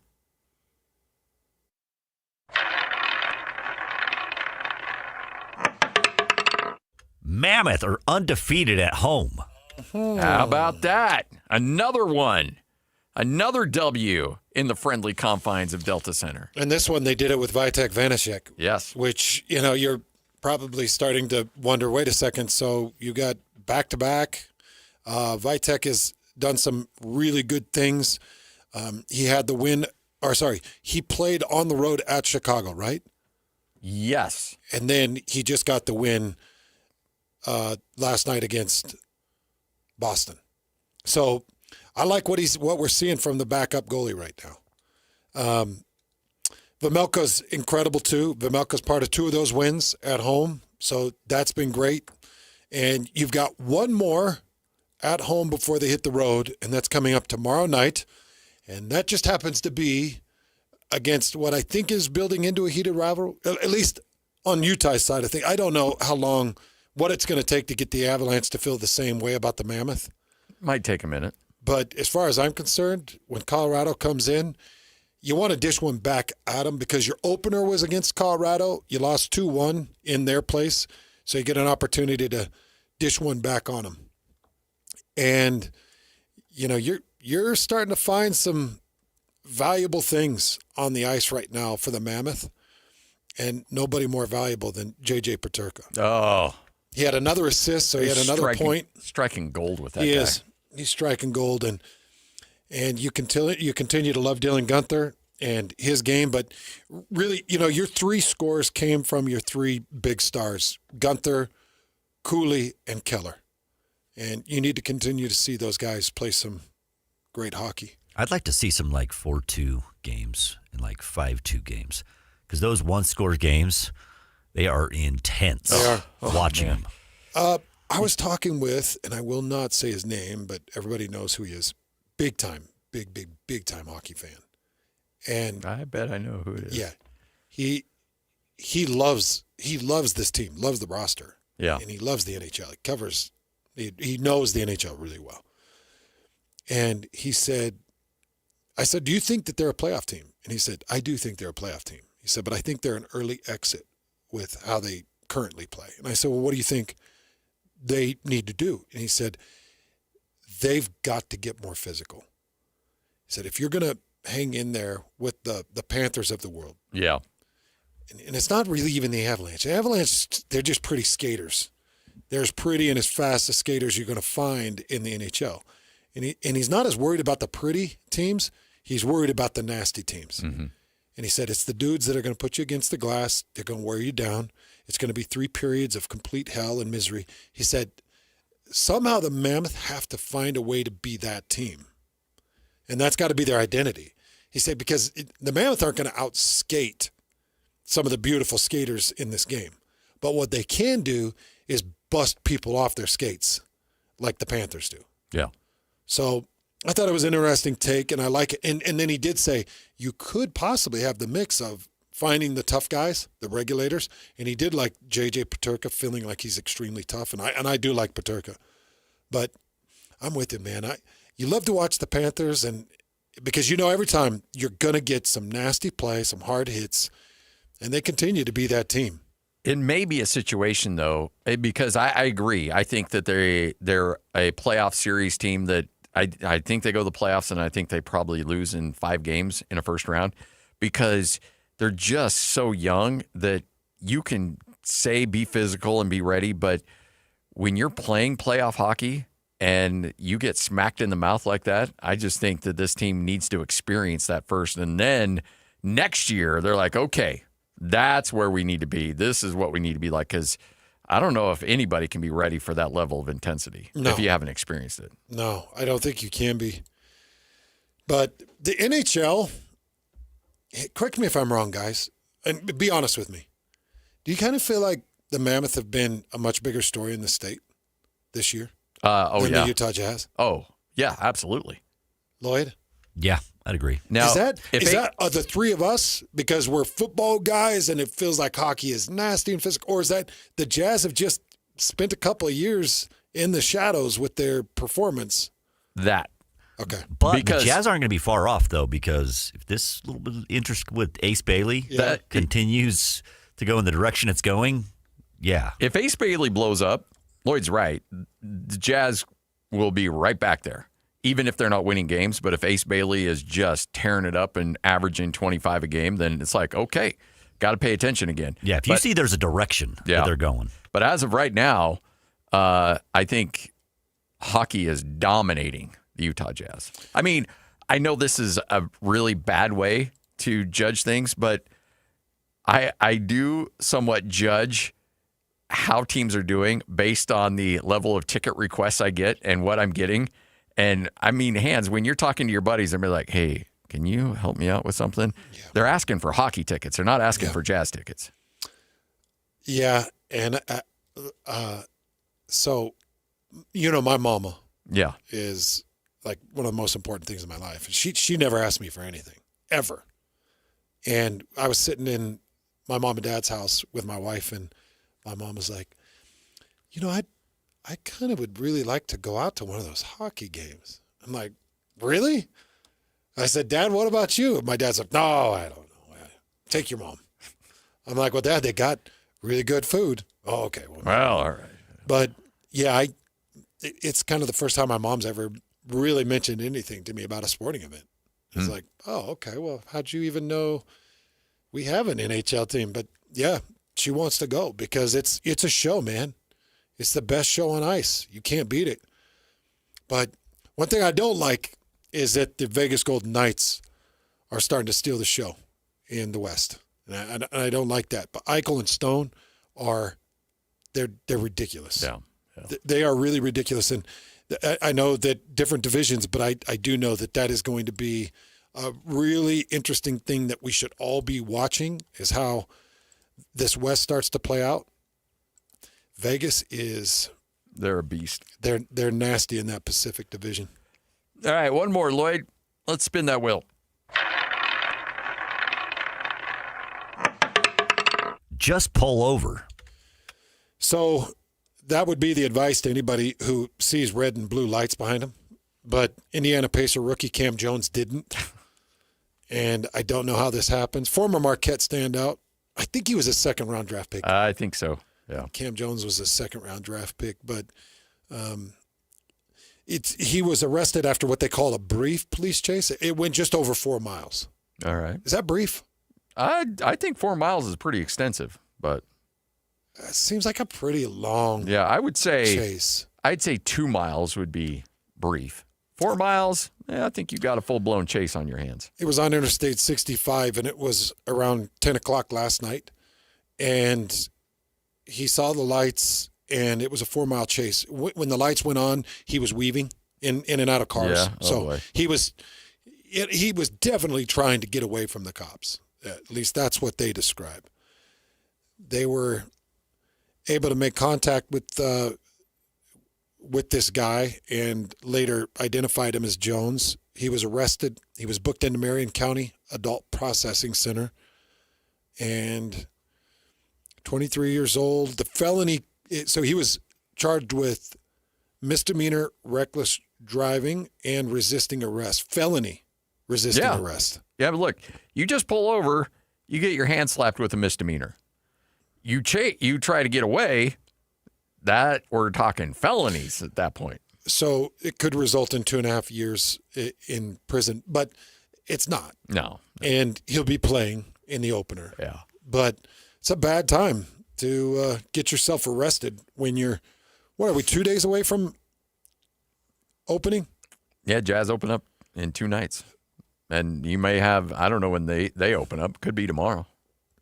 I mean, just think about it. If this was a Jazz guy on I-15 being arrested because they didn't stop, and it's like, come on, man. What are you doing? Just stop and be like, yeah, I'm so-and-so. Yeah, I had a couple of drinks. Or, yeah, I've got an illegal weapon in the car. Or, yeah, I've got something that I didn't want you to see. Or I have a suspended driver's license. Yeah, but I'm so-and-so. I'm a Jazz player. Hey, come on, man. The community's going to help you out, even though they shouldn't. They're going to. They'll make it work. But when you run, yeah, and you put, let's just say that, Brooks is on the freeway and somebody hits into the corner of his car and spins him out. It's like, you can't do that crap. Yeah. Stop. Just stop and let them figure it out, and then let's come to some type of conclusion and get you on your way. All right, 2:50. We'll wrap up this bad boy next. 97.5, the KSL Sports Zone. It's game week for the Cougars, and the KSL Sports Zone is getting you ready for kickoff. With the Holy War behind them, the Cougars get set for a trip to the Midwest for a Saturday afternoon showdown against Iowa State. Listen all week long for the best coverage of Cougar football. Then catch College Football Saturday game day at 10 a.m. with a postgame show immediately following the game on KSLSports.com. Your home for the best coverage of BYU football is live on air, online, and on the KSL Sports app. This is 97.5, the KSL Sports Zone. Hans Olsen, Scott Gerard, Bar W Beef is where you need to go right now. I'm telling you, barwbeef.com or their retail location in Nephi, you're going to get the best beef on the planet. And you know what? It even extends outside of beef. I love their pork ribs. I am very particular on the kind of ribs. I want the bones to be lined up perfectly. I want that perfect St. Louis cut. And every time I get my ribs, they're always perfect. I'm telling you, whatever you need, you can get at Bar W Beef. Hey, put it in your calendar. Yes. On Wednesday, we are going to be out at Farmers Insurance, and Bar W Beef is going to be there on a pop-up. Yep. So they'll have their beef on display and for immediate purchase right there at our remote. So plan on coming out and grabbing a box full of beef and get yourself set up and ready for the winter. Or if you just want to have it sent to your front door, purchases of $150 or more, you're going to have free delivery, and you're going to get that great home-raised 14-day dry-aged beef. And, you talk about these steaks. It's just rich, great flavor. It's generous marbling. It's just great for grilling, for pan-searing. It's great for birthdays, big celebrations. Or if you're just a dude like Scotty and I that is really interested in good health, high levels of protein, and great flavored beef, Bar W Beef is your place. It's not jam-packed with all the extra stuff you don't want. Bar W Beef and barwbeef.com. You're the fall cleanup phenom, the titan of trimming. You wield a leaf blower like a surgeon does a scalpel. When it comes to your lawn, power moves are the only moves you make. That's why you just applied IFA's Fall and Winter Lawn Food for stronger roots and an early green up next spring. IFA's Fall and Winter Lawn Food. It's the ultimate lawn owner power move. At Peach Windows and Doors, they help homeowners stay in the homes they love while upgrading to the elegance, efficiency, and natural light of today. With hundreds of 5-star Google reviews, their clients know Peach Windows and Doors deliver what they promise. I wanted to replace standard-size French doors with a large custom sliding door. The update required checking a weight-bearing wall. Plus, I wanted a couple of different styles of windows. The new sliding door created a much brighter and open look. Peach was so helpful along the way with recommendations and ideas, and the installers were efficient and respectful of my space. I was thrilled with Peach Windows and Doors. Give your $1 million home the $1 million feel it deserves. Don't wait on that someday project. Visit Peach Windows and Doors Salt Lake Showroom. Schedule a free in-home visit. You can also explore at peachwindowsanddoors.com or just call them at 801-566-1255. Peach Windows and Doors, where amazing home transformations begin. Every time I turn around, my friends at Pure Talk give me one more reason to feel good about switching. This month, for instance, they're supporting Canines for Warriors, a terrific organization that trains rescue dogs and then pairs them up with combat veterans struggling with PTSD. The result? They're saving lives on both ends of the leash. This is why I switched to Pure Talk. I like being in business with an American wireless company who shares my values. Yeah, I appreciate unlimited talk, text, and plenty of 5G data for just $25 a month, and I bet you will too. But I think you'll really appreciate doing business with a company who gives back to the men and women who volunteered to defend our country. Just dial pound 250. Say micro. With Pure Talk's U.S. customer service team, you can switch in as little as 10 minutes. Again, dial pound 250, say micro, to switch to an American wireless company who actually stands for something. Pure Talk. It might only be October, but Utah is getting ready for a brand new immersive holiday tradition in South Jordan. Step into the magic at holiday lights at the ballpark at America First Square, sponsored by Mickey Couture. A walk through winter wonderland like no other. Dazzling lights, festive music, and family fun for all ages starting November 14th. Reserve your tickets now at the ballpark at afs.com. Make the season unforgettable by celebrating Utah's newest holiday tradition. Holiday lights at the ballpark. Let's be honest. Shopping for insurance isn't exactly a thrill ride. But saving money and avoiding costly insurance mistakes? That's a win.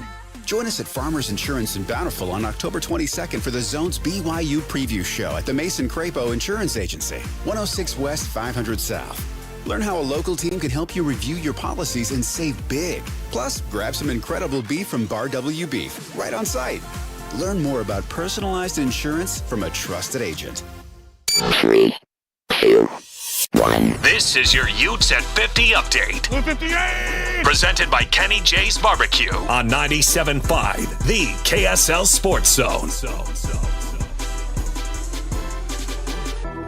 It's your Utes at 50 update right here on 97.5, the KSL Sports Zone. As Utah suffering a tough loss to BYU as Kyle Whittingham and crew need to find a way to move on.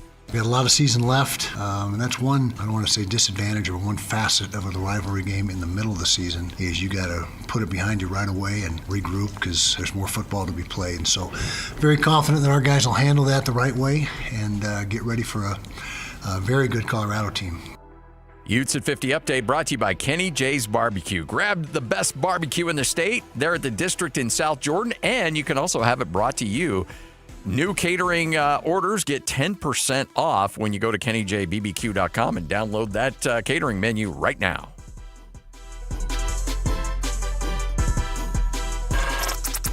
You're locked on to Hans Olsen and Scotty G. That's right, yeah! On 97.5, the KSL Sports Zone.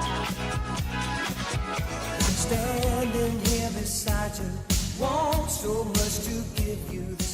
Wrapping up another edition of the show, Hans Olsen, Scott Gerard, 97.5, the KSL Sports Zone. We'll get a little bit more deep into film evaluation, what we saw from both BYU and Utah coming up tomorrow. And we'll also get into it through our BYU and Utah preview shows that we've got coming up Wednesday and Thursday. But a lot of observations to take in. And one thing I've been watching really closely is Bear Bachmeier's passing ability, because Bear has come out of nowhere to be what he is. And, you know, he put one on the mark on Chase Roberts that was sick. You saw that go route, man on man, the touchdown. It was the first touchdown for BYU. Yep.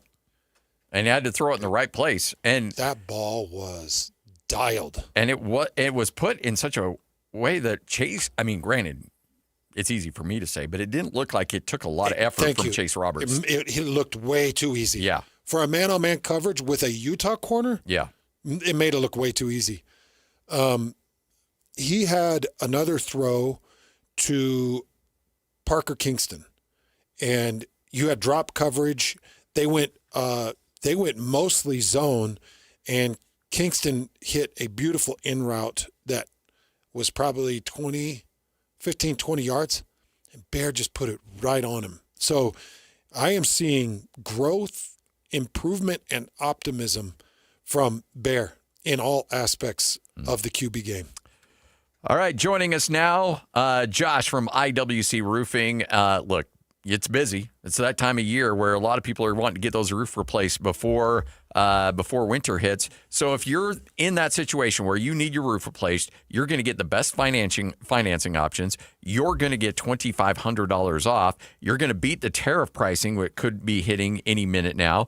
And I might add, if you can wait until spring but lock in the prices right now, your current roof will be treated like it's an IWC roof with the full warranty. Just mic drop right there. That's awesome. That's it. That's all we need. No, yeah, you nailed it. All the way across the board, everything. The whole goal for us right now, especially right now, is either get it done before snow flies if you're in an emergency. If you're not, we'll hedge our bets. We'll make sure we keep you safe against the tariff and the cost increases that will inevitably happen by this time next year. If you need financing options, we've got something for everybody. We can do it as low as $100 a month if we need to. If you don't need it done, we'll be the first one. There's no obligation to have us come out and look at it, but at least you know what you're up against. Yeah. And if you do know you're going to need it in the next year or two, we'll be the first ones to help you come up with the best game plan to get it done. And you don't pay for it until it's done. Amen. Exactly. That's what's so cool. Yeah. Yeah, we do 100% satisfaction guarantee. I don't want a single one of my customers to pay me until that roof is done and they're happy and they're squared away. And that's why I do the volume that we do.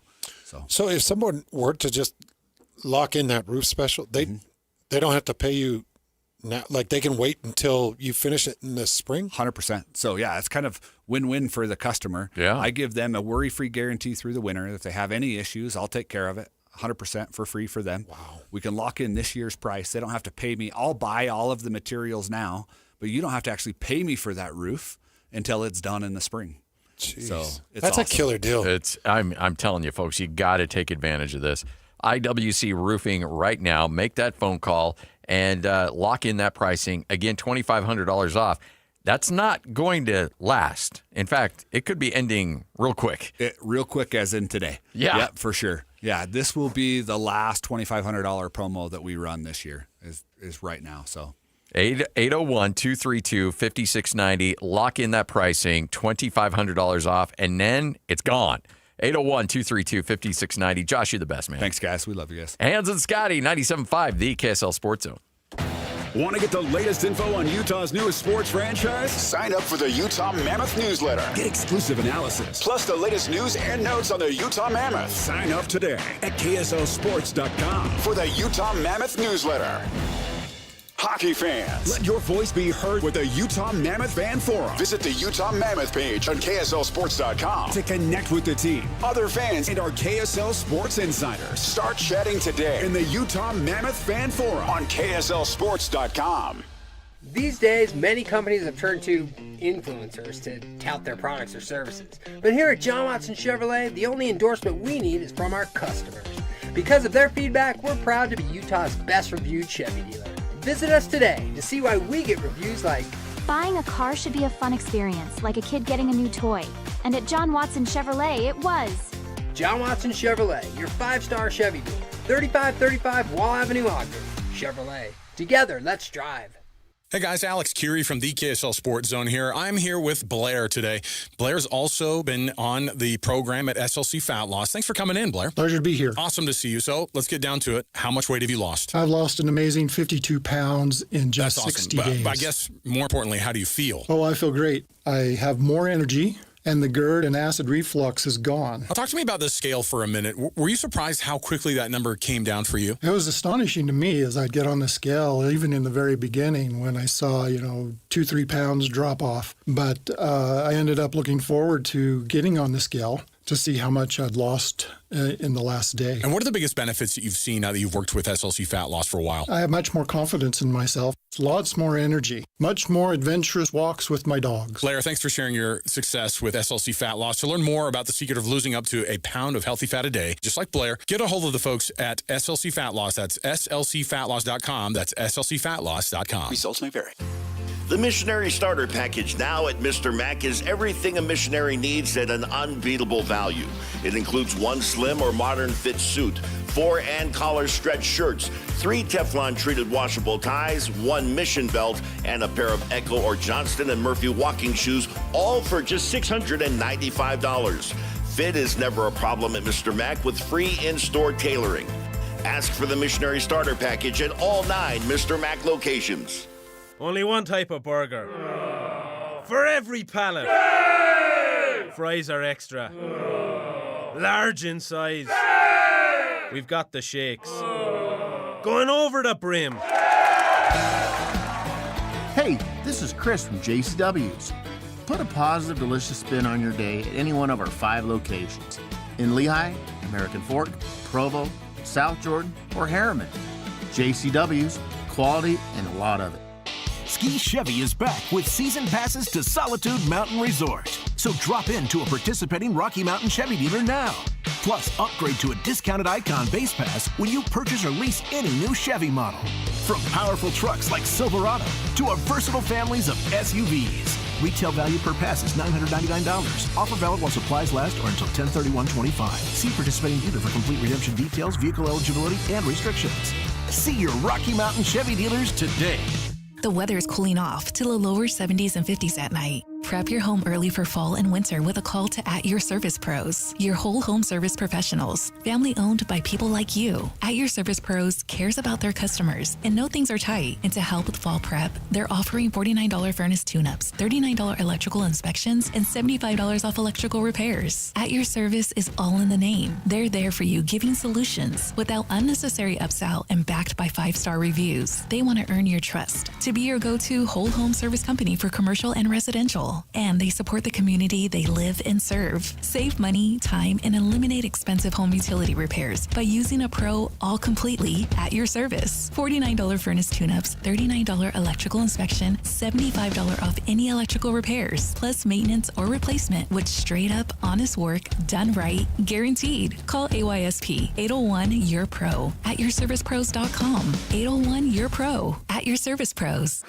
Broadcasting from the Mountain Home Services Studio, this is 97.5 KZNS FM Colville, 1280 KZNS AM Salt Lake City, and 102.7 KSL FM HD2 Salt Lake City Midvale. This is 97.5, the KSL Sports Zone. Hey! This is JJ and Alex. I made a name for myself, I told you I won't be denied. As you wrap up your day, it's time to get your fix of the teams you live for and the sports you love. This is JJ and Alex on 97.5, the KSL Sports Zone.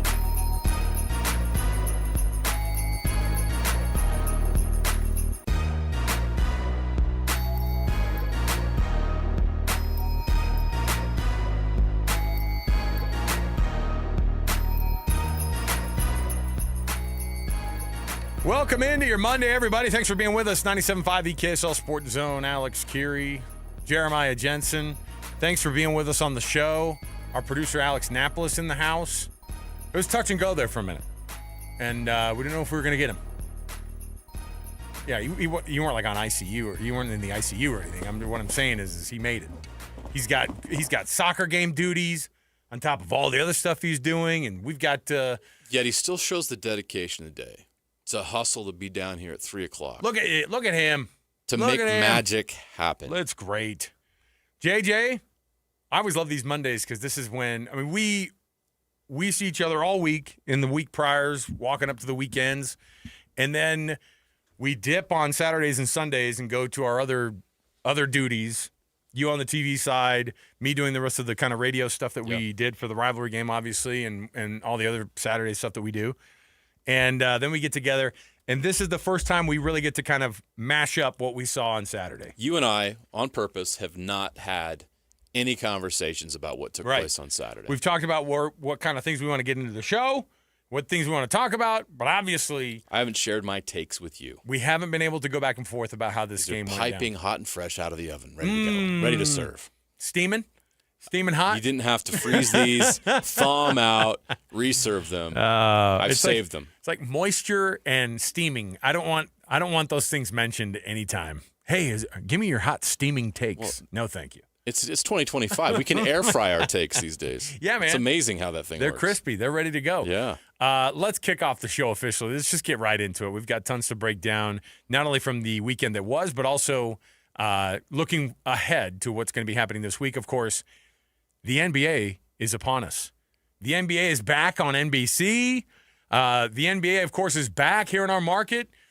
Everybody's excited. You've got basketball going on. You've got the NBA kicking off this week. We've got our roundtable tomorrow down at the JCWs in Sandy. Of course, we're going to be down there breaking down the Jazz kicking off their season.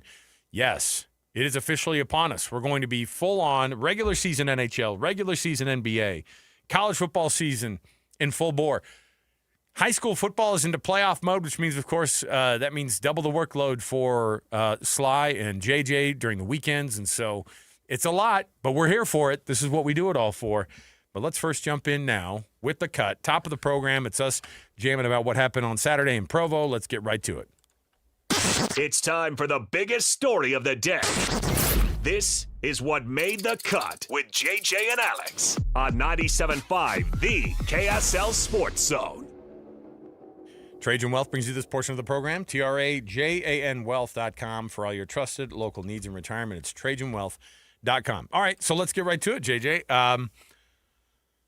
I was down on the field for the last 5 minutes of chaos that game brought us, because why wouldn't it be chaotic in that game? Every year it is. I was saying to Christian and Alex Napolis on Saturday, I'm in the south end zone, and I'm on the field, and I was just talking to Hans about this because I couldn't tell. And when you're on the field, and the loudness at Lavelle Edwards Stadium is times 5 when you're in that south end zone. Yes. And I'm watching this thing play out, and I'm seeing the 2 penalties that led to Utah being on the 2-yard line or the 1-yard line. They get the score right there at the end, and then the onside kick happens. You can't see the depth of the field in the end zones. Worst place to watch a game, honestly. It's just the absolute worst. You're on field level. You don't know where the down markers really are. You have no idea where the yardage markers are. And so when I see that ball get kicked off, the onside kick, I am laughing my head off a little bit, because I just came from the downstairs where all the people who are writing all this game up from the print standpoint have already got their stories ready to hit send, But this game always brings you something close, and I couldn't tell where that ball was on the field. Now, later I go back and look, and I go, oh, it actually wasn't that close. When you get the illegal touching call, you kind of go, wow, I didn't see it, Right. But you didn't know how far the ball had gone at that point. And anyway, the rivalry game delivered another giant controversy, of course, on the officiating part, according to a lot of folks that I was sitting by. Steven Sylvester may or may not have been one of those guys that I was standing next to in the south end zone. And I watched Kyle Whittingham in that second half, absolutely furious, and spending a lot of time working on those referees on the side. And he didn't like the way things were called. He didn't love how that game went down. You had a massive amount of emotion in that game, as seen by the targeting penalty on Lander Barton. And when he got kicked out of the game, that was a massive turning point, not just because of the guy who was on the field, but because of the emotional toll that takes, with the defensive captain being. And the gain it gave BYU. Yes. Had that change, they get an automatic first down. Yep. They move 15 yards up the field. It was a big play. It was a huge moment. And on top of that, the breaking out of Bear Bachmeier again, seemingly like they have no problem just running this guy up the middle on any third down, anytime, at any distance. And he seems to be able to find his way down the field. He's gotten better at reading where those defenders are. That 22-yard run is going to go down as one of the moments in rivalry lore for BYU fans. And the fourth down conversions that were not, the field goals that were not kicked for a lot of Utah fans, or at least attempted, that'll go down as why on earth. For one of the first times, you're seeing Kyle Whittingham people are going, what is going on in Witt's world? His coaching being criticized as to why he went for what he did and all those things. So I'm curious to get your thoughts on how this one went down and what you thought of this rivalry game, edition 103. Let me give you the Utah side, and then I can give the BYU side when you're ready. I'll start with Utah. You mentioned the fourth downs. Okay? Should they have kicked the field goals? In hindsight, it's easy to say yes. Kyle Whittingham, to his credit, has embraced analytics, and it has worked for them over the years recently. One of the reasons why they won back-to-back Pac-12 championships and went to the Rose Bowl in back-to-back years was their use of analytics. Remember the USC game up at Rice-Eccles Stadium against USC, the comeback. Yep. The decisions they made in that game late were based on analytics. And what happened? They won the game. They went for it. They went for 2, and they won. Right. Okay? Nobody was questioning the analytics when that happened. We're questioning the analytics now. Why? It's not because it wasn't the right call. It's because Utah did not execute. And this is the problem with Utah right now. It's not about the penalties in that game, blah, blah, blah. It's not about the targeting. It's none of that. There's 2 reasons why Utah lost this football game. And it has nothing to do with should they have kicked the field goal or not. They're not executing at a championship level. Mm-hmm. Those fourth down conversions, go back and watch them, and watch the missed blocks, watch the poor execution on those key plays. They didn't get it done in those moments. The Daniel Bray carry, was it Mo Bama that came up and made that great tackle? Yep. the receiver was supposed to come up and chip Bamba and didn't. Otherwise, Bray might have scored on that play. Daniel Bray had a great game. No one's talking about Daniel Bray and his 121 yards rushing on 10 carries. You weren't He was expecting- only 1 yard short of L.J. Martin for the leading rusher in that game. We would be talking about him if the Utes executed, and they didn't. The other thing is turnovers. I talked about this on Friday. We made our predictions. I predicted 23-20 Utah. And why did I go with Utah? Because I thought Utah was going to be the team that took care of the ball, and they were going to be able to force Bear Bachmeier into making those turnovers. It turned out to be the opposite. That punt return, that botched punt at the end of the first half was a massive play in that game because Utah would have been set up near midfield with the chance to go down and score before the half, and then they got the ball first to start the second half. And by the way, they didn't take advantage of that drive either. Yeah. That was killer. And then Devin Dampier throwing that interception, a bad ball in the fourth quarter on a key drive where they needed to score, and they turn it back over to BYU, and BYU finishes them off. Turnovers and poor execution is the reason why Utah won that game. Not because they didn't choose to kick field goals, not because of the penalties, not because of any of the other stuff. It's really that simple. Utah is not executing as a championship level yet, and to BYU's credit, they are. BYU executed really well in that game. Look at the Daniel Bray play that got blown up in the first quarter and compare it to the Parker Kingston touchdown. Similar plays. What did BYU do different than Utah did? They blocked. They created the lane that Parker Kingston needed to walk into the end zone. It's simple execution. Bear Bachmeier executed, and he used his talents and his abilities to his advantage. Utah didn't do a good enough job executing defensively in that fourth quarter. The QB run game got him again. And when it comes down to it, that is why Utah did not win this game. Interestingly enough, BYU 200 yards on the ground, Utah 226 on the ground. And Dampier, by the way, those 15 rushes for 64 yards to Bears 11 rushes for 64 yards. So those two guys both end up with 64 yards on the ground. Devin Dampier did not attempt another quarterback run after that middle of the third quarter hit that took him off the field that he was absolutely limping around on. And Lloyd actually tweeted this out, I think toward the end of the game. He was like, I did not see Devin Dampier throwing 36 times. It's because that was the only option for their guy. That was the only option for Devin Dampier after that. His ankle was worse than it was in the Texas Tech game. Yes. The guy was limping around like crazy. He could, and to his credit, he threw a heck of a ball the second half. I mean, after that, the interception that Tanner Wall got, he made some adjustments, but his ankle was absolutely terrible. Yeah. And he still threw the ball pretty darn well. But that's why you saw 36 passing attempts because they had to. Now, one, they're playing from behind, so they had to throw a ton. And by the end of it, he ran 15 times. Yeah. In the game. And he didn't after like the very beginning of the third quarter, basically. Right. So he ran the ball a ton, and that was part of their game plan. And you saw guys making those plays, and as soon as you saw the momentum swing, and I don't know the exact moment, maybe it was more of a combined set of moments, like the Lander Barton getting tossed after the targeting penalty. The interception was a huge turnaround. The non-interception that ended up being the Bear Bachmeier that Jack Benny picks off, but there was a holding on Carson Ryan at the bottom, which is obvious. It was obviously a hold. It was the right call. But it didn't need to happen, right? It's away from the play. Again, like, execution. Right? And discipline. I mean, those have been the the things. issues with Utah all season long, and these are not typical problems you have with a team led by Kyle Whittingham and Morgan Scalley. I don't understand the execution problems with Utah right now. It was very apparent that was a problem in the Texas Tech game. This was a problem in Wyoming. Their execution in Laramie was atrocious, and they talked about it.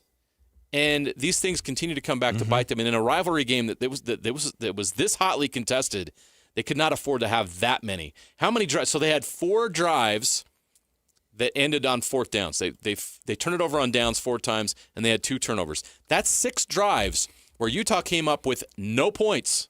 6. You can't win games when you're doing that. Right. I don't care how many yards you got. I know we're talking about how many yards that offense had. They outgained and outperformed BYU in every statistic except for turnovers. And the one that matters most, the scoreboard. I don't care how many yards you got. You got to execute better. And I think the frustration is you see that Utah has the potential to be elite, but their execution is not at that level. And that has to be cleaned up. On the BYU side of things, how did you think that the game plan that BYU had, which was to let Bear just kind of, I mean, he's not, his numbers are not exceptional. He got himself a 4th Big 12 Player of the Week award in his 5th of the season. Freshman Player of the Week award, right? And with good reason, one, because there's not a lot of freshmen that are doing what he's doing, but the numbers aren't jumping off the page. What is it that he does for this game? Because it feels very kind of game manager type deal, but the hurdle play is not a game manager play. The 22-yard run where he gets pushed in by his teammates at the very end, he's doing stuff on the field that feel very much out of the ordinary for somebody who's as young as he is. Execution. Same thing on the other side. In key moments, he made the right plays. The touchdown to Chase Roberts. Talk about execution. You cannot throw a ball better than that. In a big moment, in a big game, early on in that game, that throw was a big-time throw, recognizing that Chase Roberts had one-on-one coverage. He had a size advantage, and he put the ball where only Chase could get it for that score. Terrific touchdown that gave him that early score that they needed. From there on out, it wasn't perfect. It wasn't dynamic. It didn't need to be. And against that Utah defense, that's a very, very good defense. And I know, I'm looking at the numbers, 13 of 22 passing. Okay, that's not gonna. If you're looking at weekly awards, that's not gonna pop off the page, right? Right. And then the rushing, 11 for 64 yards. That's fine. 5.8 yards per carry. But it wasn't. It was the key moments. And what you need out of a quarterback is when you have those important moments. Like maybe it's a 4th down where you got to have that yard, or you need to move the chains, or you need to come up with a big play. Bear delivered. The leaping, where he jumped over the guy, it was a great play. But that touchdown, that rushing touchdown, where he's carrying Utah defenders into the end zone with some help from some friends, that is coming up and making a big play in a moment where you absolutely have to have one. And that's where he shined. He's got this demeanor about him that he's never too high, never too low, which is exactly what you need out of your quarterback. And BYU and that team believes in him. And then when they go out there and they have a belief in that guy, they're going to have results like they had both in Arizona and against Utah. To come back against Arizona was incredible, and we doubted it because why were you in that situation? Then it was the opposite at Utah. You're at home, you got to stave this team off, and you do everything right to do it. He's executing at a high level. So, calm as a cucumber, right? Cool as a cucumber. Whatever the saying is. Cliche, whatever analogy you want to come up with, he is that for that team. Yeah. After the game, of course, there are a couple things that went on. I went to Kalani Sitake's press conference after and listened to some of the things that he talked about. Here's what he said about Bear Bachmeier specifically, and how that performance that he had and what it did for his team, and again, they talk about him as steady as it comes. It's almost like they're not impressed anymore. They just already know what he can do. Thought he did a great job, and this is not an easy game to prep for, even all week. We did it on homecoming week, so we made a big deal about it. And I just saw this young freshman come to work every day and watch film, study, practice, and make mistakes in practice and correct them and ready. I wish I could take credit for that. That's not me.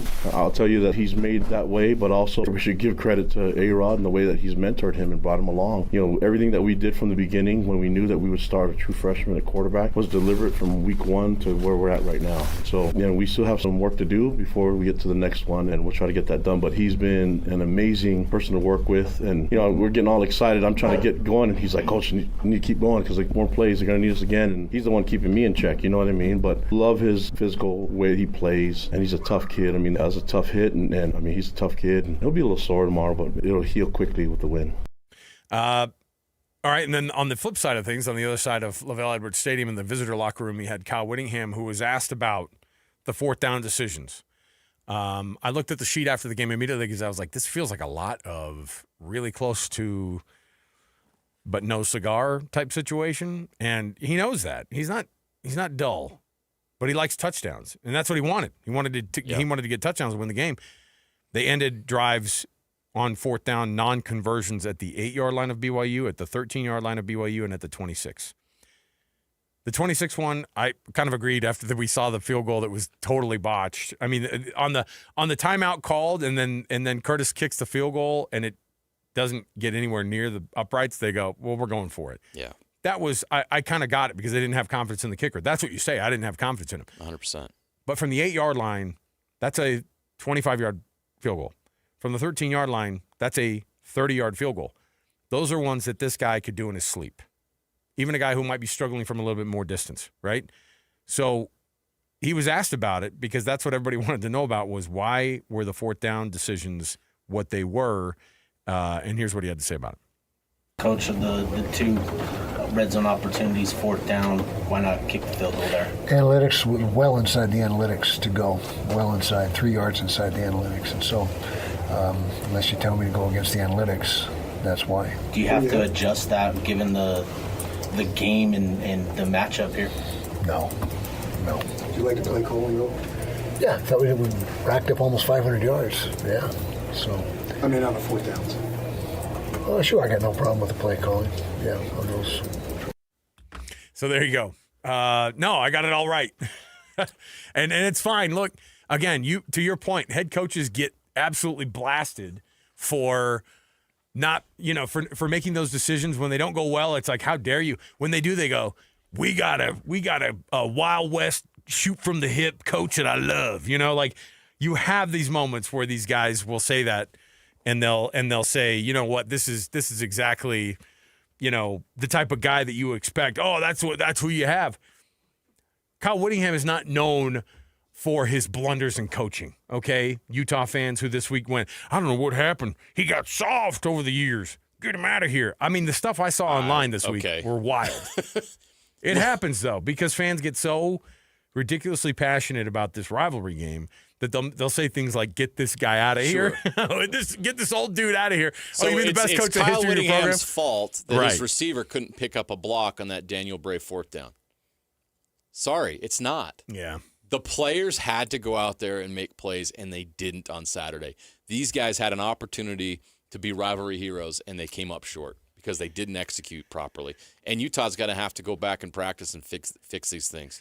Did you get, I guess satisfied isn't the word for it, but were you okay with the answers that he gave? Like, it's exactly what you have to answer for if you're the head coach These after are a the game analytics. like that. This is what the numbers tell us to do.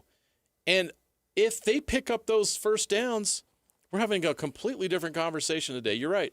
But fortune favors the bold. What was the difference in those 2021 and 22 Utah teams? Oh, yeah. They did go for broke, but they got it done because they had the guys to execute. 43-42. You had the guys to execute. Mm-hmm. Bryson Barnes against Caleb Williams and USC. Like, you had guys who had some heart and went out there and executed and gave it everything they had and made plays.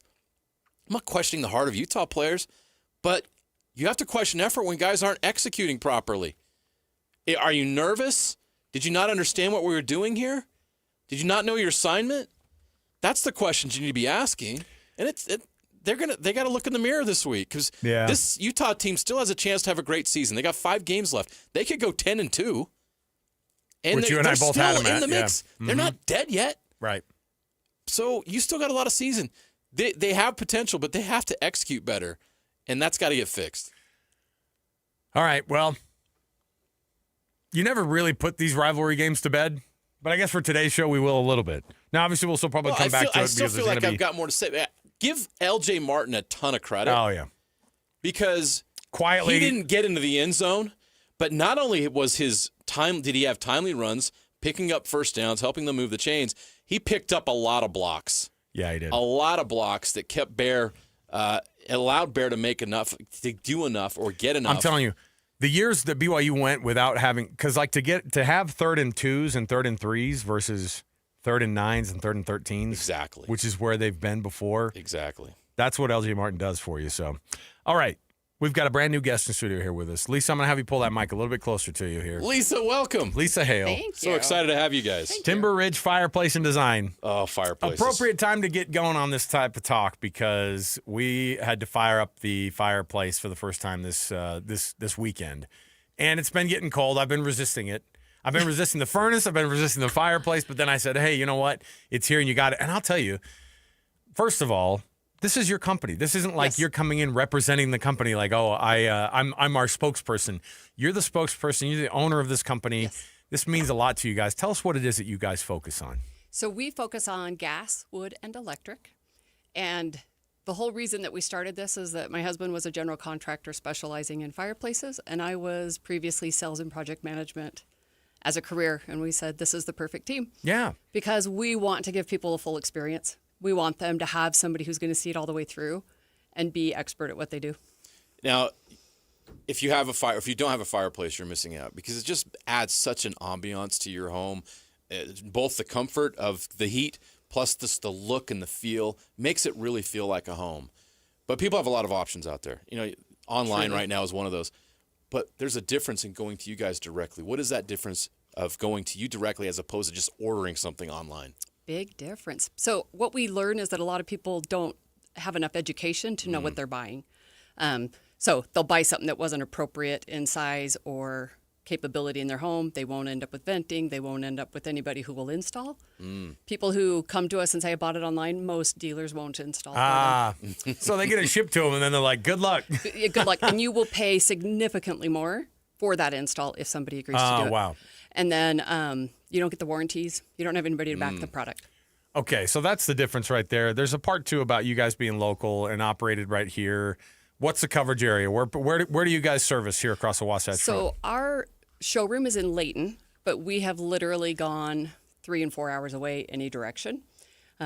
Clearly your core business is in Davis, Weber, Morgan counties. Yeah. But on a regular basis, we're going 2 and 3 hours away. Yeah, in Salt Lake and Utah counties, Yep. Twilla counties, the ones where we all live, right? I'll drive 30 minutes to get a deal on a fireplace. Well, and on top of it, Yeah, absolutely. Listen, I've done the thing where, and I've had the mix of, we've had the potbelly stoves in the houses before, like, in our first house, we're in a basement and we're newly married and man, I'll tell you what, it makes a huge difference. And by the way, there are people now who are like, I want that feel in my home. Can you have a mix and match? Like, hey, you can have a wood-burning stove down here, and you can get an electric one over here. Do you have people doing that kind of stuff? Yes, that's exactly. A lot of people go, what about the burn days? What about, when can we use our wood, but we want to have a wood backup?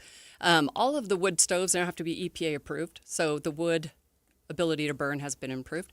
And for clean air. Yeah. So they still want one for the emergency, and then they want the gas for the easy. And then the electrics are just kind of that perfect add for the office, the bathroom, the kitchen, and then many people are still doing electrics even in their front room as the focal point. It. The technology's improved so much they look Plus, great. they look good. Yeah. And the great thing about Timber Ridge is you guys do it all. Correct. It's not that you don't just specialize in electric. You guys do all fireplaces. Correct. We do all fireplaces, but we see the whole process through. So some companies will come in, they'll vent it, and they'll set it on the floor and go, good luck with the rest of it. We will frame, we will do drywall, we will help with rock, we will help with tile. Oh, look at that. We That's help awesome. with the entire project, and we can get it done in 2 days. That's All right. awesome. And 2 days. 2 days. Okay, that's phenomenal. Look, if you want it, and by the way, if people like Lisa are in the studio here with us and they're rolling this out, and this is the first time we've been able to chat with you, she brings some benefits today too. So there's some freebies when you come in today. If they call in and say, hey, I was listening and I heard it on the Zone. Just say you heard it on the Zone. You're going to get a free 22-inch tailgater grill, the Travel IQ by Napoleon. That's not insignificant. You get a free travel grill for just giving them a call, getting this thing going, and then you go, okay, I've beautified my home. I've improved the value of it. I got a great warranty behind it, and I get a freebie on top of it. And look it up because the quality is phenomenal. I love it. When you okay, see the grill. Let me give the phone number out. Okay, Lisa, we're gonna give the phone number out. Let's get this thing going because our Zone listeners are cold right now, and they got to start getting warm. I saw that we had a frost warning today up in Davis County. It's coming. We're getting the frost warning coming this weekend. It's going to be cold. All right, let me give you the website, trfireplace.com. So that's for Timber Ridge, okay? trfireplace.com. Let me give you the phone number. Call them right now and tell them you heard it on the Zone. 801-896-0792. That's 801-896-0792. Ask about that free 22-inch tailgater grill when you ask about getting this. Look, get the fireplace of your dream installed in your home. Get the freebie of the tailgater grill on top of it. And then you're going to get the local company who's going to back it up and do the install top to bottom. You'll have it in 2 days. Lisa, thanks for your help. Thank you. Appreciate it. 801-896-0792 or trfireplace.com for Timber Ridge Fireplace and Design. We'll take a break. We'll come back. We got more to go around the corner right here on a Monday edition of JJ and Alex 97.5, the KSL Sports Zone. And now, a look at traffic from the KSL Traffic Center. Southbound I-15 looking a little slow between Murray and Midville and also running through Sandy. Elsewhere, the freeways are running without accidents or delays along the Wasatch Front. Whether you park it, stripe it, or pave it, GoPave Utah has your blacktop covered at GoPaveUtah.com. That's GoPaveUtah.com. Call or visit GoPaveUtah.com. With your traffic update, I'm Alex Neplis here on 97.5, the KSL Sports Zone. It's game week for the Utes, and the KSL Sports Zone is getting you ready for kickoff. The rivalry game may be over, but Big 12 play continues on for Kyle Whittingham and the Utes as they welcome in Coach Prime and Colorado to Rice-Eccles Stadium. Listen all week long for the best coverage of Utah football and your chance to win tickets to the game. Then catch college football Saturday, game day at 10 a.m. with the postgame show immediately following the game on KSLSports.com. Let's go then. Let's go, baby. Your home for the best coverage of Utah football is live on air, online, and on the KSL Sports app. This is 97.5, the KSL Sports Zone.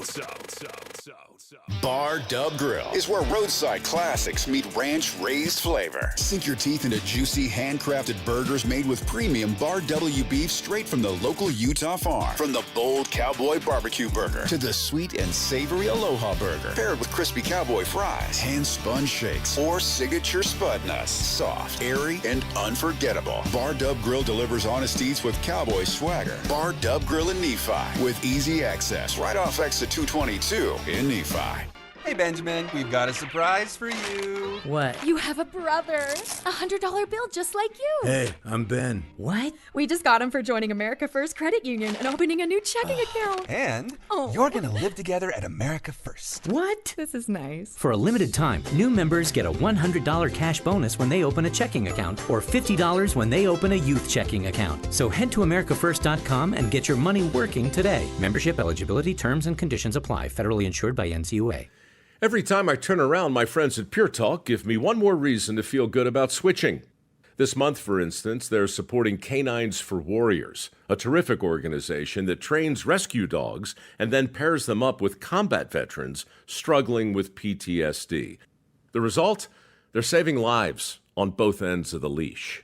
This is why I switched to Pure Talk. I like being in business with an American wireless company who shares my values. Yeah, I appreciate unlimited talk, text, and plenty of 5G data for just $25 a month, and I bet you will too.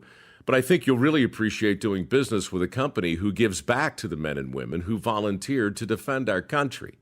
Just dial pound 250, say micro. With Pure Talk's U.S. customer service team, you can switch in as little as 10 minutes. Again, dial pound 250, say micro, to switch to an American wireless company who actually stands for something.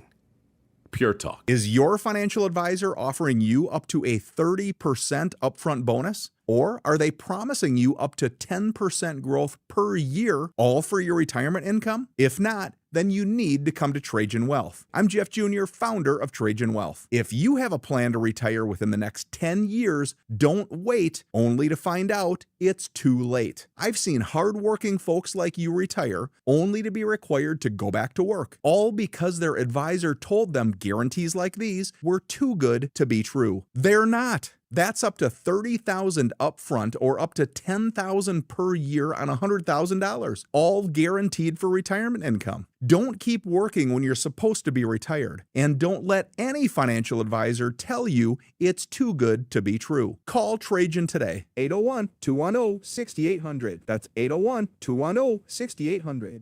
Annuities, non-advisory products. DBA Trajan Wealth Insurance Solutions. Additional disclosures at TrajanWealth.com. Any Hour Services can help with any size plumbing project around the house. All you have to do is call Any Hour Services or schedule an appointment at anyhourservices.com. Help with plumbing maintenance or plumbing repairs are closer than you think. Call Any Hour Services or visit anyhourservices.com.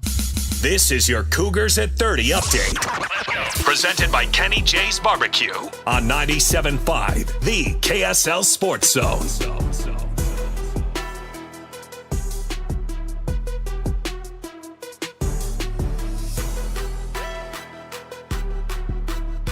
Coach Kalani Sitake wasn't worried about his side's third down struggles in the win against Utah. Utah put us in some difficult positions. On the short yardage one, those are the ones you like to convert, but it's going to be a back and forth game. I feel like we can utilize our punter to be a weapon for us. He can usually flip the field for us, and we punted and got a muff punt from that. So you just keep playing the game, and you don't worry too much about trying to win it in one play. And sometimes things go your way, sometimes they don't. That is your Cougars at 30 update. Kenny J's Barbecue will cater your work parties, luncheons, weddings, family get-togethers, and holiday parties. New catering clients get 10% off their first order. Reactions to Week 8 in college football next on Hot and Cold. JJ and Alex, 97.5, the KSL Sports Zone.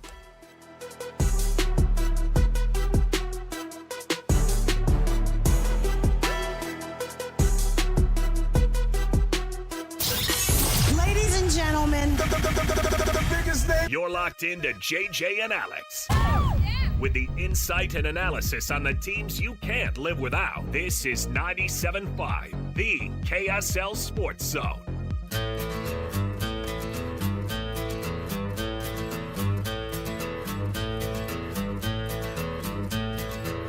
You wired me awake and hit me with the hand of broken nail. You tied my lead and pulled my chain to watch my blood begin to boil. But I'm gonna break my rusty cage and run. I'm gonna break my rusty cage and run.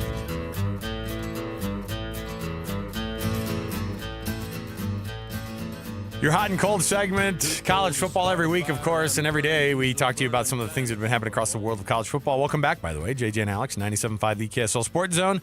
Hot and cold brought to you by the good folks at Enbridge Gas. Appropriately, we've got Timber Ridge Fireplaces right in here because you can help, you can get prepped for winter, get that furnace inspected from a certified heating contractor and check for safety and efficiency. And if you're putting in a new fireplace, come on. It's a reminder from the folks at Enbridge Gas for you to make sure that you do it right and do it efficiently. There you go.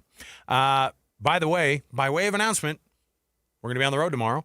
It is the KSL Sports Zone's annual Utah Jazz Roundtable. Firing it up from the JCW's in South Jordan at 10660 South Riverfront Parkway. It's our Jazz Roundtable, 3 to 6 tomorrow. We'll be there. Jake and Ben are going to be there. We'll get you ready for tip-off, of course, of the 2025-2026 season. Those guys don't mince words. If it's bleak, they'll tell you. If there's moments for hope, and I think that there are for Jazz fans, they'll find them, and we'll make sure and get you ready for the Jazz start of their season as well. Mendoza went 24 for 28 this weekend. Highs Mendoza. I mean, Indiana. It's no longer a joke.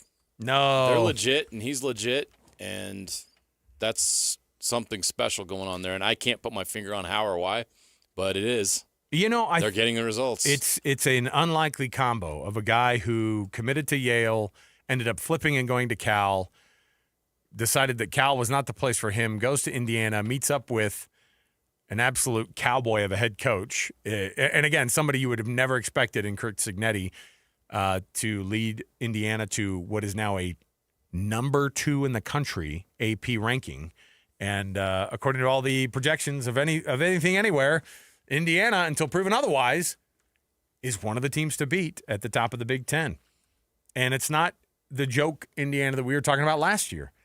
We made fun of that schedule last year. Even after they made the playoff, you're like, come on. You could still roll your eyes a little bit. It's like, their schedule was so soft. And they didn't perform in the playoff. No, they got crushed. And so at Notre Dame. It worked for our narrative last year, and this year I just don't have anything to respond to except for Mendoza is good. They're the second-ranked team in the country right now. Was it Rourke last year? Was it Rourke who was the quarterback for them last year? And he was good. This guy's better. Yeah. It's wild. And I'll tell you what's crazy about, speaking of, this is the hot team, by the way, in college football. Their defense is phenomenal. Their defensive front, when was the last time you were like, man, that Indiana defensive line? Nobody. Well, we were doing the same thing with Texas Tech. Right. All of a sudden, you got some money to spend. You can go find your defensive line. Yeah, and I'm blown away by the teams that are making their inroads right now into Week 8. We are 2 weeks away from getting our first college football playoff rankings, and it's hard to ignore teams like Vanderbilt. It's hard to ignore teams even like Virginia in the ACC is climbing up the polls. Wild, right? Virginia. Georgia Tech is still undefeated. Is Georgia Tech still undefeated? Yes, they are. Haynes King, They man. beat Duke. They were moved up 5 spots this week. Georgia Tech. And nobody wants to give them their credit is still. 7th in the country right now. They are one of 5 teams in the AP Top 25 that are undefeated. Do you know who else is undefeated and in the Top 25? Who? BYU. Los Cougars. Is BYU better than Georgia Tech? No idea. I would feel very confident saying yes. I have no idea. BYU is 4 spots behind Georgia Tech in the polls. Well, I kind of went on and I was like, I'm going to see what these AP voters do this week, right? When BYU won that game, and you're seeing teams like Georgia Tech, you're seeing teams like Virginia, you're seeing all this, and you go, okay, AP voters, what are you guys going to do this week with your precious Notre Dames and your precious USCs? And although USC lost to Notre Dame, but I mean, like, what are you going to do? Are you going to make them tumble? In Notre Dame's case, 2 losses, and I was like, I was waiting for a 2-loss Notre Dame team. And by every projection, by the way, by Saturday night late, every projection had Notre Dame ahead of BYU. Luckily, I think the AP voters got it right. And you have undefeated BYU at 11. Isn't that what they are? And then 5-2 Notre Dame at 11, or excuse me, at 12, right after them. And so I was glad they put them in the right spot, but don't get it confused. The people will have Notre Dame ahead of BYU and ahead of pretty much anybody 100%. else who's not you're bona fide. You're one of your blue bloods, right? Well, to your point, they are 5-2 and they are ranked 12th in the country. Of course, the teams behind them in the polls: Oklahoma, all of them have a case. Texas Tech, Missouri, and Virginia are all 6-1. You mean to tell me you think 5-2 Notre Dame is better than Oklahoma and Texas Tech right now? You think 5-2 Notre Dame is going to beat Missouri right now? Wow. Based on what? What are you basing that on? No idea. They should not be 12th. They should be behind all of those teams. Now, could you put them ahead of South Florida? Sure. They were 0-2 to start the season. And it's almost like, well, I know their we losses forgot are about to Miami those. and Texas A&M, but people forgot what happened to Miami this weekend. Miami wasn't as good as we probably thought. They lost to Louisville, an unranked Louisville team that is now ranked and is 5-1, but is also behind Notre Dame at number 19. A lot of 6-1, 5-1, 6-1 teams. 6-1 teams in the poll that are behind Notre Dame at 5-2. That's a joke. I'm sorry. We're going to have a problem with the polls no matter what. What's crazy is we'll have this weekend, and I think one more for you to really get fuming. Is Notre Dame better than LSU? I actually don't know. Because I think. Do you know where LSU is ranked right now? By the way, was I the only one on our little panel on Friday that said Vanderbilt was going to win that game? Come on now. I wasn't there. Me and David Portnoy. Oh yeah. Oh, hands in the air. I don't know. Me and El Presidente, dude. Although El Presidente said Utah was going to win that game. Defying his bookstore grades of BYU, asks for a red hat at the last second to get put on BYU first fans, prediction. don't be mad at Portnoy. He gave the Creamery like a 9-point something. 9.6. It's good ice cream. Oh, that was Portnoy's first wrong pick. Wow, he's got to hate. He's got to hate his trip to Utah now, after doting on all the pizza places around here and ice cream shops. All right, and give Swig a 1.8. By the way. Well, if you just go to Swig to order a Coke with coconut in it, come on, bro. No, and you know what they have to do? Nobody at Swig could have helped him I know. out. You know what Swig needs to do is go, we got you. Here you go. You know what I mean? Get something with like a Mountain Dew with some cream in it. Slap him in the face with the sugar cookie. Mango puree. Yeah, make him silly with the cookies. Got to give him a real treat. Come on. All right. We'll take a break. We'll come back. And when we do, we've got tons to break down here for you. We've got more to get into. We've got our Weekend Warriors, people who won the weekend for us. across a very jam-packed weekend of sports. Stay here at 97.5 the KSL Sports Zone. You've been listening to The Zone for decades. Yes!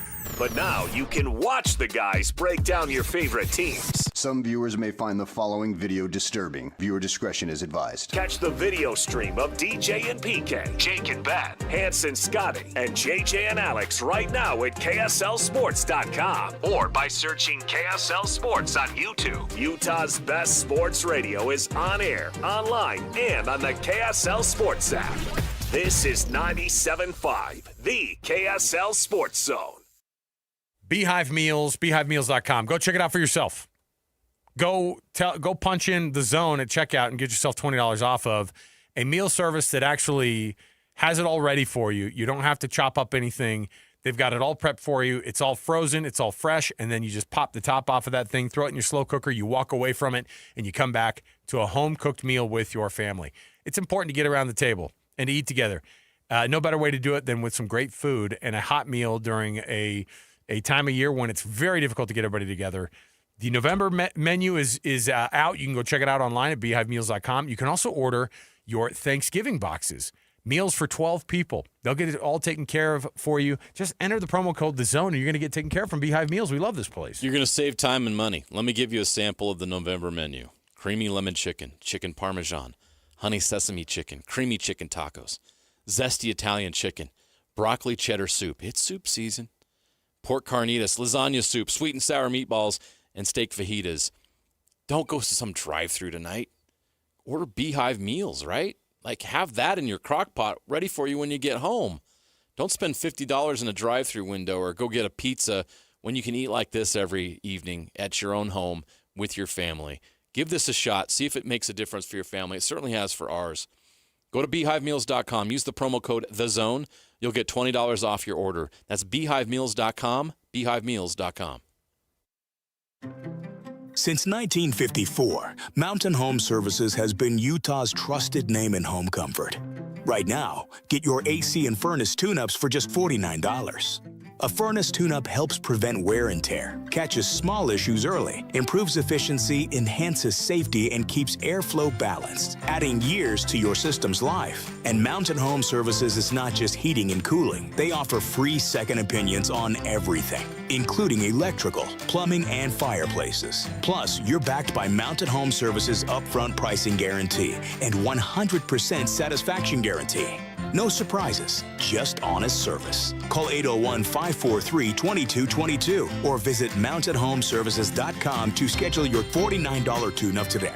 Mountain Home Services. Comfort starts here. Again, that's 801-543-2222 or visit mountainhomeservices.com to schedule your $49 tune-up today.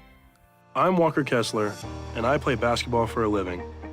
So I know how important it is to have the support of a team you can trust. That's why I love UCCU.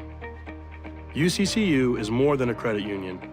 They're a true financial partner, a local team of experts your entire family can trust at every step of your financial journey. Just visit uccu.com and elevate your banking experience. Let's be honest, shopping for insurance isn't exactly a thrill ride. But saving money and avoiding costly insurance mistakes? That's a win. Join us at Farmers Insurance in Bountiful on October 22nd for the Zone's BYU Preview Show at the Mason Crapo Insurance Agency, 106 West, 500 South. Learn how a local team can help you review your policies and save big. Plus, grab some incredible beef from Bar W Beef right on site.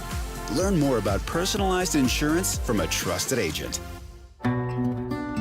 You do countless things without a second thought to protect your family and home. Every time you're in the car, you buckle your seatbelt. Before the next load of laundry, you remove the dryer lint.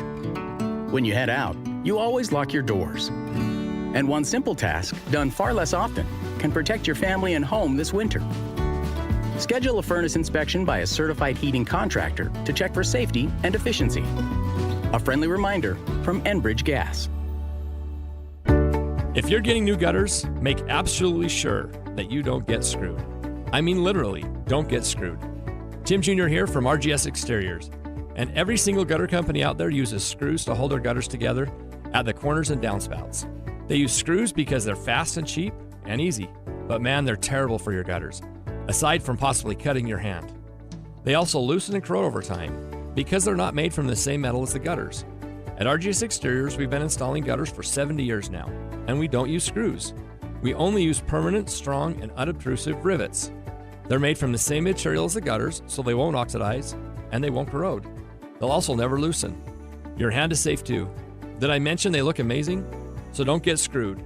Call RGS and get riveted gutters. Our number is 801-280-3110 or visit us at rgsutah.com. That's 801-280-3110 or rgsutah.com. 3, 2, 1. This is your Utes at 50 update. 58! Presented by Kenny J's Barbecue on 97.5, the KSL Sports Zone. Utah head coach Kyle Whittingham gives his thoughts on the defensive performance down the stretch against BYU. Disappointing. We took lead 17-14, and then just seemed like in the blink of an eye they were back in the lead at 21-17. We didn't play the quarterback run game. That QB draw really was damaging. It wasn't third and a lot, and he got the QB draw down there in the red zone. So we just didn't play as well as we needed to.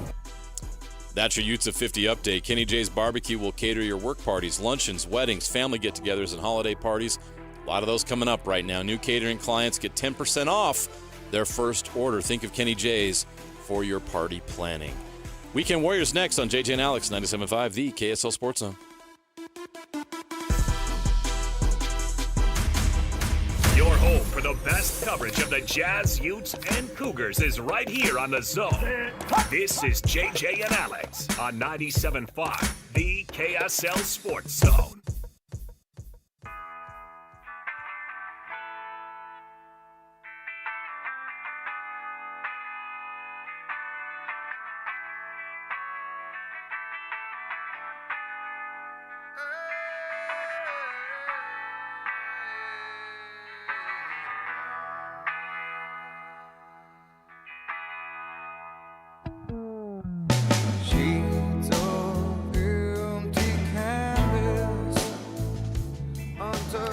Welcome on in, everybody. Your Weekend Warriors brought to you by Gillette Heating and Air Conditioning. Get seasonal maintenance done on that furnace for only $59. Go to GilletteHVAC.com to make an appointment right now, and then you can get hooked up. Just tell them you heard it right here on the Zone. Hey, by the way, Weekend Warriors, the people who won the weekend here for us. Let's start it off with some baseball, shall we? How about the sweep of the Dodgers, or the sweep of the Milwaukee Brewers by the Dodgers, who, of course, it's a shocking thing, JJ. They came alive in the playoffs, and they were the team to beat now, and, of course, they're going to continue to be the team to beat. I don't care who comes out of the AL. I mean, I do care. But, my goodness, Shohei Ohtani is pretty dang good at baseball. The right-hander Patrick deals. And Ohtani, towering wall, high drive, right field. He's done it again. Shohei Ohtani to the top of the pavilion in right field. The big righty McGill sets on the mound. Here's the pitch. And Ohtani drives one, left center field. Did you? Gone! Shohei Ohtani, the stuff of legend. Those combined for like 900 feet. Those two shots. I think one was 470. So he hits 3 home runs in an elimination game in an NLCS, and he pitched 6 scoreless innings on the mound. No one's ever seen it. What he did on Friday night is the single greatest sports feat of the 21st century so far. Oh, settle down. Name one better. Go. Who's that guy who won like 4 cornhole championships in a row during COVID? We all watched it. I mean, that was pretty good. Wasn't Kyle Van Noy at that event? So, the cornhole guy. Look, from a baseball perspective, I get it. Yeah, you're right, though. I don't know if there's anybody. It's insane. There's nothing like it. There's nothing like it. I'll mull past the Toronto Blue Jays forcing Game 7 last night. And then I'll go right to Arizona State beating Texas Tech in a game that has made the Big 12. Sometimes this is why we hate this conference. It's also why we like it, though. Levitt pitches to Rayleigh Brown, and Rayleigh Brown trying to get across. Touchdown. And he does. Touchdown, Devils. Rayleigh Brown muscles across the goal line with 34 seconds left to go. to put Arizona State back on top. Here we go, final play as Hammond now scrambles to his right. He's being chased. He throws the ball up for grabs in the end zone, and it is batted away, incomplete, and down come the goalposts. Here come the fans. The Sun Devils have knocked off 7th-ranked Texas Tech, 26-22. That's a fan base you find because of all the stuff you saw after the game on videos of the drunken ASU fans. I'm sitting there with PK. We're watching the end of it. We're just kind of watching. We're monitoring because it was right at the end of our pregame with Jake Scott and PK and myself. We're sitting there. We're watching, obviously, with great interest. And then PK's obviously watching it with great interest as an ASU guy. And he was like, and the field gets stormed and he goes, oh, no, these kids are all drunk. Like, it was like, these kids are all intoxicated. And, yeah, that's why the Big 12 finds you, you know. I'll have to tell you a funny story, too, about the field storming because I was right there at the south end zone when they all started coming on the field. But remind me when we start talking about that again a little bit later in the show. Joining us right now in studio, Lisa Hale. She's here with us. She's the owner and operator of Timber Ridge Fireplaces right here in Utah. It's not just the fireplaces. You guys also, the word design is in the title of your company, too. You guys take great pride, Lisa, in making sure that you get with the client. You work with them top to bottom, and what you guys work out is not just the product, but the installation and the warranty all on top of it as well. Yeah, we're very intentional in including that in the name. I think that was the thing missing was people come in. It's a lot of homeowners who are doing the projects themselves. They just need help putting it all together and then doing the work. They don't want to find 4 subs or 5 subs to do the one project. Right. You look around at homes in all across the Wasatch Front, and we know there's a lot of big builders that went through and they built a lot of homes. That living room is empty. There's just a wall. It doesn't feel like home. Yeah. I can't tell you how awesome it is to add a fireplace to a living room, put an electric fireplace underneath your big screen TV downstairs to create an ambiance. All those things can be accomplished through what you guys do, and at a great cost, too. Yeah, there's a lot of studies that prove the calming effect of a fireplace, but that also the fireplace is the gathering point of the family. Wherever that focal point is in your home, that's where the people gather. It's warm, it's comforting. It makes sense. So you guys do it all. Again, this is, if you're talking gas, if you're talking electric, you're talking wood, you guys can help with the design top to bottom on it. I was telling you, like in my basement, I would love to have something other than just the nothing that's in there. Now, we do have one on our main floor, but you were also saying, too, that a lot of the homes in Utah in recent years have been built and don't have fireplaces in them at all. Number one, why? And then can that be remedied pretty quickly by you guys? It sure can. So in the same information I shared earlier, we can do a fireplace, depending on your design choices, of course, but within a couple days. So we pre-plan all the details. You can add a fireplace, a gas line, the venting, and have the whole thing done in a couple of days for under $10,000.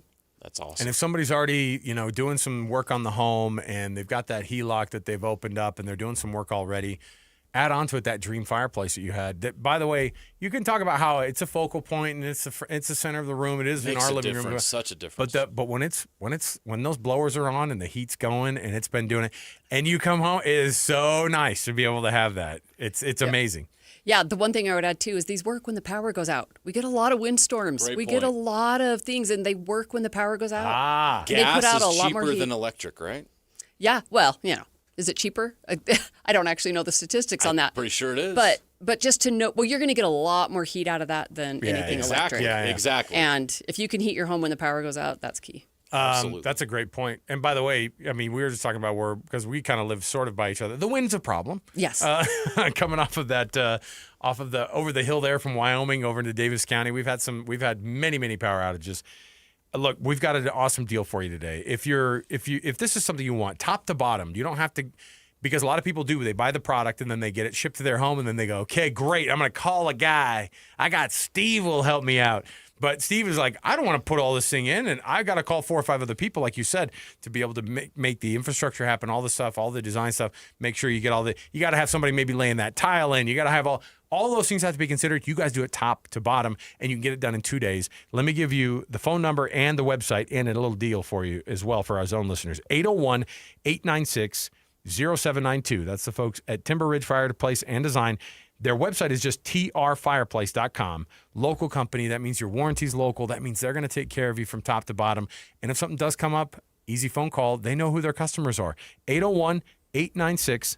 0792. And if you get with these guys and you get a deal done, they're also going to throw in a free 22-inch tailgater grill, the Travel IQ by Napoleon, when you schedule and book a job today.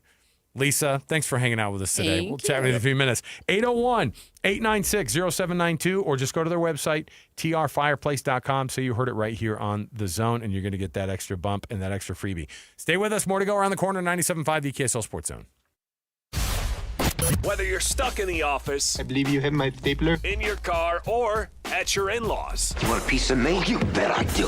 The Zone is with you every step of the way. Download the KSL Sports app to get live streaming of your favorite shows and access to all the latest updates on your favorite teams. Your home for the best coverage of the Utes, Cougars, Jazz, and Mammoth is on air, online, and on the KSL Sports app. This is 97.5, the KSL Sports Zone.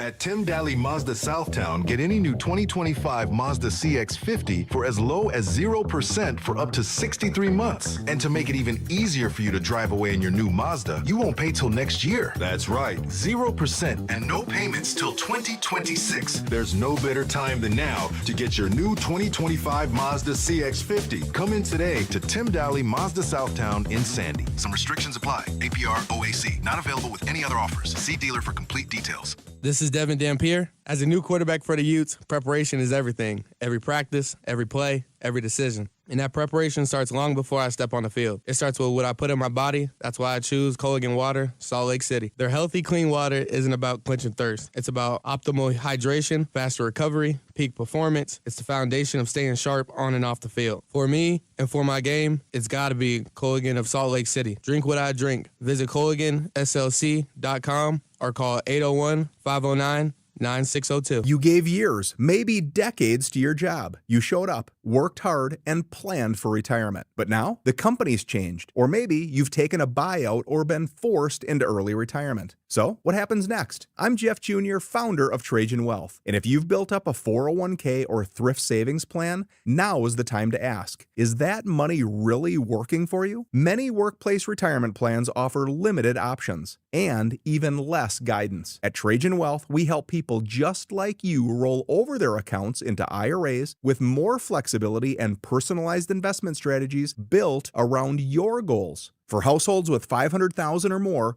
let us build you a personalized plan. We operate on veteran values, service, trust, and doing what's right. Your next chapter starts now. Call Trajan today, 801-210-6800. That's 801-210-6800. Advisory services offered through Trajan Wealth, LLC, an SEC-registered investment advisor. See website for details. Discover the exceptional value of Bar W beef, where quality meets convenience. Bar W beef's dry-aged beef, aged for 14 days, offers rich marbling and tender texture, perfect for grilling, roasting, or pan-searing. Enjoy the rich flavor and generous size. Shipped directly from the ranch to your door. Now hosting one-day pop-up events. Go to barwbeef.com to find a pop-up event near you, or stop into the store in Nephi for weekly in-store specials. barwbeef.com. That's barwbeef.com. It might only be October, but Utah is getting ready for a brand new immersive holiday tradition in South Jordan. Step into the magic and holiday lights at the ballpark at America First Square, sponsored by Mickey Couture. A walk through winter wonderland like no other. Dazzling lights, festive music, and family fun for all ages starting November 14th. Reserve your tickets now at the ballpark at afs.com. Make this season unforgettable by celebrating Utah's newest holiday tradition. Holiday lights at the ballpark. Hey, this is Chris with JCW's. Not feeling a burger? We've got you covered. Try one of our hot ribeye, turkey, or BLT sandwiches, and you'll understand why we say JCW's, quality, and a lot of it.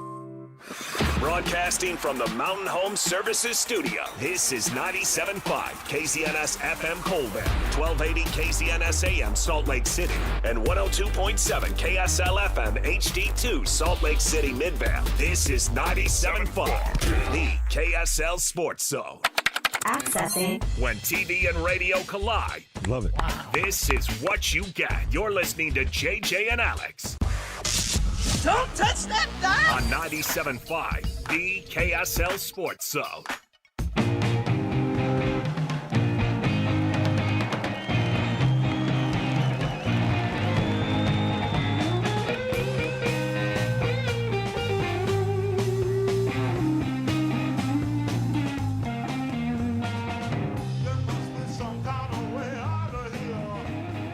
right, everybody, welcome back. JJ and Alex, 97.5, the KSL Sports Zone.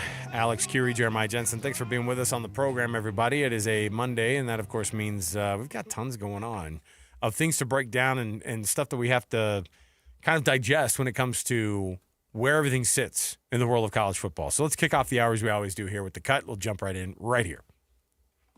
It's time for the biggest story of the day. This is what made the cut with JJ and Alex on 97.5, the KSL Sports Zone.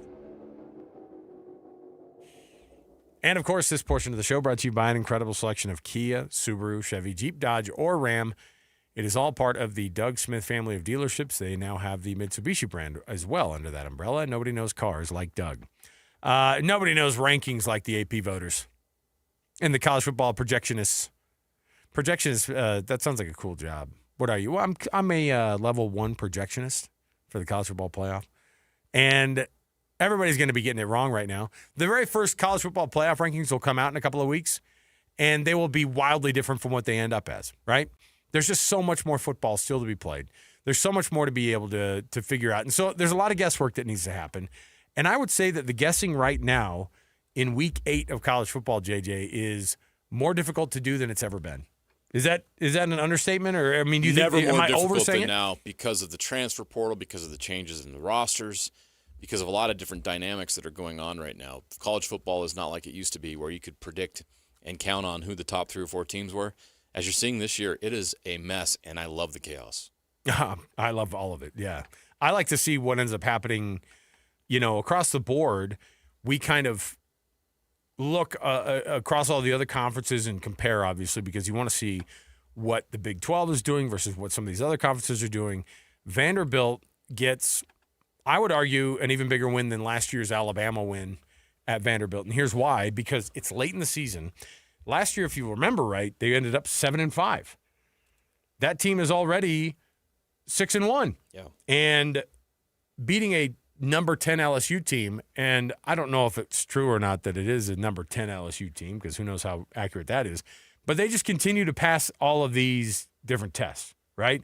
Vanderbilt is a team that is on the rise because they are going to be looked at, and people are going to still go, yeah, okay, maybe, right? But your AP poll goes like this. Ohio State, 60 out of the 66 first-place votes. Indiana has gotten 6 of those 66 first-place votes, so 90% of it going to Ohio State, 10% going to Indiana. Texas A&M, 3. I'm shocked by that. Not that Texas A&M is third because I feel like it's too high. Texas A&M is still going. They're 7-0. It's the first time they've been 7-0 since like 1960 or something like that. We talked about this. They've always been good, but never great. And they've always been overhyped. Always. And so now this feels a lot like where Texas has been over the past couple of years, which is overperforming as to what the expectation has been, which is we actually have lowered our expectations for Texas A&M now. We've lowered our expectations for Texas because over the years, they actually weren't getting anything done. And Texas A&M now, number 3 in the country, according to the AP poll. Alabama is right back where Alabama is used to being. Yeah. And it's shocking because they are weirdly, quietly getting better and better and better. And they might end up having the Heisman Trophy winner, Ty Simpson, on their team before it's all said and done. And Alabama and Kalen DeBoer are doing something that I think people were hoping that he wasn't going to do. And now I would say he's even overperforming because Alabama wasn't expected to be this good with a bunch of guys who you were like, I don't even know who their guys are. And now, number 4 in the country, another big one over the weekend. And beating Tennessee was a big deal, and they needed it. Georgia beat them soundly, by the way. Georgia getting the win at home, eking out one against Ole Miss, which was a fun one. It was a fun one to watch. I don't know how good either of those teams are, by the way, Georgia and Ole Miss. Yeah, I'm questioning both. 80 points. I don't know. I mean, Georgia, we're just used to them being in the top 5, so it's no big deal when you see that big G right there. But are they the 5th best team in the country? I would say no. 80 points getting scored between those two teams. Yeah. At Georgia, you don't think to yourself, wow, what an offensive or what a defensive powerhouse Georgia is right now. They're not. And so Oregon at 6, quietly sneaking back up the rankings again. Georgia Tech has moved up as much as anybody else has across the country over the past 2 weeks because they're undefeated. And they are the highest ranked ACC team in week 8 of the college football season. It's an absolute joke. You want to know why? Why? Let me tell you their schedule. So far, or the rest of it? Because the rest Their of it. schedule right now, these are the teams they've beat this year. Colorado, in Boulder, by a touchdown. They beat Gardner-Webb. They beat Clemson 24-21. We now know who Clemson is. Clemson's ranked 12th now in the country, buddy. They beat Temple at home 45-24. They won at Wake Forest by a point, 30-29. They beat a Virginia Tech team that has already fired their coach 35-20, and they won on the road at Duke 27-18. Does that sound like the resume of a top 10 team in the country? Sounds like the resume of a team that runs the ball a lot, right? Yeah. Just like, I'm going to control the now, clock. Let me read the rest of their schedule. Oh my goodness! Home against Syracuse. Put them in the at NC State. Put them in the CFP. At Boston College. Home against Pitt, and they end the season, of course, with 5th-ranked Georgia. Not a conference game though. No. And they could lose that game, go to the ACC championship, and still be a part of that conversation. And if they lose to Georgia, how much are they going to get dinged for a loss to Georgia? They won't. Right. Last year they go to 8 overtimes with Georgia. But that team goes and plays Ohio State in the playoff, or they play even in Indiana they lose and by Oregon. They lose by 3 scores. They get boat raced. I promise you that. They're a fraud. Oh boy, they'll be exposed here soon. They have nice feelings right now in Atlanta. They're this year's Indiana. No. Soft schedule. Doesn't mean they aren't great. Oh my they're a good team, but are they a playoff team? Are they a team that can win a national championship? All right, so there's your number 7 team of the country. All right. BYU's better than Georgia Tech. I don't know. I have no idea. Ole Miss at 8, Miami at 9 after that bad loss at home. By the way, at home, Carson Beck throws 4 interceptions, and Louisville ends up getting the win there. I rescind my apology to Carson Beck. Vanderbilt, you suck again. Yeah, oh yeah. Vanderbilt moves all the way up to number 10. I don't know when the last time they were ranked number 10 in the country, if ever. Hey, Alex Napolis.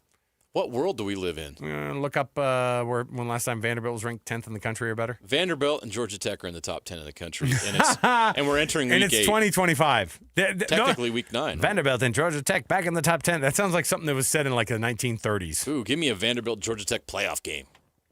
BYU moves up to 11. Okay. Wait, Georgia Tech was 2009? And Vanderbilt. Was James Franklin what about their head Vanderbilt? coach? What about Vanderbilt? Was James Franklin the head coach of that Vanderbilt team in 2009? No, but he's saying Georgia Tech was number 9. Oh, I thought you were saying Vanderbilt. We were asking for Vanderbilt, but he gave us the bonus Georgia Tech. Okay. So that's interesting. Georgia Tech and Vanderbilt. I don't know I don't know if they've ever been in the top 10. BYU 11. Vanderbilt 1947. Okay, so see, we knew this was going to be James Franklin, old school. definitely not the head coach of that team. Diego Pavia, you've done it. And by the way, I think that was also the last time they had beaten Georgia or something. No, that was like 40 years before, though. BYU 11. A 2-loss Notre Dame team is 12. 5-2 Notre Dame is 12th. Are you hearing this? I know. Oklahoma's 13. Texas Tech goes from 7 to 14. They dropped 7 spots. Too much of a drop, they by the way. dropped 7 spots for losing on the road to Arizona State. Yeah. That's egregious. It is. Yeah. No, I agree. Missouri 15th. Still, this is an SEC team that people don't give a lot of respect to either, right? Well, they had their shot and they couldn't beat Alabama, so yeah, they need to beat somebody who matters. Virginia at 16. Tennessee at 17. USF is sticking around as that G5 beauty right now queen. they're that team. Right? Louisville moves up because of their win over Miami. LSU's 20th. Cincinnati 21. What does Cincinnati have to do to move up a little bit more? Beat a better team. All right, I got you. Iowa State was good, and that got them in the top 25, but who they played play Oklahoma State. Yeah, it's tough. You'll get forgotten. Yep. They still moved up 3 spots after that win. Oh, boy. Texas back in the top 25? Yeah. Too ugly. Too soon. By the way, did you see the stat lines at Texas and Kentucky? Kentucky outgained Texas didn't play well in that game. Kentucky outgained Texas by like 140 yards or 180 yards or something like that. Kentucky's offense is better than Texas's offense. That's crazy. Somebody asked Steve Sarkisian if he should give up play calling duties this week. We're to that point. That's a move during a press conference on a Monday mix it up. That's bold. I just want a different feel on the Monday His Texas response was press no. conference. I'm one of the best offense coordinators in the country. That's why I got this job. He's not wrong, but it is fun to have him actually say it out loud. Wow. Illinois 23. Arizona State goes back into the top 25. Somebody in the Big 12 keeps going out of the top 25. It was Utah this week. And then, of course, a team finds their way back in again. That was Arizona State again. The voters refuse to have more than 4 Big 12 teams in the top 25. They just keep flip-flopping. And I'll tell you what they really refuse to do, because there's a 6-1 Houston team that just will have to – they'll have to go in and beat Alabama to be put in the top 25. No one's buying Houston. No one wants to buy Houston. Nobody's buying Houston. USC tumbles out of the top 25. Utah is right there on the edge as well. They're technically as 27th. It's a mess, JJ. But the college football playoff rankings, I wanted to bring this up. For the first time, and I was looking at the across the board, ESPN in their college football playoff rankings for the first time, or their projections, have somebody other than Texas Tech coming out of the Big 12. They have BYU coming out of the Big 12. And then in some cases, the projected what the brackets will look like, this is the first week that they've put 2 Big 12 teams in. Because they're looking now and they're going, well, Texas Tech still feels like the class of that conference. Even after the loss to Arizona State, do you agree? Yeah. They're still the class of the Texas conference? Tech? Yeah. Yeah, I think so. I think so too. But I don't see them as the juggernaut that I did before this weekend. It's hard to go in there. They did have their best defensive lineman get hurt for the year, and then they did not have Baron Morton. And Hammond has looked very pedestrian since coming in as a surprise visit to the Utah game. It's like everybody saw what they have seen on film, and they've been able to kind of crack that code now. But for the first time, I have seen 2 Big 12 teams put into a couple of national pundits' college football projections. Is there a way, with the chaos at the end of the year, that the Big 12 does get somebody in, knowing that right now the conference is absolutely on its way to just consuming itself? I think the committee is going to find a way to keep to. They're not going to allow 2 Big 12 teams into the college football playoff. There's going to be too much of a temptation to add these SEC teams or Notre Dame. Mm-hmm. Again, we just talked about it. 5-2 Notre Dame is ranked ahead of some quality 6-1 teams. Everybody out there, that is a joke. Every Big 12. Look, Brett Yormark and his team of voodoo healers and superstitious folks in the Big 12 department need to start making those prayers happen towards a 3rd loss for Notre Dame. Yeah, for sure, because that's going to keep a Big 12 team out. 2 losses should. Like, you should really look at that Notre Dame team and go, my heavens. I hope that the College Football Playoff Committee dings them more than we've seen them being dinged, right? Yeah. And it's tough to watch because Notre Dame just gets so much credit because you lost 2 games, but you did it early enough. Okay, that seems That's weird. The stupidest thing. And it's not like you're looking back on this. Okay, Miami wasn't the juggernaut that we thought they were. Okay, they have that win against Texas. They have that loss to Texas A&M. Texas A&M is ranked 3rd in the country right now. I guess that's what everyone's holding to, is the fact that Notre Dame's losses were to Miami and Texas A&M. They're both in the top 10. But we'll see how that plays out here in the next 2 or 3 weeks, because that could change dramatically. But, yeah, Notre Dame is the Big 12's worst nightmare right now, because we thought that the ding-dong, the witch was dead. No. They are back from the dead. They are the Undertaker right now. They are back, and they're back with a vengeance, because they're right there in the mix, and they're going to get college football playoff. It would not surprise me if Notre Dame continues to win, that they'll be in the top. They'll be in the college football playoff rankings, top 12. Okay, so I'm looking at one of the predictors from Bleacher Report has. Again, like I said, this is the first time I've seen a couple of. The ESPN has a pair of Big 12 teams in Texas Tech and BYU. Some of them have Texas Tech, Cincinnati. Some of them have BYU, Cincinnati. I don't know how long those trains could keep going, but we'll see. Here's what their projection is. So you'd have a first-round matchup between Texas Tech at the 11 seed and Oregon at the 6 seed at Autzen. Texas Tech going to Autzen Stadium. That's a great college football playoff matchup, by the way. Oregon hosting a college football playoff in that first round against Texas Tech. Great game. Love to watch that. On the other side, on the opposite side of the bracket, you have a BYU team who would go to Ole Miss down in Oxford. Oh, man, sign me up for that. That's a great. Doesn't that game. sound like a great college football it's a game? Great game. And because now they could be in that conversation of maybe being on the other side and playing down in Coral Gable or down at the Hard Rock, Miami. Sign me up for that too. Could you imagine a nice little all the history rematch kind of stuff on that they would be able to play up? On the 35th anniversary of Miami BYU. I know the exact anniversary, but 35 years later. Yeah, there's history there. So right now they have BYU going to Ole Miss in that first round. Now, and by the way, the 8-9 game is on paper the one that's the closest contested. And I don't think anybody looks at that and goes, "Yeah, Ole Miss rolls." No. Because why would you? Because I think people look at Ole Miss and they go, "Okay, there's some chinks in that armor." Did you watch Ole Miss Washington State? Did you see Ole Miss? They scored 37, or what was it, 36 points or 37 points against Georgia, but they also gave up 43. Yes. And defense is not a premium, I guess, for Lane Kiffin and his guys. And I think that BYU defense is as good as any in the SEC. Guess who you play if you're on the 8-9 game? You play the number 1 seed overall in the next round. That's right. Who would that be? Oh, the Ohio State Buckeyes. In the shoe Rose Bowl. Oh. Yeah. They're not in the shoe. They'd be in the Rose Bowl. I know. Second round game. Oh, boy. BYU in the Rose Bowl? It sounds stupid. BYU in a Rose Bowl? It sounds actually wrong. In the same year they beat Utah? Oh, you couldn't allow it. We can't allow it, right? Utah fans right now throwing things at the radio, turning it, saying, "I hate JJ." There's a path. Now, again, we bring it up because these are the types of things that people are looking at and going, maybe, maybe not. It's a lot of maybes, and more often than not, it's going to be a probably not based off of the numbers. But. Alex, it needs to be said. BYU deserves credit, in all seriousness, for putting themselves in these conversations 2 years in a row. Oh, yeah. What is their Big 12 record over the last 2 seasons? Right now, hold on. Let me add it up in my head here. 18-2. Well, just in the Big 12, they're I want to say they are. Well, they're 7-2 last year, so they're 14-2 in their last. Wait, sorry. No, they're 11-2. How many? They played 4. Look at us trying to do math on the radio live. 11 What and 4. a bunch of idiots. 11-2 in the last 2 years. Okay, 11-2 in conference play over the last 2 years. That's phenomenal. That's crazy. In a conference that is very, very competitive. Yeah, and they were quick to point out after the game, "Hey, Kalani, you're 18-2 in the past 20 games." That's what I'm saying.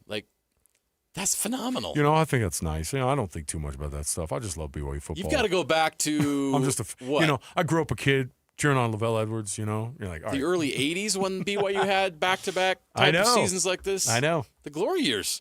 Enjoy this, BYU fans. 3 in a row for BYU. It does feel weird. 18-2 in your last 20 games. It does feel weird. The idea of BYU playing in a Rose Bowl versus Ohio State still feels weird. Now, on the flip side, let's say they're that 10 seed, they'd be all the way on the other side of the bracket, and they would be playing Indiana in the Orange Bowl. And then you think to yourself, hold on a minute. BYU versus Indiana in the second round, if they could get past Miami or Georgia Tech, and they play Indiana, who hosts them at the Orange Bowl, that's 2 teams having to go down to Florida who have no business being in Florida this time of year playing football games, right? Right. So why not? Wow. Why not a BYU win over in Indiana, right? And there's history there, too. For those of you old heads that remember, the BYU and Indiana played in a bowl game in the 70s. JJ, no one remembers that. Okay? I think my father-in-law was on that team and he doesn't remember. Send your emails to Akiri at KSL.com. I'll take your heat. I was on that Indiana. What bowl was it? It was the Holiday Bowl, of course. Oh, it wasn't the old Copper Bowl? I remember when they... No. They should bring back medals for the games again. I played in the Copper Bowl. Well, I mean... I played in the Platinum Bowl. Yeah, come on. Let's do it. They're all sponsored these days. I know. Like the Timber Ridge Fireplace Bowl. Hey! You know what? That could be the next one. That could be the next one. Just an idea, just a thought. Just a thought. Yeah, look, advertising on sports radio is one thing, Lisa. Let's get to the big game. We'll help you get there. You guys and Jimmy Kimmel and Snoop Dogg can have your own LA Bowl. Okay? Hard pass. Yeah. Hard pass. And Gronk. Yeah. Okay, Timber Ridge Fireplace and Design. That's Lisa Hale's company. I like being able to say that, too. It's not just like, you represent this. This is you guys' company, you and your husband. I mean, this is you guys' family business, and you want to see this thing grow, and you have expertise in the area of getting these things planned out. He's got the expertise in being a contractor for years, being able to do this stuff. What makes it to where you guys looked and said, you know what, fireplaces are our thing? Ron Hale is my husband. He spent his whole life pretty much doing construction. And after 2008, when everything slowed down, it was all remodels. Yeah. And you get into fireplaces, and you start realizing, wow, from a contract, I'm speaking for him, but do a long 9-month project for a house or go in and do a project and be done in a couple of days. That was appealing, but also just that it made the process so much easier for the homeowners, and it was a fun, rewarding project. People don't look at it necessarily as they might think, oh, yeah, it's just to look good at. Yeah, that's great. But like we use our fireplace all winter long. It's on all the time. I love that thing.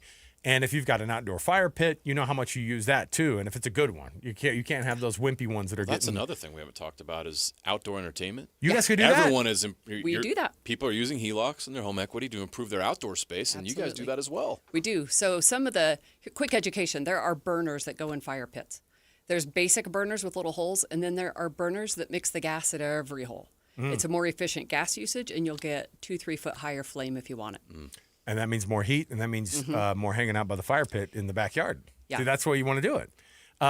You guys do it all inside the home, too. And from top to bottom, the entire project, electric, gas, wood, all the ones that people are saying, hey, I want to get this in my house. You guys can help sit down with the homeowner, conceive the whole thing, and then you guys are the ones who do it top to bottom. And the warranties through you guys as well. And that's a big deal because a lot of people will order these, and then the people who want to install them are like, I can't install this and then keep the warranty on this thing. Gas scares people. Like, it's important to get your fireplace serviced. So who installs your fireplace is who you should be able to call to service it. So can you? So with us, absolutely. Our customers that we install for will always be our top priority. Call the pros, get it done right the first time, and you have that equity in your home. Make your home better, beautify your home, make it more cozy. There's nothing better than a fireplace in the winter in your living room, or you have that nice electric fireplace in your man cave. That's fun. The change that it can do to your home is just phenomenal. It's so worth it. Change that boring wall and get a fireplace on there, and you guys can do it in 2 days. It's amazing. I'm looking up the free gift here. So if somebody's calling in today, and I think this is a great deal because if you call today and you get yourself on the books and you get that project booked, and Timber Ridge Fireplace and Design gets you hooked up with that dream fireplace in your home, and top to bottom, it's just done perfectly by them. You don't have to call a bunch of other people. They'll do the entire thing. You're also going to get, because you're his own listener and you heard us talking about it today on the show, a 22-inch tailgater grill. It's the Travel IQ by Napoleon, which, by the way, I'm looking at online right now, and is $450 is the cheapest you can get it, and it's beautiful, by the way. Talk about the colors. It's it's every different color. Fans? Yes, there is a bright red one. There's you can get the blue. Of course there is. What's funny is those are the two colors you can pick too. Like on their website, you can get the normal black. That's not as fun though. You can get the blue finish. You can get the red finish on it, and that's a $450 value as well on top of it as a freebie. If you can call these guys, get booked today. You've already been thinking about that fireplace, and so many people don't have the fireplaces. They didn't get their home finished with it, or it's just in one room. You maybe want it. What about somebody who wants it in the bedroom? There's people who want that as well, right? Yeah, for sure. Yeah, so I think that brings up a good point of educating people to get the right fireplace. Do you want the hottest output in your room? No, you want something with a little bit lower heat output, so you have ambiance and a little bit of heat. So we guide people, we educate people. I love it. And the way you start it is with a phone call. Get with the folks at Timber Ridge Fireplace and Design. The way you do it is just go to trfireplace.com. That's trfireplace.com. They can take care of you all across the Wasatch Front here, and they are a local business. They'll warranty it themselves. They'll make sure that you get taken care of top to bottom. They're not going to leave you stranded on a deal here. So if you want to get that travel tailgater as well to throw on top of it with a great deal, 801-896-0792. That's 801-896-0792, or just visit them online, trfireplace.com. Their website's awesome too, by the way. I'm on it right now, and it's set up beautifully. They have all their different options on there, and you can kind of see all their gallery and all the things that are on there. Lisa Hale from Timber Ridge Fireplace and Design. Lisa, thanks for hanging out with us. We appreciate it. All right, we'll take another break. We'll come back. trfireplace.com or 801-896-0792. Just say you heard it right here on the KSL Sports Zone and get that extra freebie. We'll take a break. We'll come back. We got more to go. 97.5, the KSL Sports Zone. And now, a look at traffic from the KSL Traffic Center.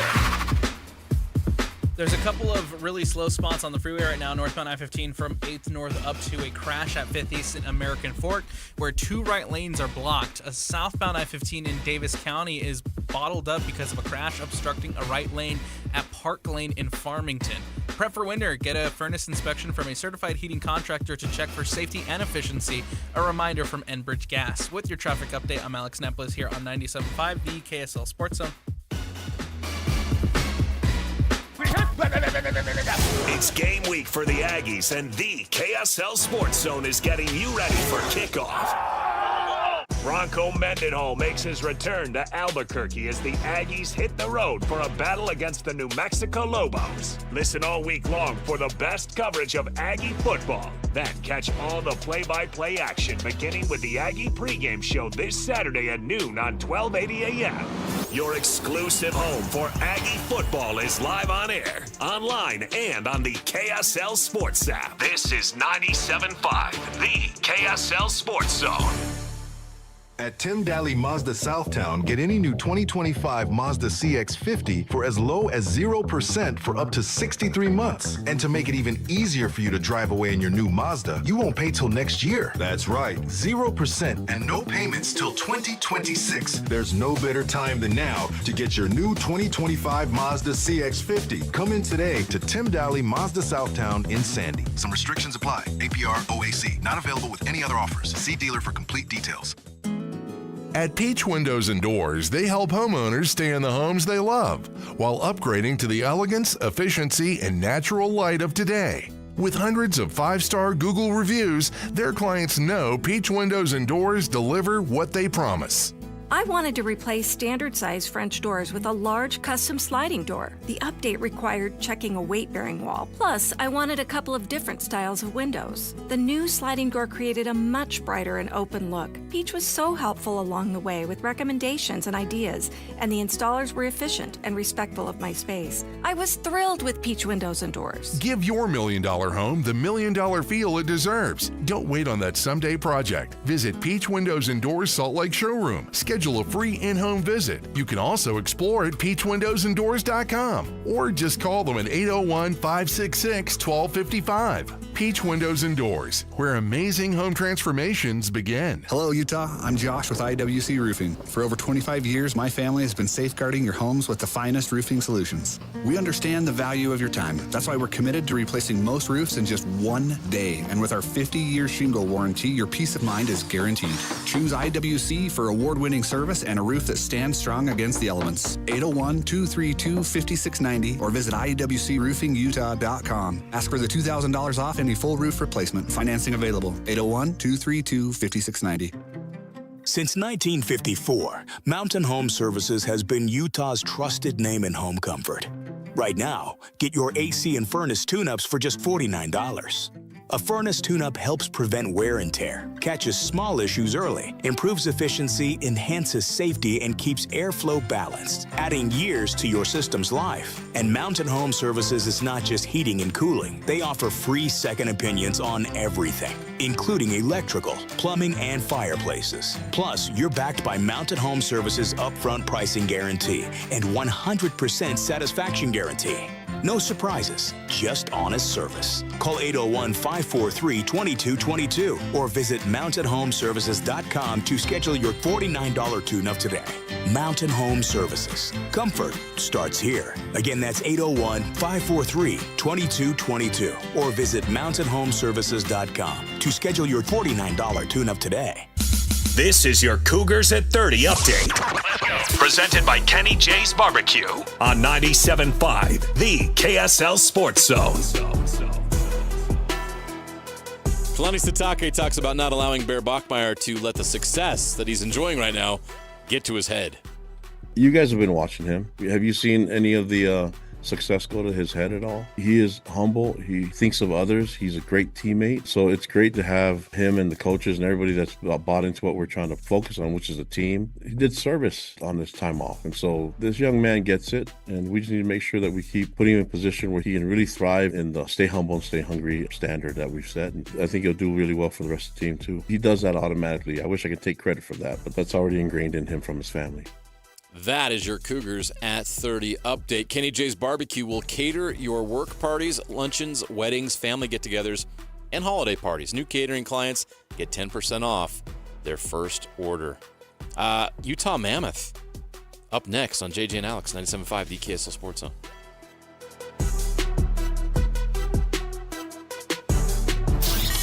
Ladies and gentlemen, You're locked into JJ and Alex.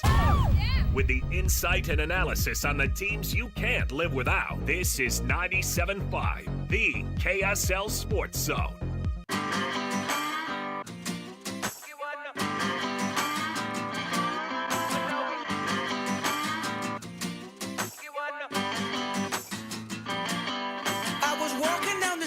Out the corner of my eye, I saw a pretty little thing approaching me.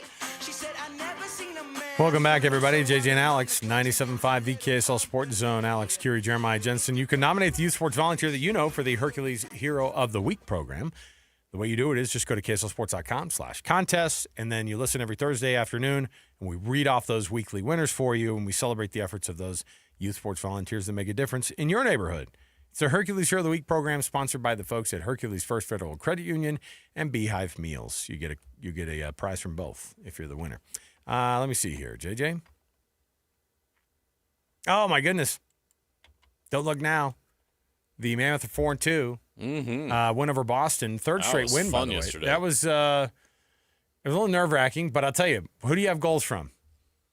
Gunther, Cooley, and Keller. Yep. Guys who we got to know a little bit last year, right? And now you add, and there's no doubt that when J.J. Peterka's on the ice too, that affects how teams cover the stars that are out there because he's now added to that group of one of them, right? But Dylan Gunther, I was watching, actually, here's how sick I am. I was watching a Bruins, the Bruins broadcast does this like overtime, puck drop thing for their broadcast because obviously they go pretty insane on the East Coast for their hockey and for the Bruins, And they have a couple of guys on the panel who both played for the Bruins at some point, and they're on there. And they both were like, you disappointed some of the, some of the mistakes that they make, not being able to capitalize on space and blah, blah, blah. There's just the home teamy stuff that you hear. And then they broke away. One of the dudes breaks away from him for a moment on the desk and goes, Dylan Gunther is something absolutely special. People need to perk their ears up when they hear Dylan Gunther. And I was like, yeah, man, absolutely. To see those guys have to be like, yeah, but for just a second here, they got some young guys on that team that are going to score for a long time. And they brought up Dylan Gunther because he's just a sharpshooter. And again, he does this one-timer deal. The puck goes 90 miles an hour and just goes, and these goaltenders just have a hard time. And so to have your top three dudes that, from a fan perspective, that people recognize already, Keller, Gunther, and Cooley, nice to have those guys score on a 3-2 win. And they got 8 points now on the table, JJ. And I know it's early in the season, but this is a great start, I think, for a team. It was good for them to be able to get those couple games at home. I think they have another one against Colorado, very different beast coming into. Tuesday night's going to be tough. We know how good Colorado is, and they've already played the Avs earlier, the first game of the year. But what I like about this team right now is it's coming together, and you start to see the talent and the chemistry develop with that talent. How about Nick Schmaltz and Clayton Keller? Schmaltzy with a hat trick over the weekend. Yeah. Yeah. It's not just the stars. You have guys, and Nick Schmaltz is a great player. Right now, Clayton Keller and Nick Schmaltz have combined for 12 points in 6 games. Yeah, that's wild. Terrific. So you're getting production out of a lot of these guys, and it's not just your number one guys. But you're right. You need guys like Nick Schmaltz and J.J. Peterka to be great because it takes a lot of pressure off of the guys that you know are great. And you're seeing that result right now. And Dylan Gunther is elite. He's becoming a superstar in this league and the face of the franchise, honestly. He's so good. And to know that he's locked up for another 7 or 8 years, locked up sounds like a terrible way to put it. His contract, he's going to be here for a long time. He's here long term. And you feel like all these guys, the core of this team, are going to be here long term, which is why this team's set up for success moving forward. They're just going to get better and better and better. And if this team wins 4 out of every 6 games this year, you know what that means. They're going to be in the playoffs. And they're not only just going to be in the playoffs, they're going to be in a position to be able to do some damage when they get there. So love what I've seen through the first 6 games. A little bit of a slow start on the road. That Blackhawks loss was a little disappointing. I thought they'd be more productive in that game. But you're going to have those games in the NHL to come home and to establish the Delta Center, this new renovated Delta Center. It feels like it's a brand new building for hockey. Last year, I think it just felt weird. It was different. It didn't feel like a home barn. This is a home barn now. Everything they've done, this team looks very, very impressive at home. And I think if they can establish Delta Center as a tough place to play, like they have so far this season, they're going to have a phenomenal year. Let me roll out what the rest of the Western Conference looks like so far. The Jets are 4-1 and have 8 points. The Mammoth are 4-2. They have 8 points. The Blackhawks, they've played one more game than everybody else. They have 3 wins and 2 overtime losses, so they're at 8 points. By the way, the Avalanche haven't lost a regulation game yet. They've only gotten 1 loss in overtime. They have 11 points. They're 5-0-1. That's the team you expect, right? I mean, right out of the gates, the Avs are already good. They have more points than anybody in the NHL. Right out of the gates, the NHL's leading point-scoring team last year, the Winnipeg Jets, who we were looking at and maybe saying, oh, they're going to fall off. Now it is early, like I said.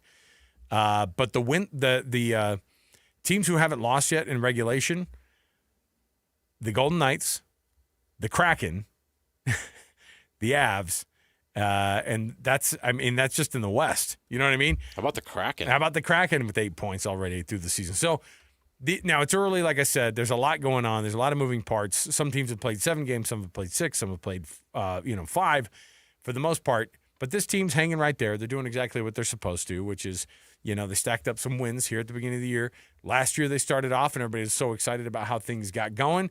And then they rattled off a lot of losses in a row after they had some wins to get things going. So all these points are important. It's really that quest to get to 100 points. How are you going to get there? Yeah. Because if you get to 100 points, you don't have to ask whether or not you think you might get in. You'll likely be a wild card team at the worst if you're at 100 points based off of what the last few years have been in these NHL Stanley Cup playoff races. At this pace, they'll get there. You win 4 out of 6 games, you're going to get to 100 points, and you're going to be in the mix. Okay, we'll take a break. We'll come back. Hey, Jake and Ben are going to be at Bellison Jewelry in Ogden on Tuesday. That's tomorrow. All you have to do is just go check them out up there in Ogden, 1155 36th Street in Ogden. Bellison Jewelry, locally made just for you, cherished for generations. That's Jake and Ben tomorrow, 10 to noon on their program. We'll take a break. We'll come back. When we do, we've got our Sucks to Be You segment, the people who it currently stinks to be across the world of sports. Plus, I've got, if you're listening in on DJ and PK today, they gave out the Rocky Mountain Chevy Dealers Player of the Week. If you can recall what it was, you can win a prize next. So stay tuned. 97.5 the KSL Sports Zone. And now, a look at traffic from the KSL Traffic Center. New crash now on northbound I-15 in Murray. It's between the 53rd South and 45th South exits, blocking a right lane. The northbound I-15 crash in American Fork is cleared, but the damage has been done. Backups all the way back to University Parkway in Orem. Advanced Window Products, factory direct affordable windows. Call today. They're on the way. Financing is available. Save now and pay later at advancedwindows.com. With your traffic update, I'm Alex Napolis here on 97.5 the KSL Sports Zone. It's game week for the Utes, and the KSL Sports Zone is getting you ready for kickoff. The rivalry game may be over, but Big 12 play continues on for Kyle Whittingham and the Utes as they welcome in Coach Prime and Colorado to Rice-Eccles Stadium. Listen all week long for the best coverage of Utah football and your chance to win tickets to the game. Then catch college football Saturday, game day at 10 a.m. with the postgame show immediately following the game on KSLSports.com. Let's go then. Let's go, baby. Your home for the best coverage of Utah football is live on air, online, and on the KSL Sports app. This is 97.5, the KSL Sports Zone. Salt Lake City Fat Loss, saltlakeCityFatLoss.com. Go check it out for yourself. They've got their fall special going on right now for you to be able to get to the weight that you want. Don't wait till the new year because, like we do, that's a tough thing. We started it at a random time one time during the year. Last April, in 2024, I dropped 65 pounds in those first 60 days. I've kept it off that entire time, and I feel great. It's been off the entire time. You can have that success with Salt Lake City Fat Loss. Yeah, now's the time to end that cycle of weight gain and frustration. You can lose up to 20 or 30 pounds in 60 days, or if you're like us, you could lose even more in that 60 days. And you're going to be empowered with the proven tools to keep it off once and for all. You can do the program in person or virtually from anywhere you live. Schedule your free consultation now at slcfatloss.com. That's slcfatloss.com. Take advantage of their $200 off fall special. Tell them JJ and Alex sent you. You're going to get $200 off this program that's going to help you reach your weight loss goals and then help you keep the weight off as well. slcfatloss.com. That's slcfatloss.com. If you want to avoid your furnace breaking down this winter, the best thing you can do is stay on top of your furnace's annual maintenance. If you do find yourself with a furnace blowing cold air, Any Hour Services technicians service all brands, and they can usually get to you pretty quick. Call Any Hour Services or schedule online at anyhourservices.com. Whether you need maintenance, repair, or a second opinion about replacing it, the technicians at Any Hour Services can help you keep your home comfortable all winter long. Call Any Hour Services or schedule online at anyhourservices.com. No one helps more homeowners than Any Hour Services. Let's be honest, shopping for insurance isn't exactly a thrill ride, but saving money and avoiding costly insurance mistakes, that's a win. Join us at Farmers Insurance in Bountiful on October 22nd for the Zone's BYU Preview Show at the Mason Crapo Insurance Agency, 106 West 500 South. Learn how a local team can help you review your policies and save big. Plus, grab some incredible beef from Bar W Beef right on site. Learn more about personalized insurance from a trusted agent. Remember when they used to ask, what do you want to be when you grow up? At Bank of America, we ask every day, what would you like the power to do? When you work here, you help build businesses, inspire communities, and forge legacies. And now we've raised our U.S. minimum wage to $25 an hour. So the opportunity to do more also comes with competitive pay. Learn more at bankofamerica.com/25. Bank of America, proud to be an equal opportunity employer. Ooh, ma. What was that? That is business phone bliss with the Ooma Cloud phone system. It handles all our voice, video, and messaging needs. You sound very... Calm? I am. Ooma has everything I need to run my business more efficiently, like virtual receptionist, call routing, and video conferencing. And it starts at just $19.95 per month per user, plus taxes and fees. Ooma. Nice. Find your business comm at ooma.com/radio. You do countless things without a second thought to protect your family and home. Every time you're in the car, you buckle your seatbelt. Before the next load of laundry, you remove the dryer lint. When you head out, you always lock your doors. And one simple task, done far less often, can protect your family and home this winter.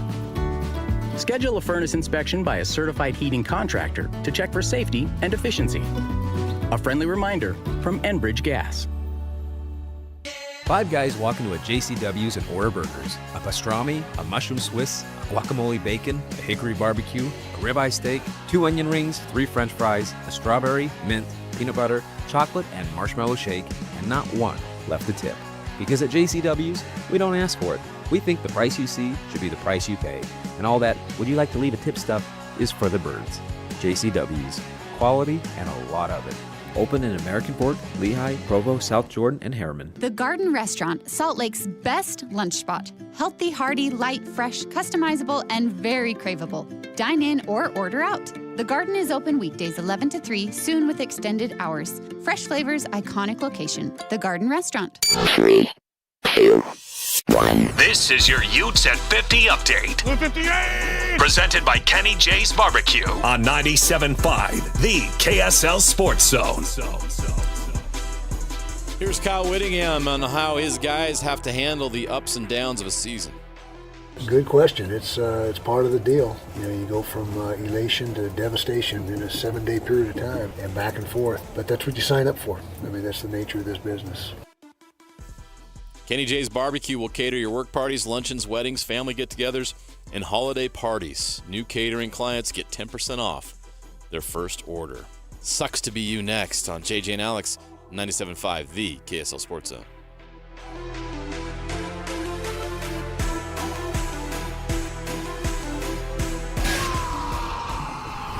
Basking in the sports misfortune of others to help make you feel just a little bit better about yourself. As JJ and Alex present... Yes, we got beat. We got beat badly. It sucks to be you.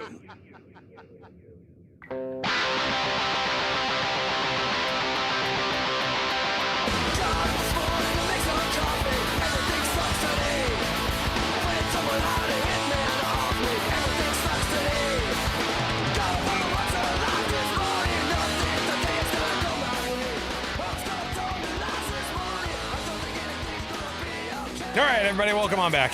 97.5 KSL Sports Zone, Alex Curie, Jeremiah Jensen. Yeah, the music is the open indicated here. On Mondays, we like to, well, we do our heroes, obviously, the weekend warriors, people who won the weekend for us. in the first hour, but we cannot forget the people who it currently sucks to be. I thought it was appropriate. I think our producer, Alex Napolis, did a great job of just going, you know what? Actually, now that you think about it, when you start listing off all the teams, every Florida football team across all pro and collegiate level, Florida State, Norvell, gone. Yes? You trying to fire a coach? I know you kill people on the show. You're trying to fire a coach on the show? Gosh, I thought he wasn't going to make it to Monday. I mean, Stanford was a bad loss. He might make it to the end of the year. But here's the deal. His face after that, coming up an inch short on that goal line against, checks notes again, it was Stanford. They did lose to Stanford. A very tough Stanford team. It was at the library, too, JJ. Gritty Stanford team. Yeah. I know they call it the farm, but I think a lot of people make fun of it now. It's called the library because it's so damn quiet. They're like, shh, and empty. Over here. And, yeah, no one's there.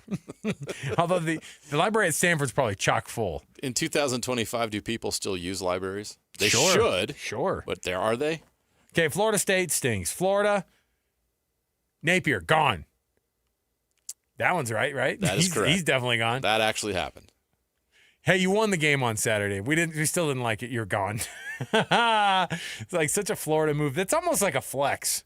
We fire our coaches the weekend after they win a game. They don't wait. They do it mid-season. My brother was at that game on Saturday down in Gainesville. He lives in Florida, and he goes to these games periodically. And he is like, yeah, the place is packed. It's the swamp. Nobody likes Billy Napier.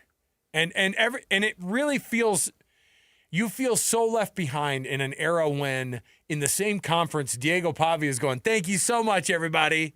Thank you so much. Number 10 Vanderbilt. And everybody's looking across the thing going, they can freaking win and we can't. It's hard, man. It's a tough time to win. The Miami Dolphins, Mike McDaniel, gone. Wait, close. Jay Norvell, Colorado State, fired. That one happened this weekend, too. Yeah. Trent Dilfer, fired. Oh, yeah, he deserved it 2 years ago before it even started up. He deserved it. He didn't get killed. That's a lot of mid-season coaching changes. Now, Mario Cristobal and the Miami Hurricanes, they've had a great year so far. This last weekend, they may have shown that they're not ready for it yet. Nah.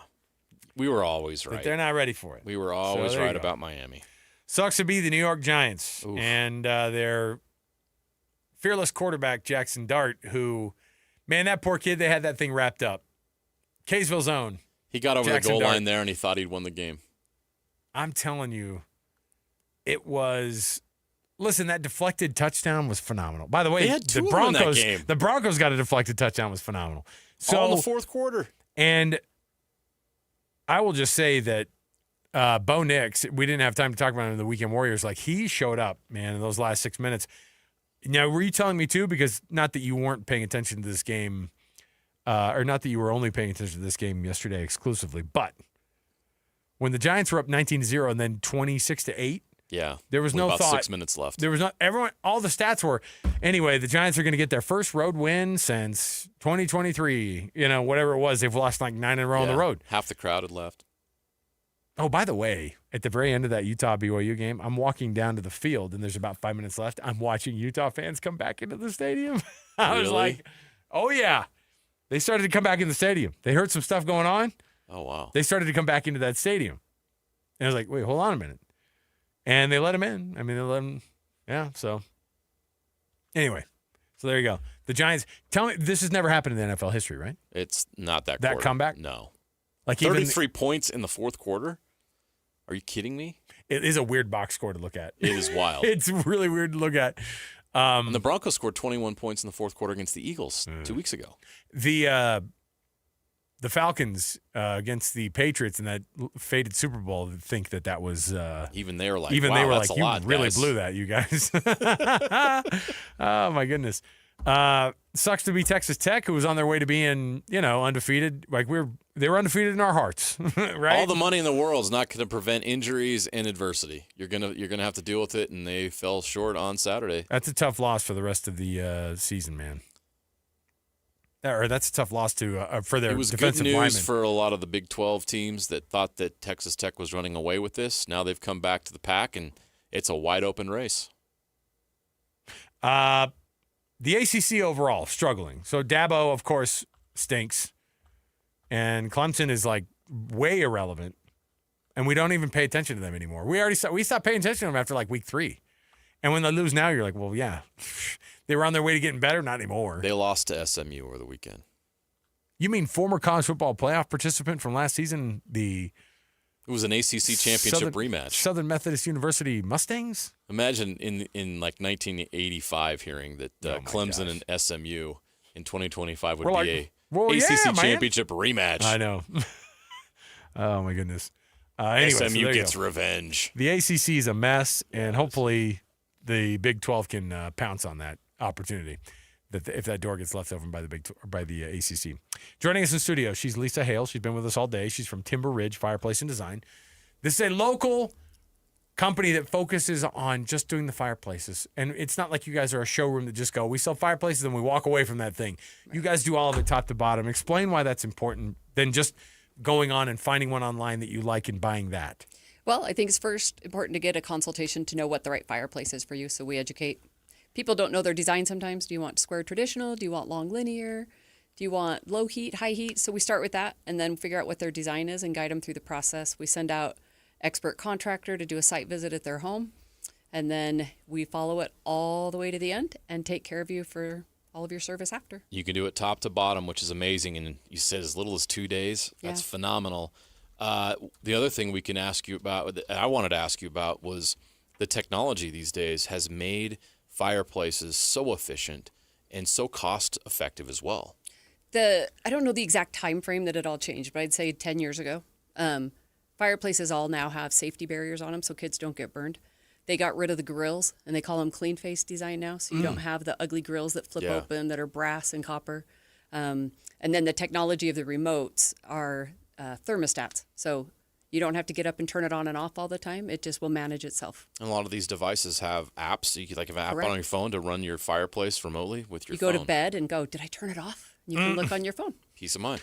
If somebody's listening right now to what is it you guys are doing as an incentive today for people who are listening? Because aside from the fact that you're going to get that care top to bottom and you're going to get somebody taking care of you, you're not going to get that. You're not going to get the low quality deal. You're going to get a great warranty on top of it. But also, Zone listeners get a freebie today from you guys. What is it? They do. It is a Napoleon grill for your like a tailgating or just outdoor 22-inch grill. We were saying they're blue and red. They do. They come in 2 finished BYU colors. and Ute That's fans. cool. Yes. And you allow people to choose? Is that Absolutely. Okay. Absolutely. See, that's going to be you can't just be like, and we'll send you a random color that ends up showing up. And look, that's a great deal. That's a $450 to $500 value just in that right there. Call the folks at Timber Ridge Fireplace. And if you have any questions about design, or I was even just like, I've got a basement that I don't have a hole in the wall in, nothing. Right. I'd have to start from the beginning, and you're like, oh, yeah, that's the stuff that we do. And that's a 2-day deal if you get it all planned out. Some people think it's just so hard. Running a gas line for us is not hard, and it's not. Our average cost is $400 for a gas line. It's not thousands. For people listening right now, I want them to imagine their living room with a nice, beautiful fireplace, whatever you prefer, whether it's wood, the electrical are cool right now, the rock, anything, whatever you picture, whatever you love. Maybe you saw it on Pinterest or whatever. Like, picture having that in your home right now. You guys can make that happen in 2 days. That's amazing. Let me give the phone number out, and you can say you heard it here on the Zone, and you can get that free 22-inch tailgater grill. And that's when you get it all figured out and you get it booked, and they're going to send that thing to you on top of it. Plus, you're going to get taken care of top to bottom of that brand new fireplace in your home. All you have to do is give them a call right now. Easy enough, because right here, again, Timber Ridge Fireplace is just trfireplace.com. That's trfireplace.com. Or you can just give them a call right now. Get on the books and say, hey, and I'm assuming you let people come out and just like you guys come out and do the consultation and say, hey, here's what we can do. Here are the options for you. And that's at no cost. You can come out and just take a look at it. At the very least, ask the questions to them. Correct. So give them a call right now, 801-896-0792. That's 801-896-0792. It's not just going to look great. Your home's going to be warmer. It's going to be an awesome feel to it, and it's going to be amazing. So take advantage. Give them a call right now, 801-896-0792. trfireplace.com. That's Timber Ridge Fireplace. That's trfireplace.com. Thanks, Lisa. Thank you. We'll chat in a few minutes. We'll come back. We've got more to go around the corner. Stay with us. Oh, it's that time of the week for us to be able to give out our Rocky Mountain Chevy Dealer Play of the Weekend. If you were listening to DJ and PK today, they gave out their weekly Rocky Mountain Chevy Dealer Play of the Weekend. If you can tell us what it was, give us a call right now, 801-575-ZONE. That's 801-575-ZONE. You get yourself an Amazon gift card. Nice little start to the Christmas shopping. If you're like us, get started early, we'll give you that Amazon gift card to get things going. 801-575-ZONE. That's 801-575-9663. Tell us what that play is. Any clues, Alex Napolis, of what the play was of the weekend? One of the greatest sports performances we've seen. Oh, a little reference to JJ's reference earlier. Well, you just gave it away. Well, they didn't Gave it know. away this week. Because, there's a BYU fan out there who goes, oh, Bear Bachmeier's 22-yard run? Okay. Perfect. All right. We'll take the break. We've got more to go. Stay with us. 97.5, the KSL Sports Zone. Win big every Wednesday on the KSL Sports Zone with Win Ticket Wednesday. This Wednesday, win tickets to the Sandman, Adam Sandler, at your Not My Best Friend tour. Sunday, October 26th at the Delta Center. Get tickets at CD or listen to the KSL Sports Zone all day Wednesday for your chance to win. Hockey fans, let your voice be heard with the Utah Mammoth Fan Forum. Visit the Utah Mammoth page on KSLSports.com to connect with the team, other fans, and our KSL Sports insiders. Start chatting today in the Utah Mammoth Fan Forum on KSLSports.com. Attention, RV owners or RV wannabe owners. It's the used RV blowout sale. RVs from all over the Intermountain West have been sent to the Layton Hills Mall for this RV liquidation event. Repos, buybacks, rental returns, and trade-ins. Blowout pricing. Every RV has been inspected and serviced and ready to go. Free admission, free parking. Dealers welcome. It's the used RV blowout sale. This Wednesday through Saturday from 10 a.m. to dusk. Go to UtahRVEvent.com. Sponsored by Paris RV. Paris RV is your locally owned, family-run RV dealership. We strive hard to find the very best RVs for the price. With 4 locations, over 1,000 RVs in stock, 42 service bays, and 4 super parts stores. We're sure to help take your family on the best RV vacation. Check out our perfect family bunkhouse trailer, the 26BH. That sleeps 9 for $19,995 or $227 a month. Zero down. Life is short. Enjoy it. North Murray, South Murray, Payson, and Pocatello. ParisRV.com. Since 1954, Mountain Home Services has been Utah's trusted name in home comfort. Right now, get your AC and furnace tune-ups for just $49. A furnace tune-up helps prevent wear and tear, catches small issues early, improves efficiency, enhances safety, and keeps airflow balanced, adding years to your system's life. And Mountain Home Services is not just heating and cooling. They offer free second opinions on everything, including electrical, plumbing, and fireplaces. Plus, you're backed by Mountain Home Services' upfront pricing guarantee and 100% satisfaction guarantee. No surprises, just honest service. Call 801-543-2222 or visit mountainhomeservices.com to schedule your $49 tune-up today. Mountain Home Services. Comfort starts here. Again, that's 801-543-2222 or visit mountainhomeservices.com to schedule your $49 tune-up today. Hey, Benjamin, we've got a surprise for you. What? You have a brother. $100 bill just like you. Hey, I'm Ben. What? We just got him for joining America First Credit Union and opening a new checking account. And you're going to live together at America First. What? This is nice. For a limited time, new members get a $100 cash bonus when they open a checking account or $50 when they open a youth checking account. So head to AmericaFirst.com and get your money working today. Membership eligibility, terms, and conditions apply. Federally insured by NCUA. It might only be October, but Utah is getting ready for a brand new immersive holiday tradition in South Jordan. Step into the magic and holiday lights at the ballpark at America First Square, sponsored by Mickey Couture. A walk through Winter Wonderland like no other. Dazzling lights, festive music, and family fun for all ages starting November 14th. Reserve your tickets now at the ballpark at AFS.com. Make this season unforgettable by celebrating Utah's newest holiday tradition. Holiday lights at the ballpark. Bar Dub Grill is where roadside classics meet ranch-raised flavor. Sink your teeth into juicy, handcrafted burgers made with premium Bar W beef straight from the local Utah farm. From the bold cowboy barbecue burger to the sweet and savory Aloha burger, paired with crispy cowboy fries, hand-spun shakes, or signature spud nuts. Soft, airy, and unforgettable. Bar Dub Grill delivers honesties with cowboy swagger. Bar Dub Grill in Nephi with easy access right off exit 222 in Nephi. Cedar City is nature's backdrop, where the forest actually does meet the trees. And a journey isn't about getting there, it's about being there. Wide pen trails and jaw-dropping adventure, plus fun events and fall colors. Log on to visitcedarcity.com. Broadcasting from the Mountain Home Services Studio, this is 97.5 KZNS FM Colville, 1280 KZNS AM Salt Lake City, and 102.7 KSL FM HD2 Salt Lake City Midvale. This is 97.5, the KSL Sports Zone. Accessing. When TV and radio collide. Love it. Wow. This is what you get. You're listening to JJ and Alex. Don't touch that dial. On 97.5, the KSL Sports Zone.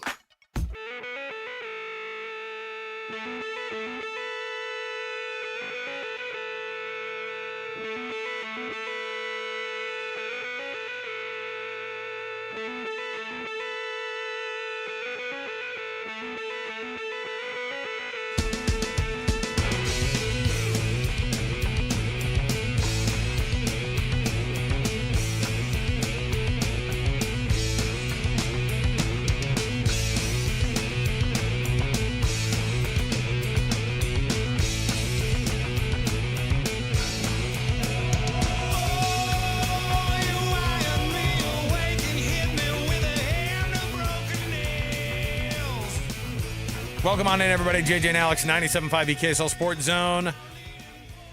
Oh, my goodness. What a big week of sports here in the state of Utah.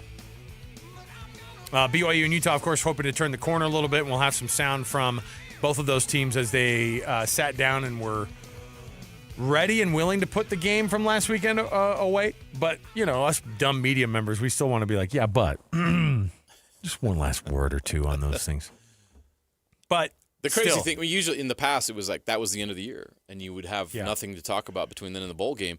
Nowadays, it's both these teams have got to move on. And your brain, you're in the thick of a Big 12 race. Your brain, from an emotional standpoint, can tell you did it. Yeah. Right? Or we've accomplished something. Or on the flip side, man, our season's over. Kalani's or got a it big challenge this week. But now to Kalani keep those pointed guys it out. hungry and ready for Iowa State on the road is no joke. Hungry and ready is not the term. It's hungry and humble. Have you been listening at all? Apparently not. Humble, hungry. I blew at that. Dude, if I start up a restaurant just south of campus called Hungry and Humble, will I get BYU's contract? Then all their players can be there. They probably already own the rights to it. All you can eat all day long. It's just humble and hungry. You can pick up food And for your Kalani's soul. your celebrity endorser. Oh, of course. You get food for the soul and actual food at the place. So there you go. All right? Patent pending. I've got it locked down. Better hurry and get that in. My idea of humble and hungry. Some BYU entrepreneur student right now is already teaching the punch. A lot of smart guys down there. I'm just saying that the idea of trying to move on is crazy. And on top of it, we've got our Jazz Roundtable that we do every year, getting you ready for the Jazz season. That is tomorrow at the JCW's there in South Jordan. And then, so we'll be there. We'll get you ready for the Jazz season. But, of course, hockey is in full swing now into the regular season. The NBA is going to be regular season this year. We've got 2 Monday Night Football games tonight, not to mention the fact, by the way, what terrible timing for the Seahawks to be playing a Monday Night Football game. Nobody in Seattle gives a freaking rat's about the Seahawks right now compared to the Mariners, who have the ability to be able to punch their ticket officially, as they didn't do it last night. I thought that was nice of them to extend it for the Toronto Blue Jays. One more at the Rogers Center tonight. I do not feel good about it, by the way. I don't envy fans of either team right now, especially Mariners fans. 48 years without an appearance in the World Series, you are 9 innings away, and you're on the road, and you've had a chance to already close it out. You've got to be just sick to your stomach. I mean, Cal Raleigh was up to bat with the bases loaded and just struck out. Same thing, I think Naylor was up to bat. Yep. With the bases loaded, leaves them stranded. Just double plays after double plays. Anyway, I don't want to get too far into it because this is sad, but that sucks. Yeah, it does, dude. It was a bad weekend. Well, no, it was actually. I mean, that Friday night game was phenomenal. Suarez goes yard, and it's a grand slam, and then it's locked up that they are just 1 win away from the World Series because it wasn't looking good. They won 2, lost 2 in a row. They were on their way to losing another one. Cal hits one out, and then it's a tie it up, and then they get a grand slam. It's just the stuff that dreams are made of, and it won't be as fun if they don't make it. to the it won't be as fun if they don't make it to the World Series this year. But I digress. We've got tons going on in the program. Let's jump in here. It's all brought to you by the good folks at Trajan Wealth. It's our cut top of the hour. Let's do it. It's time for the biggest story of the day. This is what made the cut with JJ and Alex on 97.5, the KSL Sports Zone. Trajan Wealth, for all your trusted local needs in retirement. It's TRAJAN Wealth.com. That's TrajanWealth.com. All right. JJ, first up here. Let's talk about BYU turning the corner from Utah to Iowa State. Kalani was very quick to point it out right off of the bat in the press conference about moving on. You've got that soundbite? Is that what you said? Oh, they do have. Oh, sorry. Yeah, I was asking you questions about that. So, yes, Colorado had a bye week this last week. They needed to get healthy and get right. They play Utah this week. BYU goes to Iowa State. Kalani pointed out very quickly in the very first part of the press conference in the post game. Yeah, look, this game last year, if you'll remember, was quite emotional. The 22-21 game. And by the way, 24-21 and 22-21 in those 2 years, what a phenomenal way to be able to keep that rivalry just a tight-knit, a really tight game every year. And he said, look, we lost the game the week after. Utah lost the game the week after. It takes it out of everybody, to your point, like what you brought up. And so Kalani Sitake started talking about Iowa State today at his press conference, specifically Matt Campbell, the head coach of Iowa State, who's done a great job. They've lost a couple. And it feels like a dire situation for them. It certainly is a win-or-go-home type deal, because if they lose another one in conference play, essentially their trip to Arlington is not going to be going forward again for a second year in a row. Here's what he said about Matt Campbell and his staff. A well-coached team with Matt Campbell, who's been there for a while. And honestly, he's done a great job with his coaches. The play callers are guys that have been there for a decade too. So really good matchup. Well-coached team, watching them on film. They do all the little things right. So it's not going to be easy going on the road, but I'm looking forward to the matchup with our team and our program. They've lost 2 in a row. They need a huge bounce back. And they look at this as a massive opportunity. Hey, if we're going to get looked at again to get back in the polls, how about beating the number 11 team, which, by the way, 3 weeks ago, they were close to that. 10, or they were like 11, 12, 13, right around there. They were in the high teens. Yeah, so I think that was a team that, for a time before Texas Tech took over as the highest ranked team in the Big 12, it was Iowa State, because they started the year off ranked higher. And they got the win on the road in Farmageddon in that weird Ireland game, and then they were on their way. He talked about Iowa State, and they have the flip version of this going on. They take 2 losses in a row, and then they get a full week of prep on top of getting ready for BYU. So they're coming off of a bye as well. So here's what he said about Iowa State getting that extra week to prep for BYU. Iowa State's coming off of a bye, so they've had some extra time to prepare for us. So it's not going to be an easy task, but we knew going into it the position we would be in, and we'd have an opportunity to really improve. And we have a bye after this, and so we can really put all our efforts into this and do everything we can to give our best effort and make sure that we improve from last week to this week, and also make sure that we do our best to get ourselves in a good position for success. You're not fooling anybody now with Bear Bachmeier and what you're doing with him, right? If you're BYU. Now, that being said, you still have to execute and stop it, which I think we all knew that Utah had the same opportunity. You saw what you saw with Bear over the past few weeks, and then going into that game, you knew what his strengths were, and he was still able to, and that offensive line and the offense overall, and I think it's about when they call those plays, those quarterback draws, those design quarterback runs, when they would call them, perfect timing on them. So you have to kind of see those tendencies. I'm interested to see how Iowa State preps for Bear, because everybody else, I think, says they know how they're going to do it, and now they have to really show how they do it. Yeah, and Iowa State's a team that you wonder where they're at right now. As you mentioned, the 2 losses to Cincinnati, and their last one, I don't know if anybody knows this, their last loss was in Boulder to Colorado. And you're thinking, wow, how would Iowa State go to Colorado and lose? That's where the Utah's going to be sitting here this week if they can't get some things fixed with their execution. But Utah's about to play a Colorado team that's coming off a bye week that has some confidence. So Iowa State's reeling right now. The best way to fix that is to figure out, can you imagine what it would do for Iowa State to beat BYU, to be that first loss of the year in Ames? They would have a crowd storming problem in Ames, I assume, because that would be a big win for Iowa State. this Big 12 race is crazy, and it could get even more crazy this weekend, especially if BYU isn't ready to go. And I think that's important for the Cougars to have that mindset right now. Is the rivalry game is over. Turn the page. It was a great win. We know how much we look forward to that in this state each and every year. But it doesn't mean anything if you can't beat Iowa State in Ames this week, and you can't continue to move on through this difficult schedule you have and try to finally break through and get to that Big 12 championship game. You were so close last year. You were 9-0 last year. You were ranked 7th in the college football playoff. And I think this year's team, it's weird to say this year's team is better. I feel like they're better. You can get out the stats and all this kind of stuff, and you can debate that. But I feel more confident right now about this BYU team than I did last year's team. I don't know what it is. It's just a feeling I have about the way things are going right now, and the defense, the way it's playing, and some of the senior leadership you've got on that team. Even though your best player right now, your quarterback, is a freshman. Doesn't matter. He's not playing like one. This is a BYU team that can have a special ending to this season. Don't blow it in Ames. Don't have the letdown. Don't let this be your Kansas this week. Yeah, and it's a great point. That's exactly what it could be.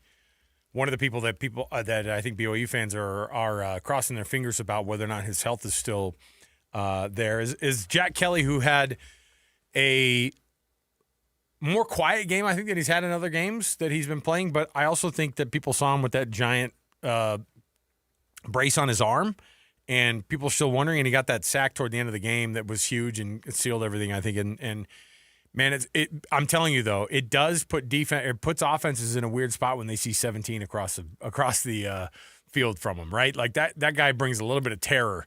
Even when he's a little compromised, he's still a playmaker. Yeah, and he had a big play in that BYU Utah game. You know what was working were his legs. Like he's still quick. Yeah. He's still a problem when it comes to trying to take care of he'll come right at you. And I think that Jack Kelly this week in media availability today actually talked about his health, and people want to know how he's feeling and whether or not he took a step back maybe in that Utah game, because it was a physical one.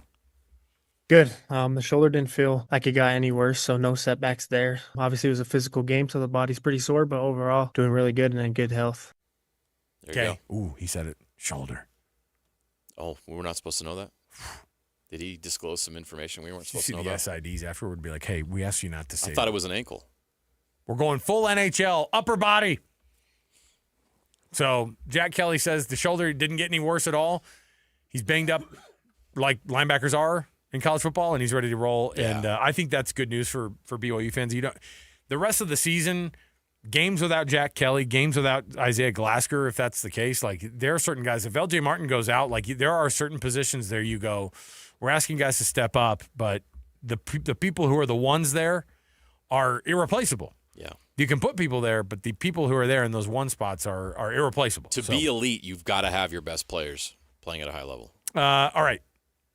Here's the Utah side of things. Kyle Whittingham getting ready for this Colorado team. They have to move straight on. And frankly, no better way to move on from a bad loss or like an emotional loss than going and trying to get the win against Colorado. Colorado, of course, has, I think, kind of shocked us all last week when they beat Iowa State, right?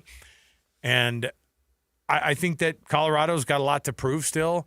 I think their talent is okay. I still think they're a little bit listless. Like they don't have really they're kind of like they're just floating out there in the ocean sometimes, and sometimes you see them moving in the right direction, and other times you're going, I think they're lost. Kyle Whittingham talking about the run defense and how it needs to improve and getting ready, especially against quarterbacks that are mobile. Our run defense this year is not as good as it typically is, and I think a big reason for that is we've seen so much Q run game in the first 7 games of the year. This is another guy that runs the ball exceptionally well. Caden Salter can punish you with his feet, right? The designed runs aren't there as much, though, for him. And the good news is I think that he is a little bit more mistake-prone than even Bear Bachmeier or some of these other teams that they've seen before them. So I don't think it's that much of a problem. By the way, a get-right game against Colorado, just what the doctor ordered, right? Like that's what they're hoping for, that they can get a nice win and just go, let's just settle right back down again. I'm going to blow up that narrative here. I don't agree with that. I don't think this is I don't think that – how did BYU do in Boulder? Let's tough. revisit that. No, it's a tough game. Let's be honest They were down about that game. 14-0 early. Okay, let's be honest about that game. That was a nerve-wracking game. That was not a go in there and hammer them and come home. That's not how that trip went, did it? So how's it supposed to go for Utah? Well, here's a stat. I don't think people know this. What's the combined record of teams that have beat Colorado this year? Colorado's losses. What is the combined record of those teams? So Georgia Tech 7-0, BYU 7-0. Correct. Houston 6-1. TCU 5-2. Okay, add that up to only 3 losses among those 4 teams. 25-3 is the record of the losses of the Buffs this year. Are we not giving Colorado enough credit for who they are and what they've done this year? To be only 3-4, I mean, That's they've had a tough. That's actually pretty wild schedule. Yeah, who else can say that they've had an opponent record of that? That's insane. And by the way, in comes another 5-2 team, and they have a win. They have a win over Iowa State. Yeah, and in comes another 5-2 team. Like, it's been brutal. Look at Colorado's schedule. When you mention it like that, that is tough. Do they have to play Cincinnati? If they do, then the schedule gods were not nice. I'll look that up. All right. They do not. So after this Utah game, Colorado's schedule eases up slightly, but not really. They're at Utah, obviously, this weekend. Then they've got Arizona, West Virginia, Arizona State, and Kansas State. Okay, so West Virginia is kind of the only one you look at and you go, yeah, they could get that one. Right. The rest of them are. I mean, Arizona, poor guys, they've just been so dang close. They are close, but not quite. I know. Heartbreaking couple of weekends for Arizona. Just losing on in last minute situations. Overtime and a game-winning field goal back-to-back weeks. That's tough. That is tough. Gutting. All right, joining us in studio, Lisa Hale, who's here with us from Timber Ridge Fireplace and Design. This is something a little bit different than we've done before, and I think what's interesting is that I think that they've captured something that's a little bit different too, which is instead of the fireplace being an afterthought, or instead of the fireplace being something that you think is an impossibility, my house was built the way it was, and that's just the way it's going to be forever. Lisa, welcome to the program. And Thank you. And by the way, those options are on. Everything is on the table with you guys because you can take care of it, top to bottom, electric, gas, and wood stove. And when people call in and say, I just don't even have one. Is that a thing? People call and they don't even have fireplaces in their houses anymore, right? 100%. Yeah, which is shocking in Utah. Yeah. I think the builders it's maybe something they don't want to have to worry about. Okay. Maybe it makes their job a little more complicated, and they say you can put it in after you move in. I've had a number of customers come in and say, contractor said I have to do it after. Well, it saves the contractor money as well, right? Saves them money and less headache, I guess. Well, less and materials. they can say, oh, we're going to get it done earlier, and we don't have to worry about the whole. But with you guys, I think people, if they do think, hey, I've got to start from the beginning here. I've got a nice wall that's up at the edge of the house here. It's for me, we've got a basement that I feel like, oh man, we could vent this thing and get something in the basement underneath our other fireplace. Like that seems like, and you're like, oh yeah, we designed that thing. 2 days, it's done. Yeah. How is that possible? Well, people bring to us inspiration pictures. I mean, Pinterest and Google, like you can find pictures galore. Yeah. So people come and go, can you do it? We're able to walk through budgets with them ahead of time. Kind of go, okay, if you want that, kind of here's where that's going to land. Does that fit your budget? Let's look at all the styles and designs. So we can tweak it and help them through the process. The other one I see is these big, beautiful custom homes with the cheapest fireplace and nothing on the wall. So if you go to our gallery on our website, you'll see one with a big 20-foot wall with the most basic little fireplace on it, painted wall. That's it, 20 foot high. So like if somebody has like the rock and everything put on there, you guys take care of all that too? We'll bring in a stonemason. Right, we don't sure. act in areas that we're not experts. But I mean, that's we the have all part of like the contacts. whole design that you guys Yeah, do. so we helped them coordinate the cabinets, the shelves, the lighting, the electrical, the framing. We modified it just enough to put in a higher end fireplace that actually put out heat. It was amazing. Another thing I want to bring up, and we're appealing to the consumer here, the homeowner, but there's also a lot of general contractors out there, a lot of guys in construction that are looking for what you guys do. Right. If you're one of those contractors out there, they should connect with you guys. Agreed. We have a lot of success with contractors. I mentioned earlier in the show that my husband, who's obviously my business partner, is a general contractor. So having somebody who knows and understands what they're doing, and then we even say, gosh, if you guys want us to frame it, sometimes there are people aren't experts in the fireplace. Where do we need backing? Where do we need heat shields? Where do we need all these things? So we kind of become those experts, and we'll take on that little bit of extra if they want us to. Yeah. Otherwise, we'll just set the fireplace and let them do their job. Look, if you guys, if somebody's listening right now and they go, I want to improve the space that we have. We have a basement. We are buckling down in this house. Like, that's us. You know what I mean? Like, we're not looking around. We're not going to look to move anytime soon. You know why? Because we love the place that we're at anyway. And we love our 2.75% interest rate. That's exactly right. And that's why. And I go, you know what? If we're going to do something, and I want to improve something, or I don't like about something about the house, like I said, we don't have a fireplace in the basement. That's a perfect place for it. Guess what? It gets cooler down there. It gets colder down there, and my kids always have to tell me about it. And it's the perfect place for the thermostat remotes. Like, you want to set a fireplace and keep it at least cozy, so you want to go down there. Right. And the kids don't freeze. Yeah. So here's what we're going to do. For the Zone listeners right now, the folks at Timber Ridge Fireplace and Design want to help you out. And this is a local company. Offices in Layton, and you guys basically will go and do a job anywhere within a 3 or 4 hour drive. Drive, like you said. You're like, we'll do it. We'll go and we'll show up. So if you're listening to our show, you're within the sound of the area that they service for Timber Ridge Fireplace and Design. All you have to do is go to their website. Easy enough to find, because they're going to take care of you, and they're going to make sure that from the beginning, it's just trfireplace.com. That's trfireplace.com. Give them a call right now, too. And if you get on the books and you book a job, then they're going to also get you that 22-inch tailgater grill, the Travel IQ by Napoleon. That's a $450 to $500 value. It comes in red and blue.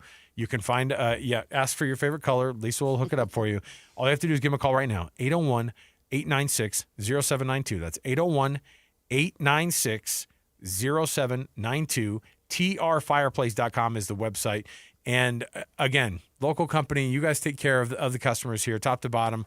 You guys do take care of the warranty stuff also, but these are full service experts when it comes to fireplaces. If you've had a thought, I want to improve this space, what can I do? Give the folks at a call at least. You guys will do the consultation. Have them come out, and you guys will come out and check it out for them and say, here's what you can do. All you have to do is 801-896-0792 or trfireplace.com. Thanks, Lisa. Thank you. Appreciate it. We'll come back. We got more to go. Our NFL Blitz is next. Stay here, 97.5, the KSL Sports Zone. And now, a look at traffic from the KSL Traffic Center. All the lanes are open now on southbound I-15 after an earlier crash at Park Lane in Farmington, but heavy delays stretch well into Layton. Northbound I-15 through all of Orem is really slow too because of two accidents. One at 8 North in Orem was blocking center lanes, but it at least has been moved over to the right shoulder. From system install to fast fixes to deliver award-winning heating, cooling, plumbing, and electrical, call Whipple Services Champions for the win today. With your traffic update, I'm Alex Napolis here on 97.5, the KSL Sports Zone. It's game week for the Cougars, and the KSL Sports Zone is getting you ready for kickoff. With the Holy War behind them, the Cougars get set for a trip to the Midwest for a Saturday afternoon showdown against Iowa State. Listen all week long for the best coverage of Cougar football. Then catch college football Saturday game day at 10 a.m. with the postgame show immediately following the game on KSLSports.com. Your home for the best coverage of BYU football is live on air, online, and on the KSL Sports app. This is 97.5, the KSL Sports Zone. This is Hans Olsen and Scotty G. Don't touch that button. Check this out. The great Danny Ainge right here on 97.5, the KSL Sports Zone. Just talk about the Ace Bailey journey to this point and kind of your expectations of the kid individually. I'm not going to raise expectations for a kid that's a number 5 pick. Expectations can be pretty high for most of the fans out there just because of the recognition. But he's a great kid, and he loves playing, and he brings energy that is contagious, and a laughter and a fun and a joy to the game that I really am impressed with. And we need to be patient and realize he's going to have some good moments. And I think the fun part is to see those moments where you see that hope and brightness in his future. And that's what I'm looking forward to seeing. It's Hans and Scotty, weekdays from noon to 3. Presented by Mountain Land Supply on 97.5, the KSL Sports Zone. The Management Minute is a service of the MBA program in the John M. Huntsman School of Business at Utah State University. I'm Professor Scott Hammond. There were two similar manufacturing plants, two plant managers. To increase quality, one set out to enforce the rules so there would be no more mistakes. The other set out to create processes where everyone could learn from their mistakes. The first manager stood above, the second stood within. Over time, the second manager had much better results. Collaborative, continuous improvement that leverages learning is why cars and planes are safer, electronics are more reliable, surgeries are more successful. Learning how to improve is what makes USU's Huntsman School world-class. The internationally known Shingo Institute and the MBA program, both at Utah State University, have teamed up with a powerful degree that teaches MBA skills, continuous improvement, and organizational excellence. Consider a Shingo MBA. Go to utahstatemba.com. That's utahstatemba.com. I'm Scott Hammond. Hope to see you in one of our classes. Five guys walk into a JCW's and order burgers. A pastrami, a mushroom Swiss, guacamole bacon, a hickory barbecue, a ribeye steak, 2 onion rings, 3 french fries, a strawberry, mint, peanut butter, chocolate, and marshmallow shake, and not one left to tip. Because at JCW's, we don't ask for it. We think the price you see should be the price you pay. And all that, would you like to leave a tip stuff, is for the birds. JCW's. Quality and a lot of it. Open in American Fork, Lehigh, Provo, South Jordan, and Harriman. You've been listening to The Zone for decades. Yes! But now you can watch the guys break down your favorite teams. Some viewers may find the following video disturbing. Viewer discretion is advised. Catch the video stream of DJ and PK, Jake and Ben, Hanson, Scotty, and JJ and Alex right now at KSLSports.com or by searching KSL Sports on YouTube. Utah's best sports radio is on air, online, and on the KSL Sports app. This is 97.5, the KSL Sports Zone. This is Jake Scott and Ben Anderson. Every rivalry game has a new chapter. The week leading up has given us some stories too. And I'm curious if you think yesterday's Witt comments qualify. You know, I'm just going to focus on us this week. Our guys, our coaches. So I'm not going to give much thought on the opponent this week. You have to ask them what they think of Bear. Don't have a problem with it. He says, I'm not going to focus on that this week. He didn't lie and say, oh, I never talk about opposing teams' players. So relax. No, but it is funny. People out there need to just relax. If you have any sort of a response to it, just make it a laugh and move on about your day. Bear Bachmeier's friends can't text him and say, did you see what Witt said about you? And he says, no, what? And he says, nothing. Not a dang thing. He said he's not going to say anything about you. Okay. Oh, thanks for the text. Yeah, I've got bigger things to worry about. Nice to hear from you. Yeah. Catch Jake and Ben weekdays from 10 to noon on 97.5, the KSL Sports Zone. Hey, Utah. Tired of hard water problems, scale buildup on your appliances, dry, itchy skin, and bad taste? Culligan Water is the answer. With top-rated water softeners and filters that protect your appliances, pamper your skin, and make your water taste delicious. Hi, this is the Waterboy Colson Firmage, a third-generation Culligan man. Culligan has been locally owned and trusted for over 80 years, right here in Utah. Do you know if your current water system is even working? We're happy to come out and take a look at it, even if it's not ours. Get a free water test for any system. Call 801-509-9602 or visit culliganslc.com. Huge savings are happening for a limited time. Get $1,000 off a Culligan water filtration system, plus a full year of free salt delivery. Don't wait. Get cleaner, better water for you and your family. Call 801-509-9602 or go to culliganslc.com. Culligan, water you'll love. Hi, this is Derek Overstreet, president of the New Millennium Group and co-host of Stop Working, Start Living with KSL News Radio. Can you imagine what your life would be like if you could retire 3 to 5 years earlier than you thought possible? The things you could do, the loved ones you could spend time with, the memories that you could create.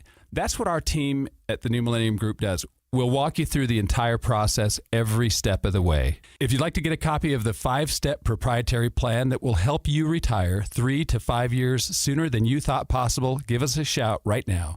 888-999-6370. That's 888-999-6370 or utahsfinancialplanner.com. Listen, most of our listeners right now have a tax problem, not a money problem. There's not enough money in Social Security Medicare as it is. Let us show you how you can significantly reduce your taxes. That's 888-999-6370, 888-999-6370, or utahsfinancialplanner.com. This is your Cougars at 30 update. Presented by Kenny J's Barbecue on 97.5, the KSL Sports Zone. Kalani Sitake talks about his team's physicality against Utah. We challenged our guys to be physical against Utah and felt like defensively we were physical and handled the running backs for the most part except for the outside stuff. So that's probably more on us as coaches, making sure that we get the outside, the exterior as solid as we had the inside. And I thought for the most part we knocked them back. And then on O-line, we challenged the O-line to be physical and that's what we did. Whether it was LJ running the ball or Bear, a lot of it was the inside run game and you saw the movement from our line. I feel like we should be really proud of how physical we were in that game. That is your Cougars at 30 update. Kenny J's Barbecue will cater your work parties, luncheons, weddings, family get-togethers, and holiday parties. New catering clients get 10% off their first order. The NFL Blitz starts right now on JJ and Alex, 97.5, the KSL Sports Zone.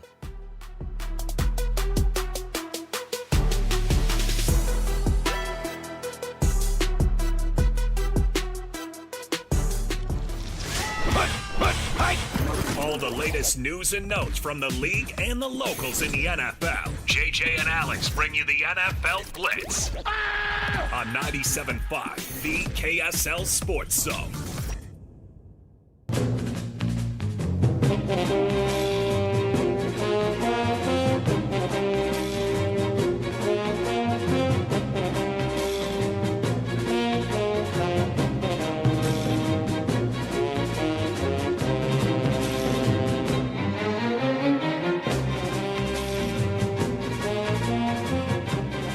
We got an unexpected windfall during the break.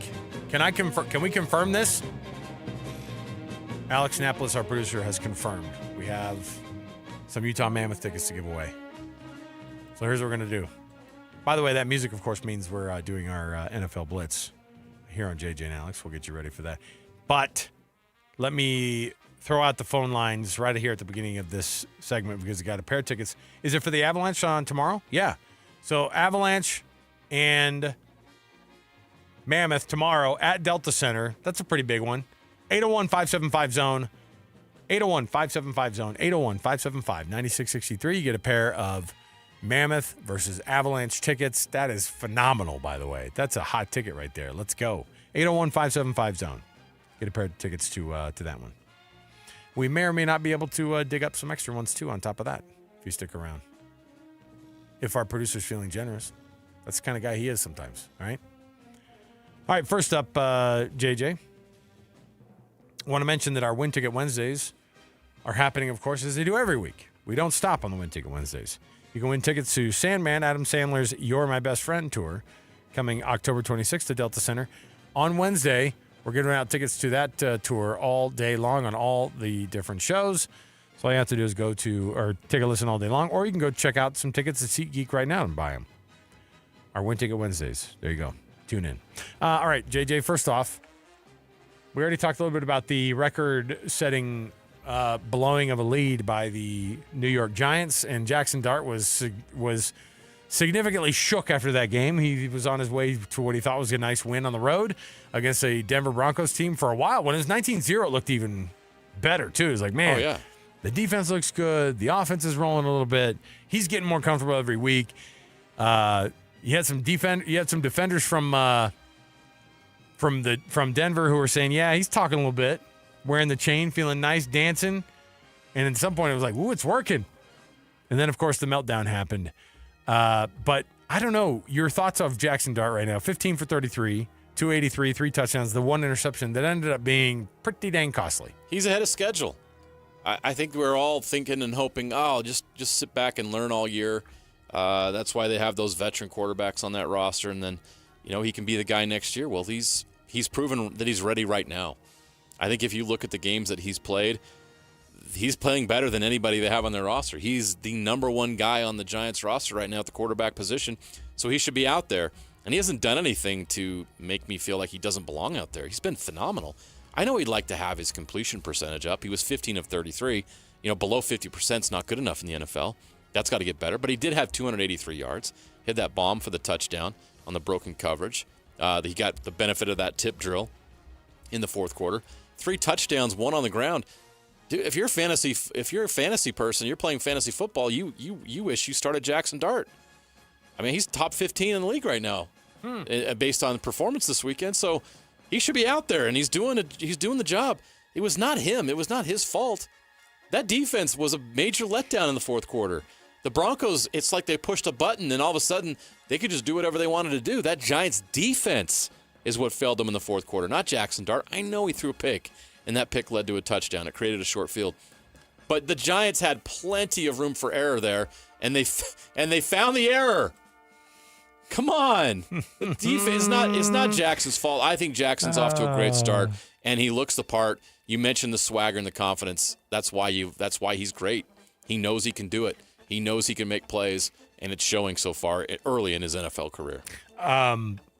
Rest of the locals in the NFL that caught your eye. I know you guys do this every week. Jalen Warren was phenomenal on Thursday Night Football. The Steelers didn't get the win, but 158 yards from scrimmage, 16 carries and 4 catches. I believe that's close to or has set his new career mark for a game for scrimmage yards.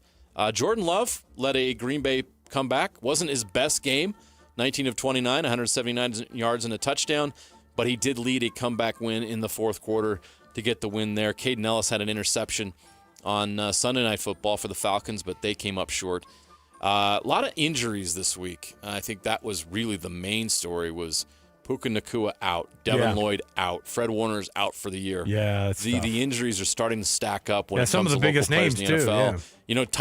Yeah. Taysom Hill's finally back, and he almost had the play of the week on a lateral play that they drew up and tried to pull off. But the story right now with locals in the NFL, and unfortunately, is the injuries.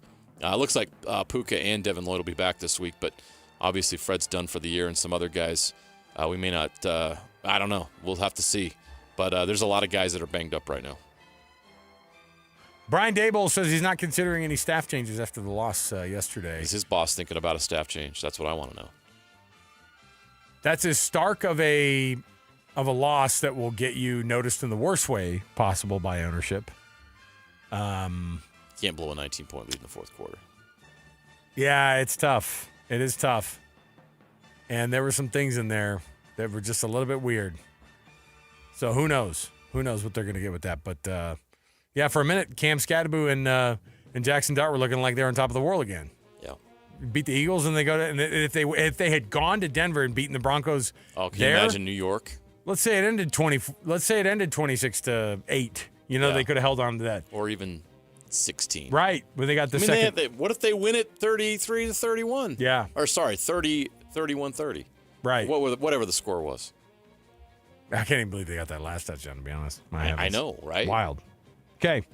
Let's take another break. We'll come back. We'll come back. We've got our best and worst next. You don't want to miss any of it. So stay right here. Continue on with us. 97.5 the KSL Sports Zone. And now, a look at traffic from the KSL Traffic Center. Compared to most afternoons, southbound I-15 isn't so bad through Salt Lake County this afternoon, although there are some spots of slow and go between Murray and Bluffdale. The most serious slowing is northbound I-15 in Utah County, with a couple of earlier crashes leading to heavy delays from Provo through all of Orem and up into American Fork. When you take UTA, you can do just about anything while you ride. You won't even notice all the traffic that you're missing. Plan your trip at rideuta.com. With your traffic update, I'm Alex Nepolis here on 97.5, the KSL Sports Zone. It's game week for the Cougars, and the KSL Sports Zone is getting you ready for kickoff. With the Holy War behind them, the Cougars get set for a trip to the Midwest for a Saturday afternoon showdown against Iowa State. Listen all week long for the best coverage of Cougar football. Then catch College Football Saturday game day at 10 a.m. with the postgame show immediately following the game on KSLSports.com. Your home for the best coverage of BYU football is live on air, online, and on the KSL Sports app. This is 97.5, the KSL Sports Zone. SLC Fat Loss and SaltLakeCityFatLoss.com. Go check out the same website. It's got JJ and my testimonials right there on the front page there. Go check on it. Click on it. You can see all the people who've had success with this program. It's not just us. It's a lot of people who have gotten on the program, have dropped the weight. But more importantly, JJ, just like any diet, what's it worth if you take the weight off and you can't keep it off? And I'm telling you, Salt Lake City Fat Loss has not just found the key to drop the weight, it's found the key to keep it off. That's the difference with this weight loss program. It's not just losing the weight, it's keeping the weight off. And it's backed by science, and they've done their research, and they understand how to help you do that because they understand how calories work, they understand how nutrition works, and they can teach you that. I learned a lot through that process that I thought I knew, but I didn't. They really educated me. Like, you'd be amazed how much calories are in like a healthy food item, and you're eating a ton of it thinking, I'm eating healthy. Yes, you are, but you're consuming too many calories compared to where your age is and how much you're burning and all those things. You need to understand how all that works, and they help you do that. And that's how you're going to get the results, the lasting results that you need. They're going to help you lose the weight fast. I lost 40 pounds in 60 days, and then they're going to help you keep that weight off as well. More than a year later, I'm doing that, and that's been awesome. That's the SLC Fat Loss difference. Go to their website. They have a $200 off fall special going right now. Go to their website, get a free consultation. And if you want to do the program, tell them JJ and Alex sent you. You will get that $200 off fall special. Go to slcfatloss.com to learn more. That's slcfatloss.com. What's up, everybody? I'm Mike Wilson with Any Hour Services, and we're extending our free furnace sale. We still have a few more open spots we're trying to fill on our schedule. Just to recap how the sale works, when you have Any Hour Services install a new air conditioner, we'll give you a new furnace for just the cost to install it. About $400. The furnace is free, you just pay the labor. Call Any Hour Services and schedule your free estimate today. 801-443-7400. You can Google Any Hour Services. You can even schedule online at anyhourservices.com. No one helps more homeowners than Any Hour Services. These days, many companies have turned to influencers to tout their products or services. But here at John Watson Chevrolet, the only endorsement we need is from our customers. Because of their feedback, we're proud to be Utah's best reviewed Chevy dealer. Visit us today to see why we get reviews like, their sales team is the best. Didn't put on any pressure, just super helpful and fun. They made the process a breeze. John Watson Chevrolet, your 5-star Chevy dealer. 3535 Wall Avenue, Ogden. Chevrolet. Together, let's drive. Is your financial advisor offering you up to a 30% upfront bonus? Or are they promising you up to 10% growth per year, all for your retirement income? If not, then you need to come to Trajan Wealth. I'm Jeff Jr., founder of Trajan Wealth. If you have a plan to retire within the next 10 years, don't wait only to find out it's too late. I've seen hardworking folks like you retire only to be required to go back to work, all because their advisor told them guarantees like these were too good to be true. They're not. That's up to $30,000 upfront or up to $10,000 per year on $100,000, all guaranteed for retirement income. Don't keep working when you're supposed to be retired, and don't let any financial advisor tell you it's too good to be true. Call Trajan today, 801-210-6800. That's 801-210-6800.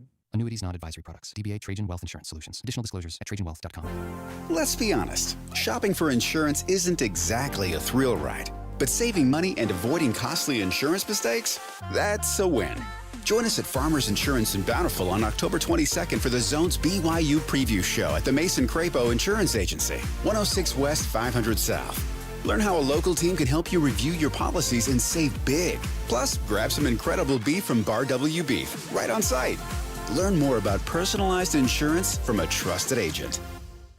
Every time I turn around, my friends at Pure Talk give me one more reason to feel good about switching. This month, for instance, they're supporting Canines for Warriors, a terrific organization that trains rescue dogs and then pairs them up with combat veterans struggling with PTSD. The result? They're saving lives on both ends of the leash. This is why I switched to Pure Talk. I like being in business with an American wireless company who shares my values. Yeah, I appreciate unlimited talk, text, and plenty of 5G data for just $25 a month, and I bet you will too. But I think you'll really appreciate doing business with a company who gives back to the men and women who volunteered to defend our country. Just dial pound 250, say micro. With Pure Talk's U.S. customer service team, you can switch in as little as 10 minutes. Again, dial pound 250, say micro, to switch to an American wireless company who actually stands for something. Pure Talk. 3, 2, 1. This is your Utes at 50 update. 58! Presented by Kenny J's Barbecue on 97.5, the KSL Sports Zone. Kyle Whittingham talks post-game about the penalties against Utah in the rivalry game. We've been really good penalty-wise except for 2 football games. And other than that, I think we're 4th in the league, at least penalized, 4th or 5th in the league. There's just been a couple games where it seems to snowball on us, and tonight was one of those 2 games. And there were some really damaging penalties there. That's your Utes of 50 update. Kenny J's Barbecue will cater your work parties, luncheons, weddings, family get-togethers, and holiday parties. New catering clients get 10% off their first order. Best and Worst is next on JJ and Alex, 97.5, the KSL Sports Zone.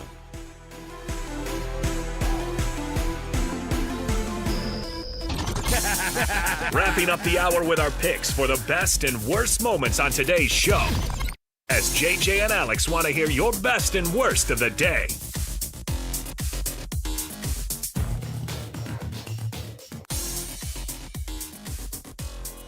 Welcome back, everybody. JJ and Alex, 97.5, the KSL Sports Zone. Alex Curie, Jeremiah Jensen, thanks for being with us. Final segment of this hour is Best and Worst. Best and Worst is always brought to you by the good folks at the Doug Smith family of dealerships at American Fork, Spanish Fork, and in Linden. Nobody knows cars like Doug. Let's do this, too. I've got another pair of tickets. I know we just did this 15 minutes ago, but they just keep getting, our producer, Alex Naples, just keeps piling it on. You're welcome. Mammoth, Avalanche, tomorrow, Delta Center. You can win tickets right now just by being caller number 12, 801-575-ZONE. That's 801-575-9663, 801-575-ZONE for a pair of tickets to see the Mammoth and the Avalanche tomorrow at Delta Center. Looking to extend their winning streak from 3 to 4 games are the Mammoth. They're also hoping to hand the first loss of regulation of the season to the Colorado Avalanche. This is the team to beat in this. I would love to see it. Yeah, make it happen. Yeah, go to 5-2 with a win over the Avs. All right, so there you go. Joining us right now. Well, we'll get to Lisa in just one moment. I do need to get to my best and worst. I almost didn't get to any of the actual topics that we had going on. Lisa, anytime you walk in, you're a joy to talk to. That's why it's easy to talk to you. All right, hold on. AJ DeBonsa gets, this is our best. AJ DeBonsa gets himself a first-team AP preseason All-American nod. Not only that, he is a unanimous preseason All-American nod in basketball. And why wouldn't you be? The number 1 overall high school recruit has proved to be nothing but actually overperforming, which is wild. Right. The loss at Nebraska that BYU had in an exhibition last week, a mere 30 points for the young kid who big deal. I don't think even played the last 4 minutes of the game or something like that. Yeah. It was something wild. I mean, it's impressive. It is impressive, but these are the type of accolades that you get when everybody's already paying attention to you, which is what BYU basketball is getting right now. Yeah, it's pretty awesome. AJ is going to be phenomenal. It's just a given. How good is he going to be, and how far does he take BYU? We will see. But when's the last time BYU had preseason accolades like this? Never, right? Even when Jimmer was special. Middle of Jimmer, yeah. We never, Jimmer wasn't preseason first team AP All-American his senior year. So this is new territory for BYU and for AJ. And then the worst. Texas Tech has finally officially asked their fans to stop throwing tortillas. Before it was like, hey, you guys, come on now. Now, my favorite was a sign over the weekend that people were holding up at this. Well, no, it was the weekend before when they had already told them to stop doing it. It was a picture of like a guy with a rifle, like an old bayonet type rifle, like a defending the Alamo type rifle, and then a bunch of tortillas, actual physical tortillas taped to the poster, and it said, "Come take them." Oh my gosh! Well, they are. They're coming to take them. Yeah. Officially, it's now being not going to be a tradition anymore. Even Tech's billionaires tired of the fines. So. I know. So there you go. Got to save that money for their players. Yeah, but when those dirty Kansas folks come in there and start lying about getting hit by pocket knives, we're watching you, Kansas. All right, joining us one final time in studio, Lisa Hale. Now, if you have not heard us talking this whole time, Lisa and her husband own and operate Timber Ridge Fireplace and Design. And this is born from the best of both worlds. You guys both have something that you bring to the table here. Your husband's extensive career in the contracting side of things, which makes it possible for you guys to be able to go, hey, We can come in, we can build this thing out for you. And it's not building a pool. We're making a beautiful portion of your home that increases the value of your house. And it's also going to keep you warm. The fireplace is an underutilized and beautiful part of a home that people need to get involved with you guys with, right? Absolutely. Yes. Tell us why you were like, you know what? I want to be able to bring my portion of this. What makes this a good business marriage between you guys too? Well, obviously I'm biased toward him, but after I saw like his work and what he could do, you really do kind of go, wow, people need that experience. Yeah. And when we got into it, we realized they weren't getting that experience of somebody who would help them manage all the details. And now it's been confirmed with all of our customers who come in and say, oh, we came to you because you'll help us with the whole thing. It's so overwhelming. You can't, so it's rewarding. Like, of course it would be rewarding to have a job that you, or a company that sells a fireplace, but when you actually give them an experience, it's way more rewarding. Yeah. You can't teach experience, and you guys have that. Yeah. There's no doubt about that. And you also have the expertise that people need. Yeah. A lot of people don't understand what they can do with fireplaces, how you can be fully customized, right? There's a lot of different things, different designs, amazing things you guys can do to completely transform their living room or their living area or whatever space, even outside. Correct. Wherever you want to put this fireplace, indoor or outdoor, you guys can build something that people are going to be blown away by. Absolutely. I wanted to bring up the freebies. That's my favorite part is I can offer people free stuff. Well, you guys are offering it, but I pretend like I'm part of that. Are you financing this? Tell you what I'm going to do. Tell you what I do today only. For you red and blue fans out there, this is an awesome deal because if you book an appointment and go through with the deal, and you book a project and you get it done, and these guys come in and do it, and you have Lisa and her husband take care of you. Timber Ridge is going to come in and they're going to put that fireplace in, and then because you're his own listener and you called to get yourself on the schedule to say, hey, I want to be a part of this, you get yourself a free 22-inch tailgater grill in either red or blue, your choice of colors. That's a $450 to $500 value right there in itself. But I'll tell you what you do get also for free is the folks at Timber Ridge are gonna come in and give you a consultation. Here's what we can do. What's the vision that you have, married with their expertise, making your home more beautiful, making it more functional with the fireplace, and they can make it better than you've ever dreamed, and they can get it done. Let me give you the phone number. It's easy enough to give them a call today and just say, hey, I heard you on the zone. 801-896-0792. That's 801-896-0792. Or just visit them online, trfireplace.com. That's trfireplace.com. Lisa, did we get it all in there? You said it perfectly. You're hired. You okay. Yeah. JJ, did you go hear check that? out the website. Check them out. The awesome stuff. If you need a fireplace, and you do, make your home better. They're the way to go. Go to Timber Ridge. Check out Timber Ridge right now online. Tell you what I'm going to do because I like you so much. We'll throw out a grill for you. Yeah. Hey, throw a big party after you get your new fireplace in. Cook up some steaks on that new grill. And invite me. I'll be there. I'm already planning your party for you. It's good. Your fireplace party. trfireplace.com, 801-896-0792. Thanks, Lisa. We appreciate it. Thanks, Lisa. All right, we'll take a break. We'll come back. Hey, before we get out, though, we've got our big roundtable tomorrow. And what is that? It's going to be us, Jake and Ben, getting you ready for the entire Jazz season, all wrapped up into one roundtable there at the JCWs in South Jordan. Come join us tomorrow at the 106 and 60 South Riverfront Parkway in I think that's in South Jordan. Yes, South Jordan, 10660 South Riverfront Parkway. You know where it is. Come check it out. Have a burger, have some wings, and then let's talk Jazz. See, I got you with the wings. You got me. I knew it. We'll come back again. More to go right around the corner, 97.5, the KSL Sports Zone. Whether you're stuck in the office, I believe you have my stapler, in your car, or at your in-laws. You want a piece of me? You bet I do. The Zone is with you every step of the way. Download the KSL Sports app to get live streaming of your favorite shows and access to all the latest updates on your favorite teams. Your home for the best coverage of the Utes, Cougars, Jazz, and Mammoth is on air, online, and on the KSL Sports app. This is 97.5, the KSL Sports Zone.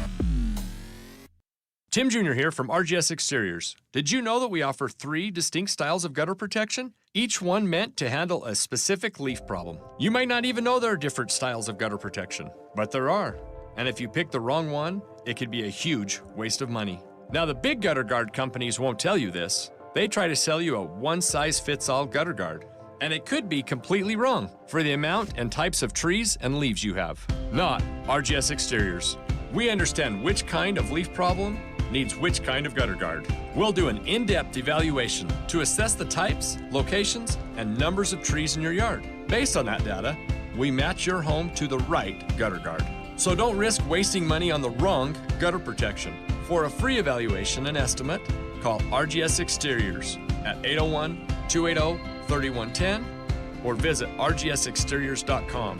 That's 801-280-3110 or rgsexteriors.com. JTV, Jewelry Television. With 80,000 jewelry looks, we're kind of a big deal. Even bigger with new lines of designer handbags, fragrances, and more. And biggest of all, because you could win a 7-night stay in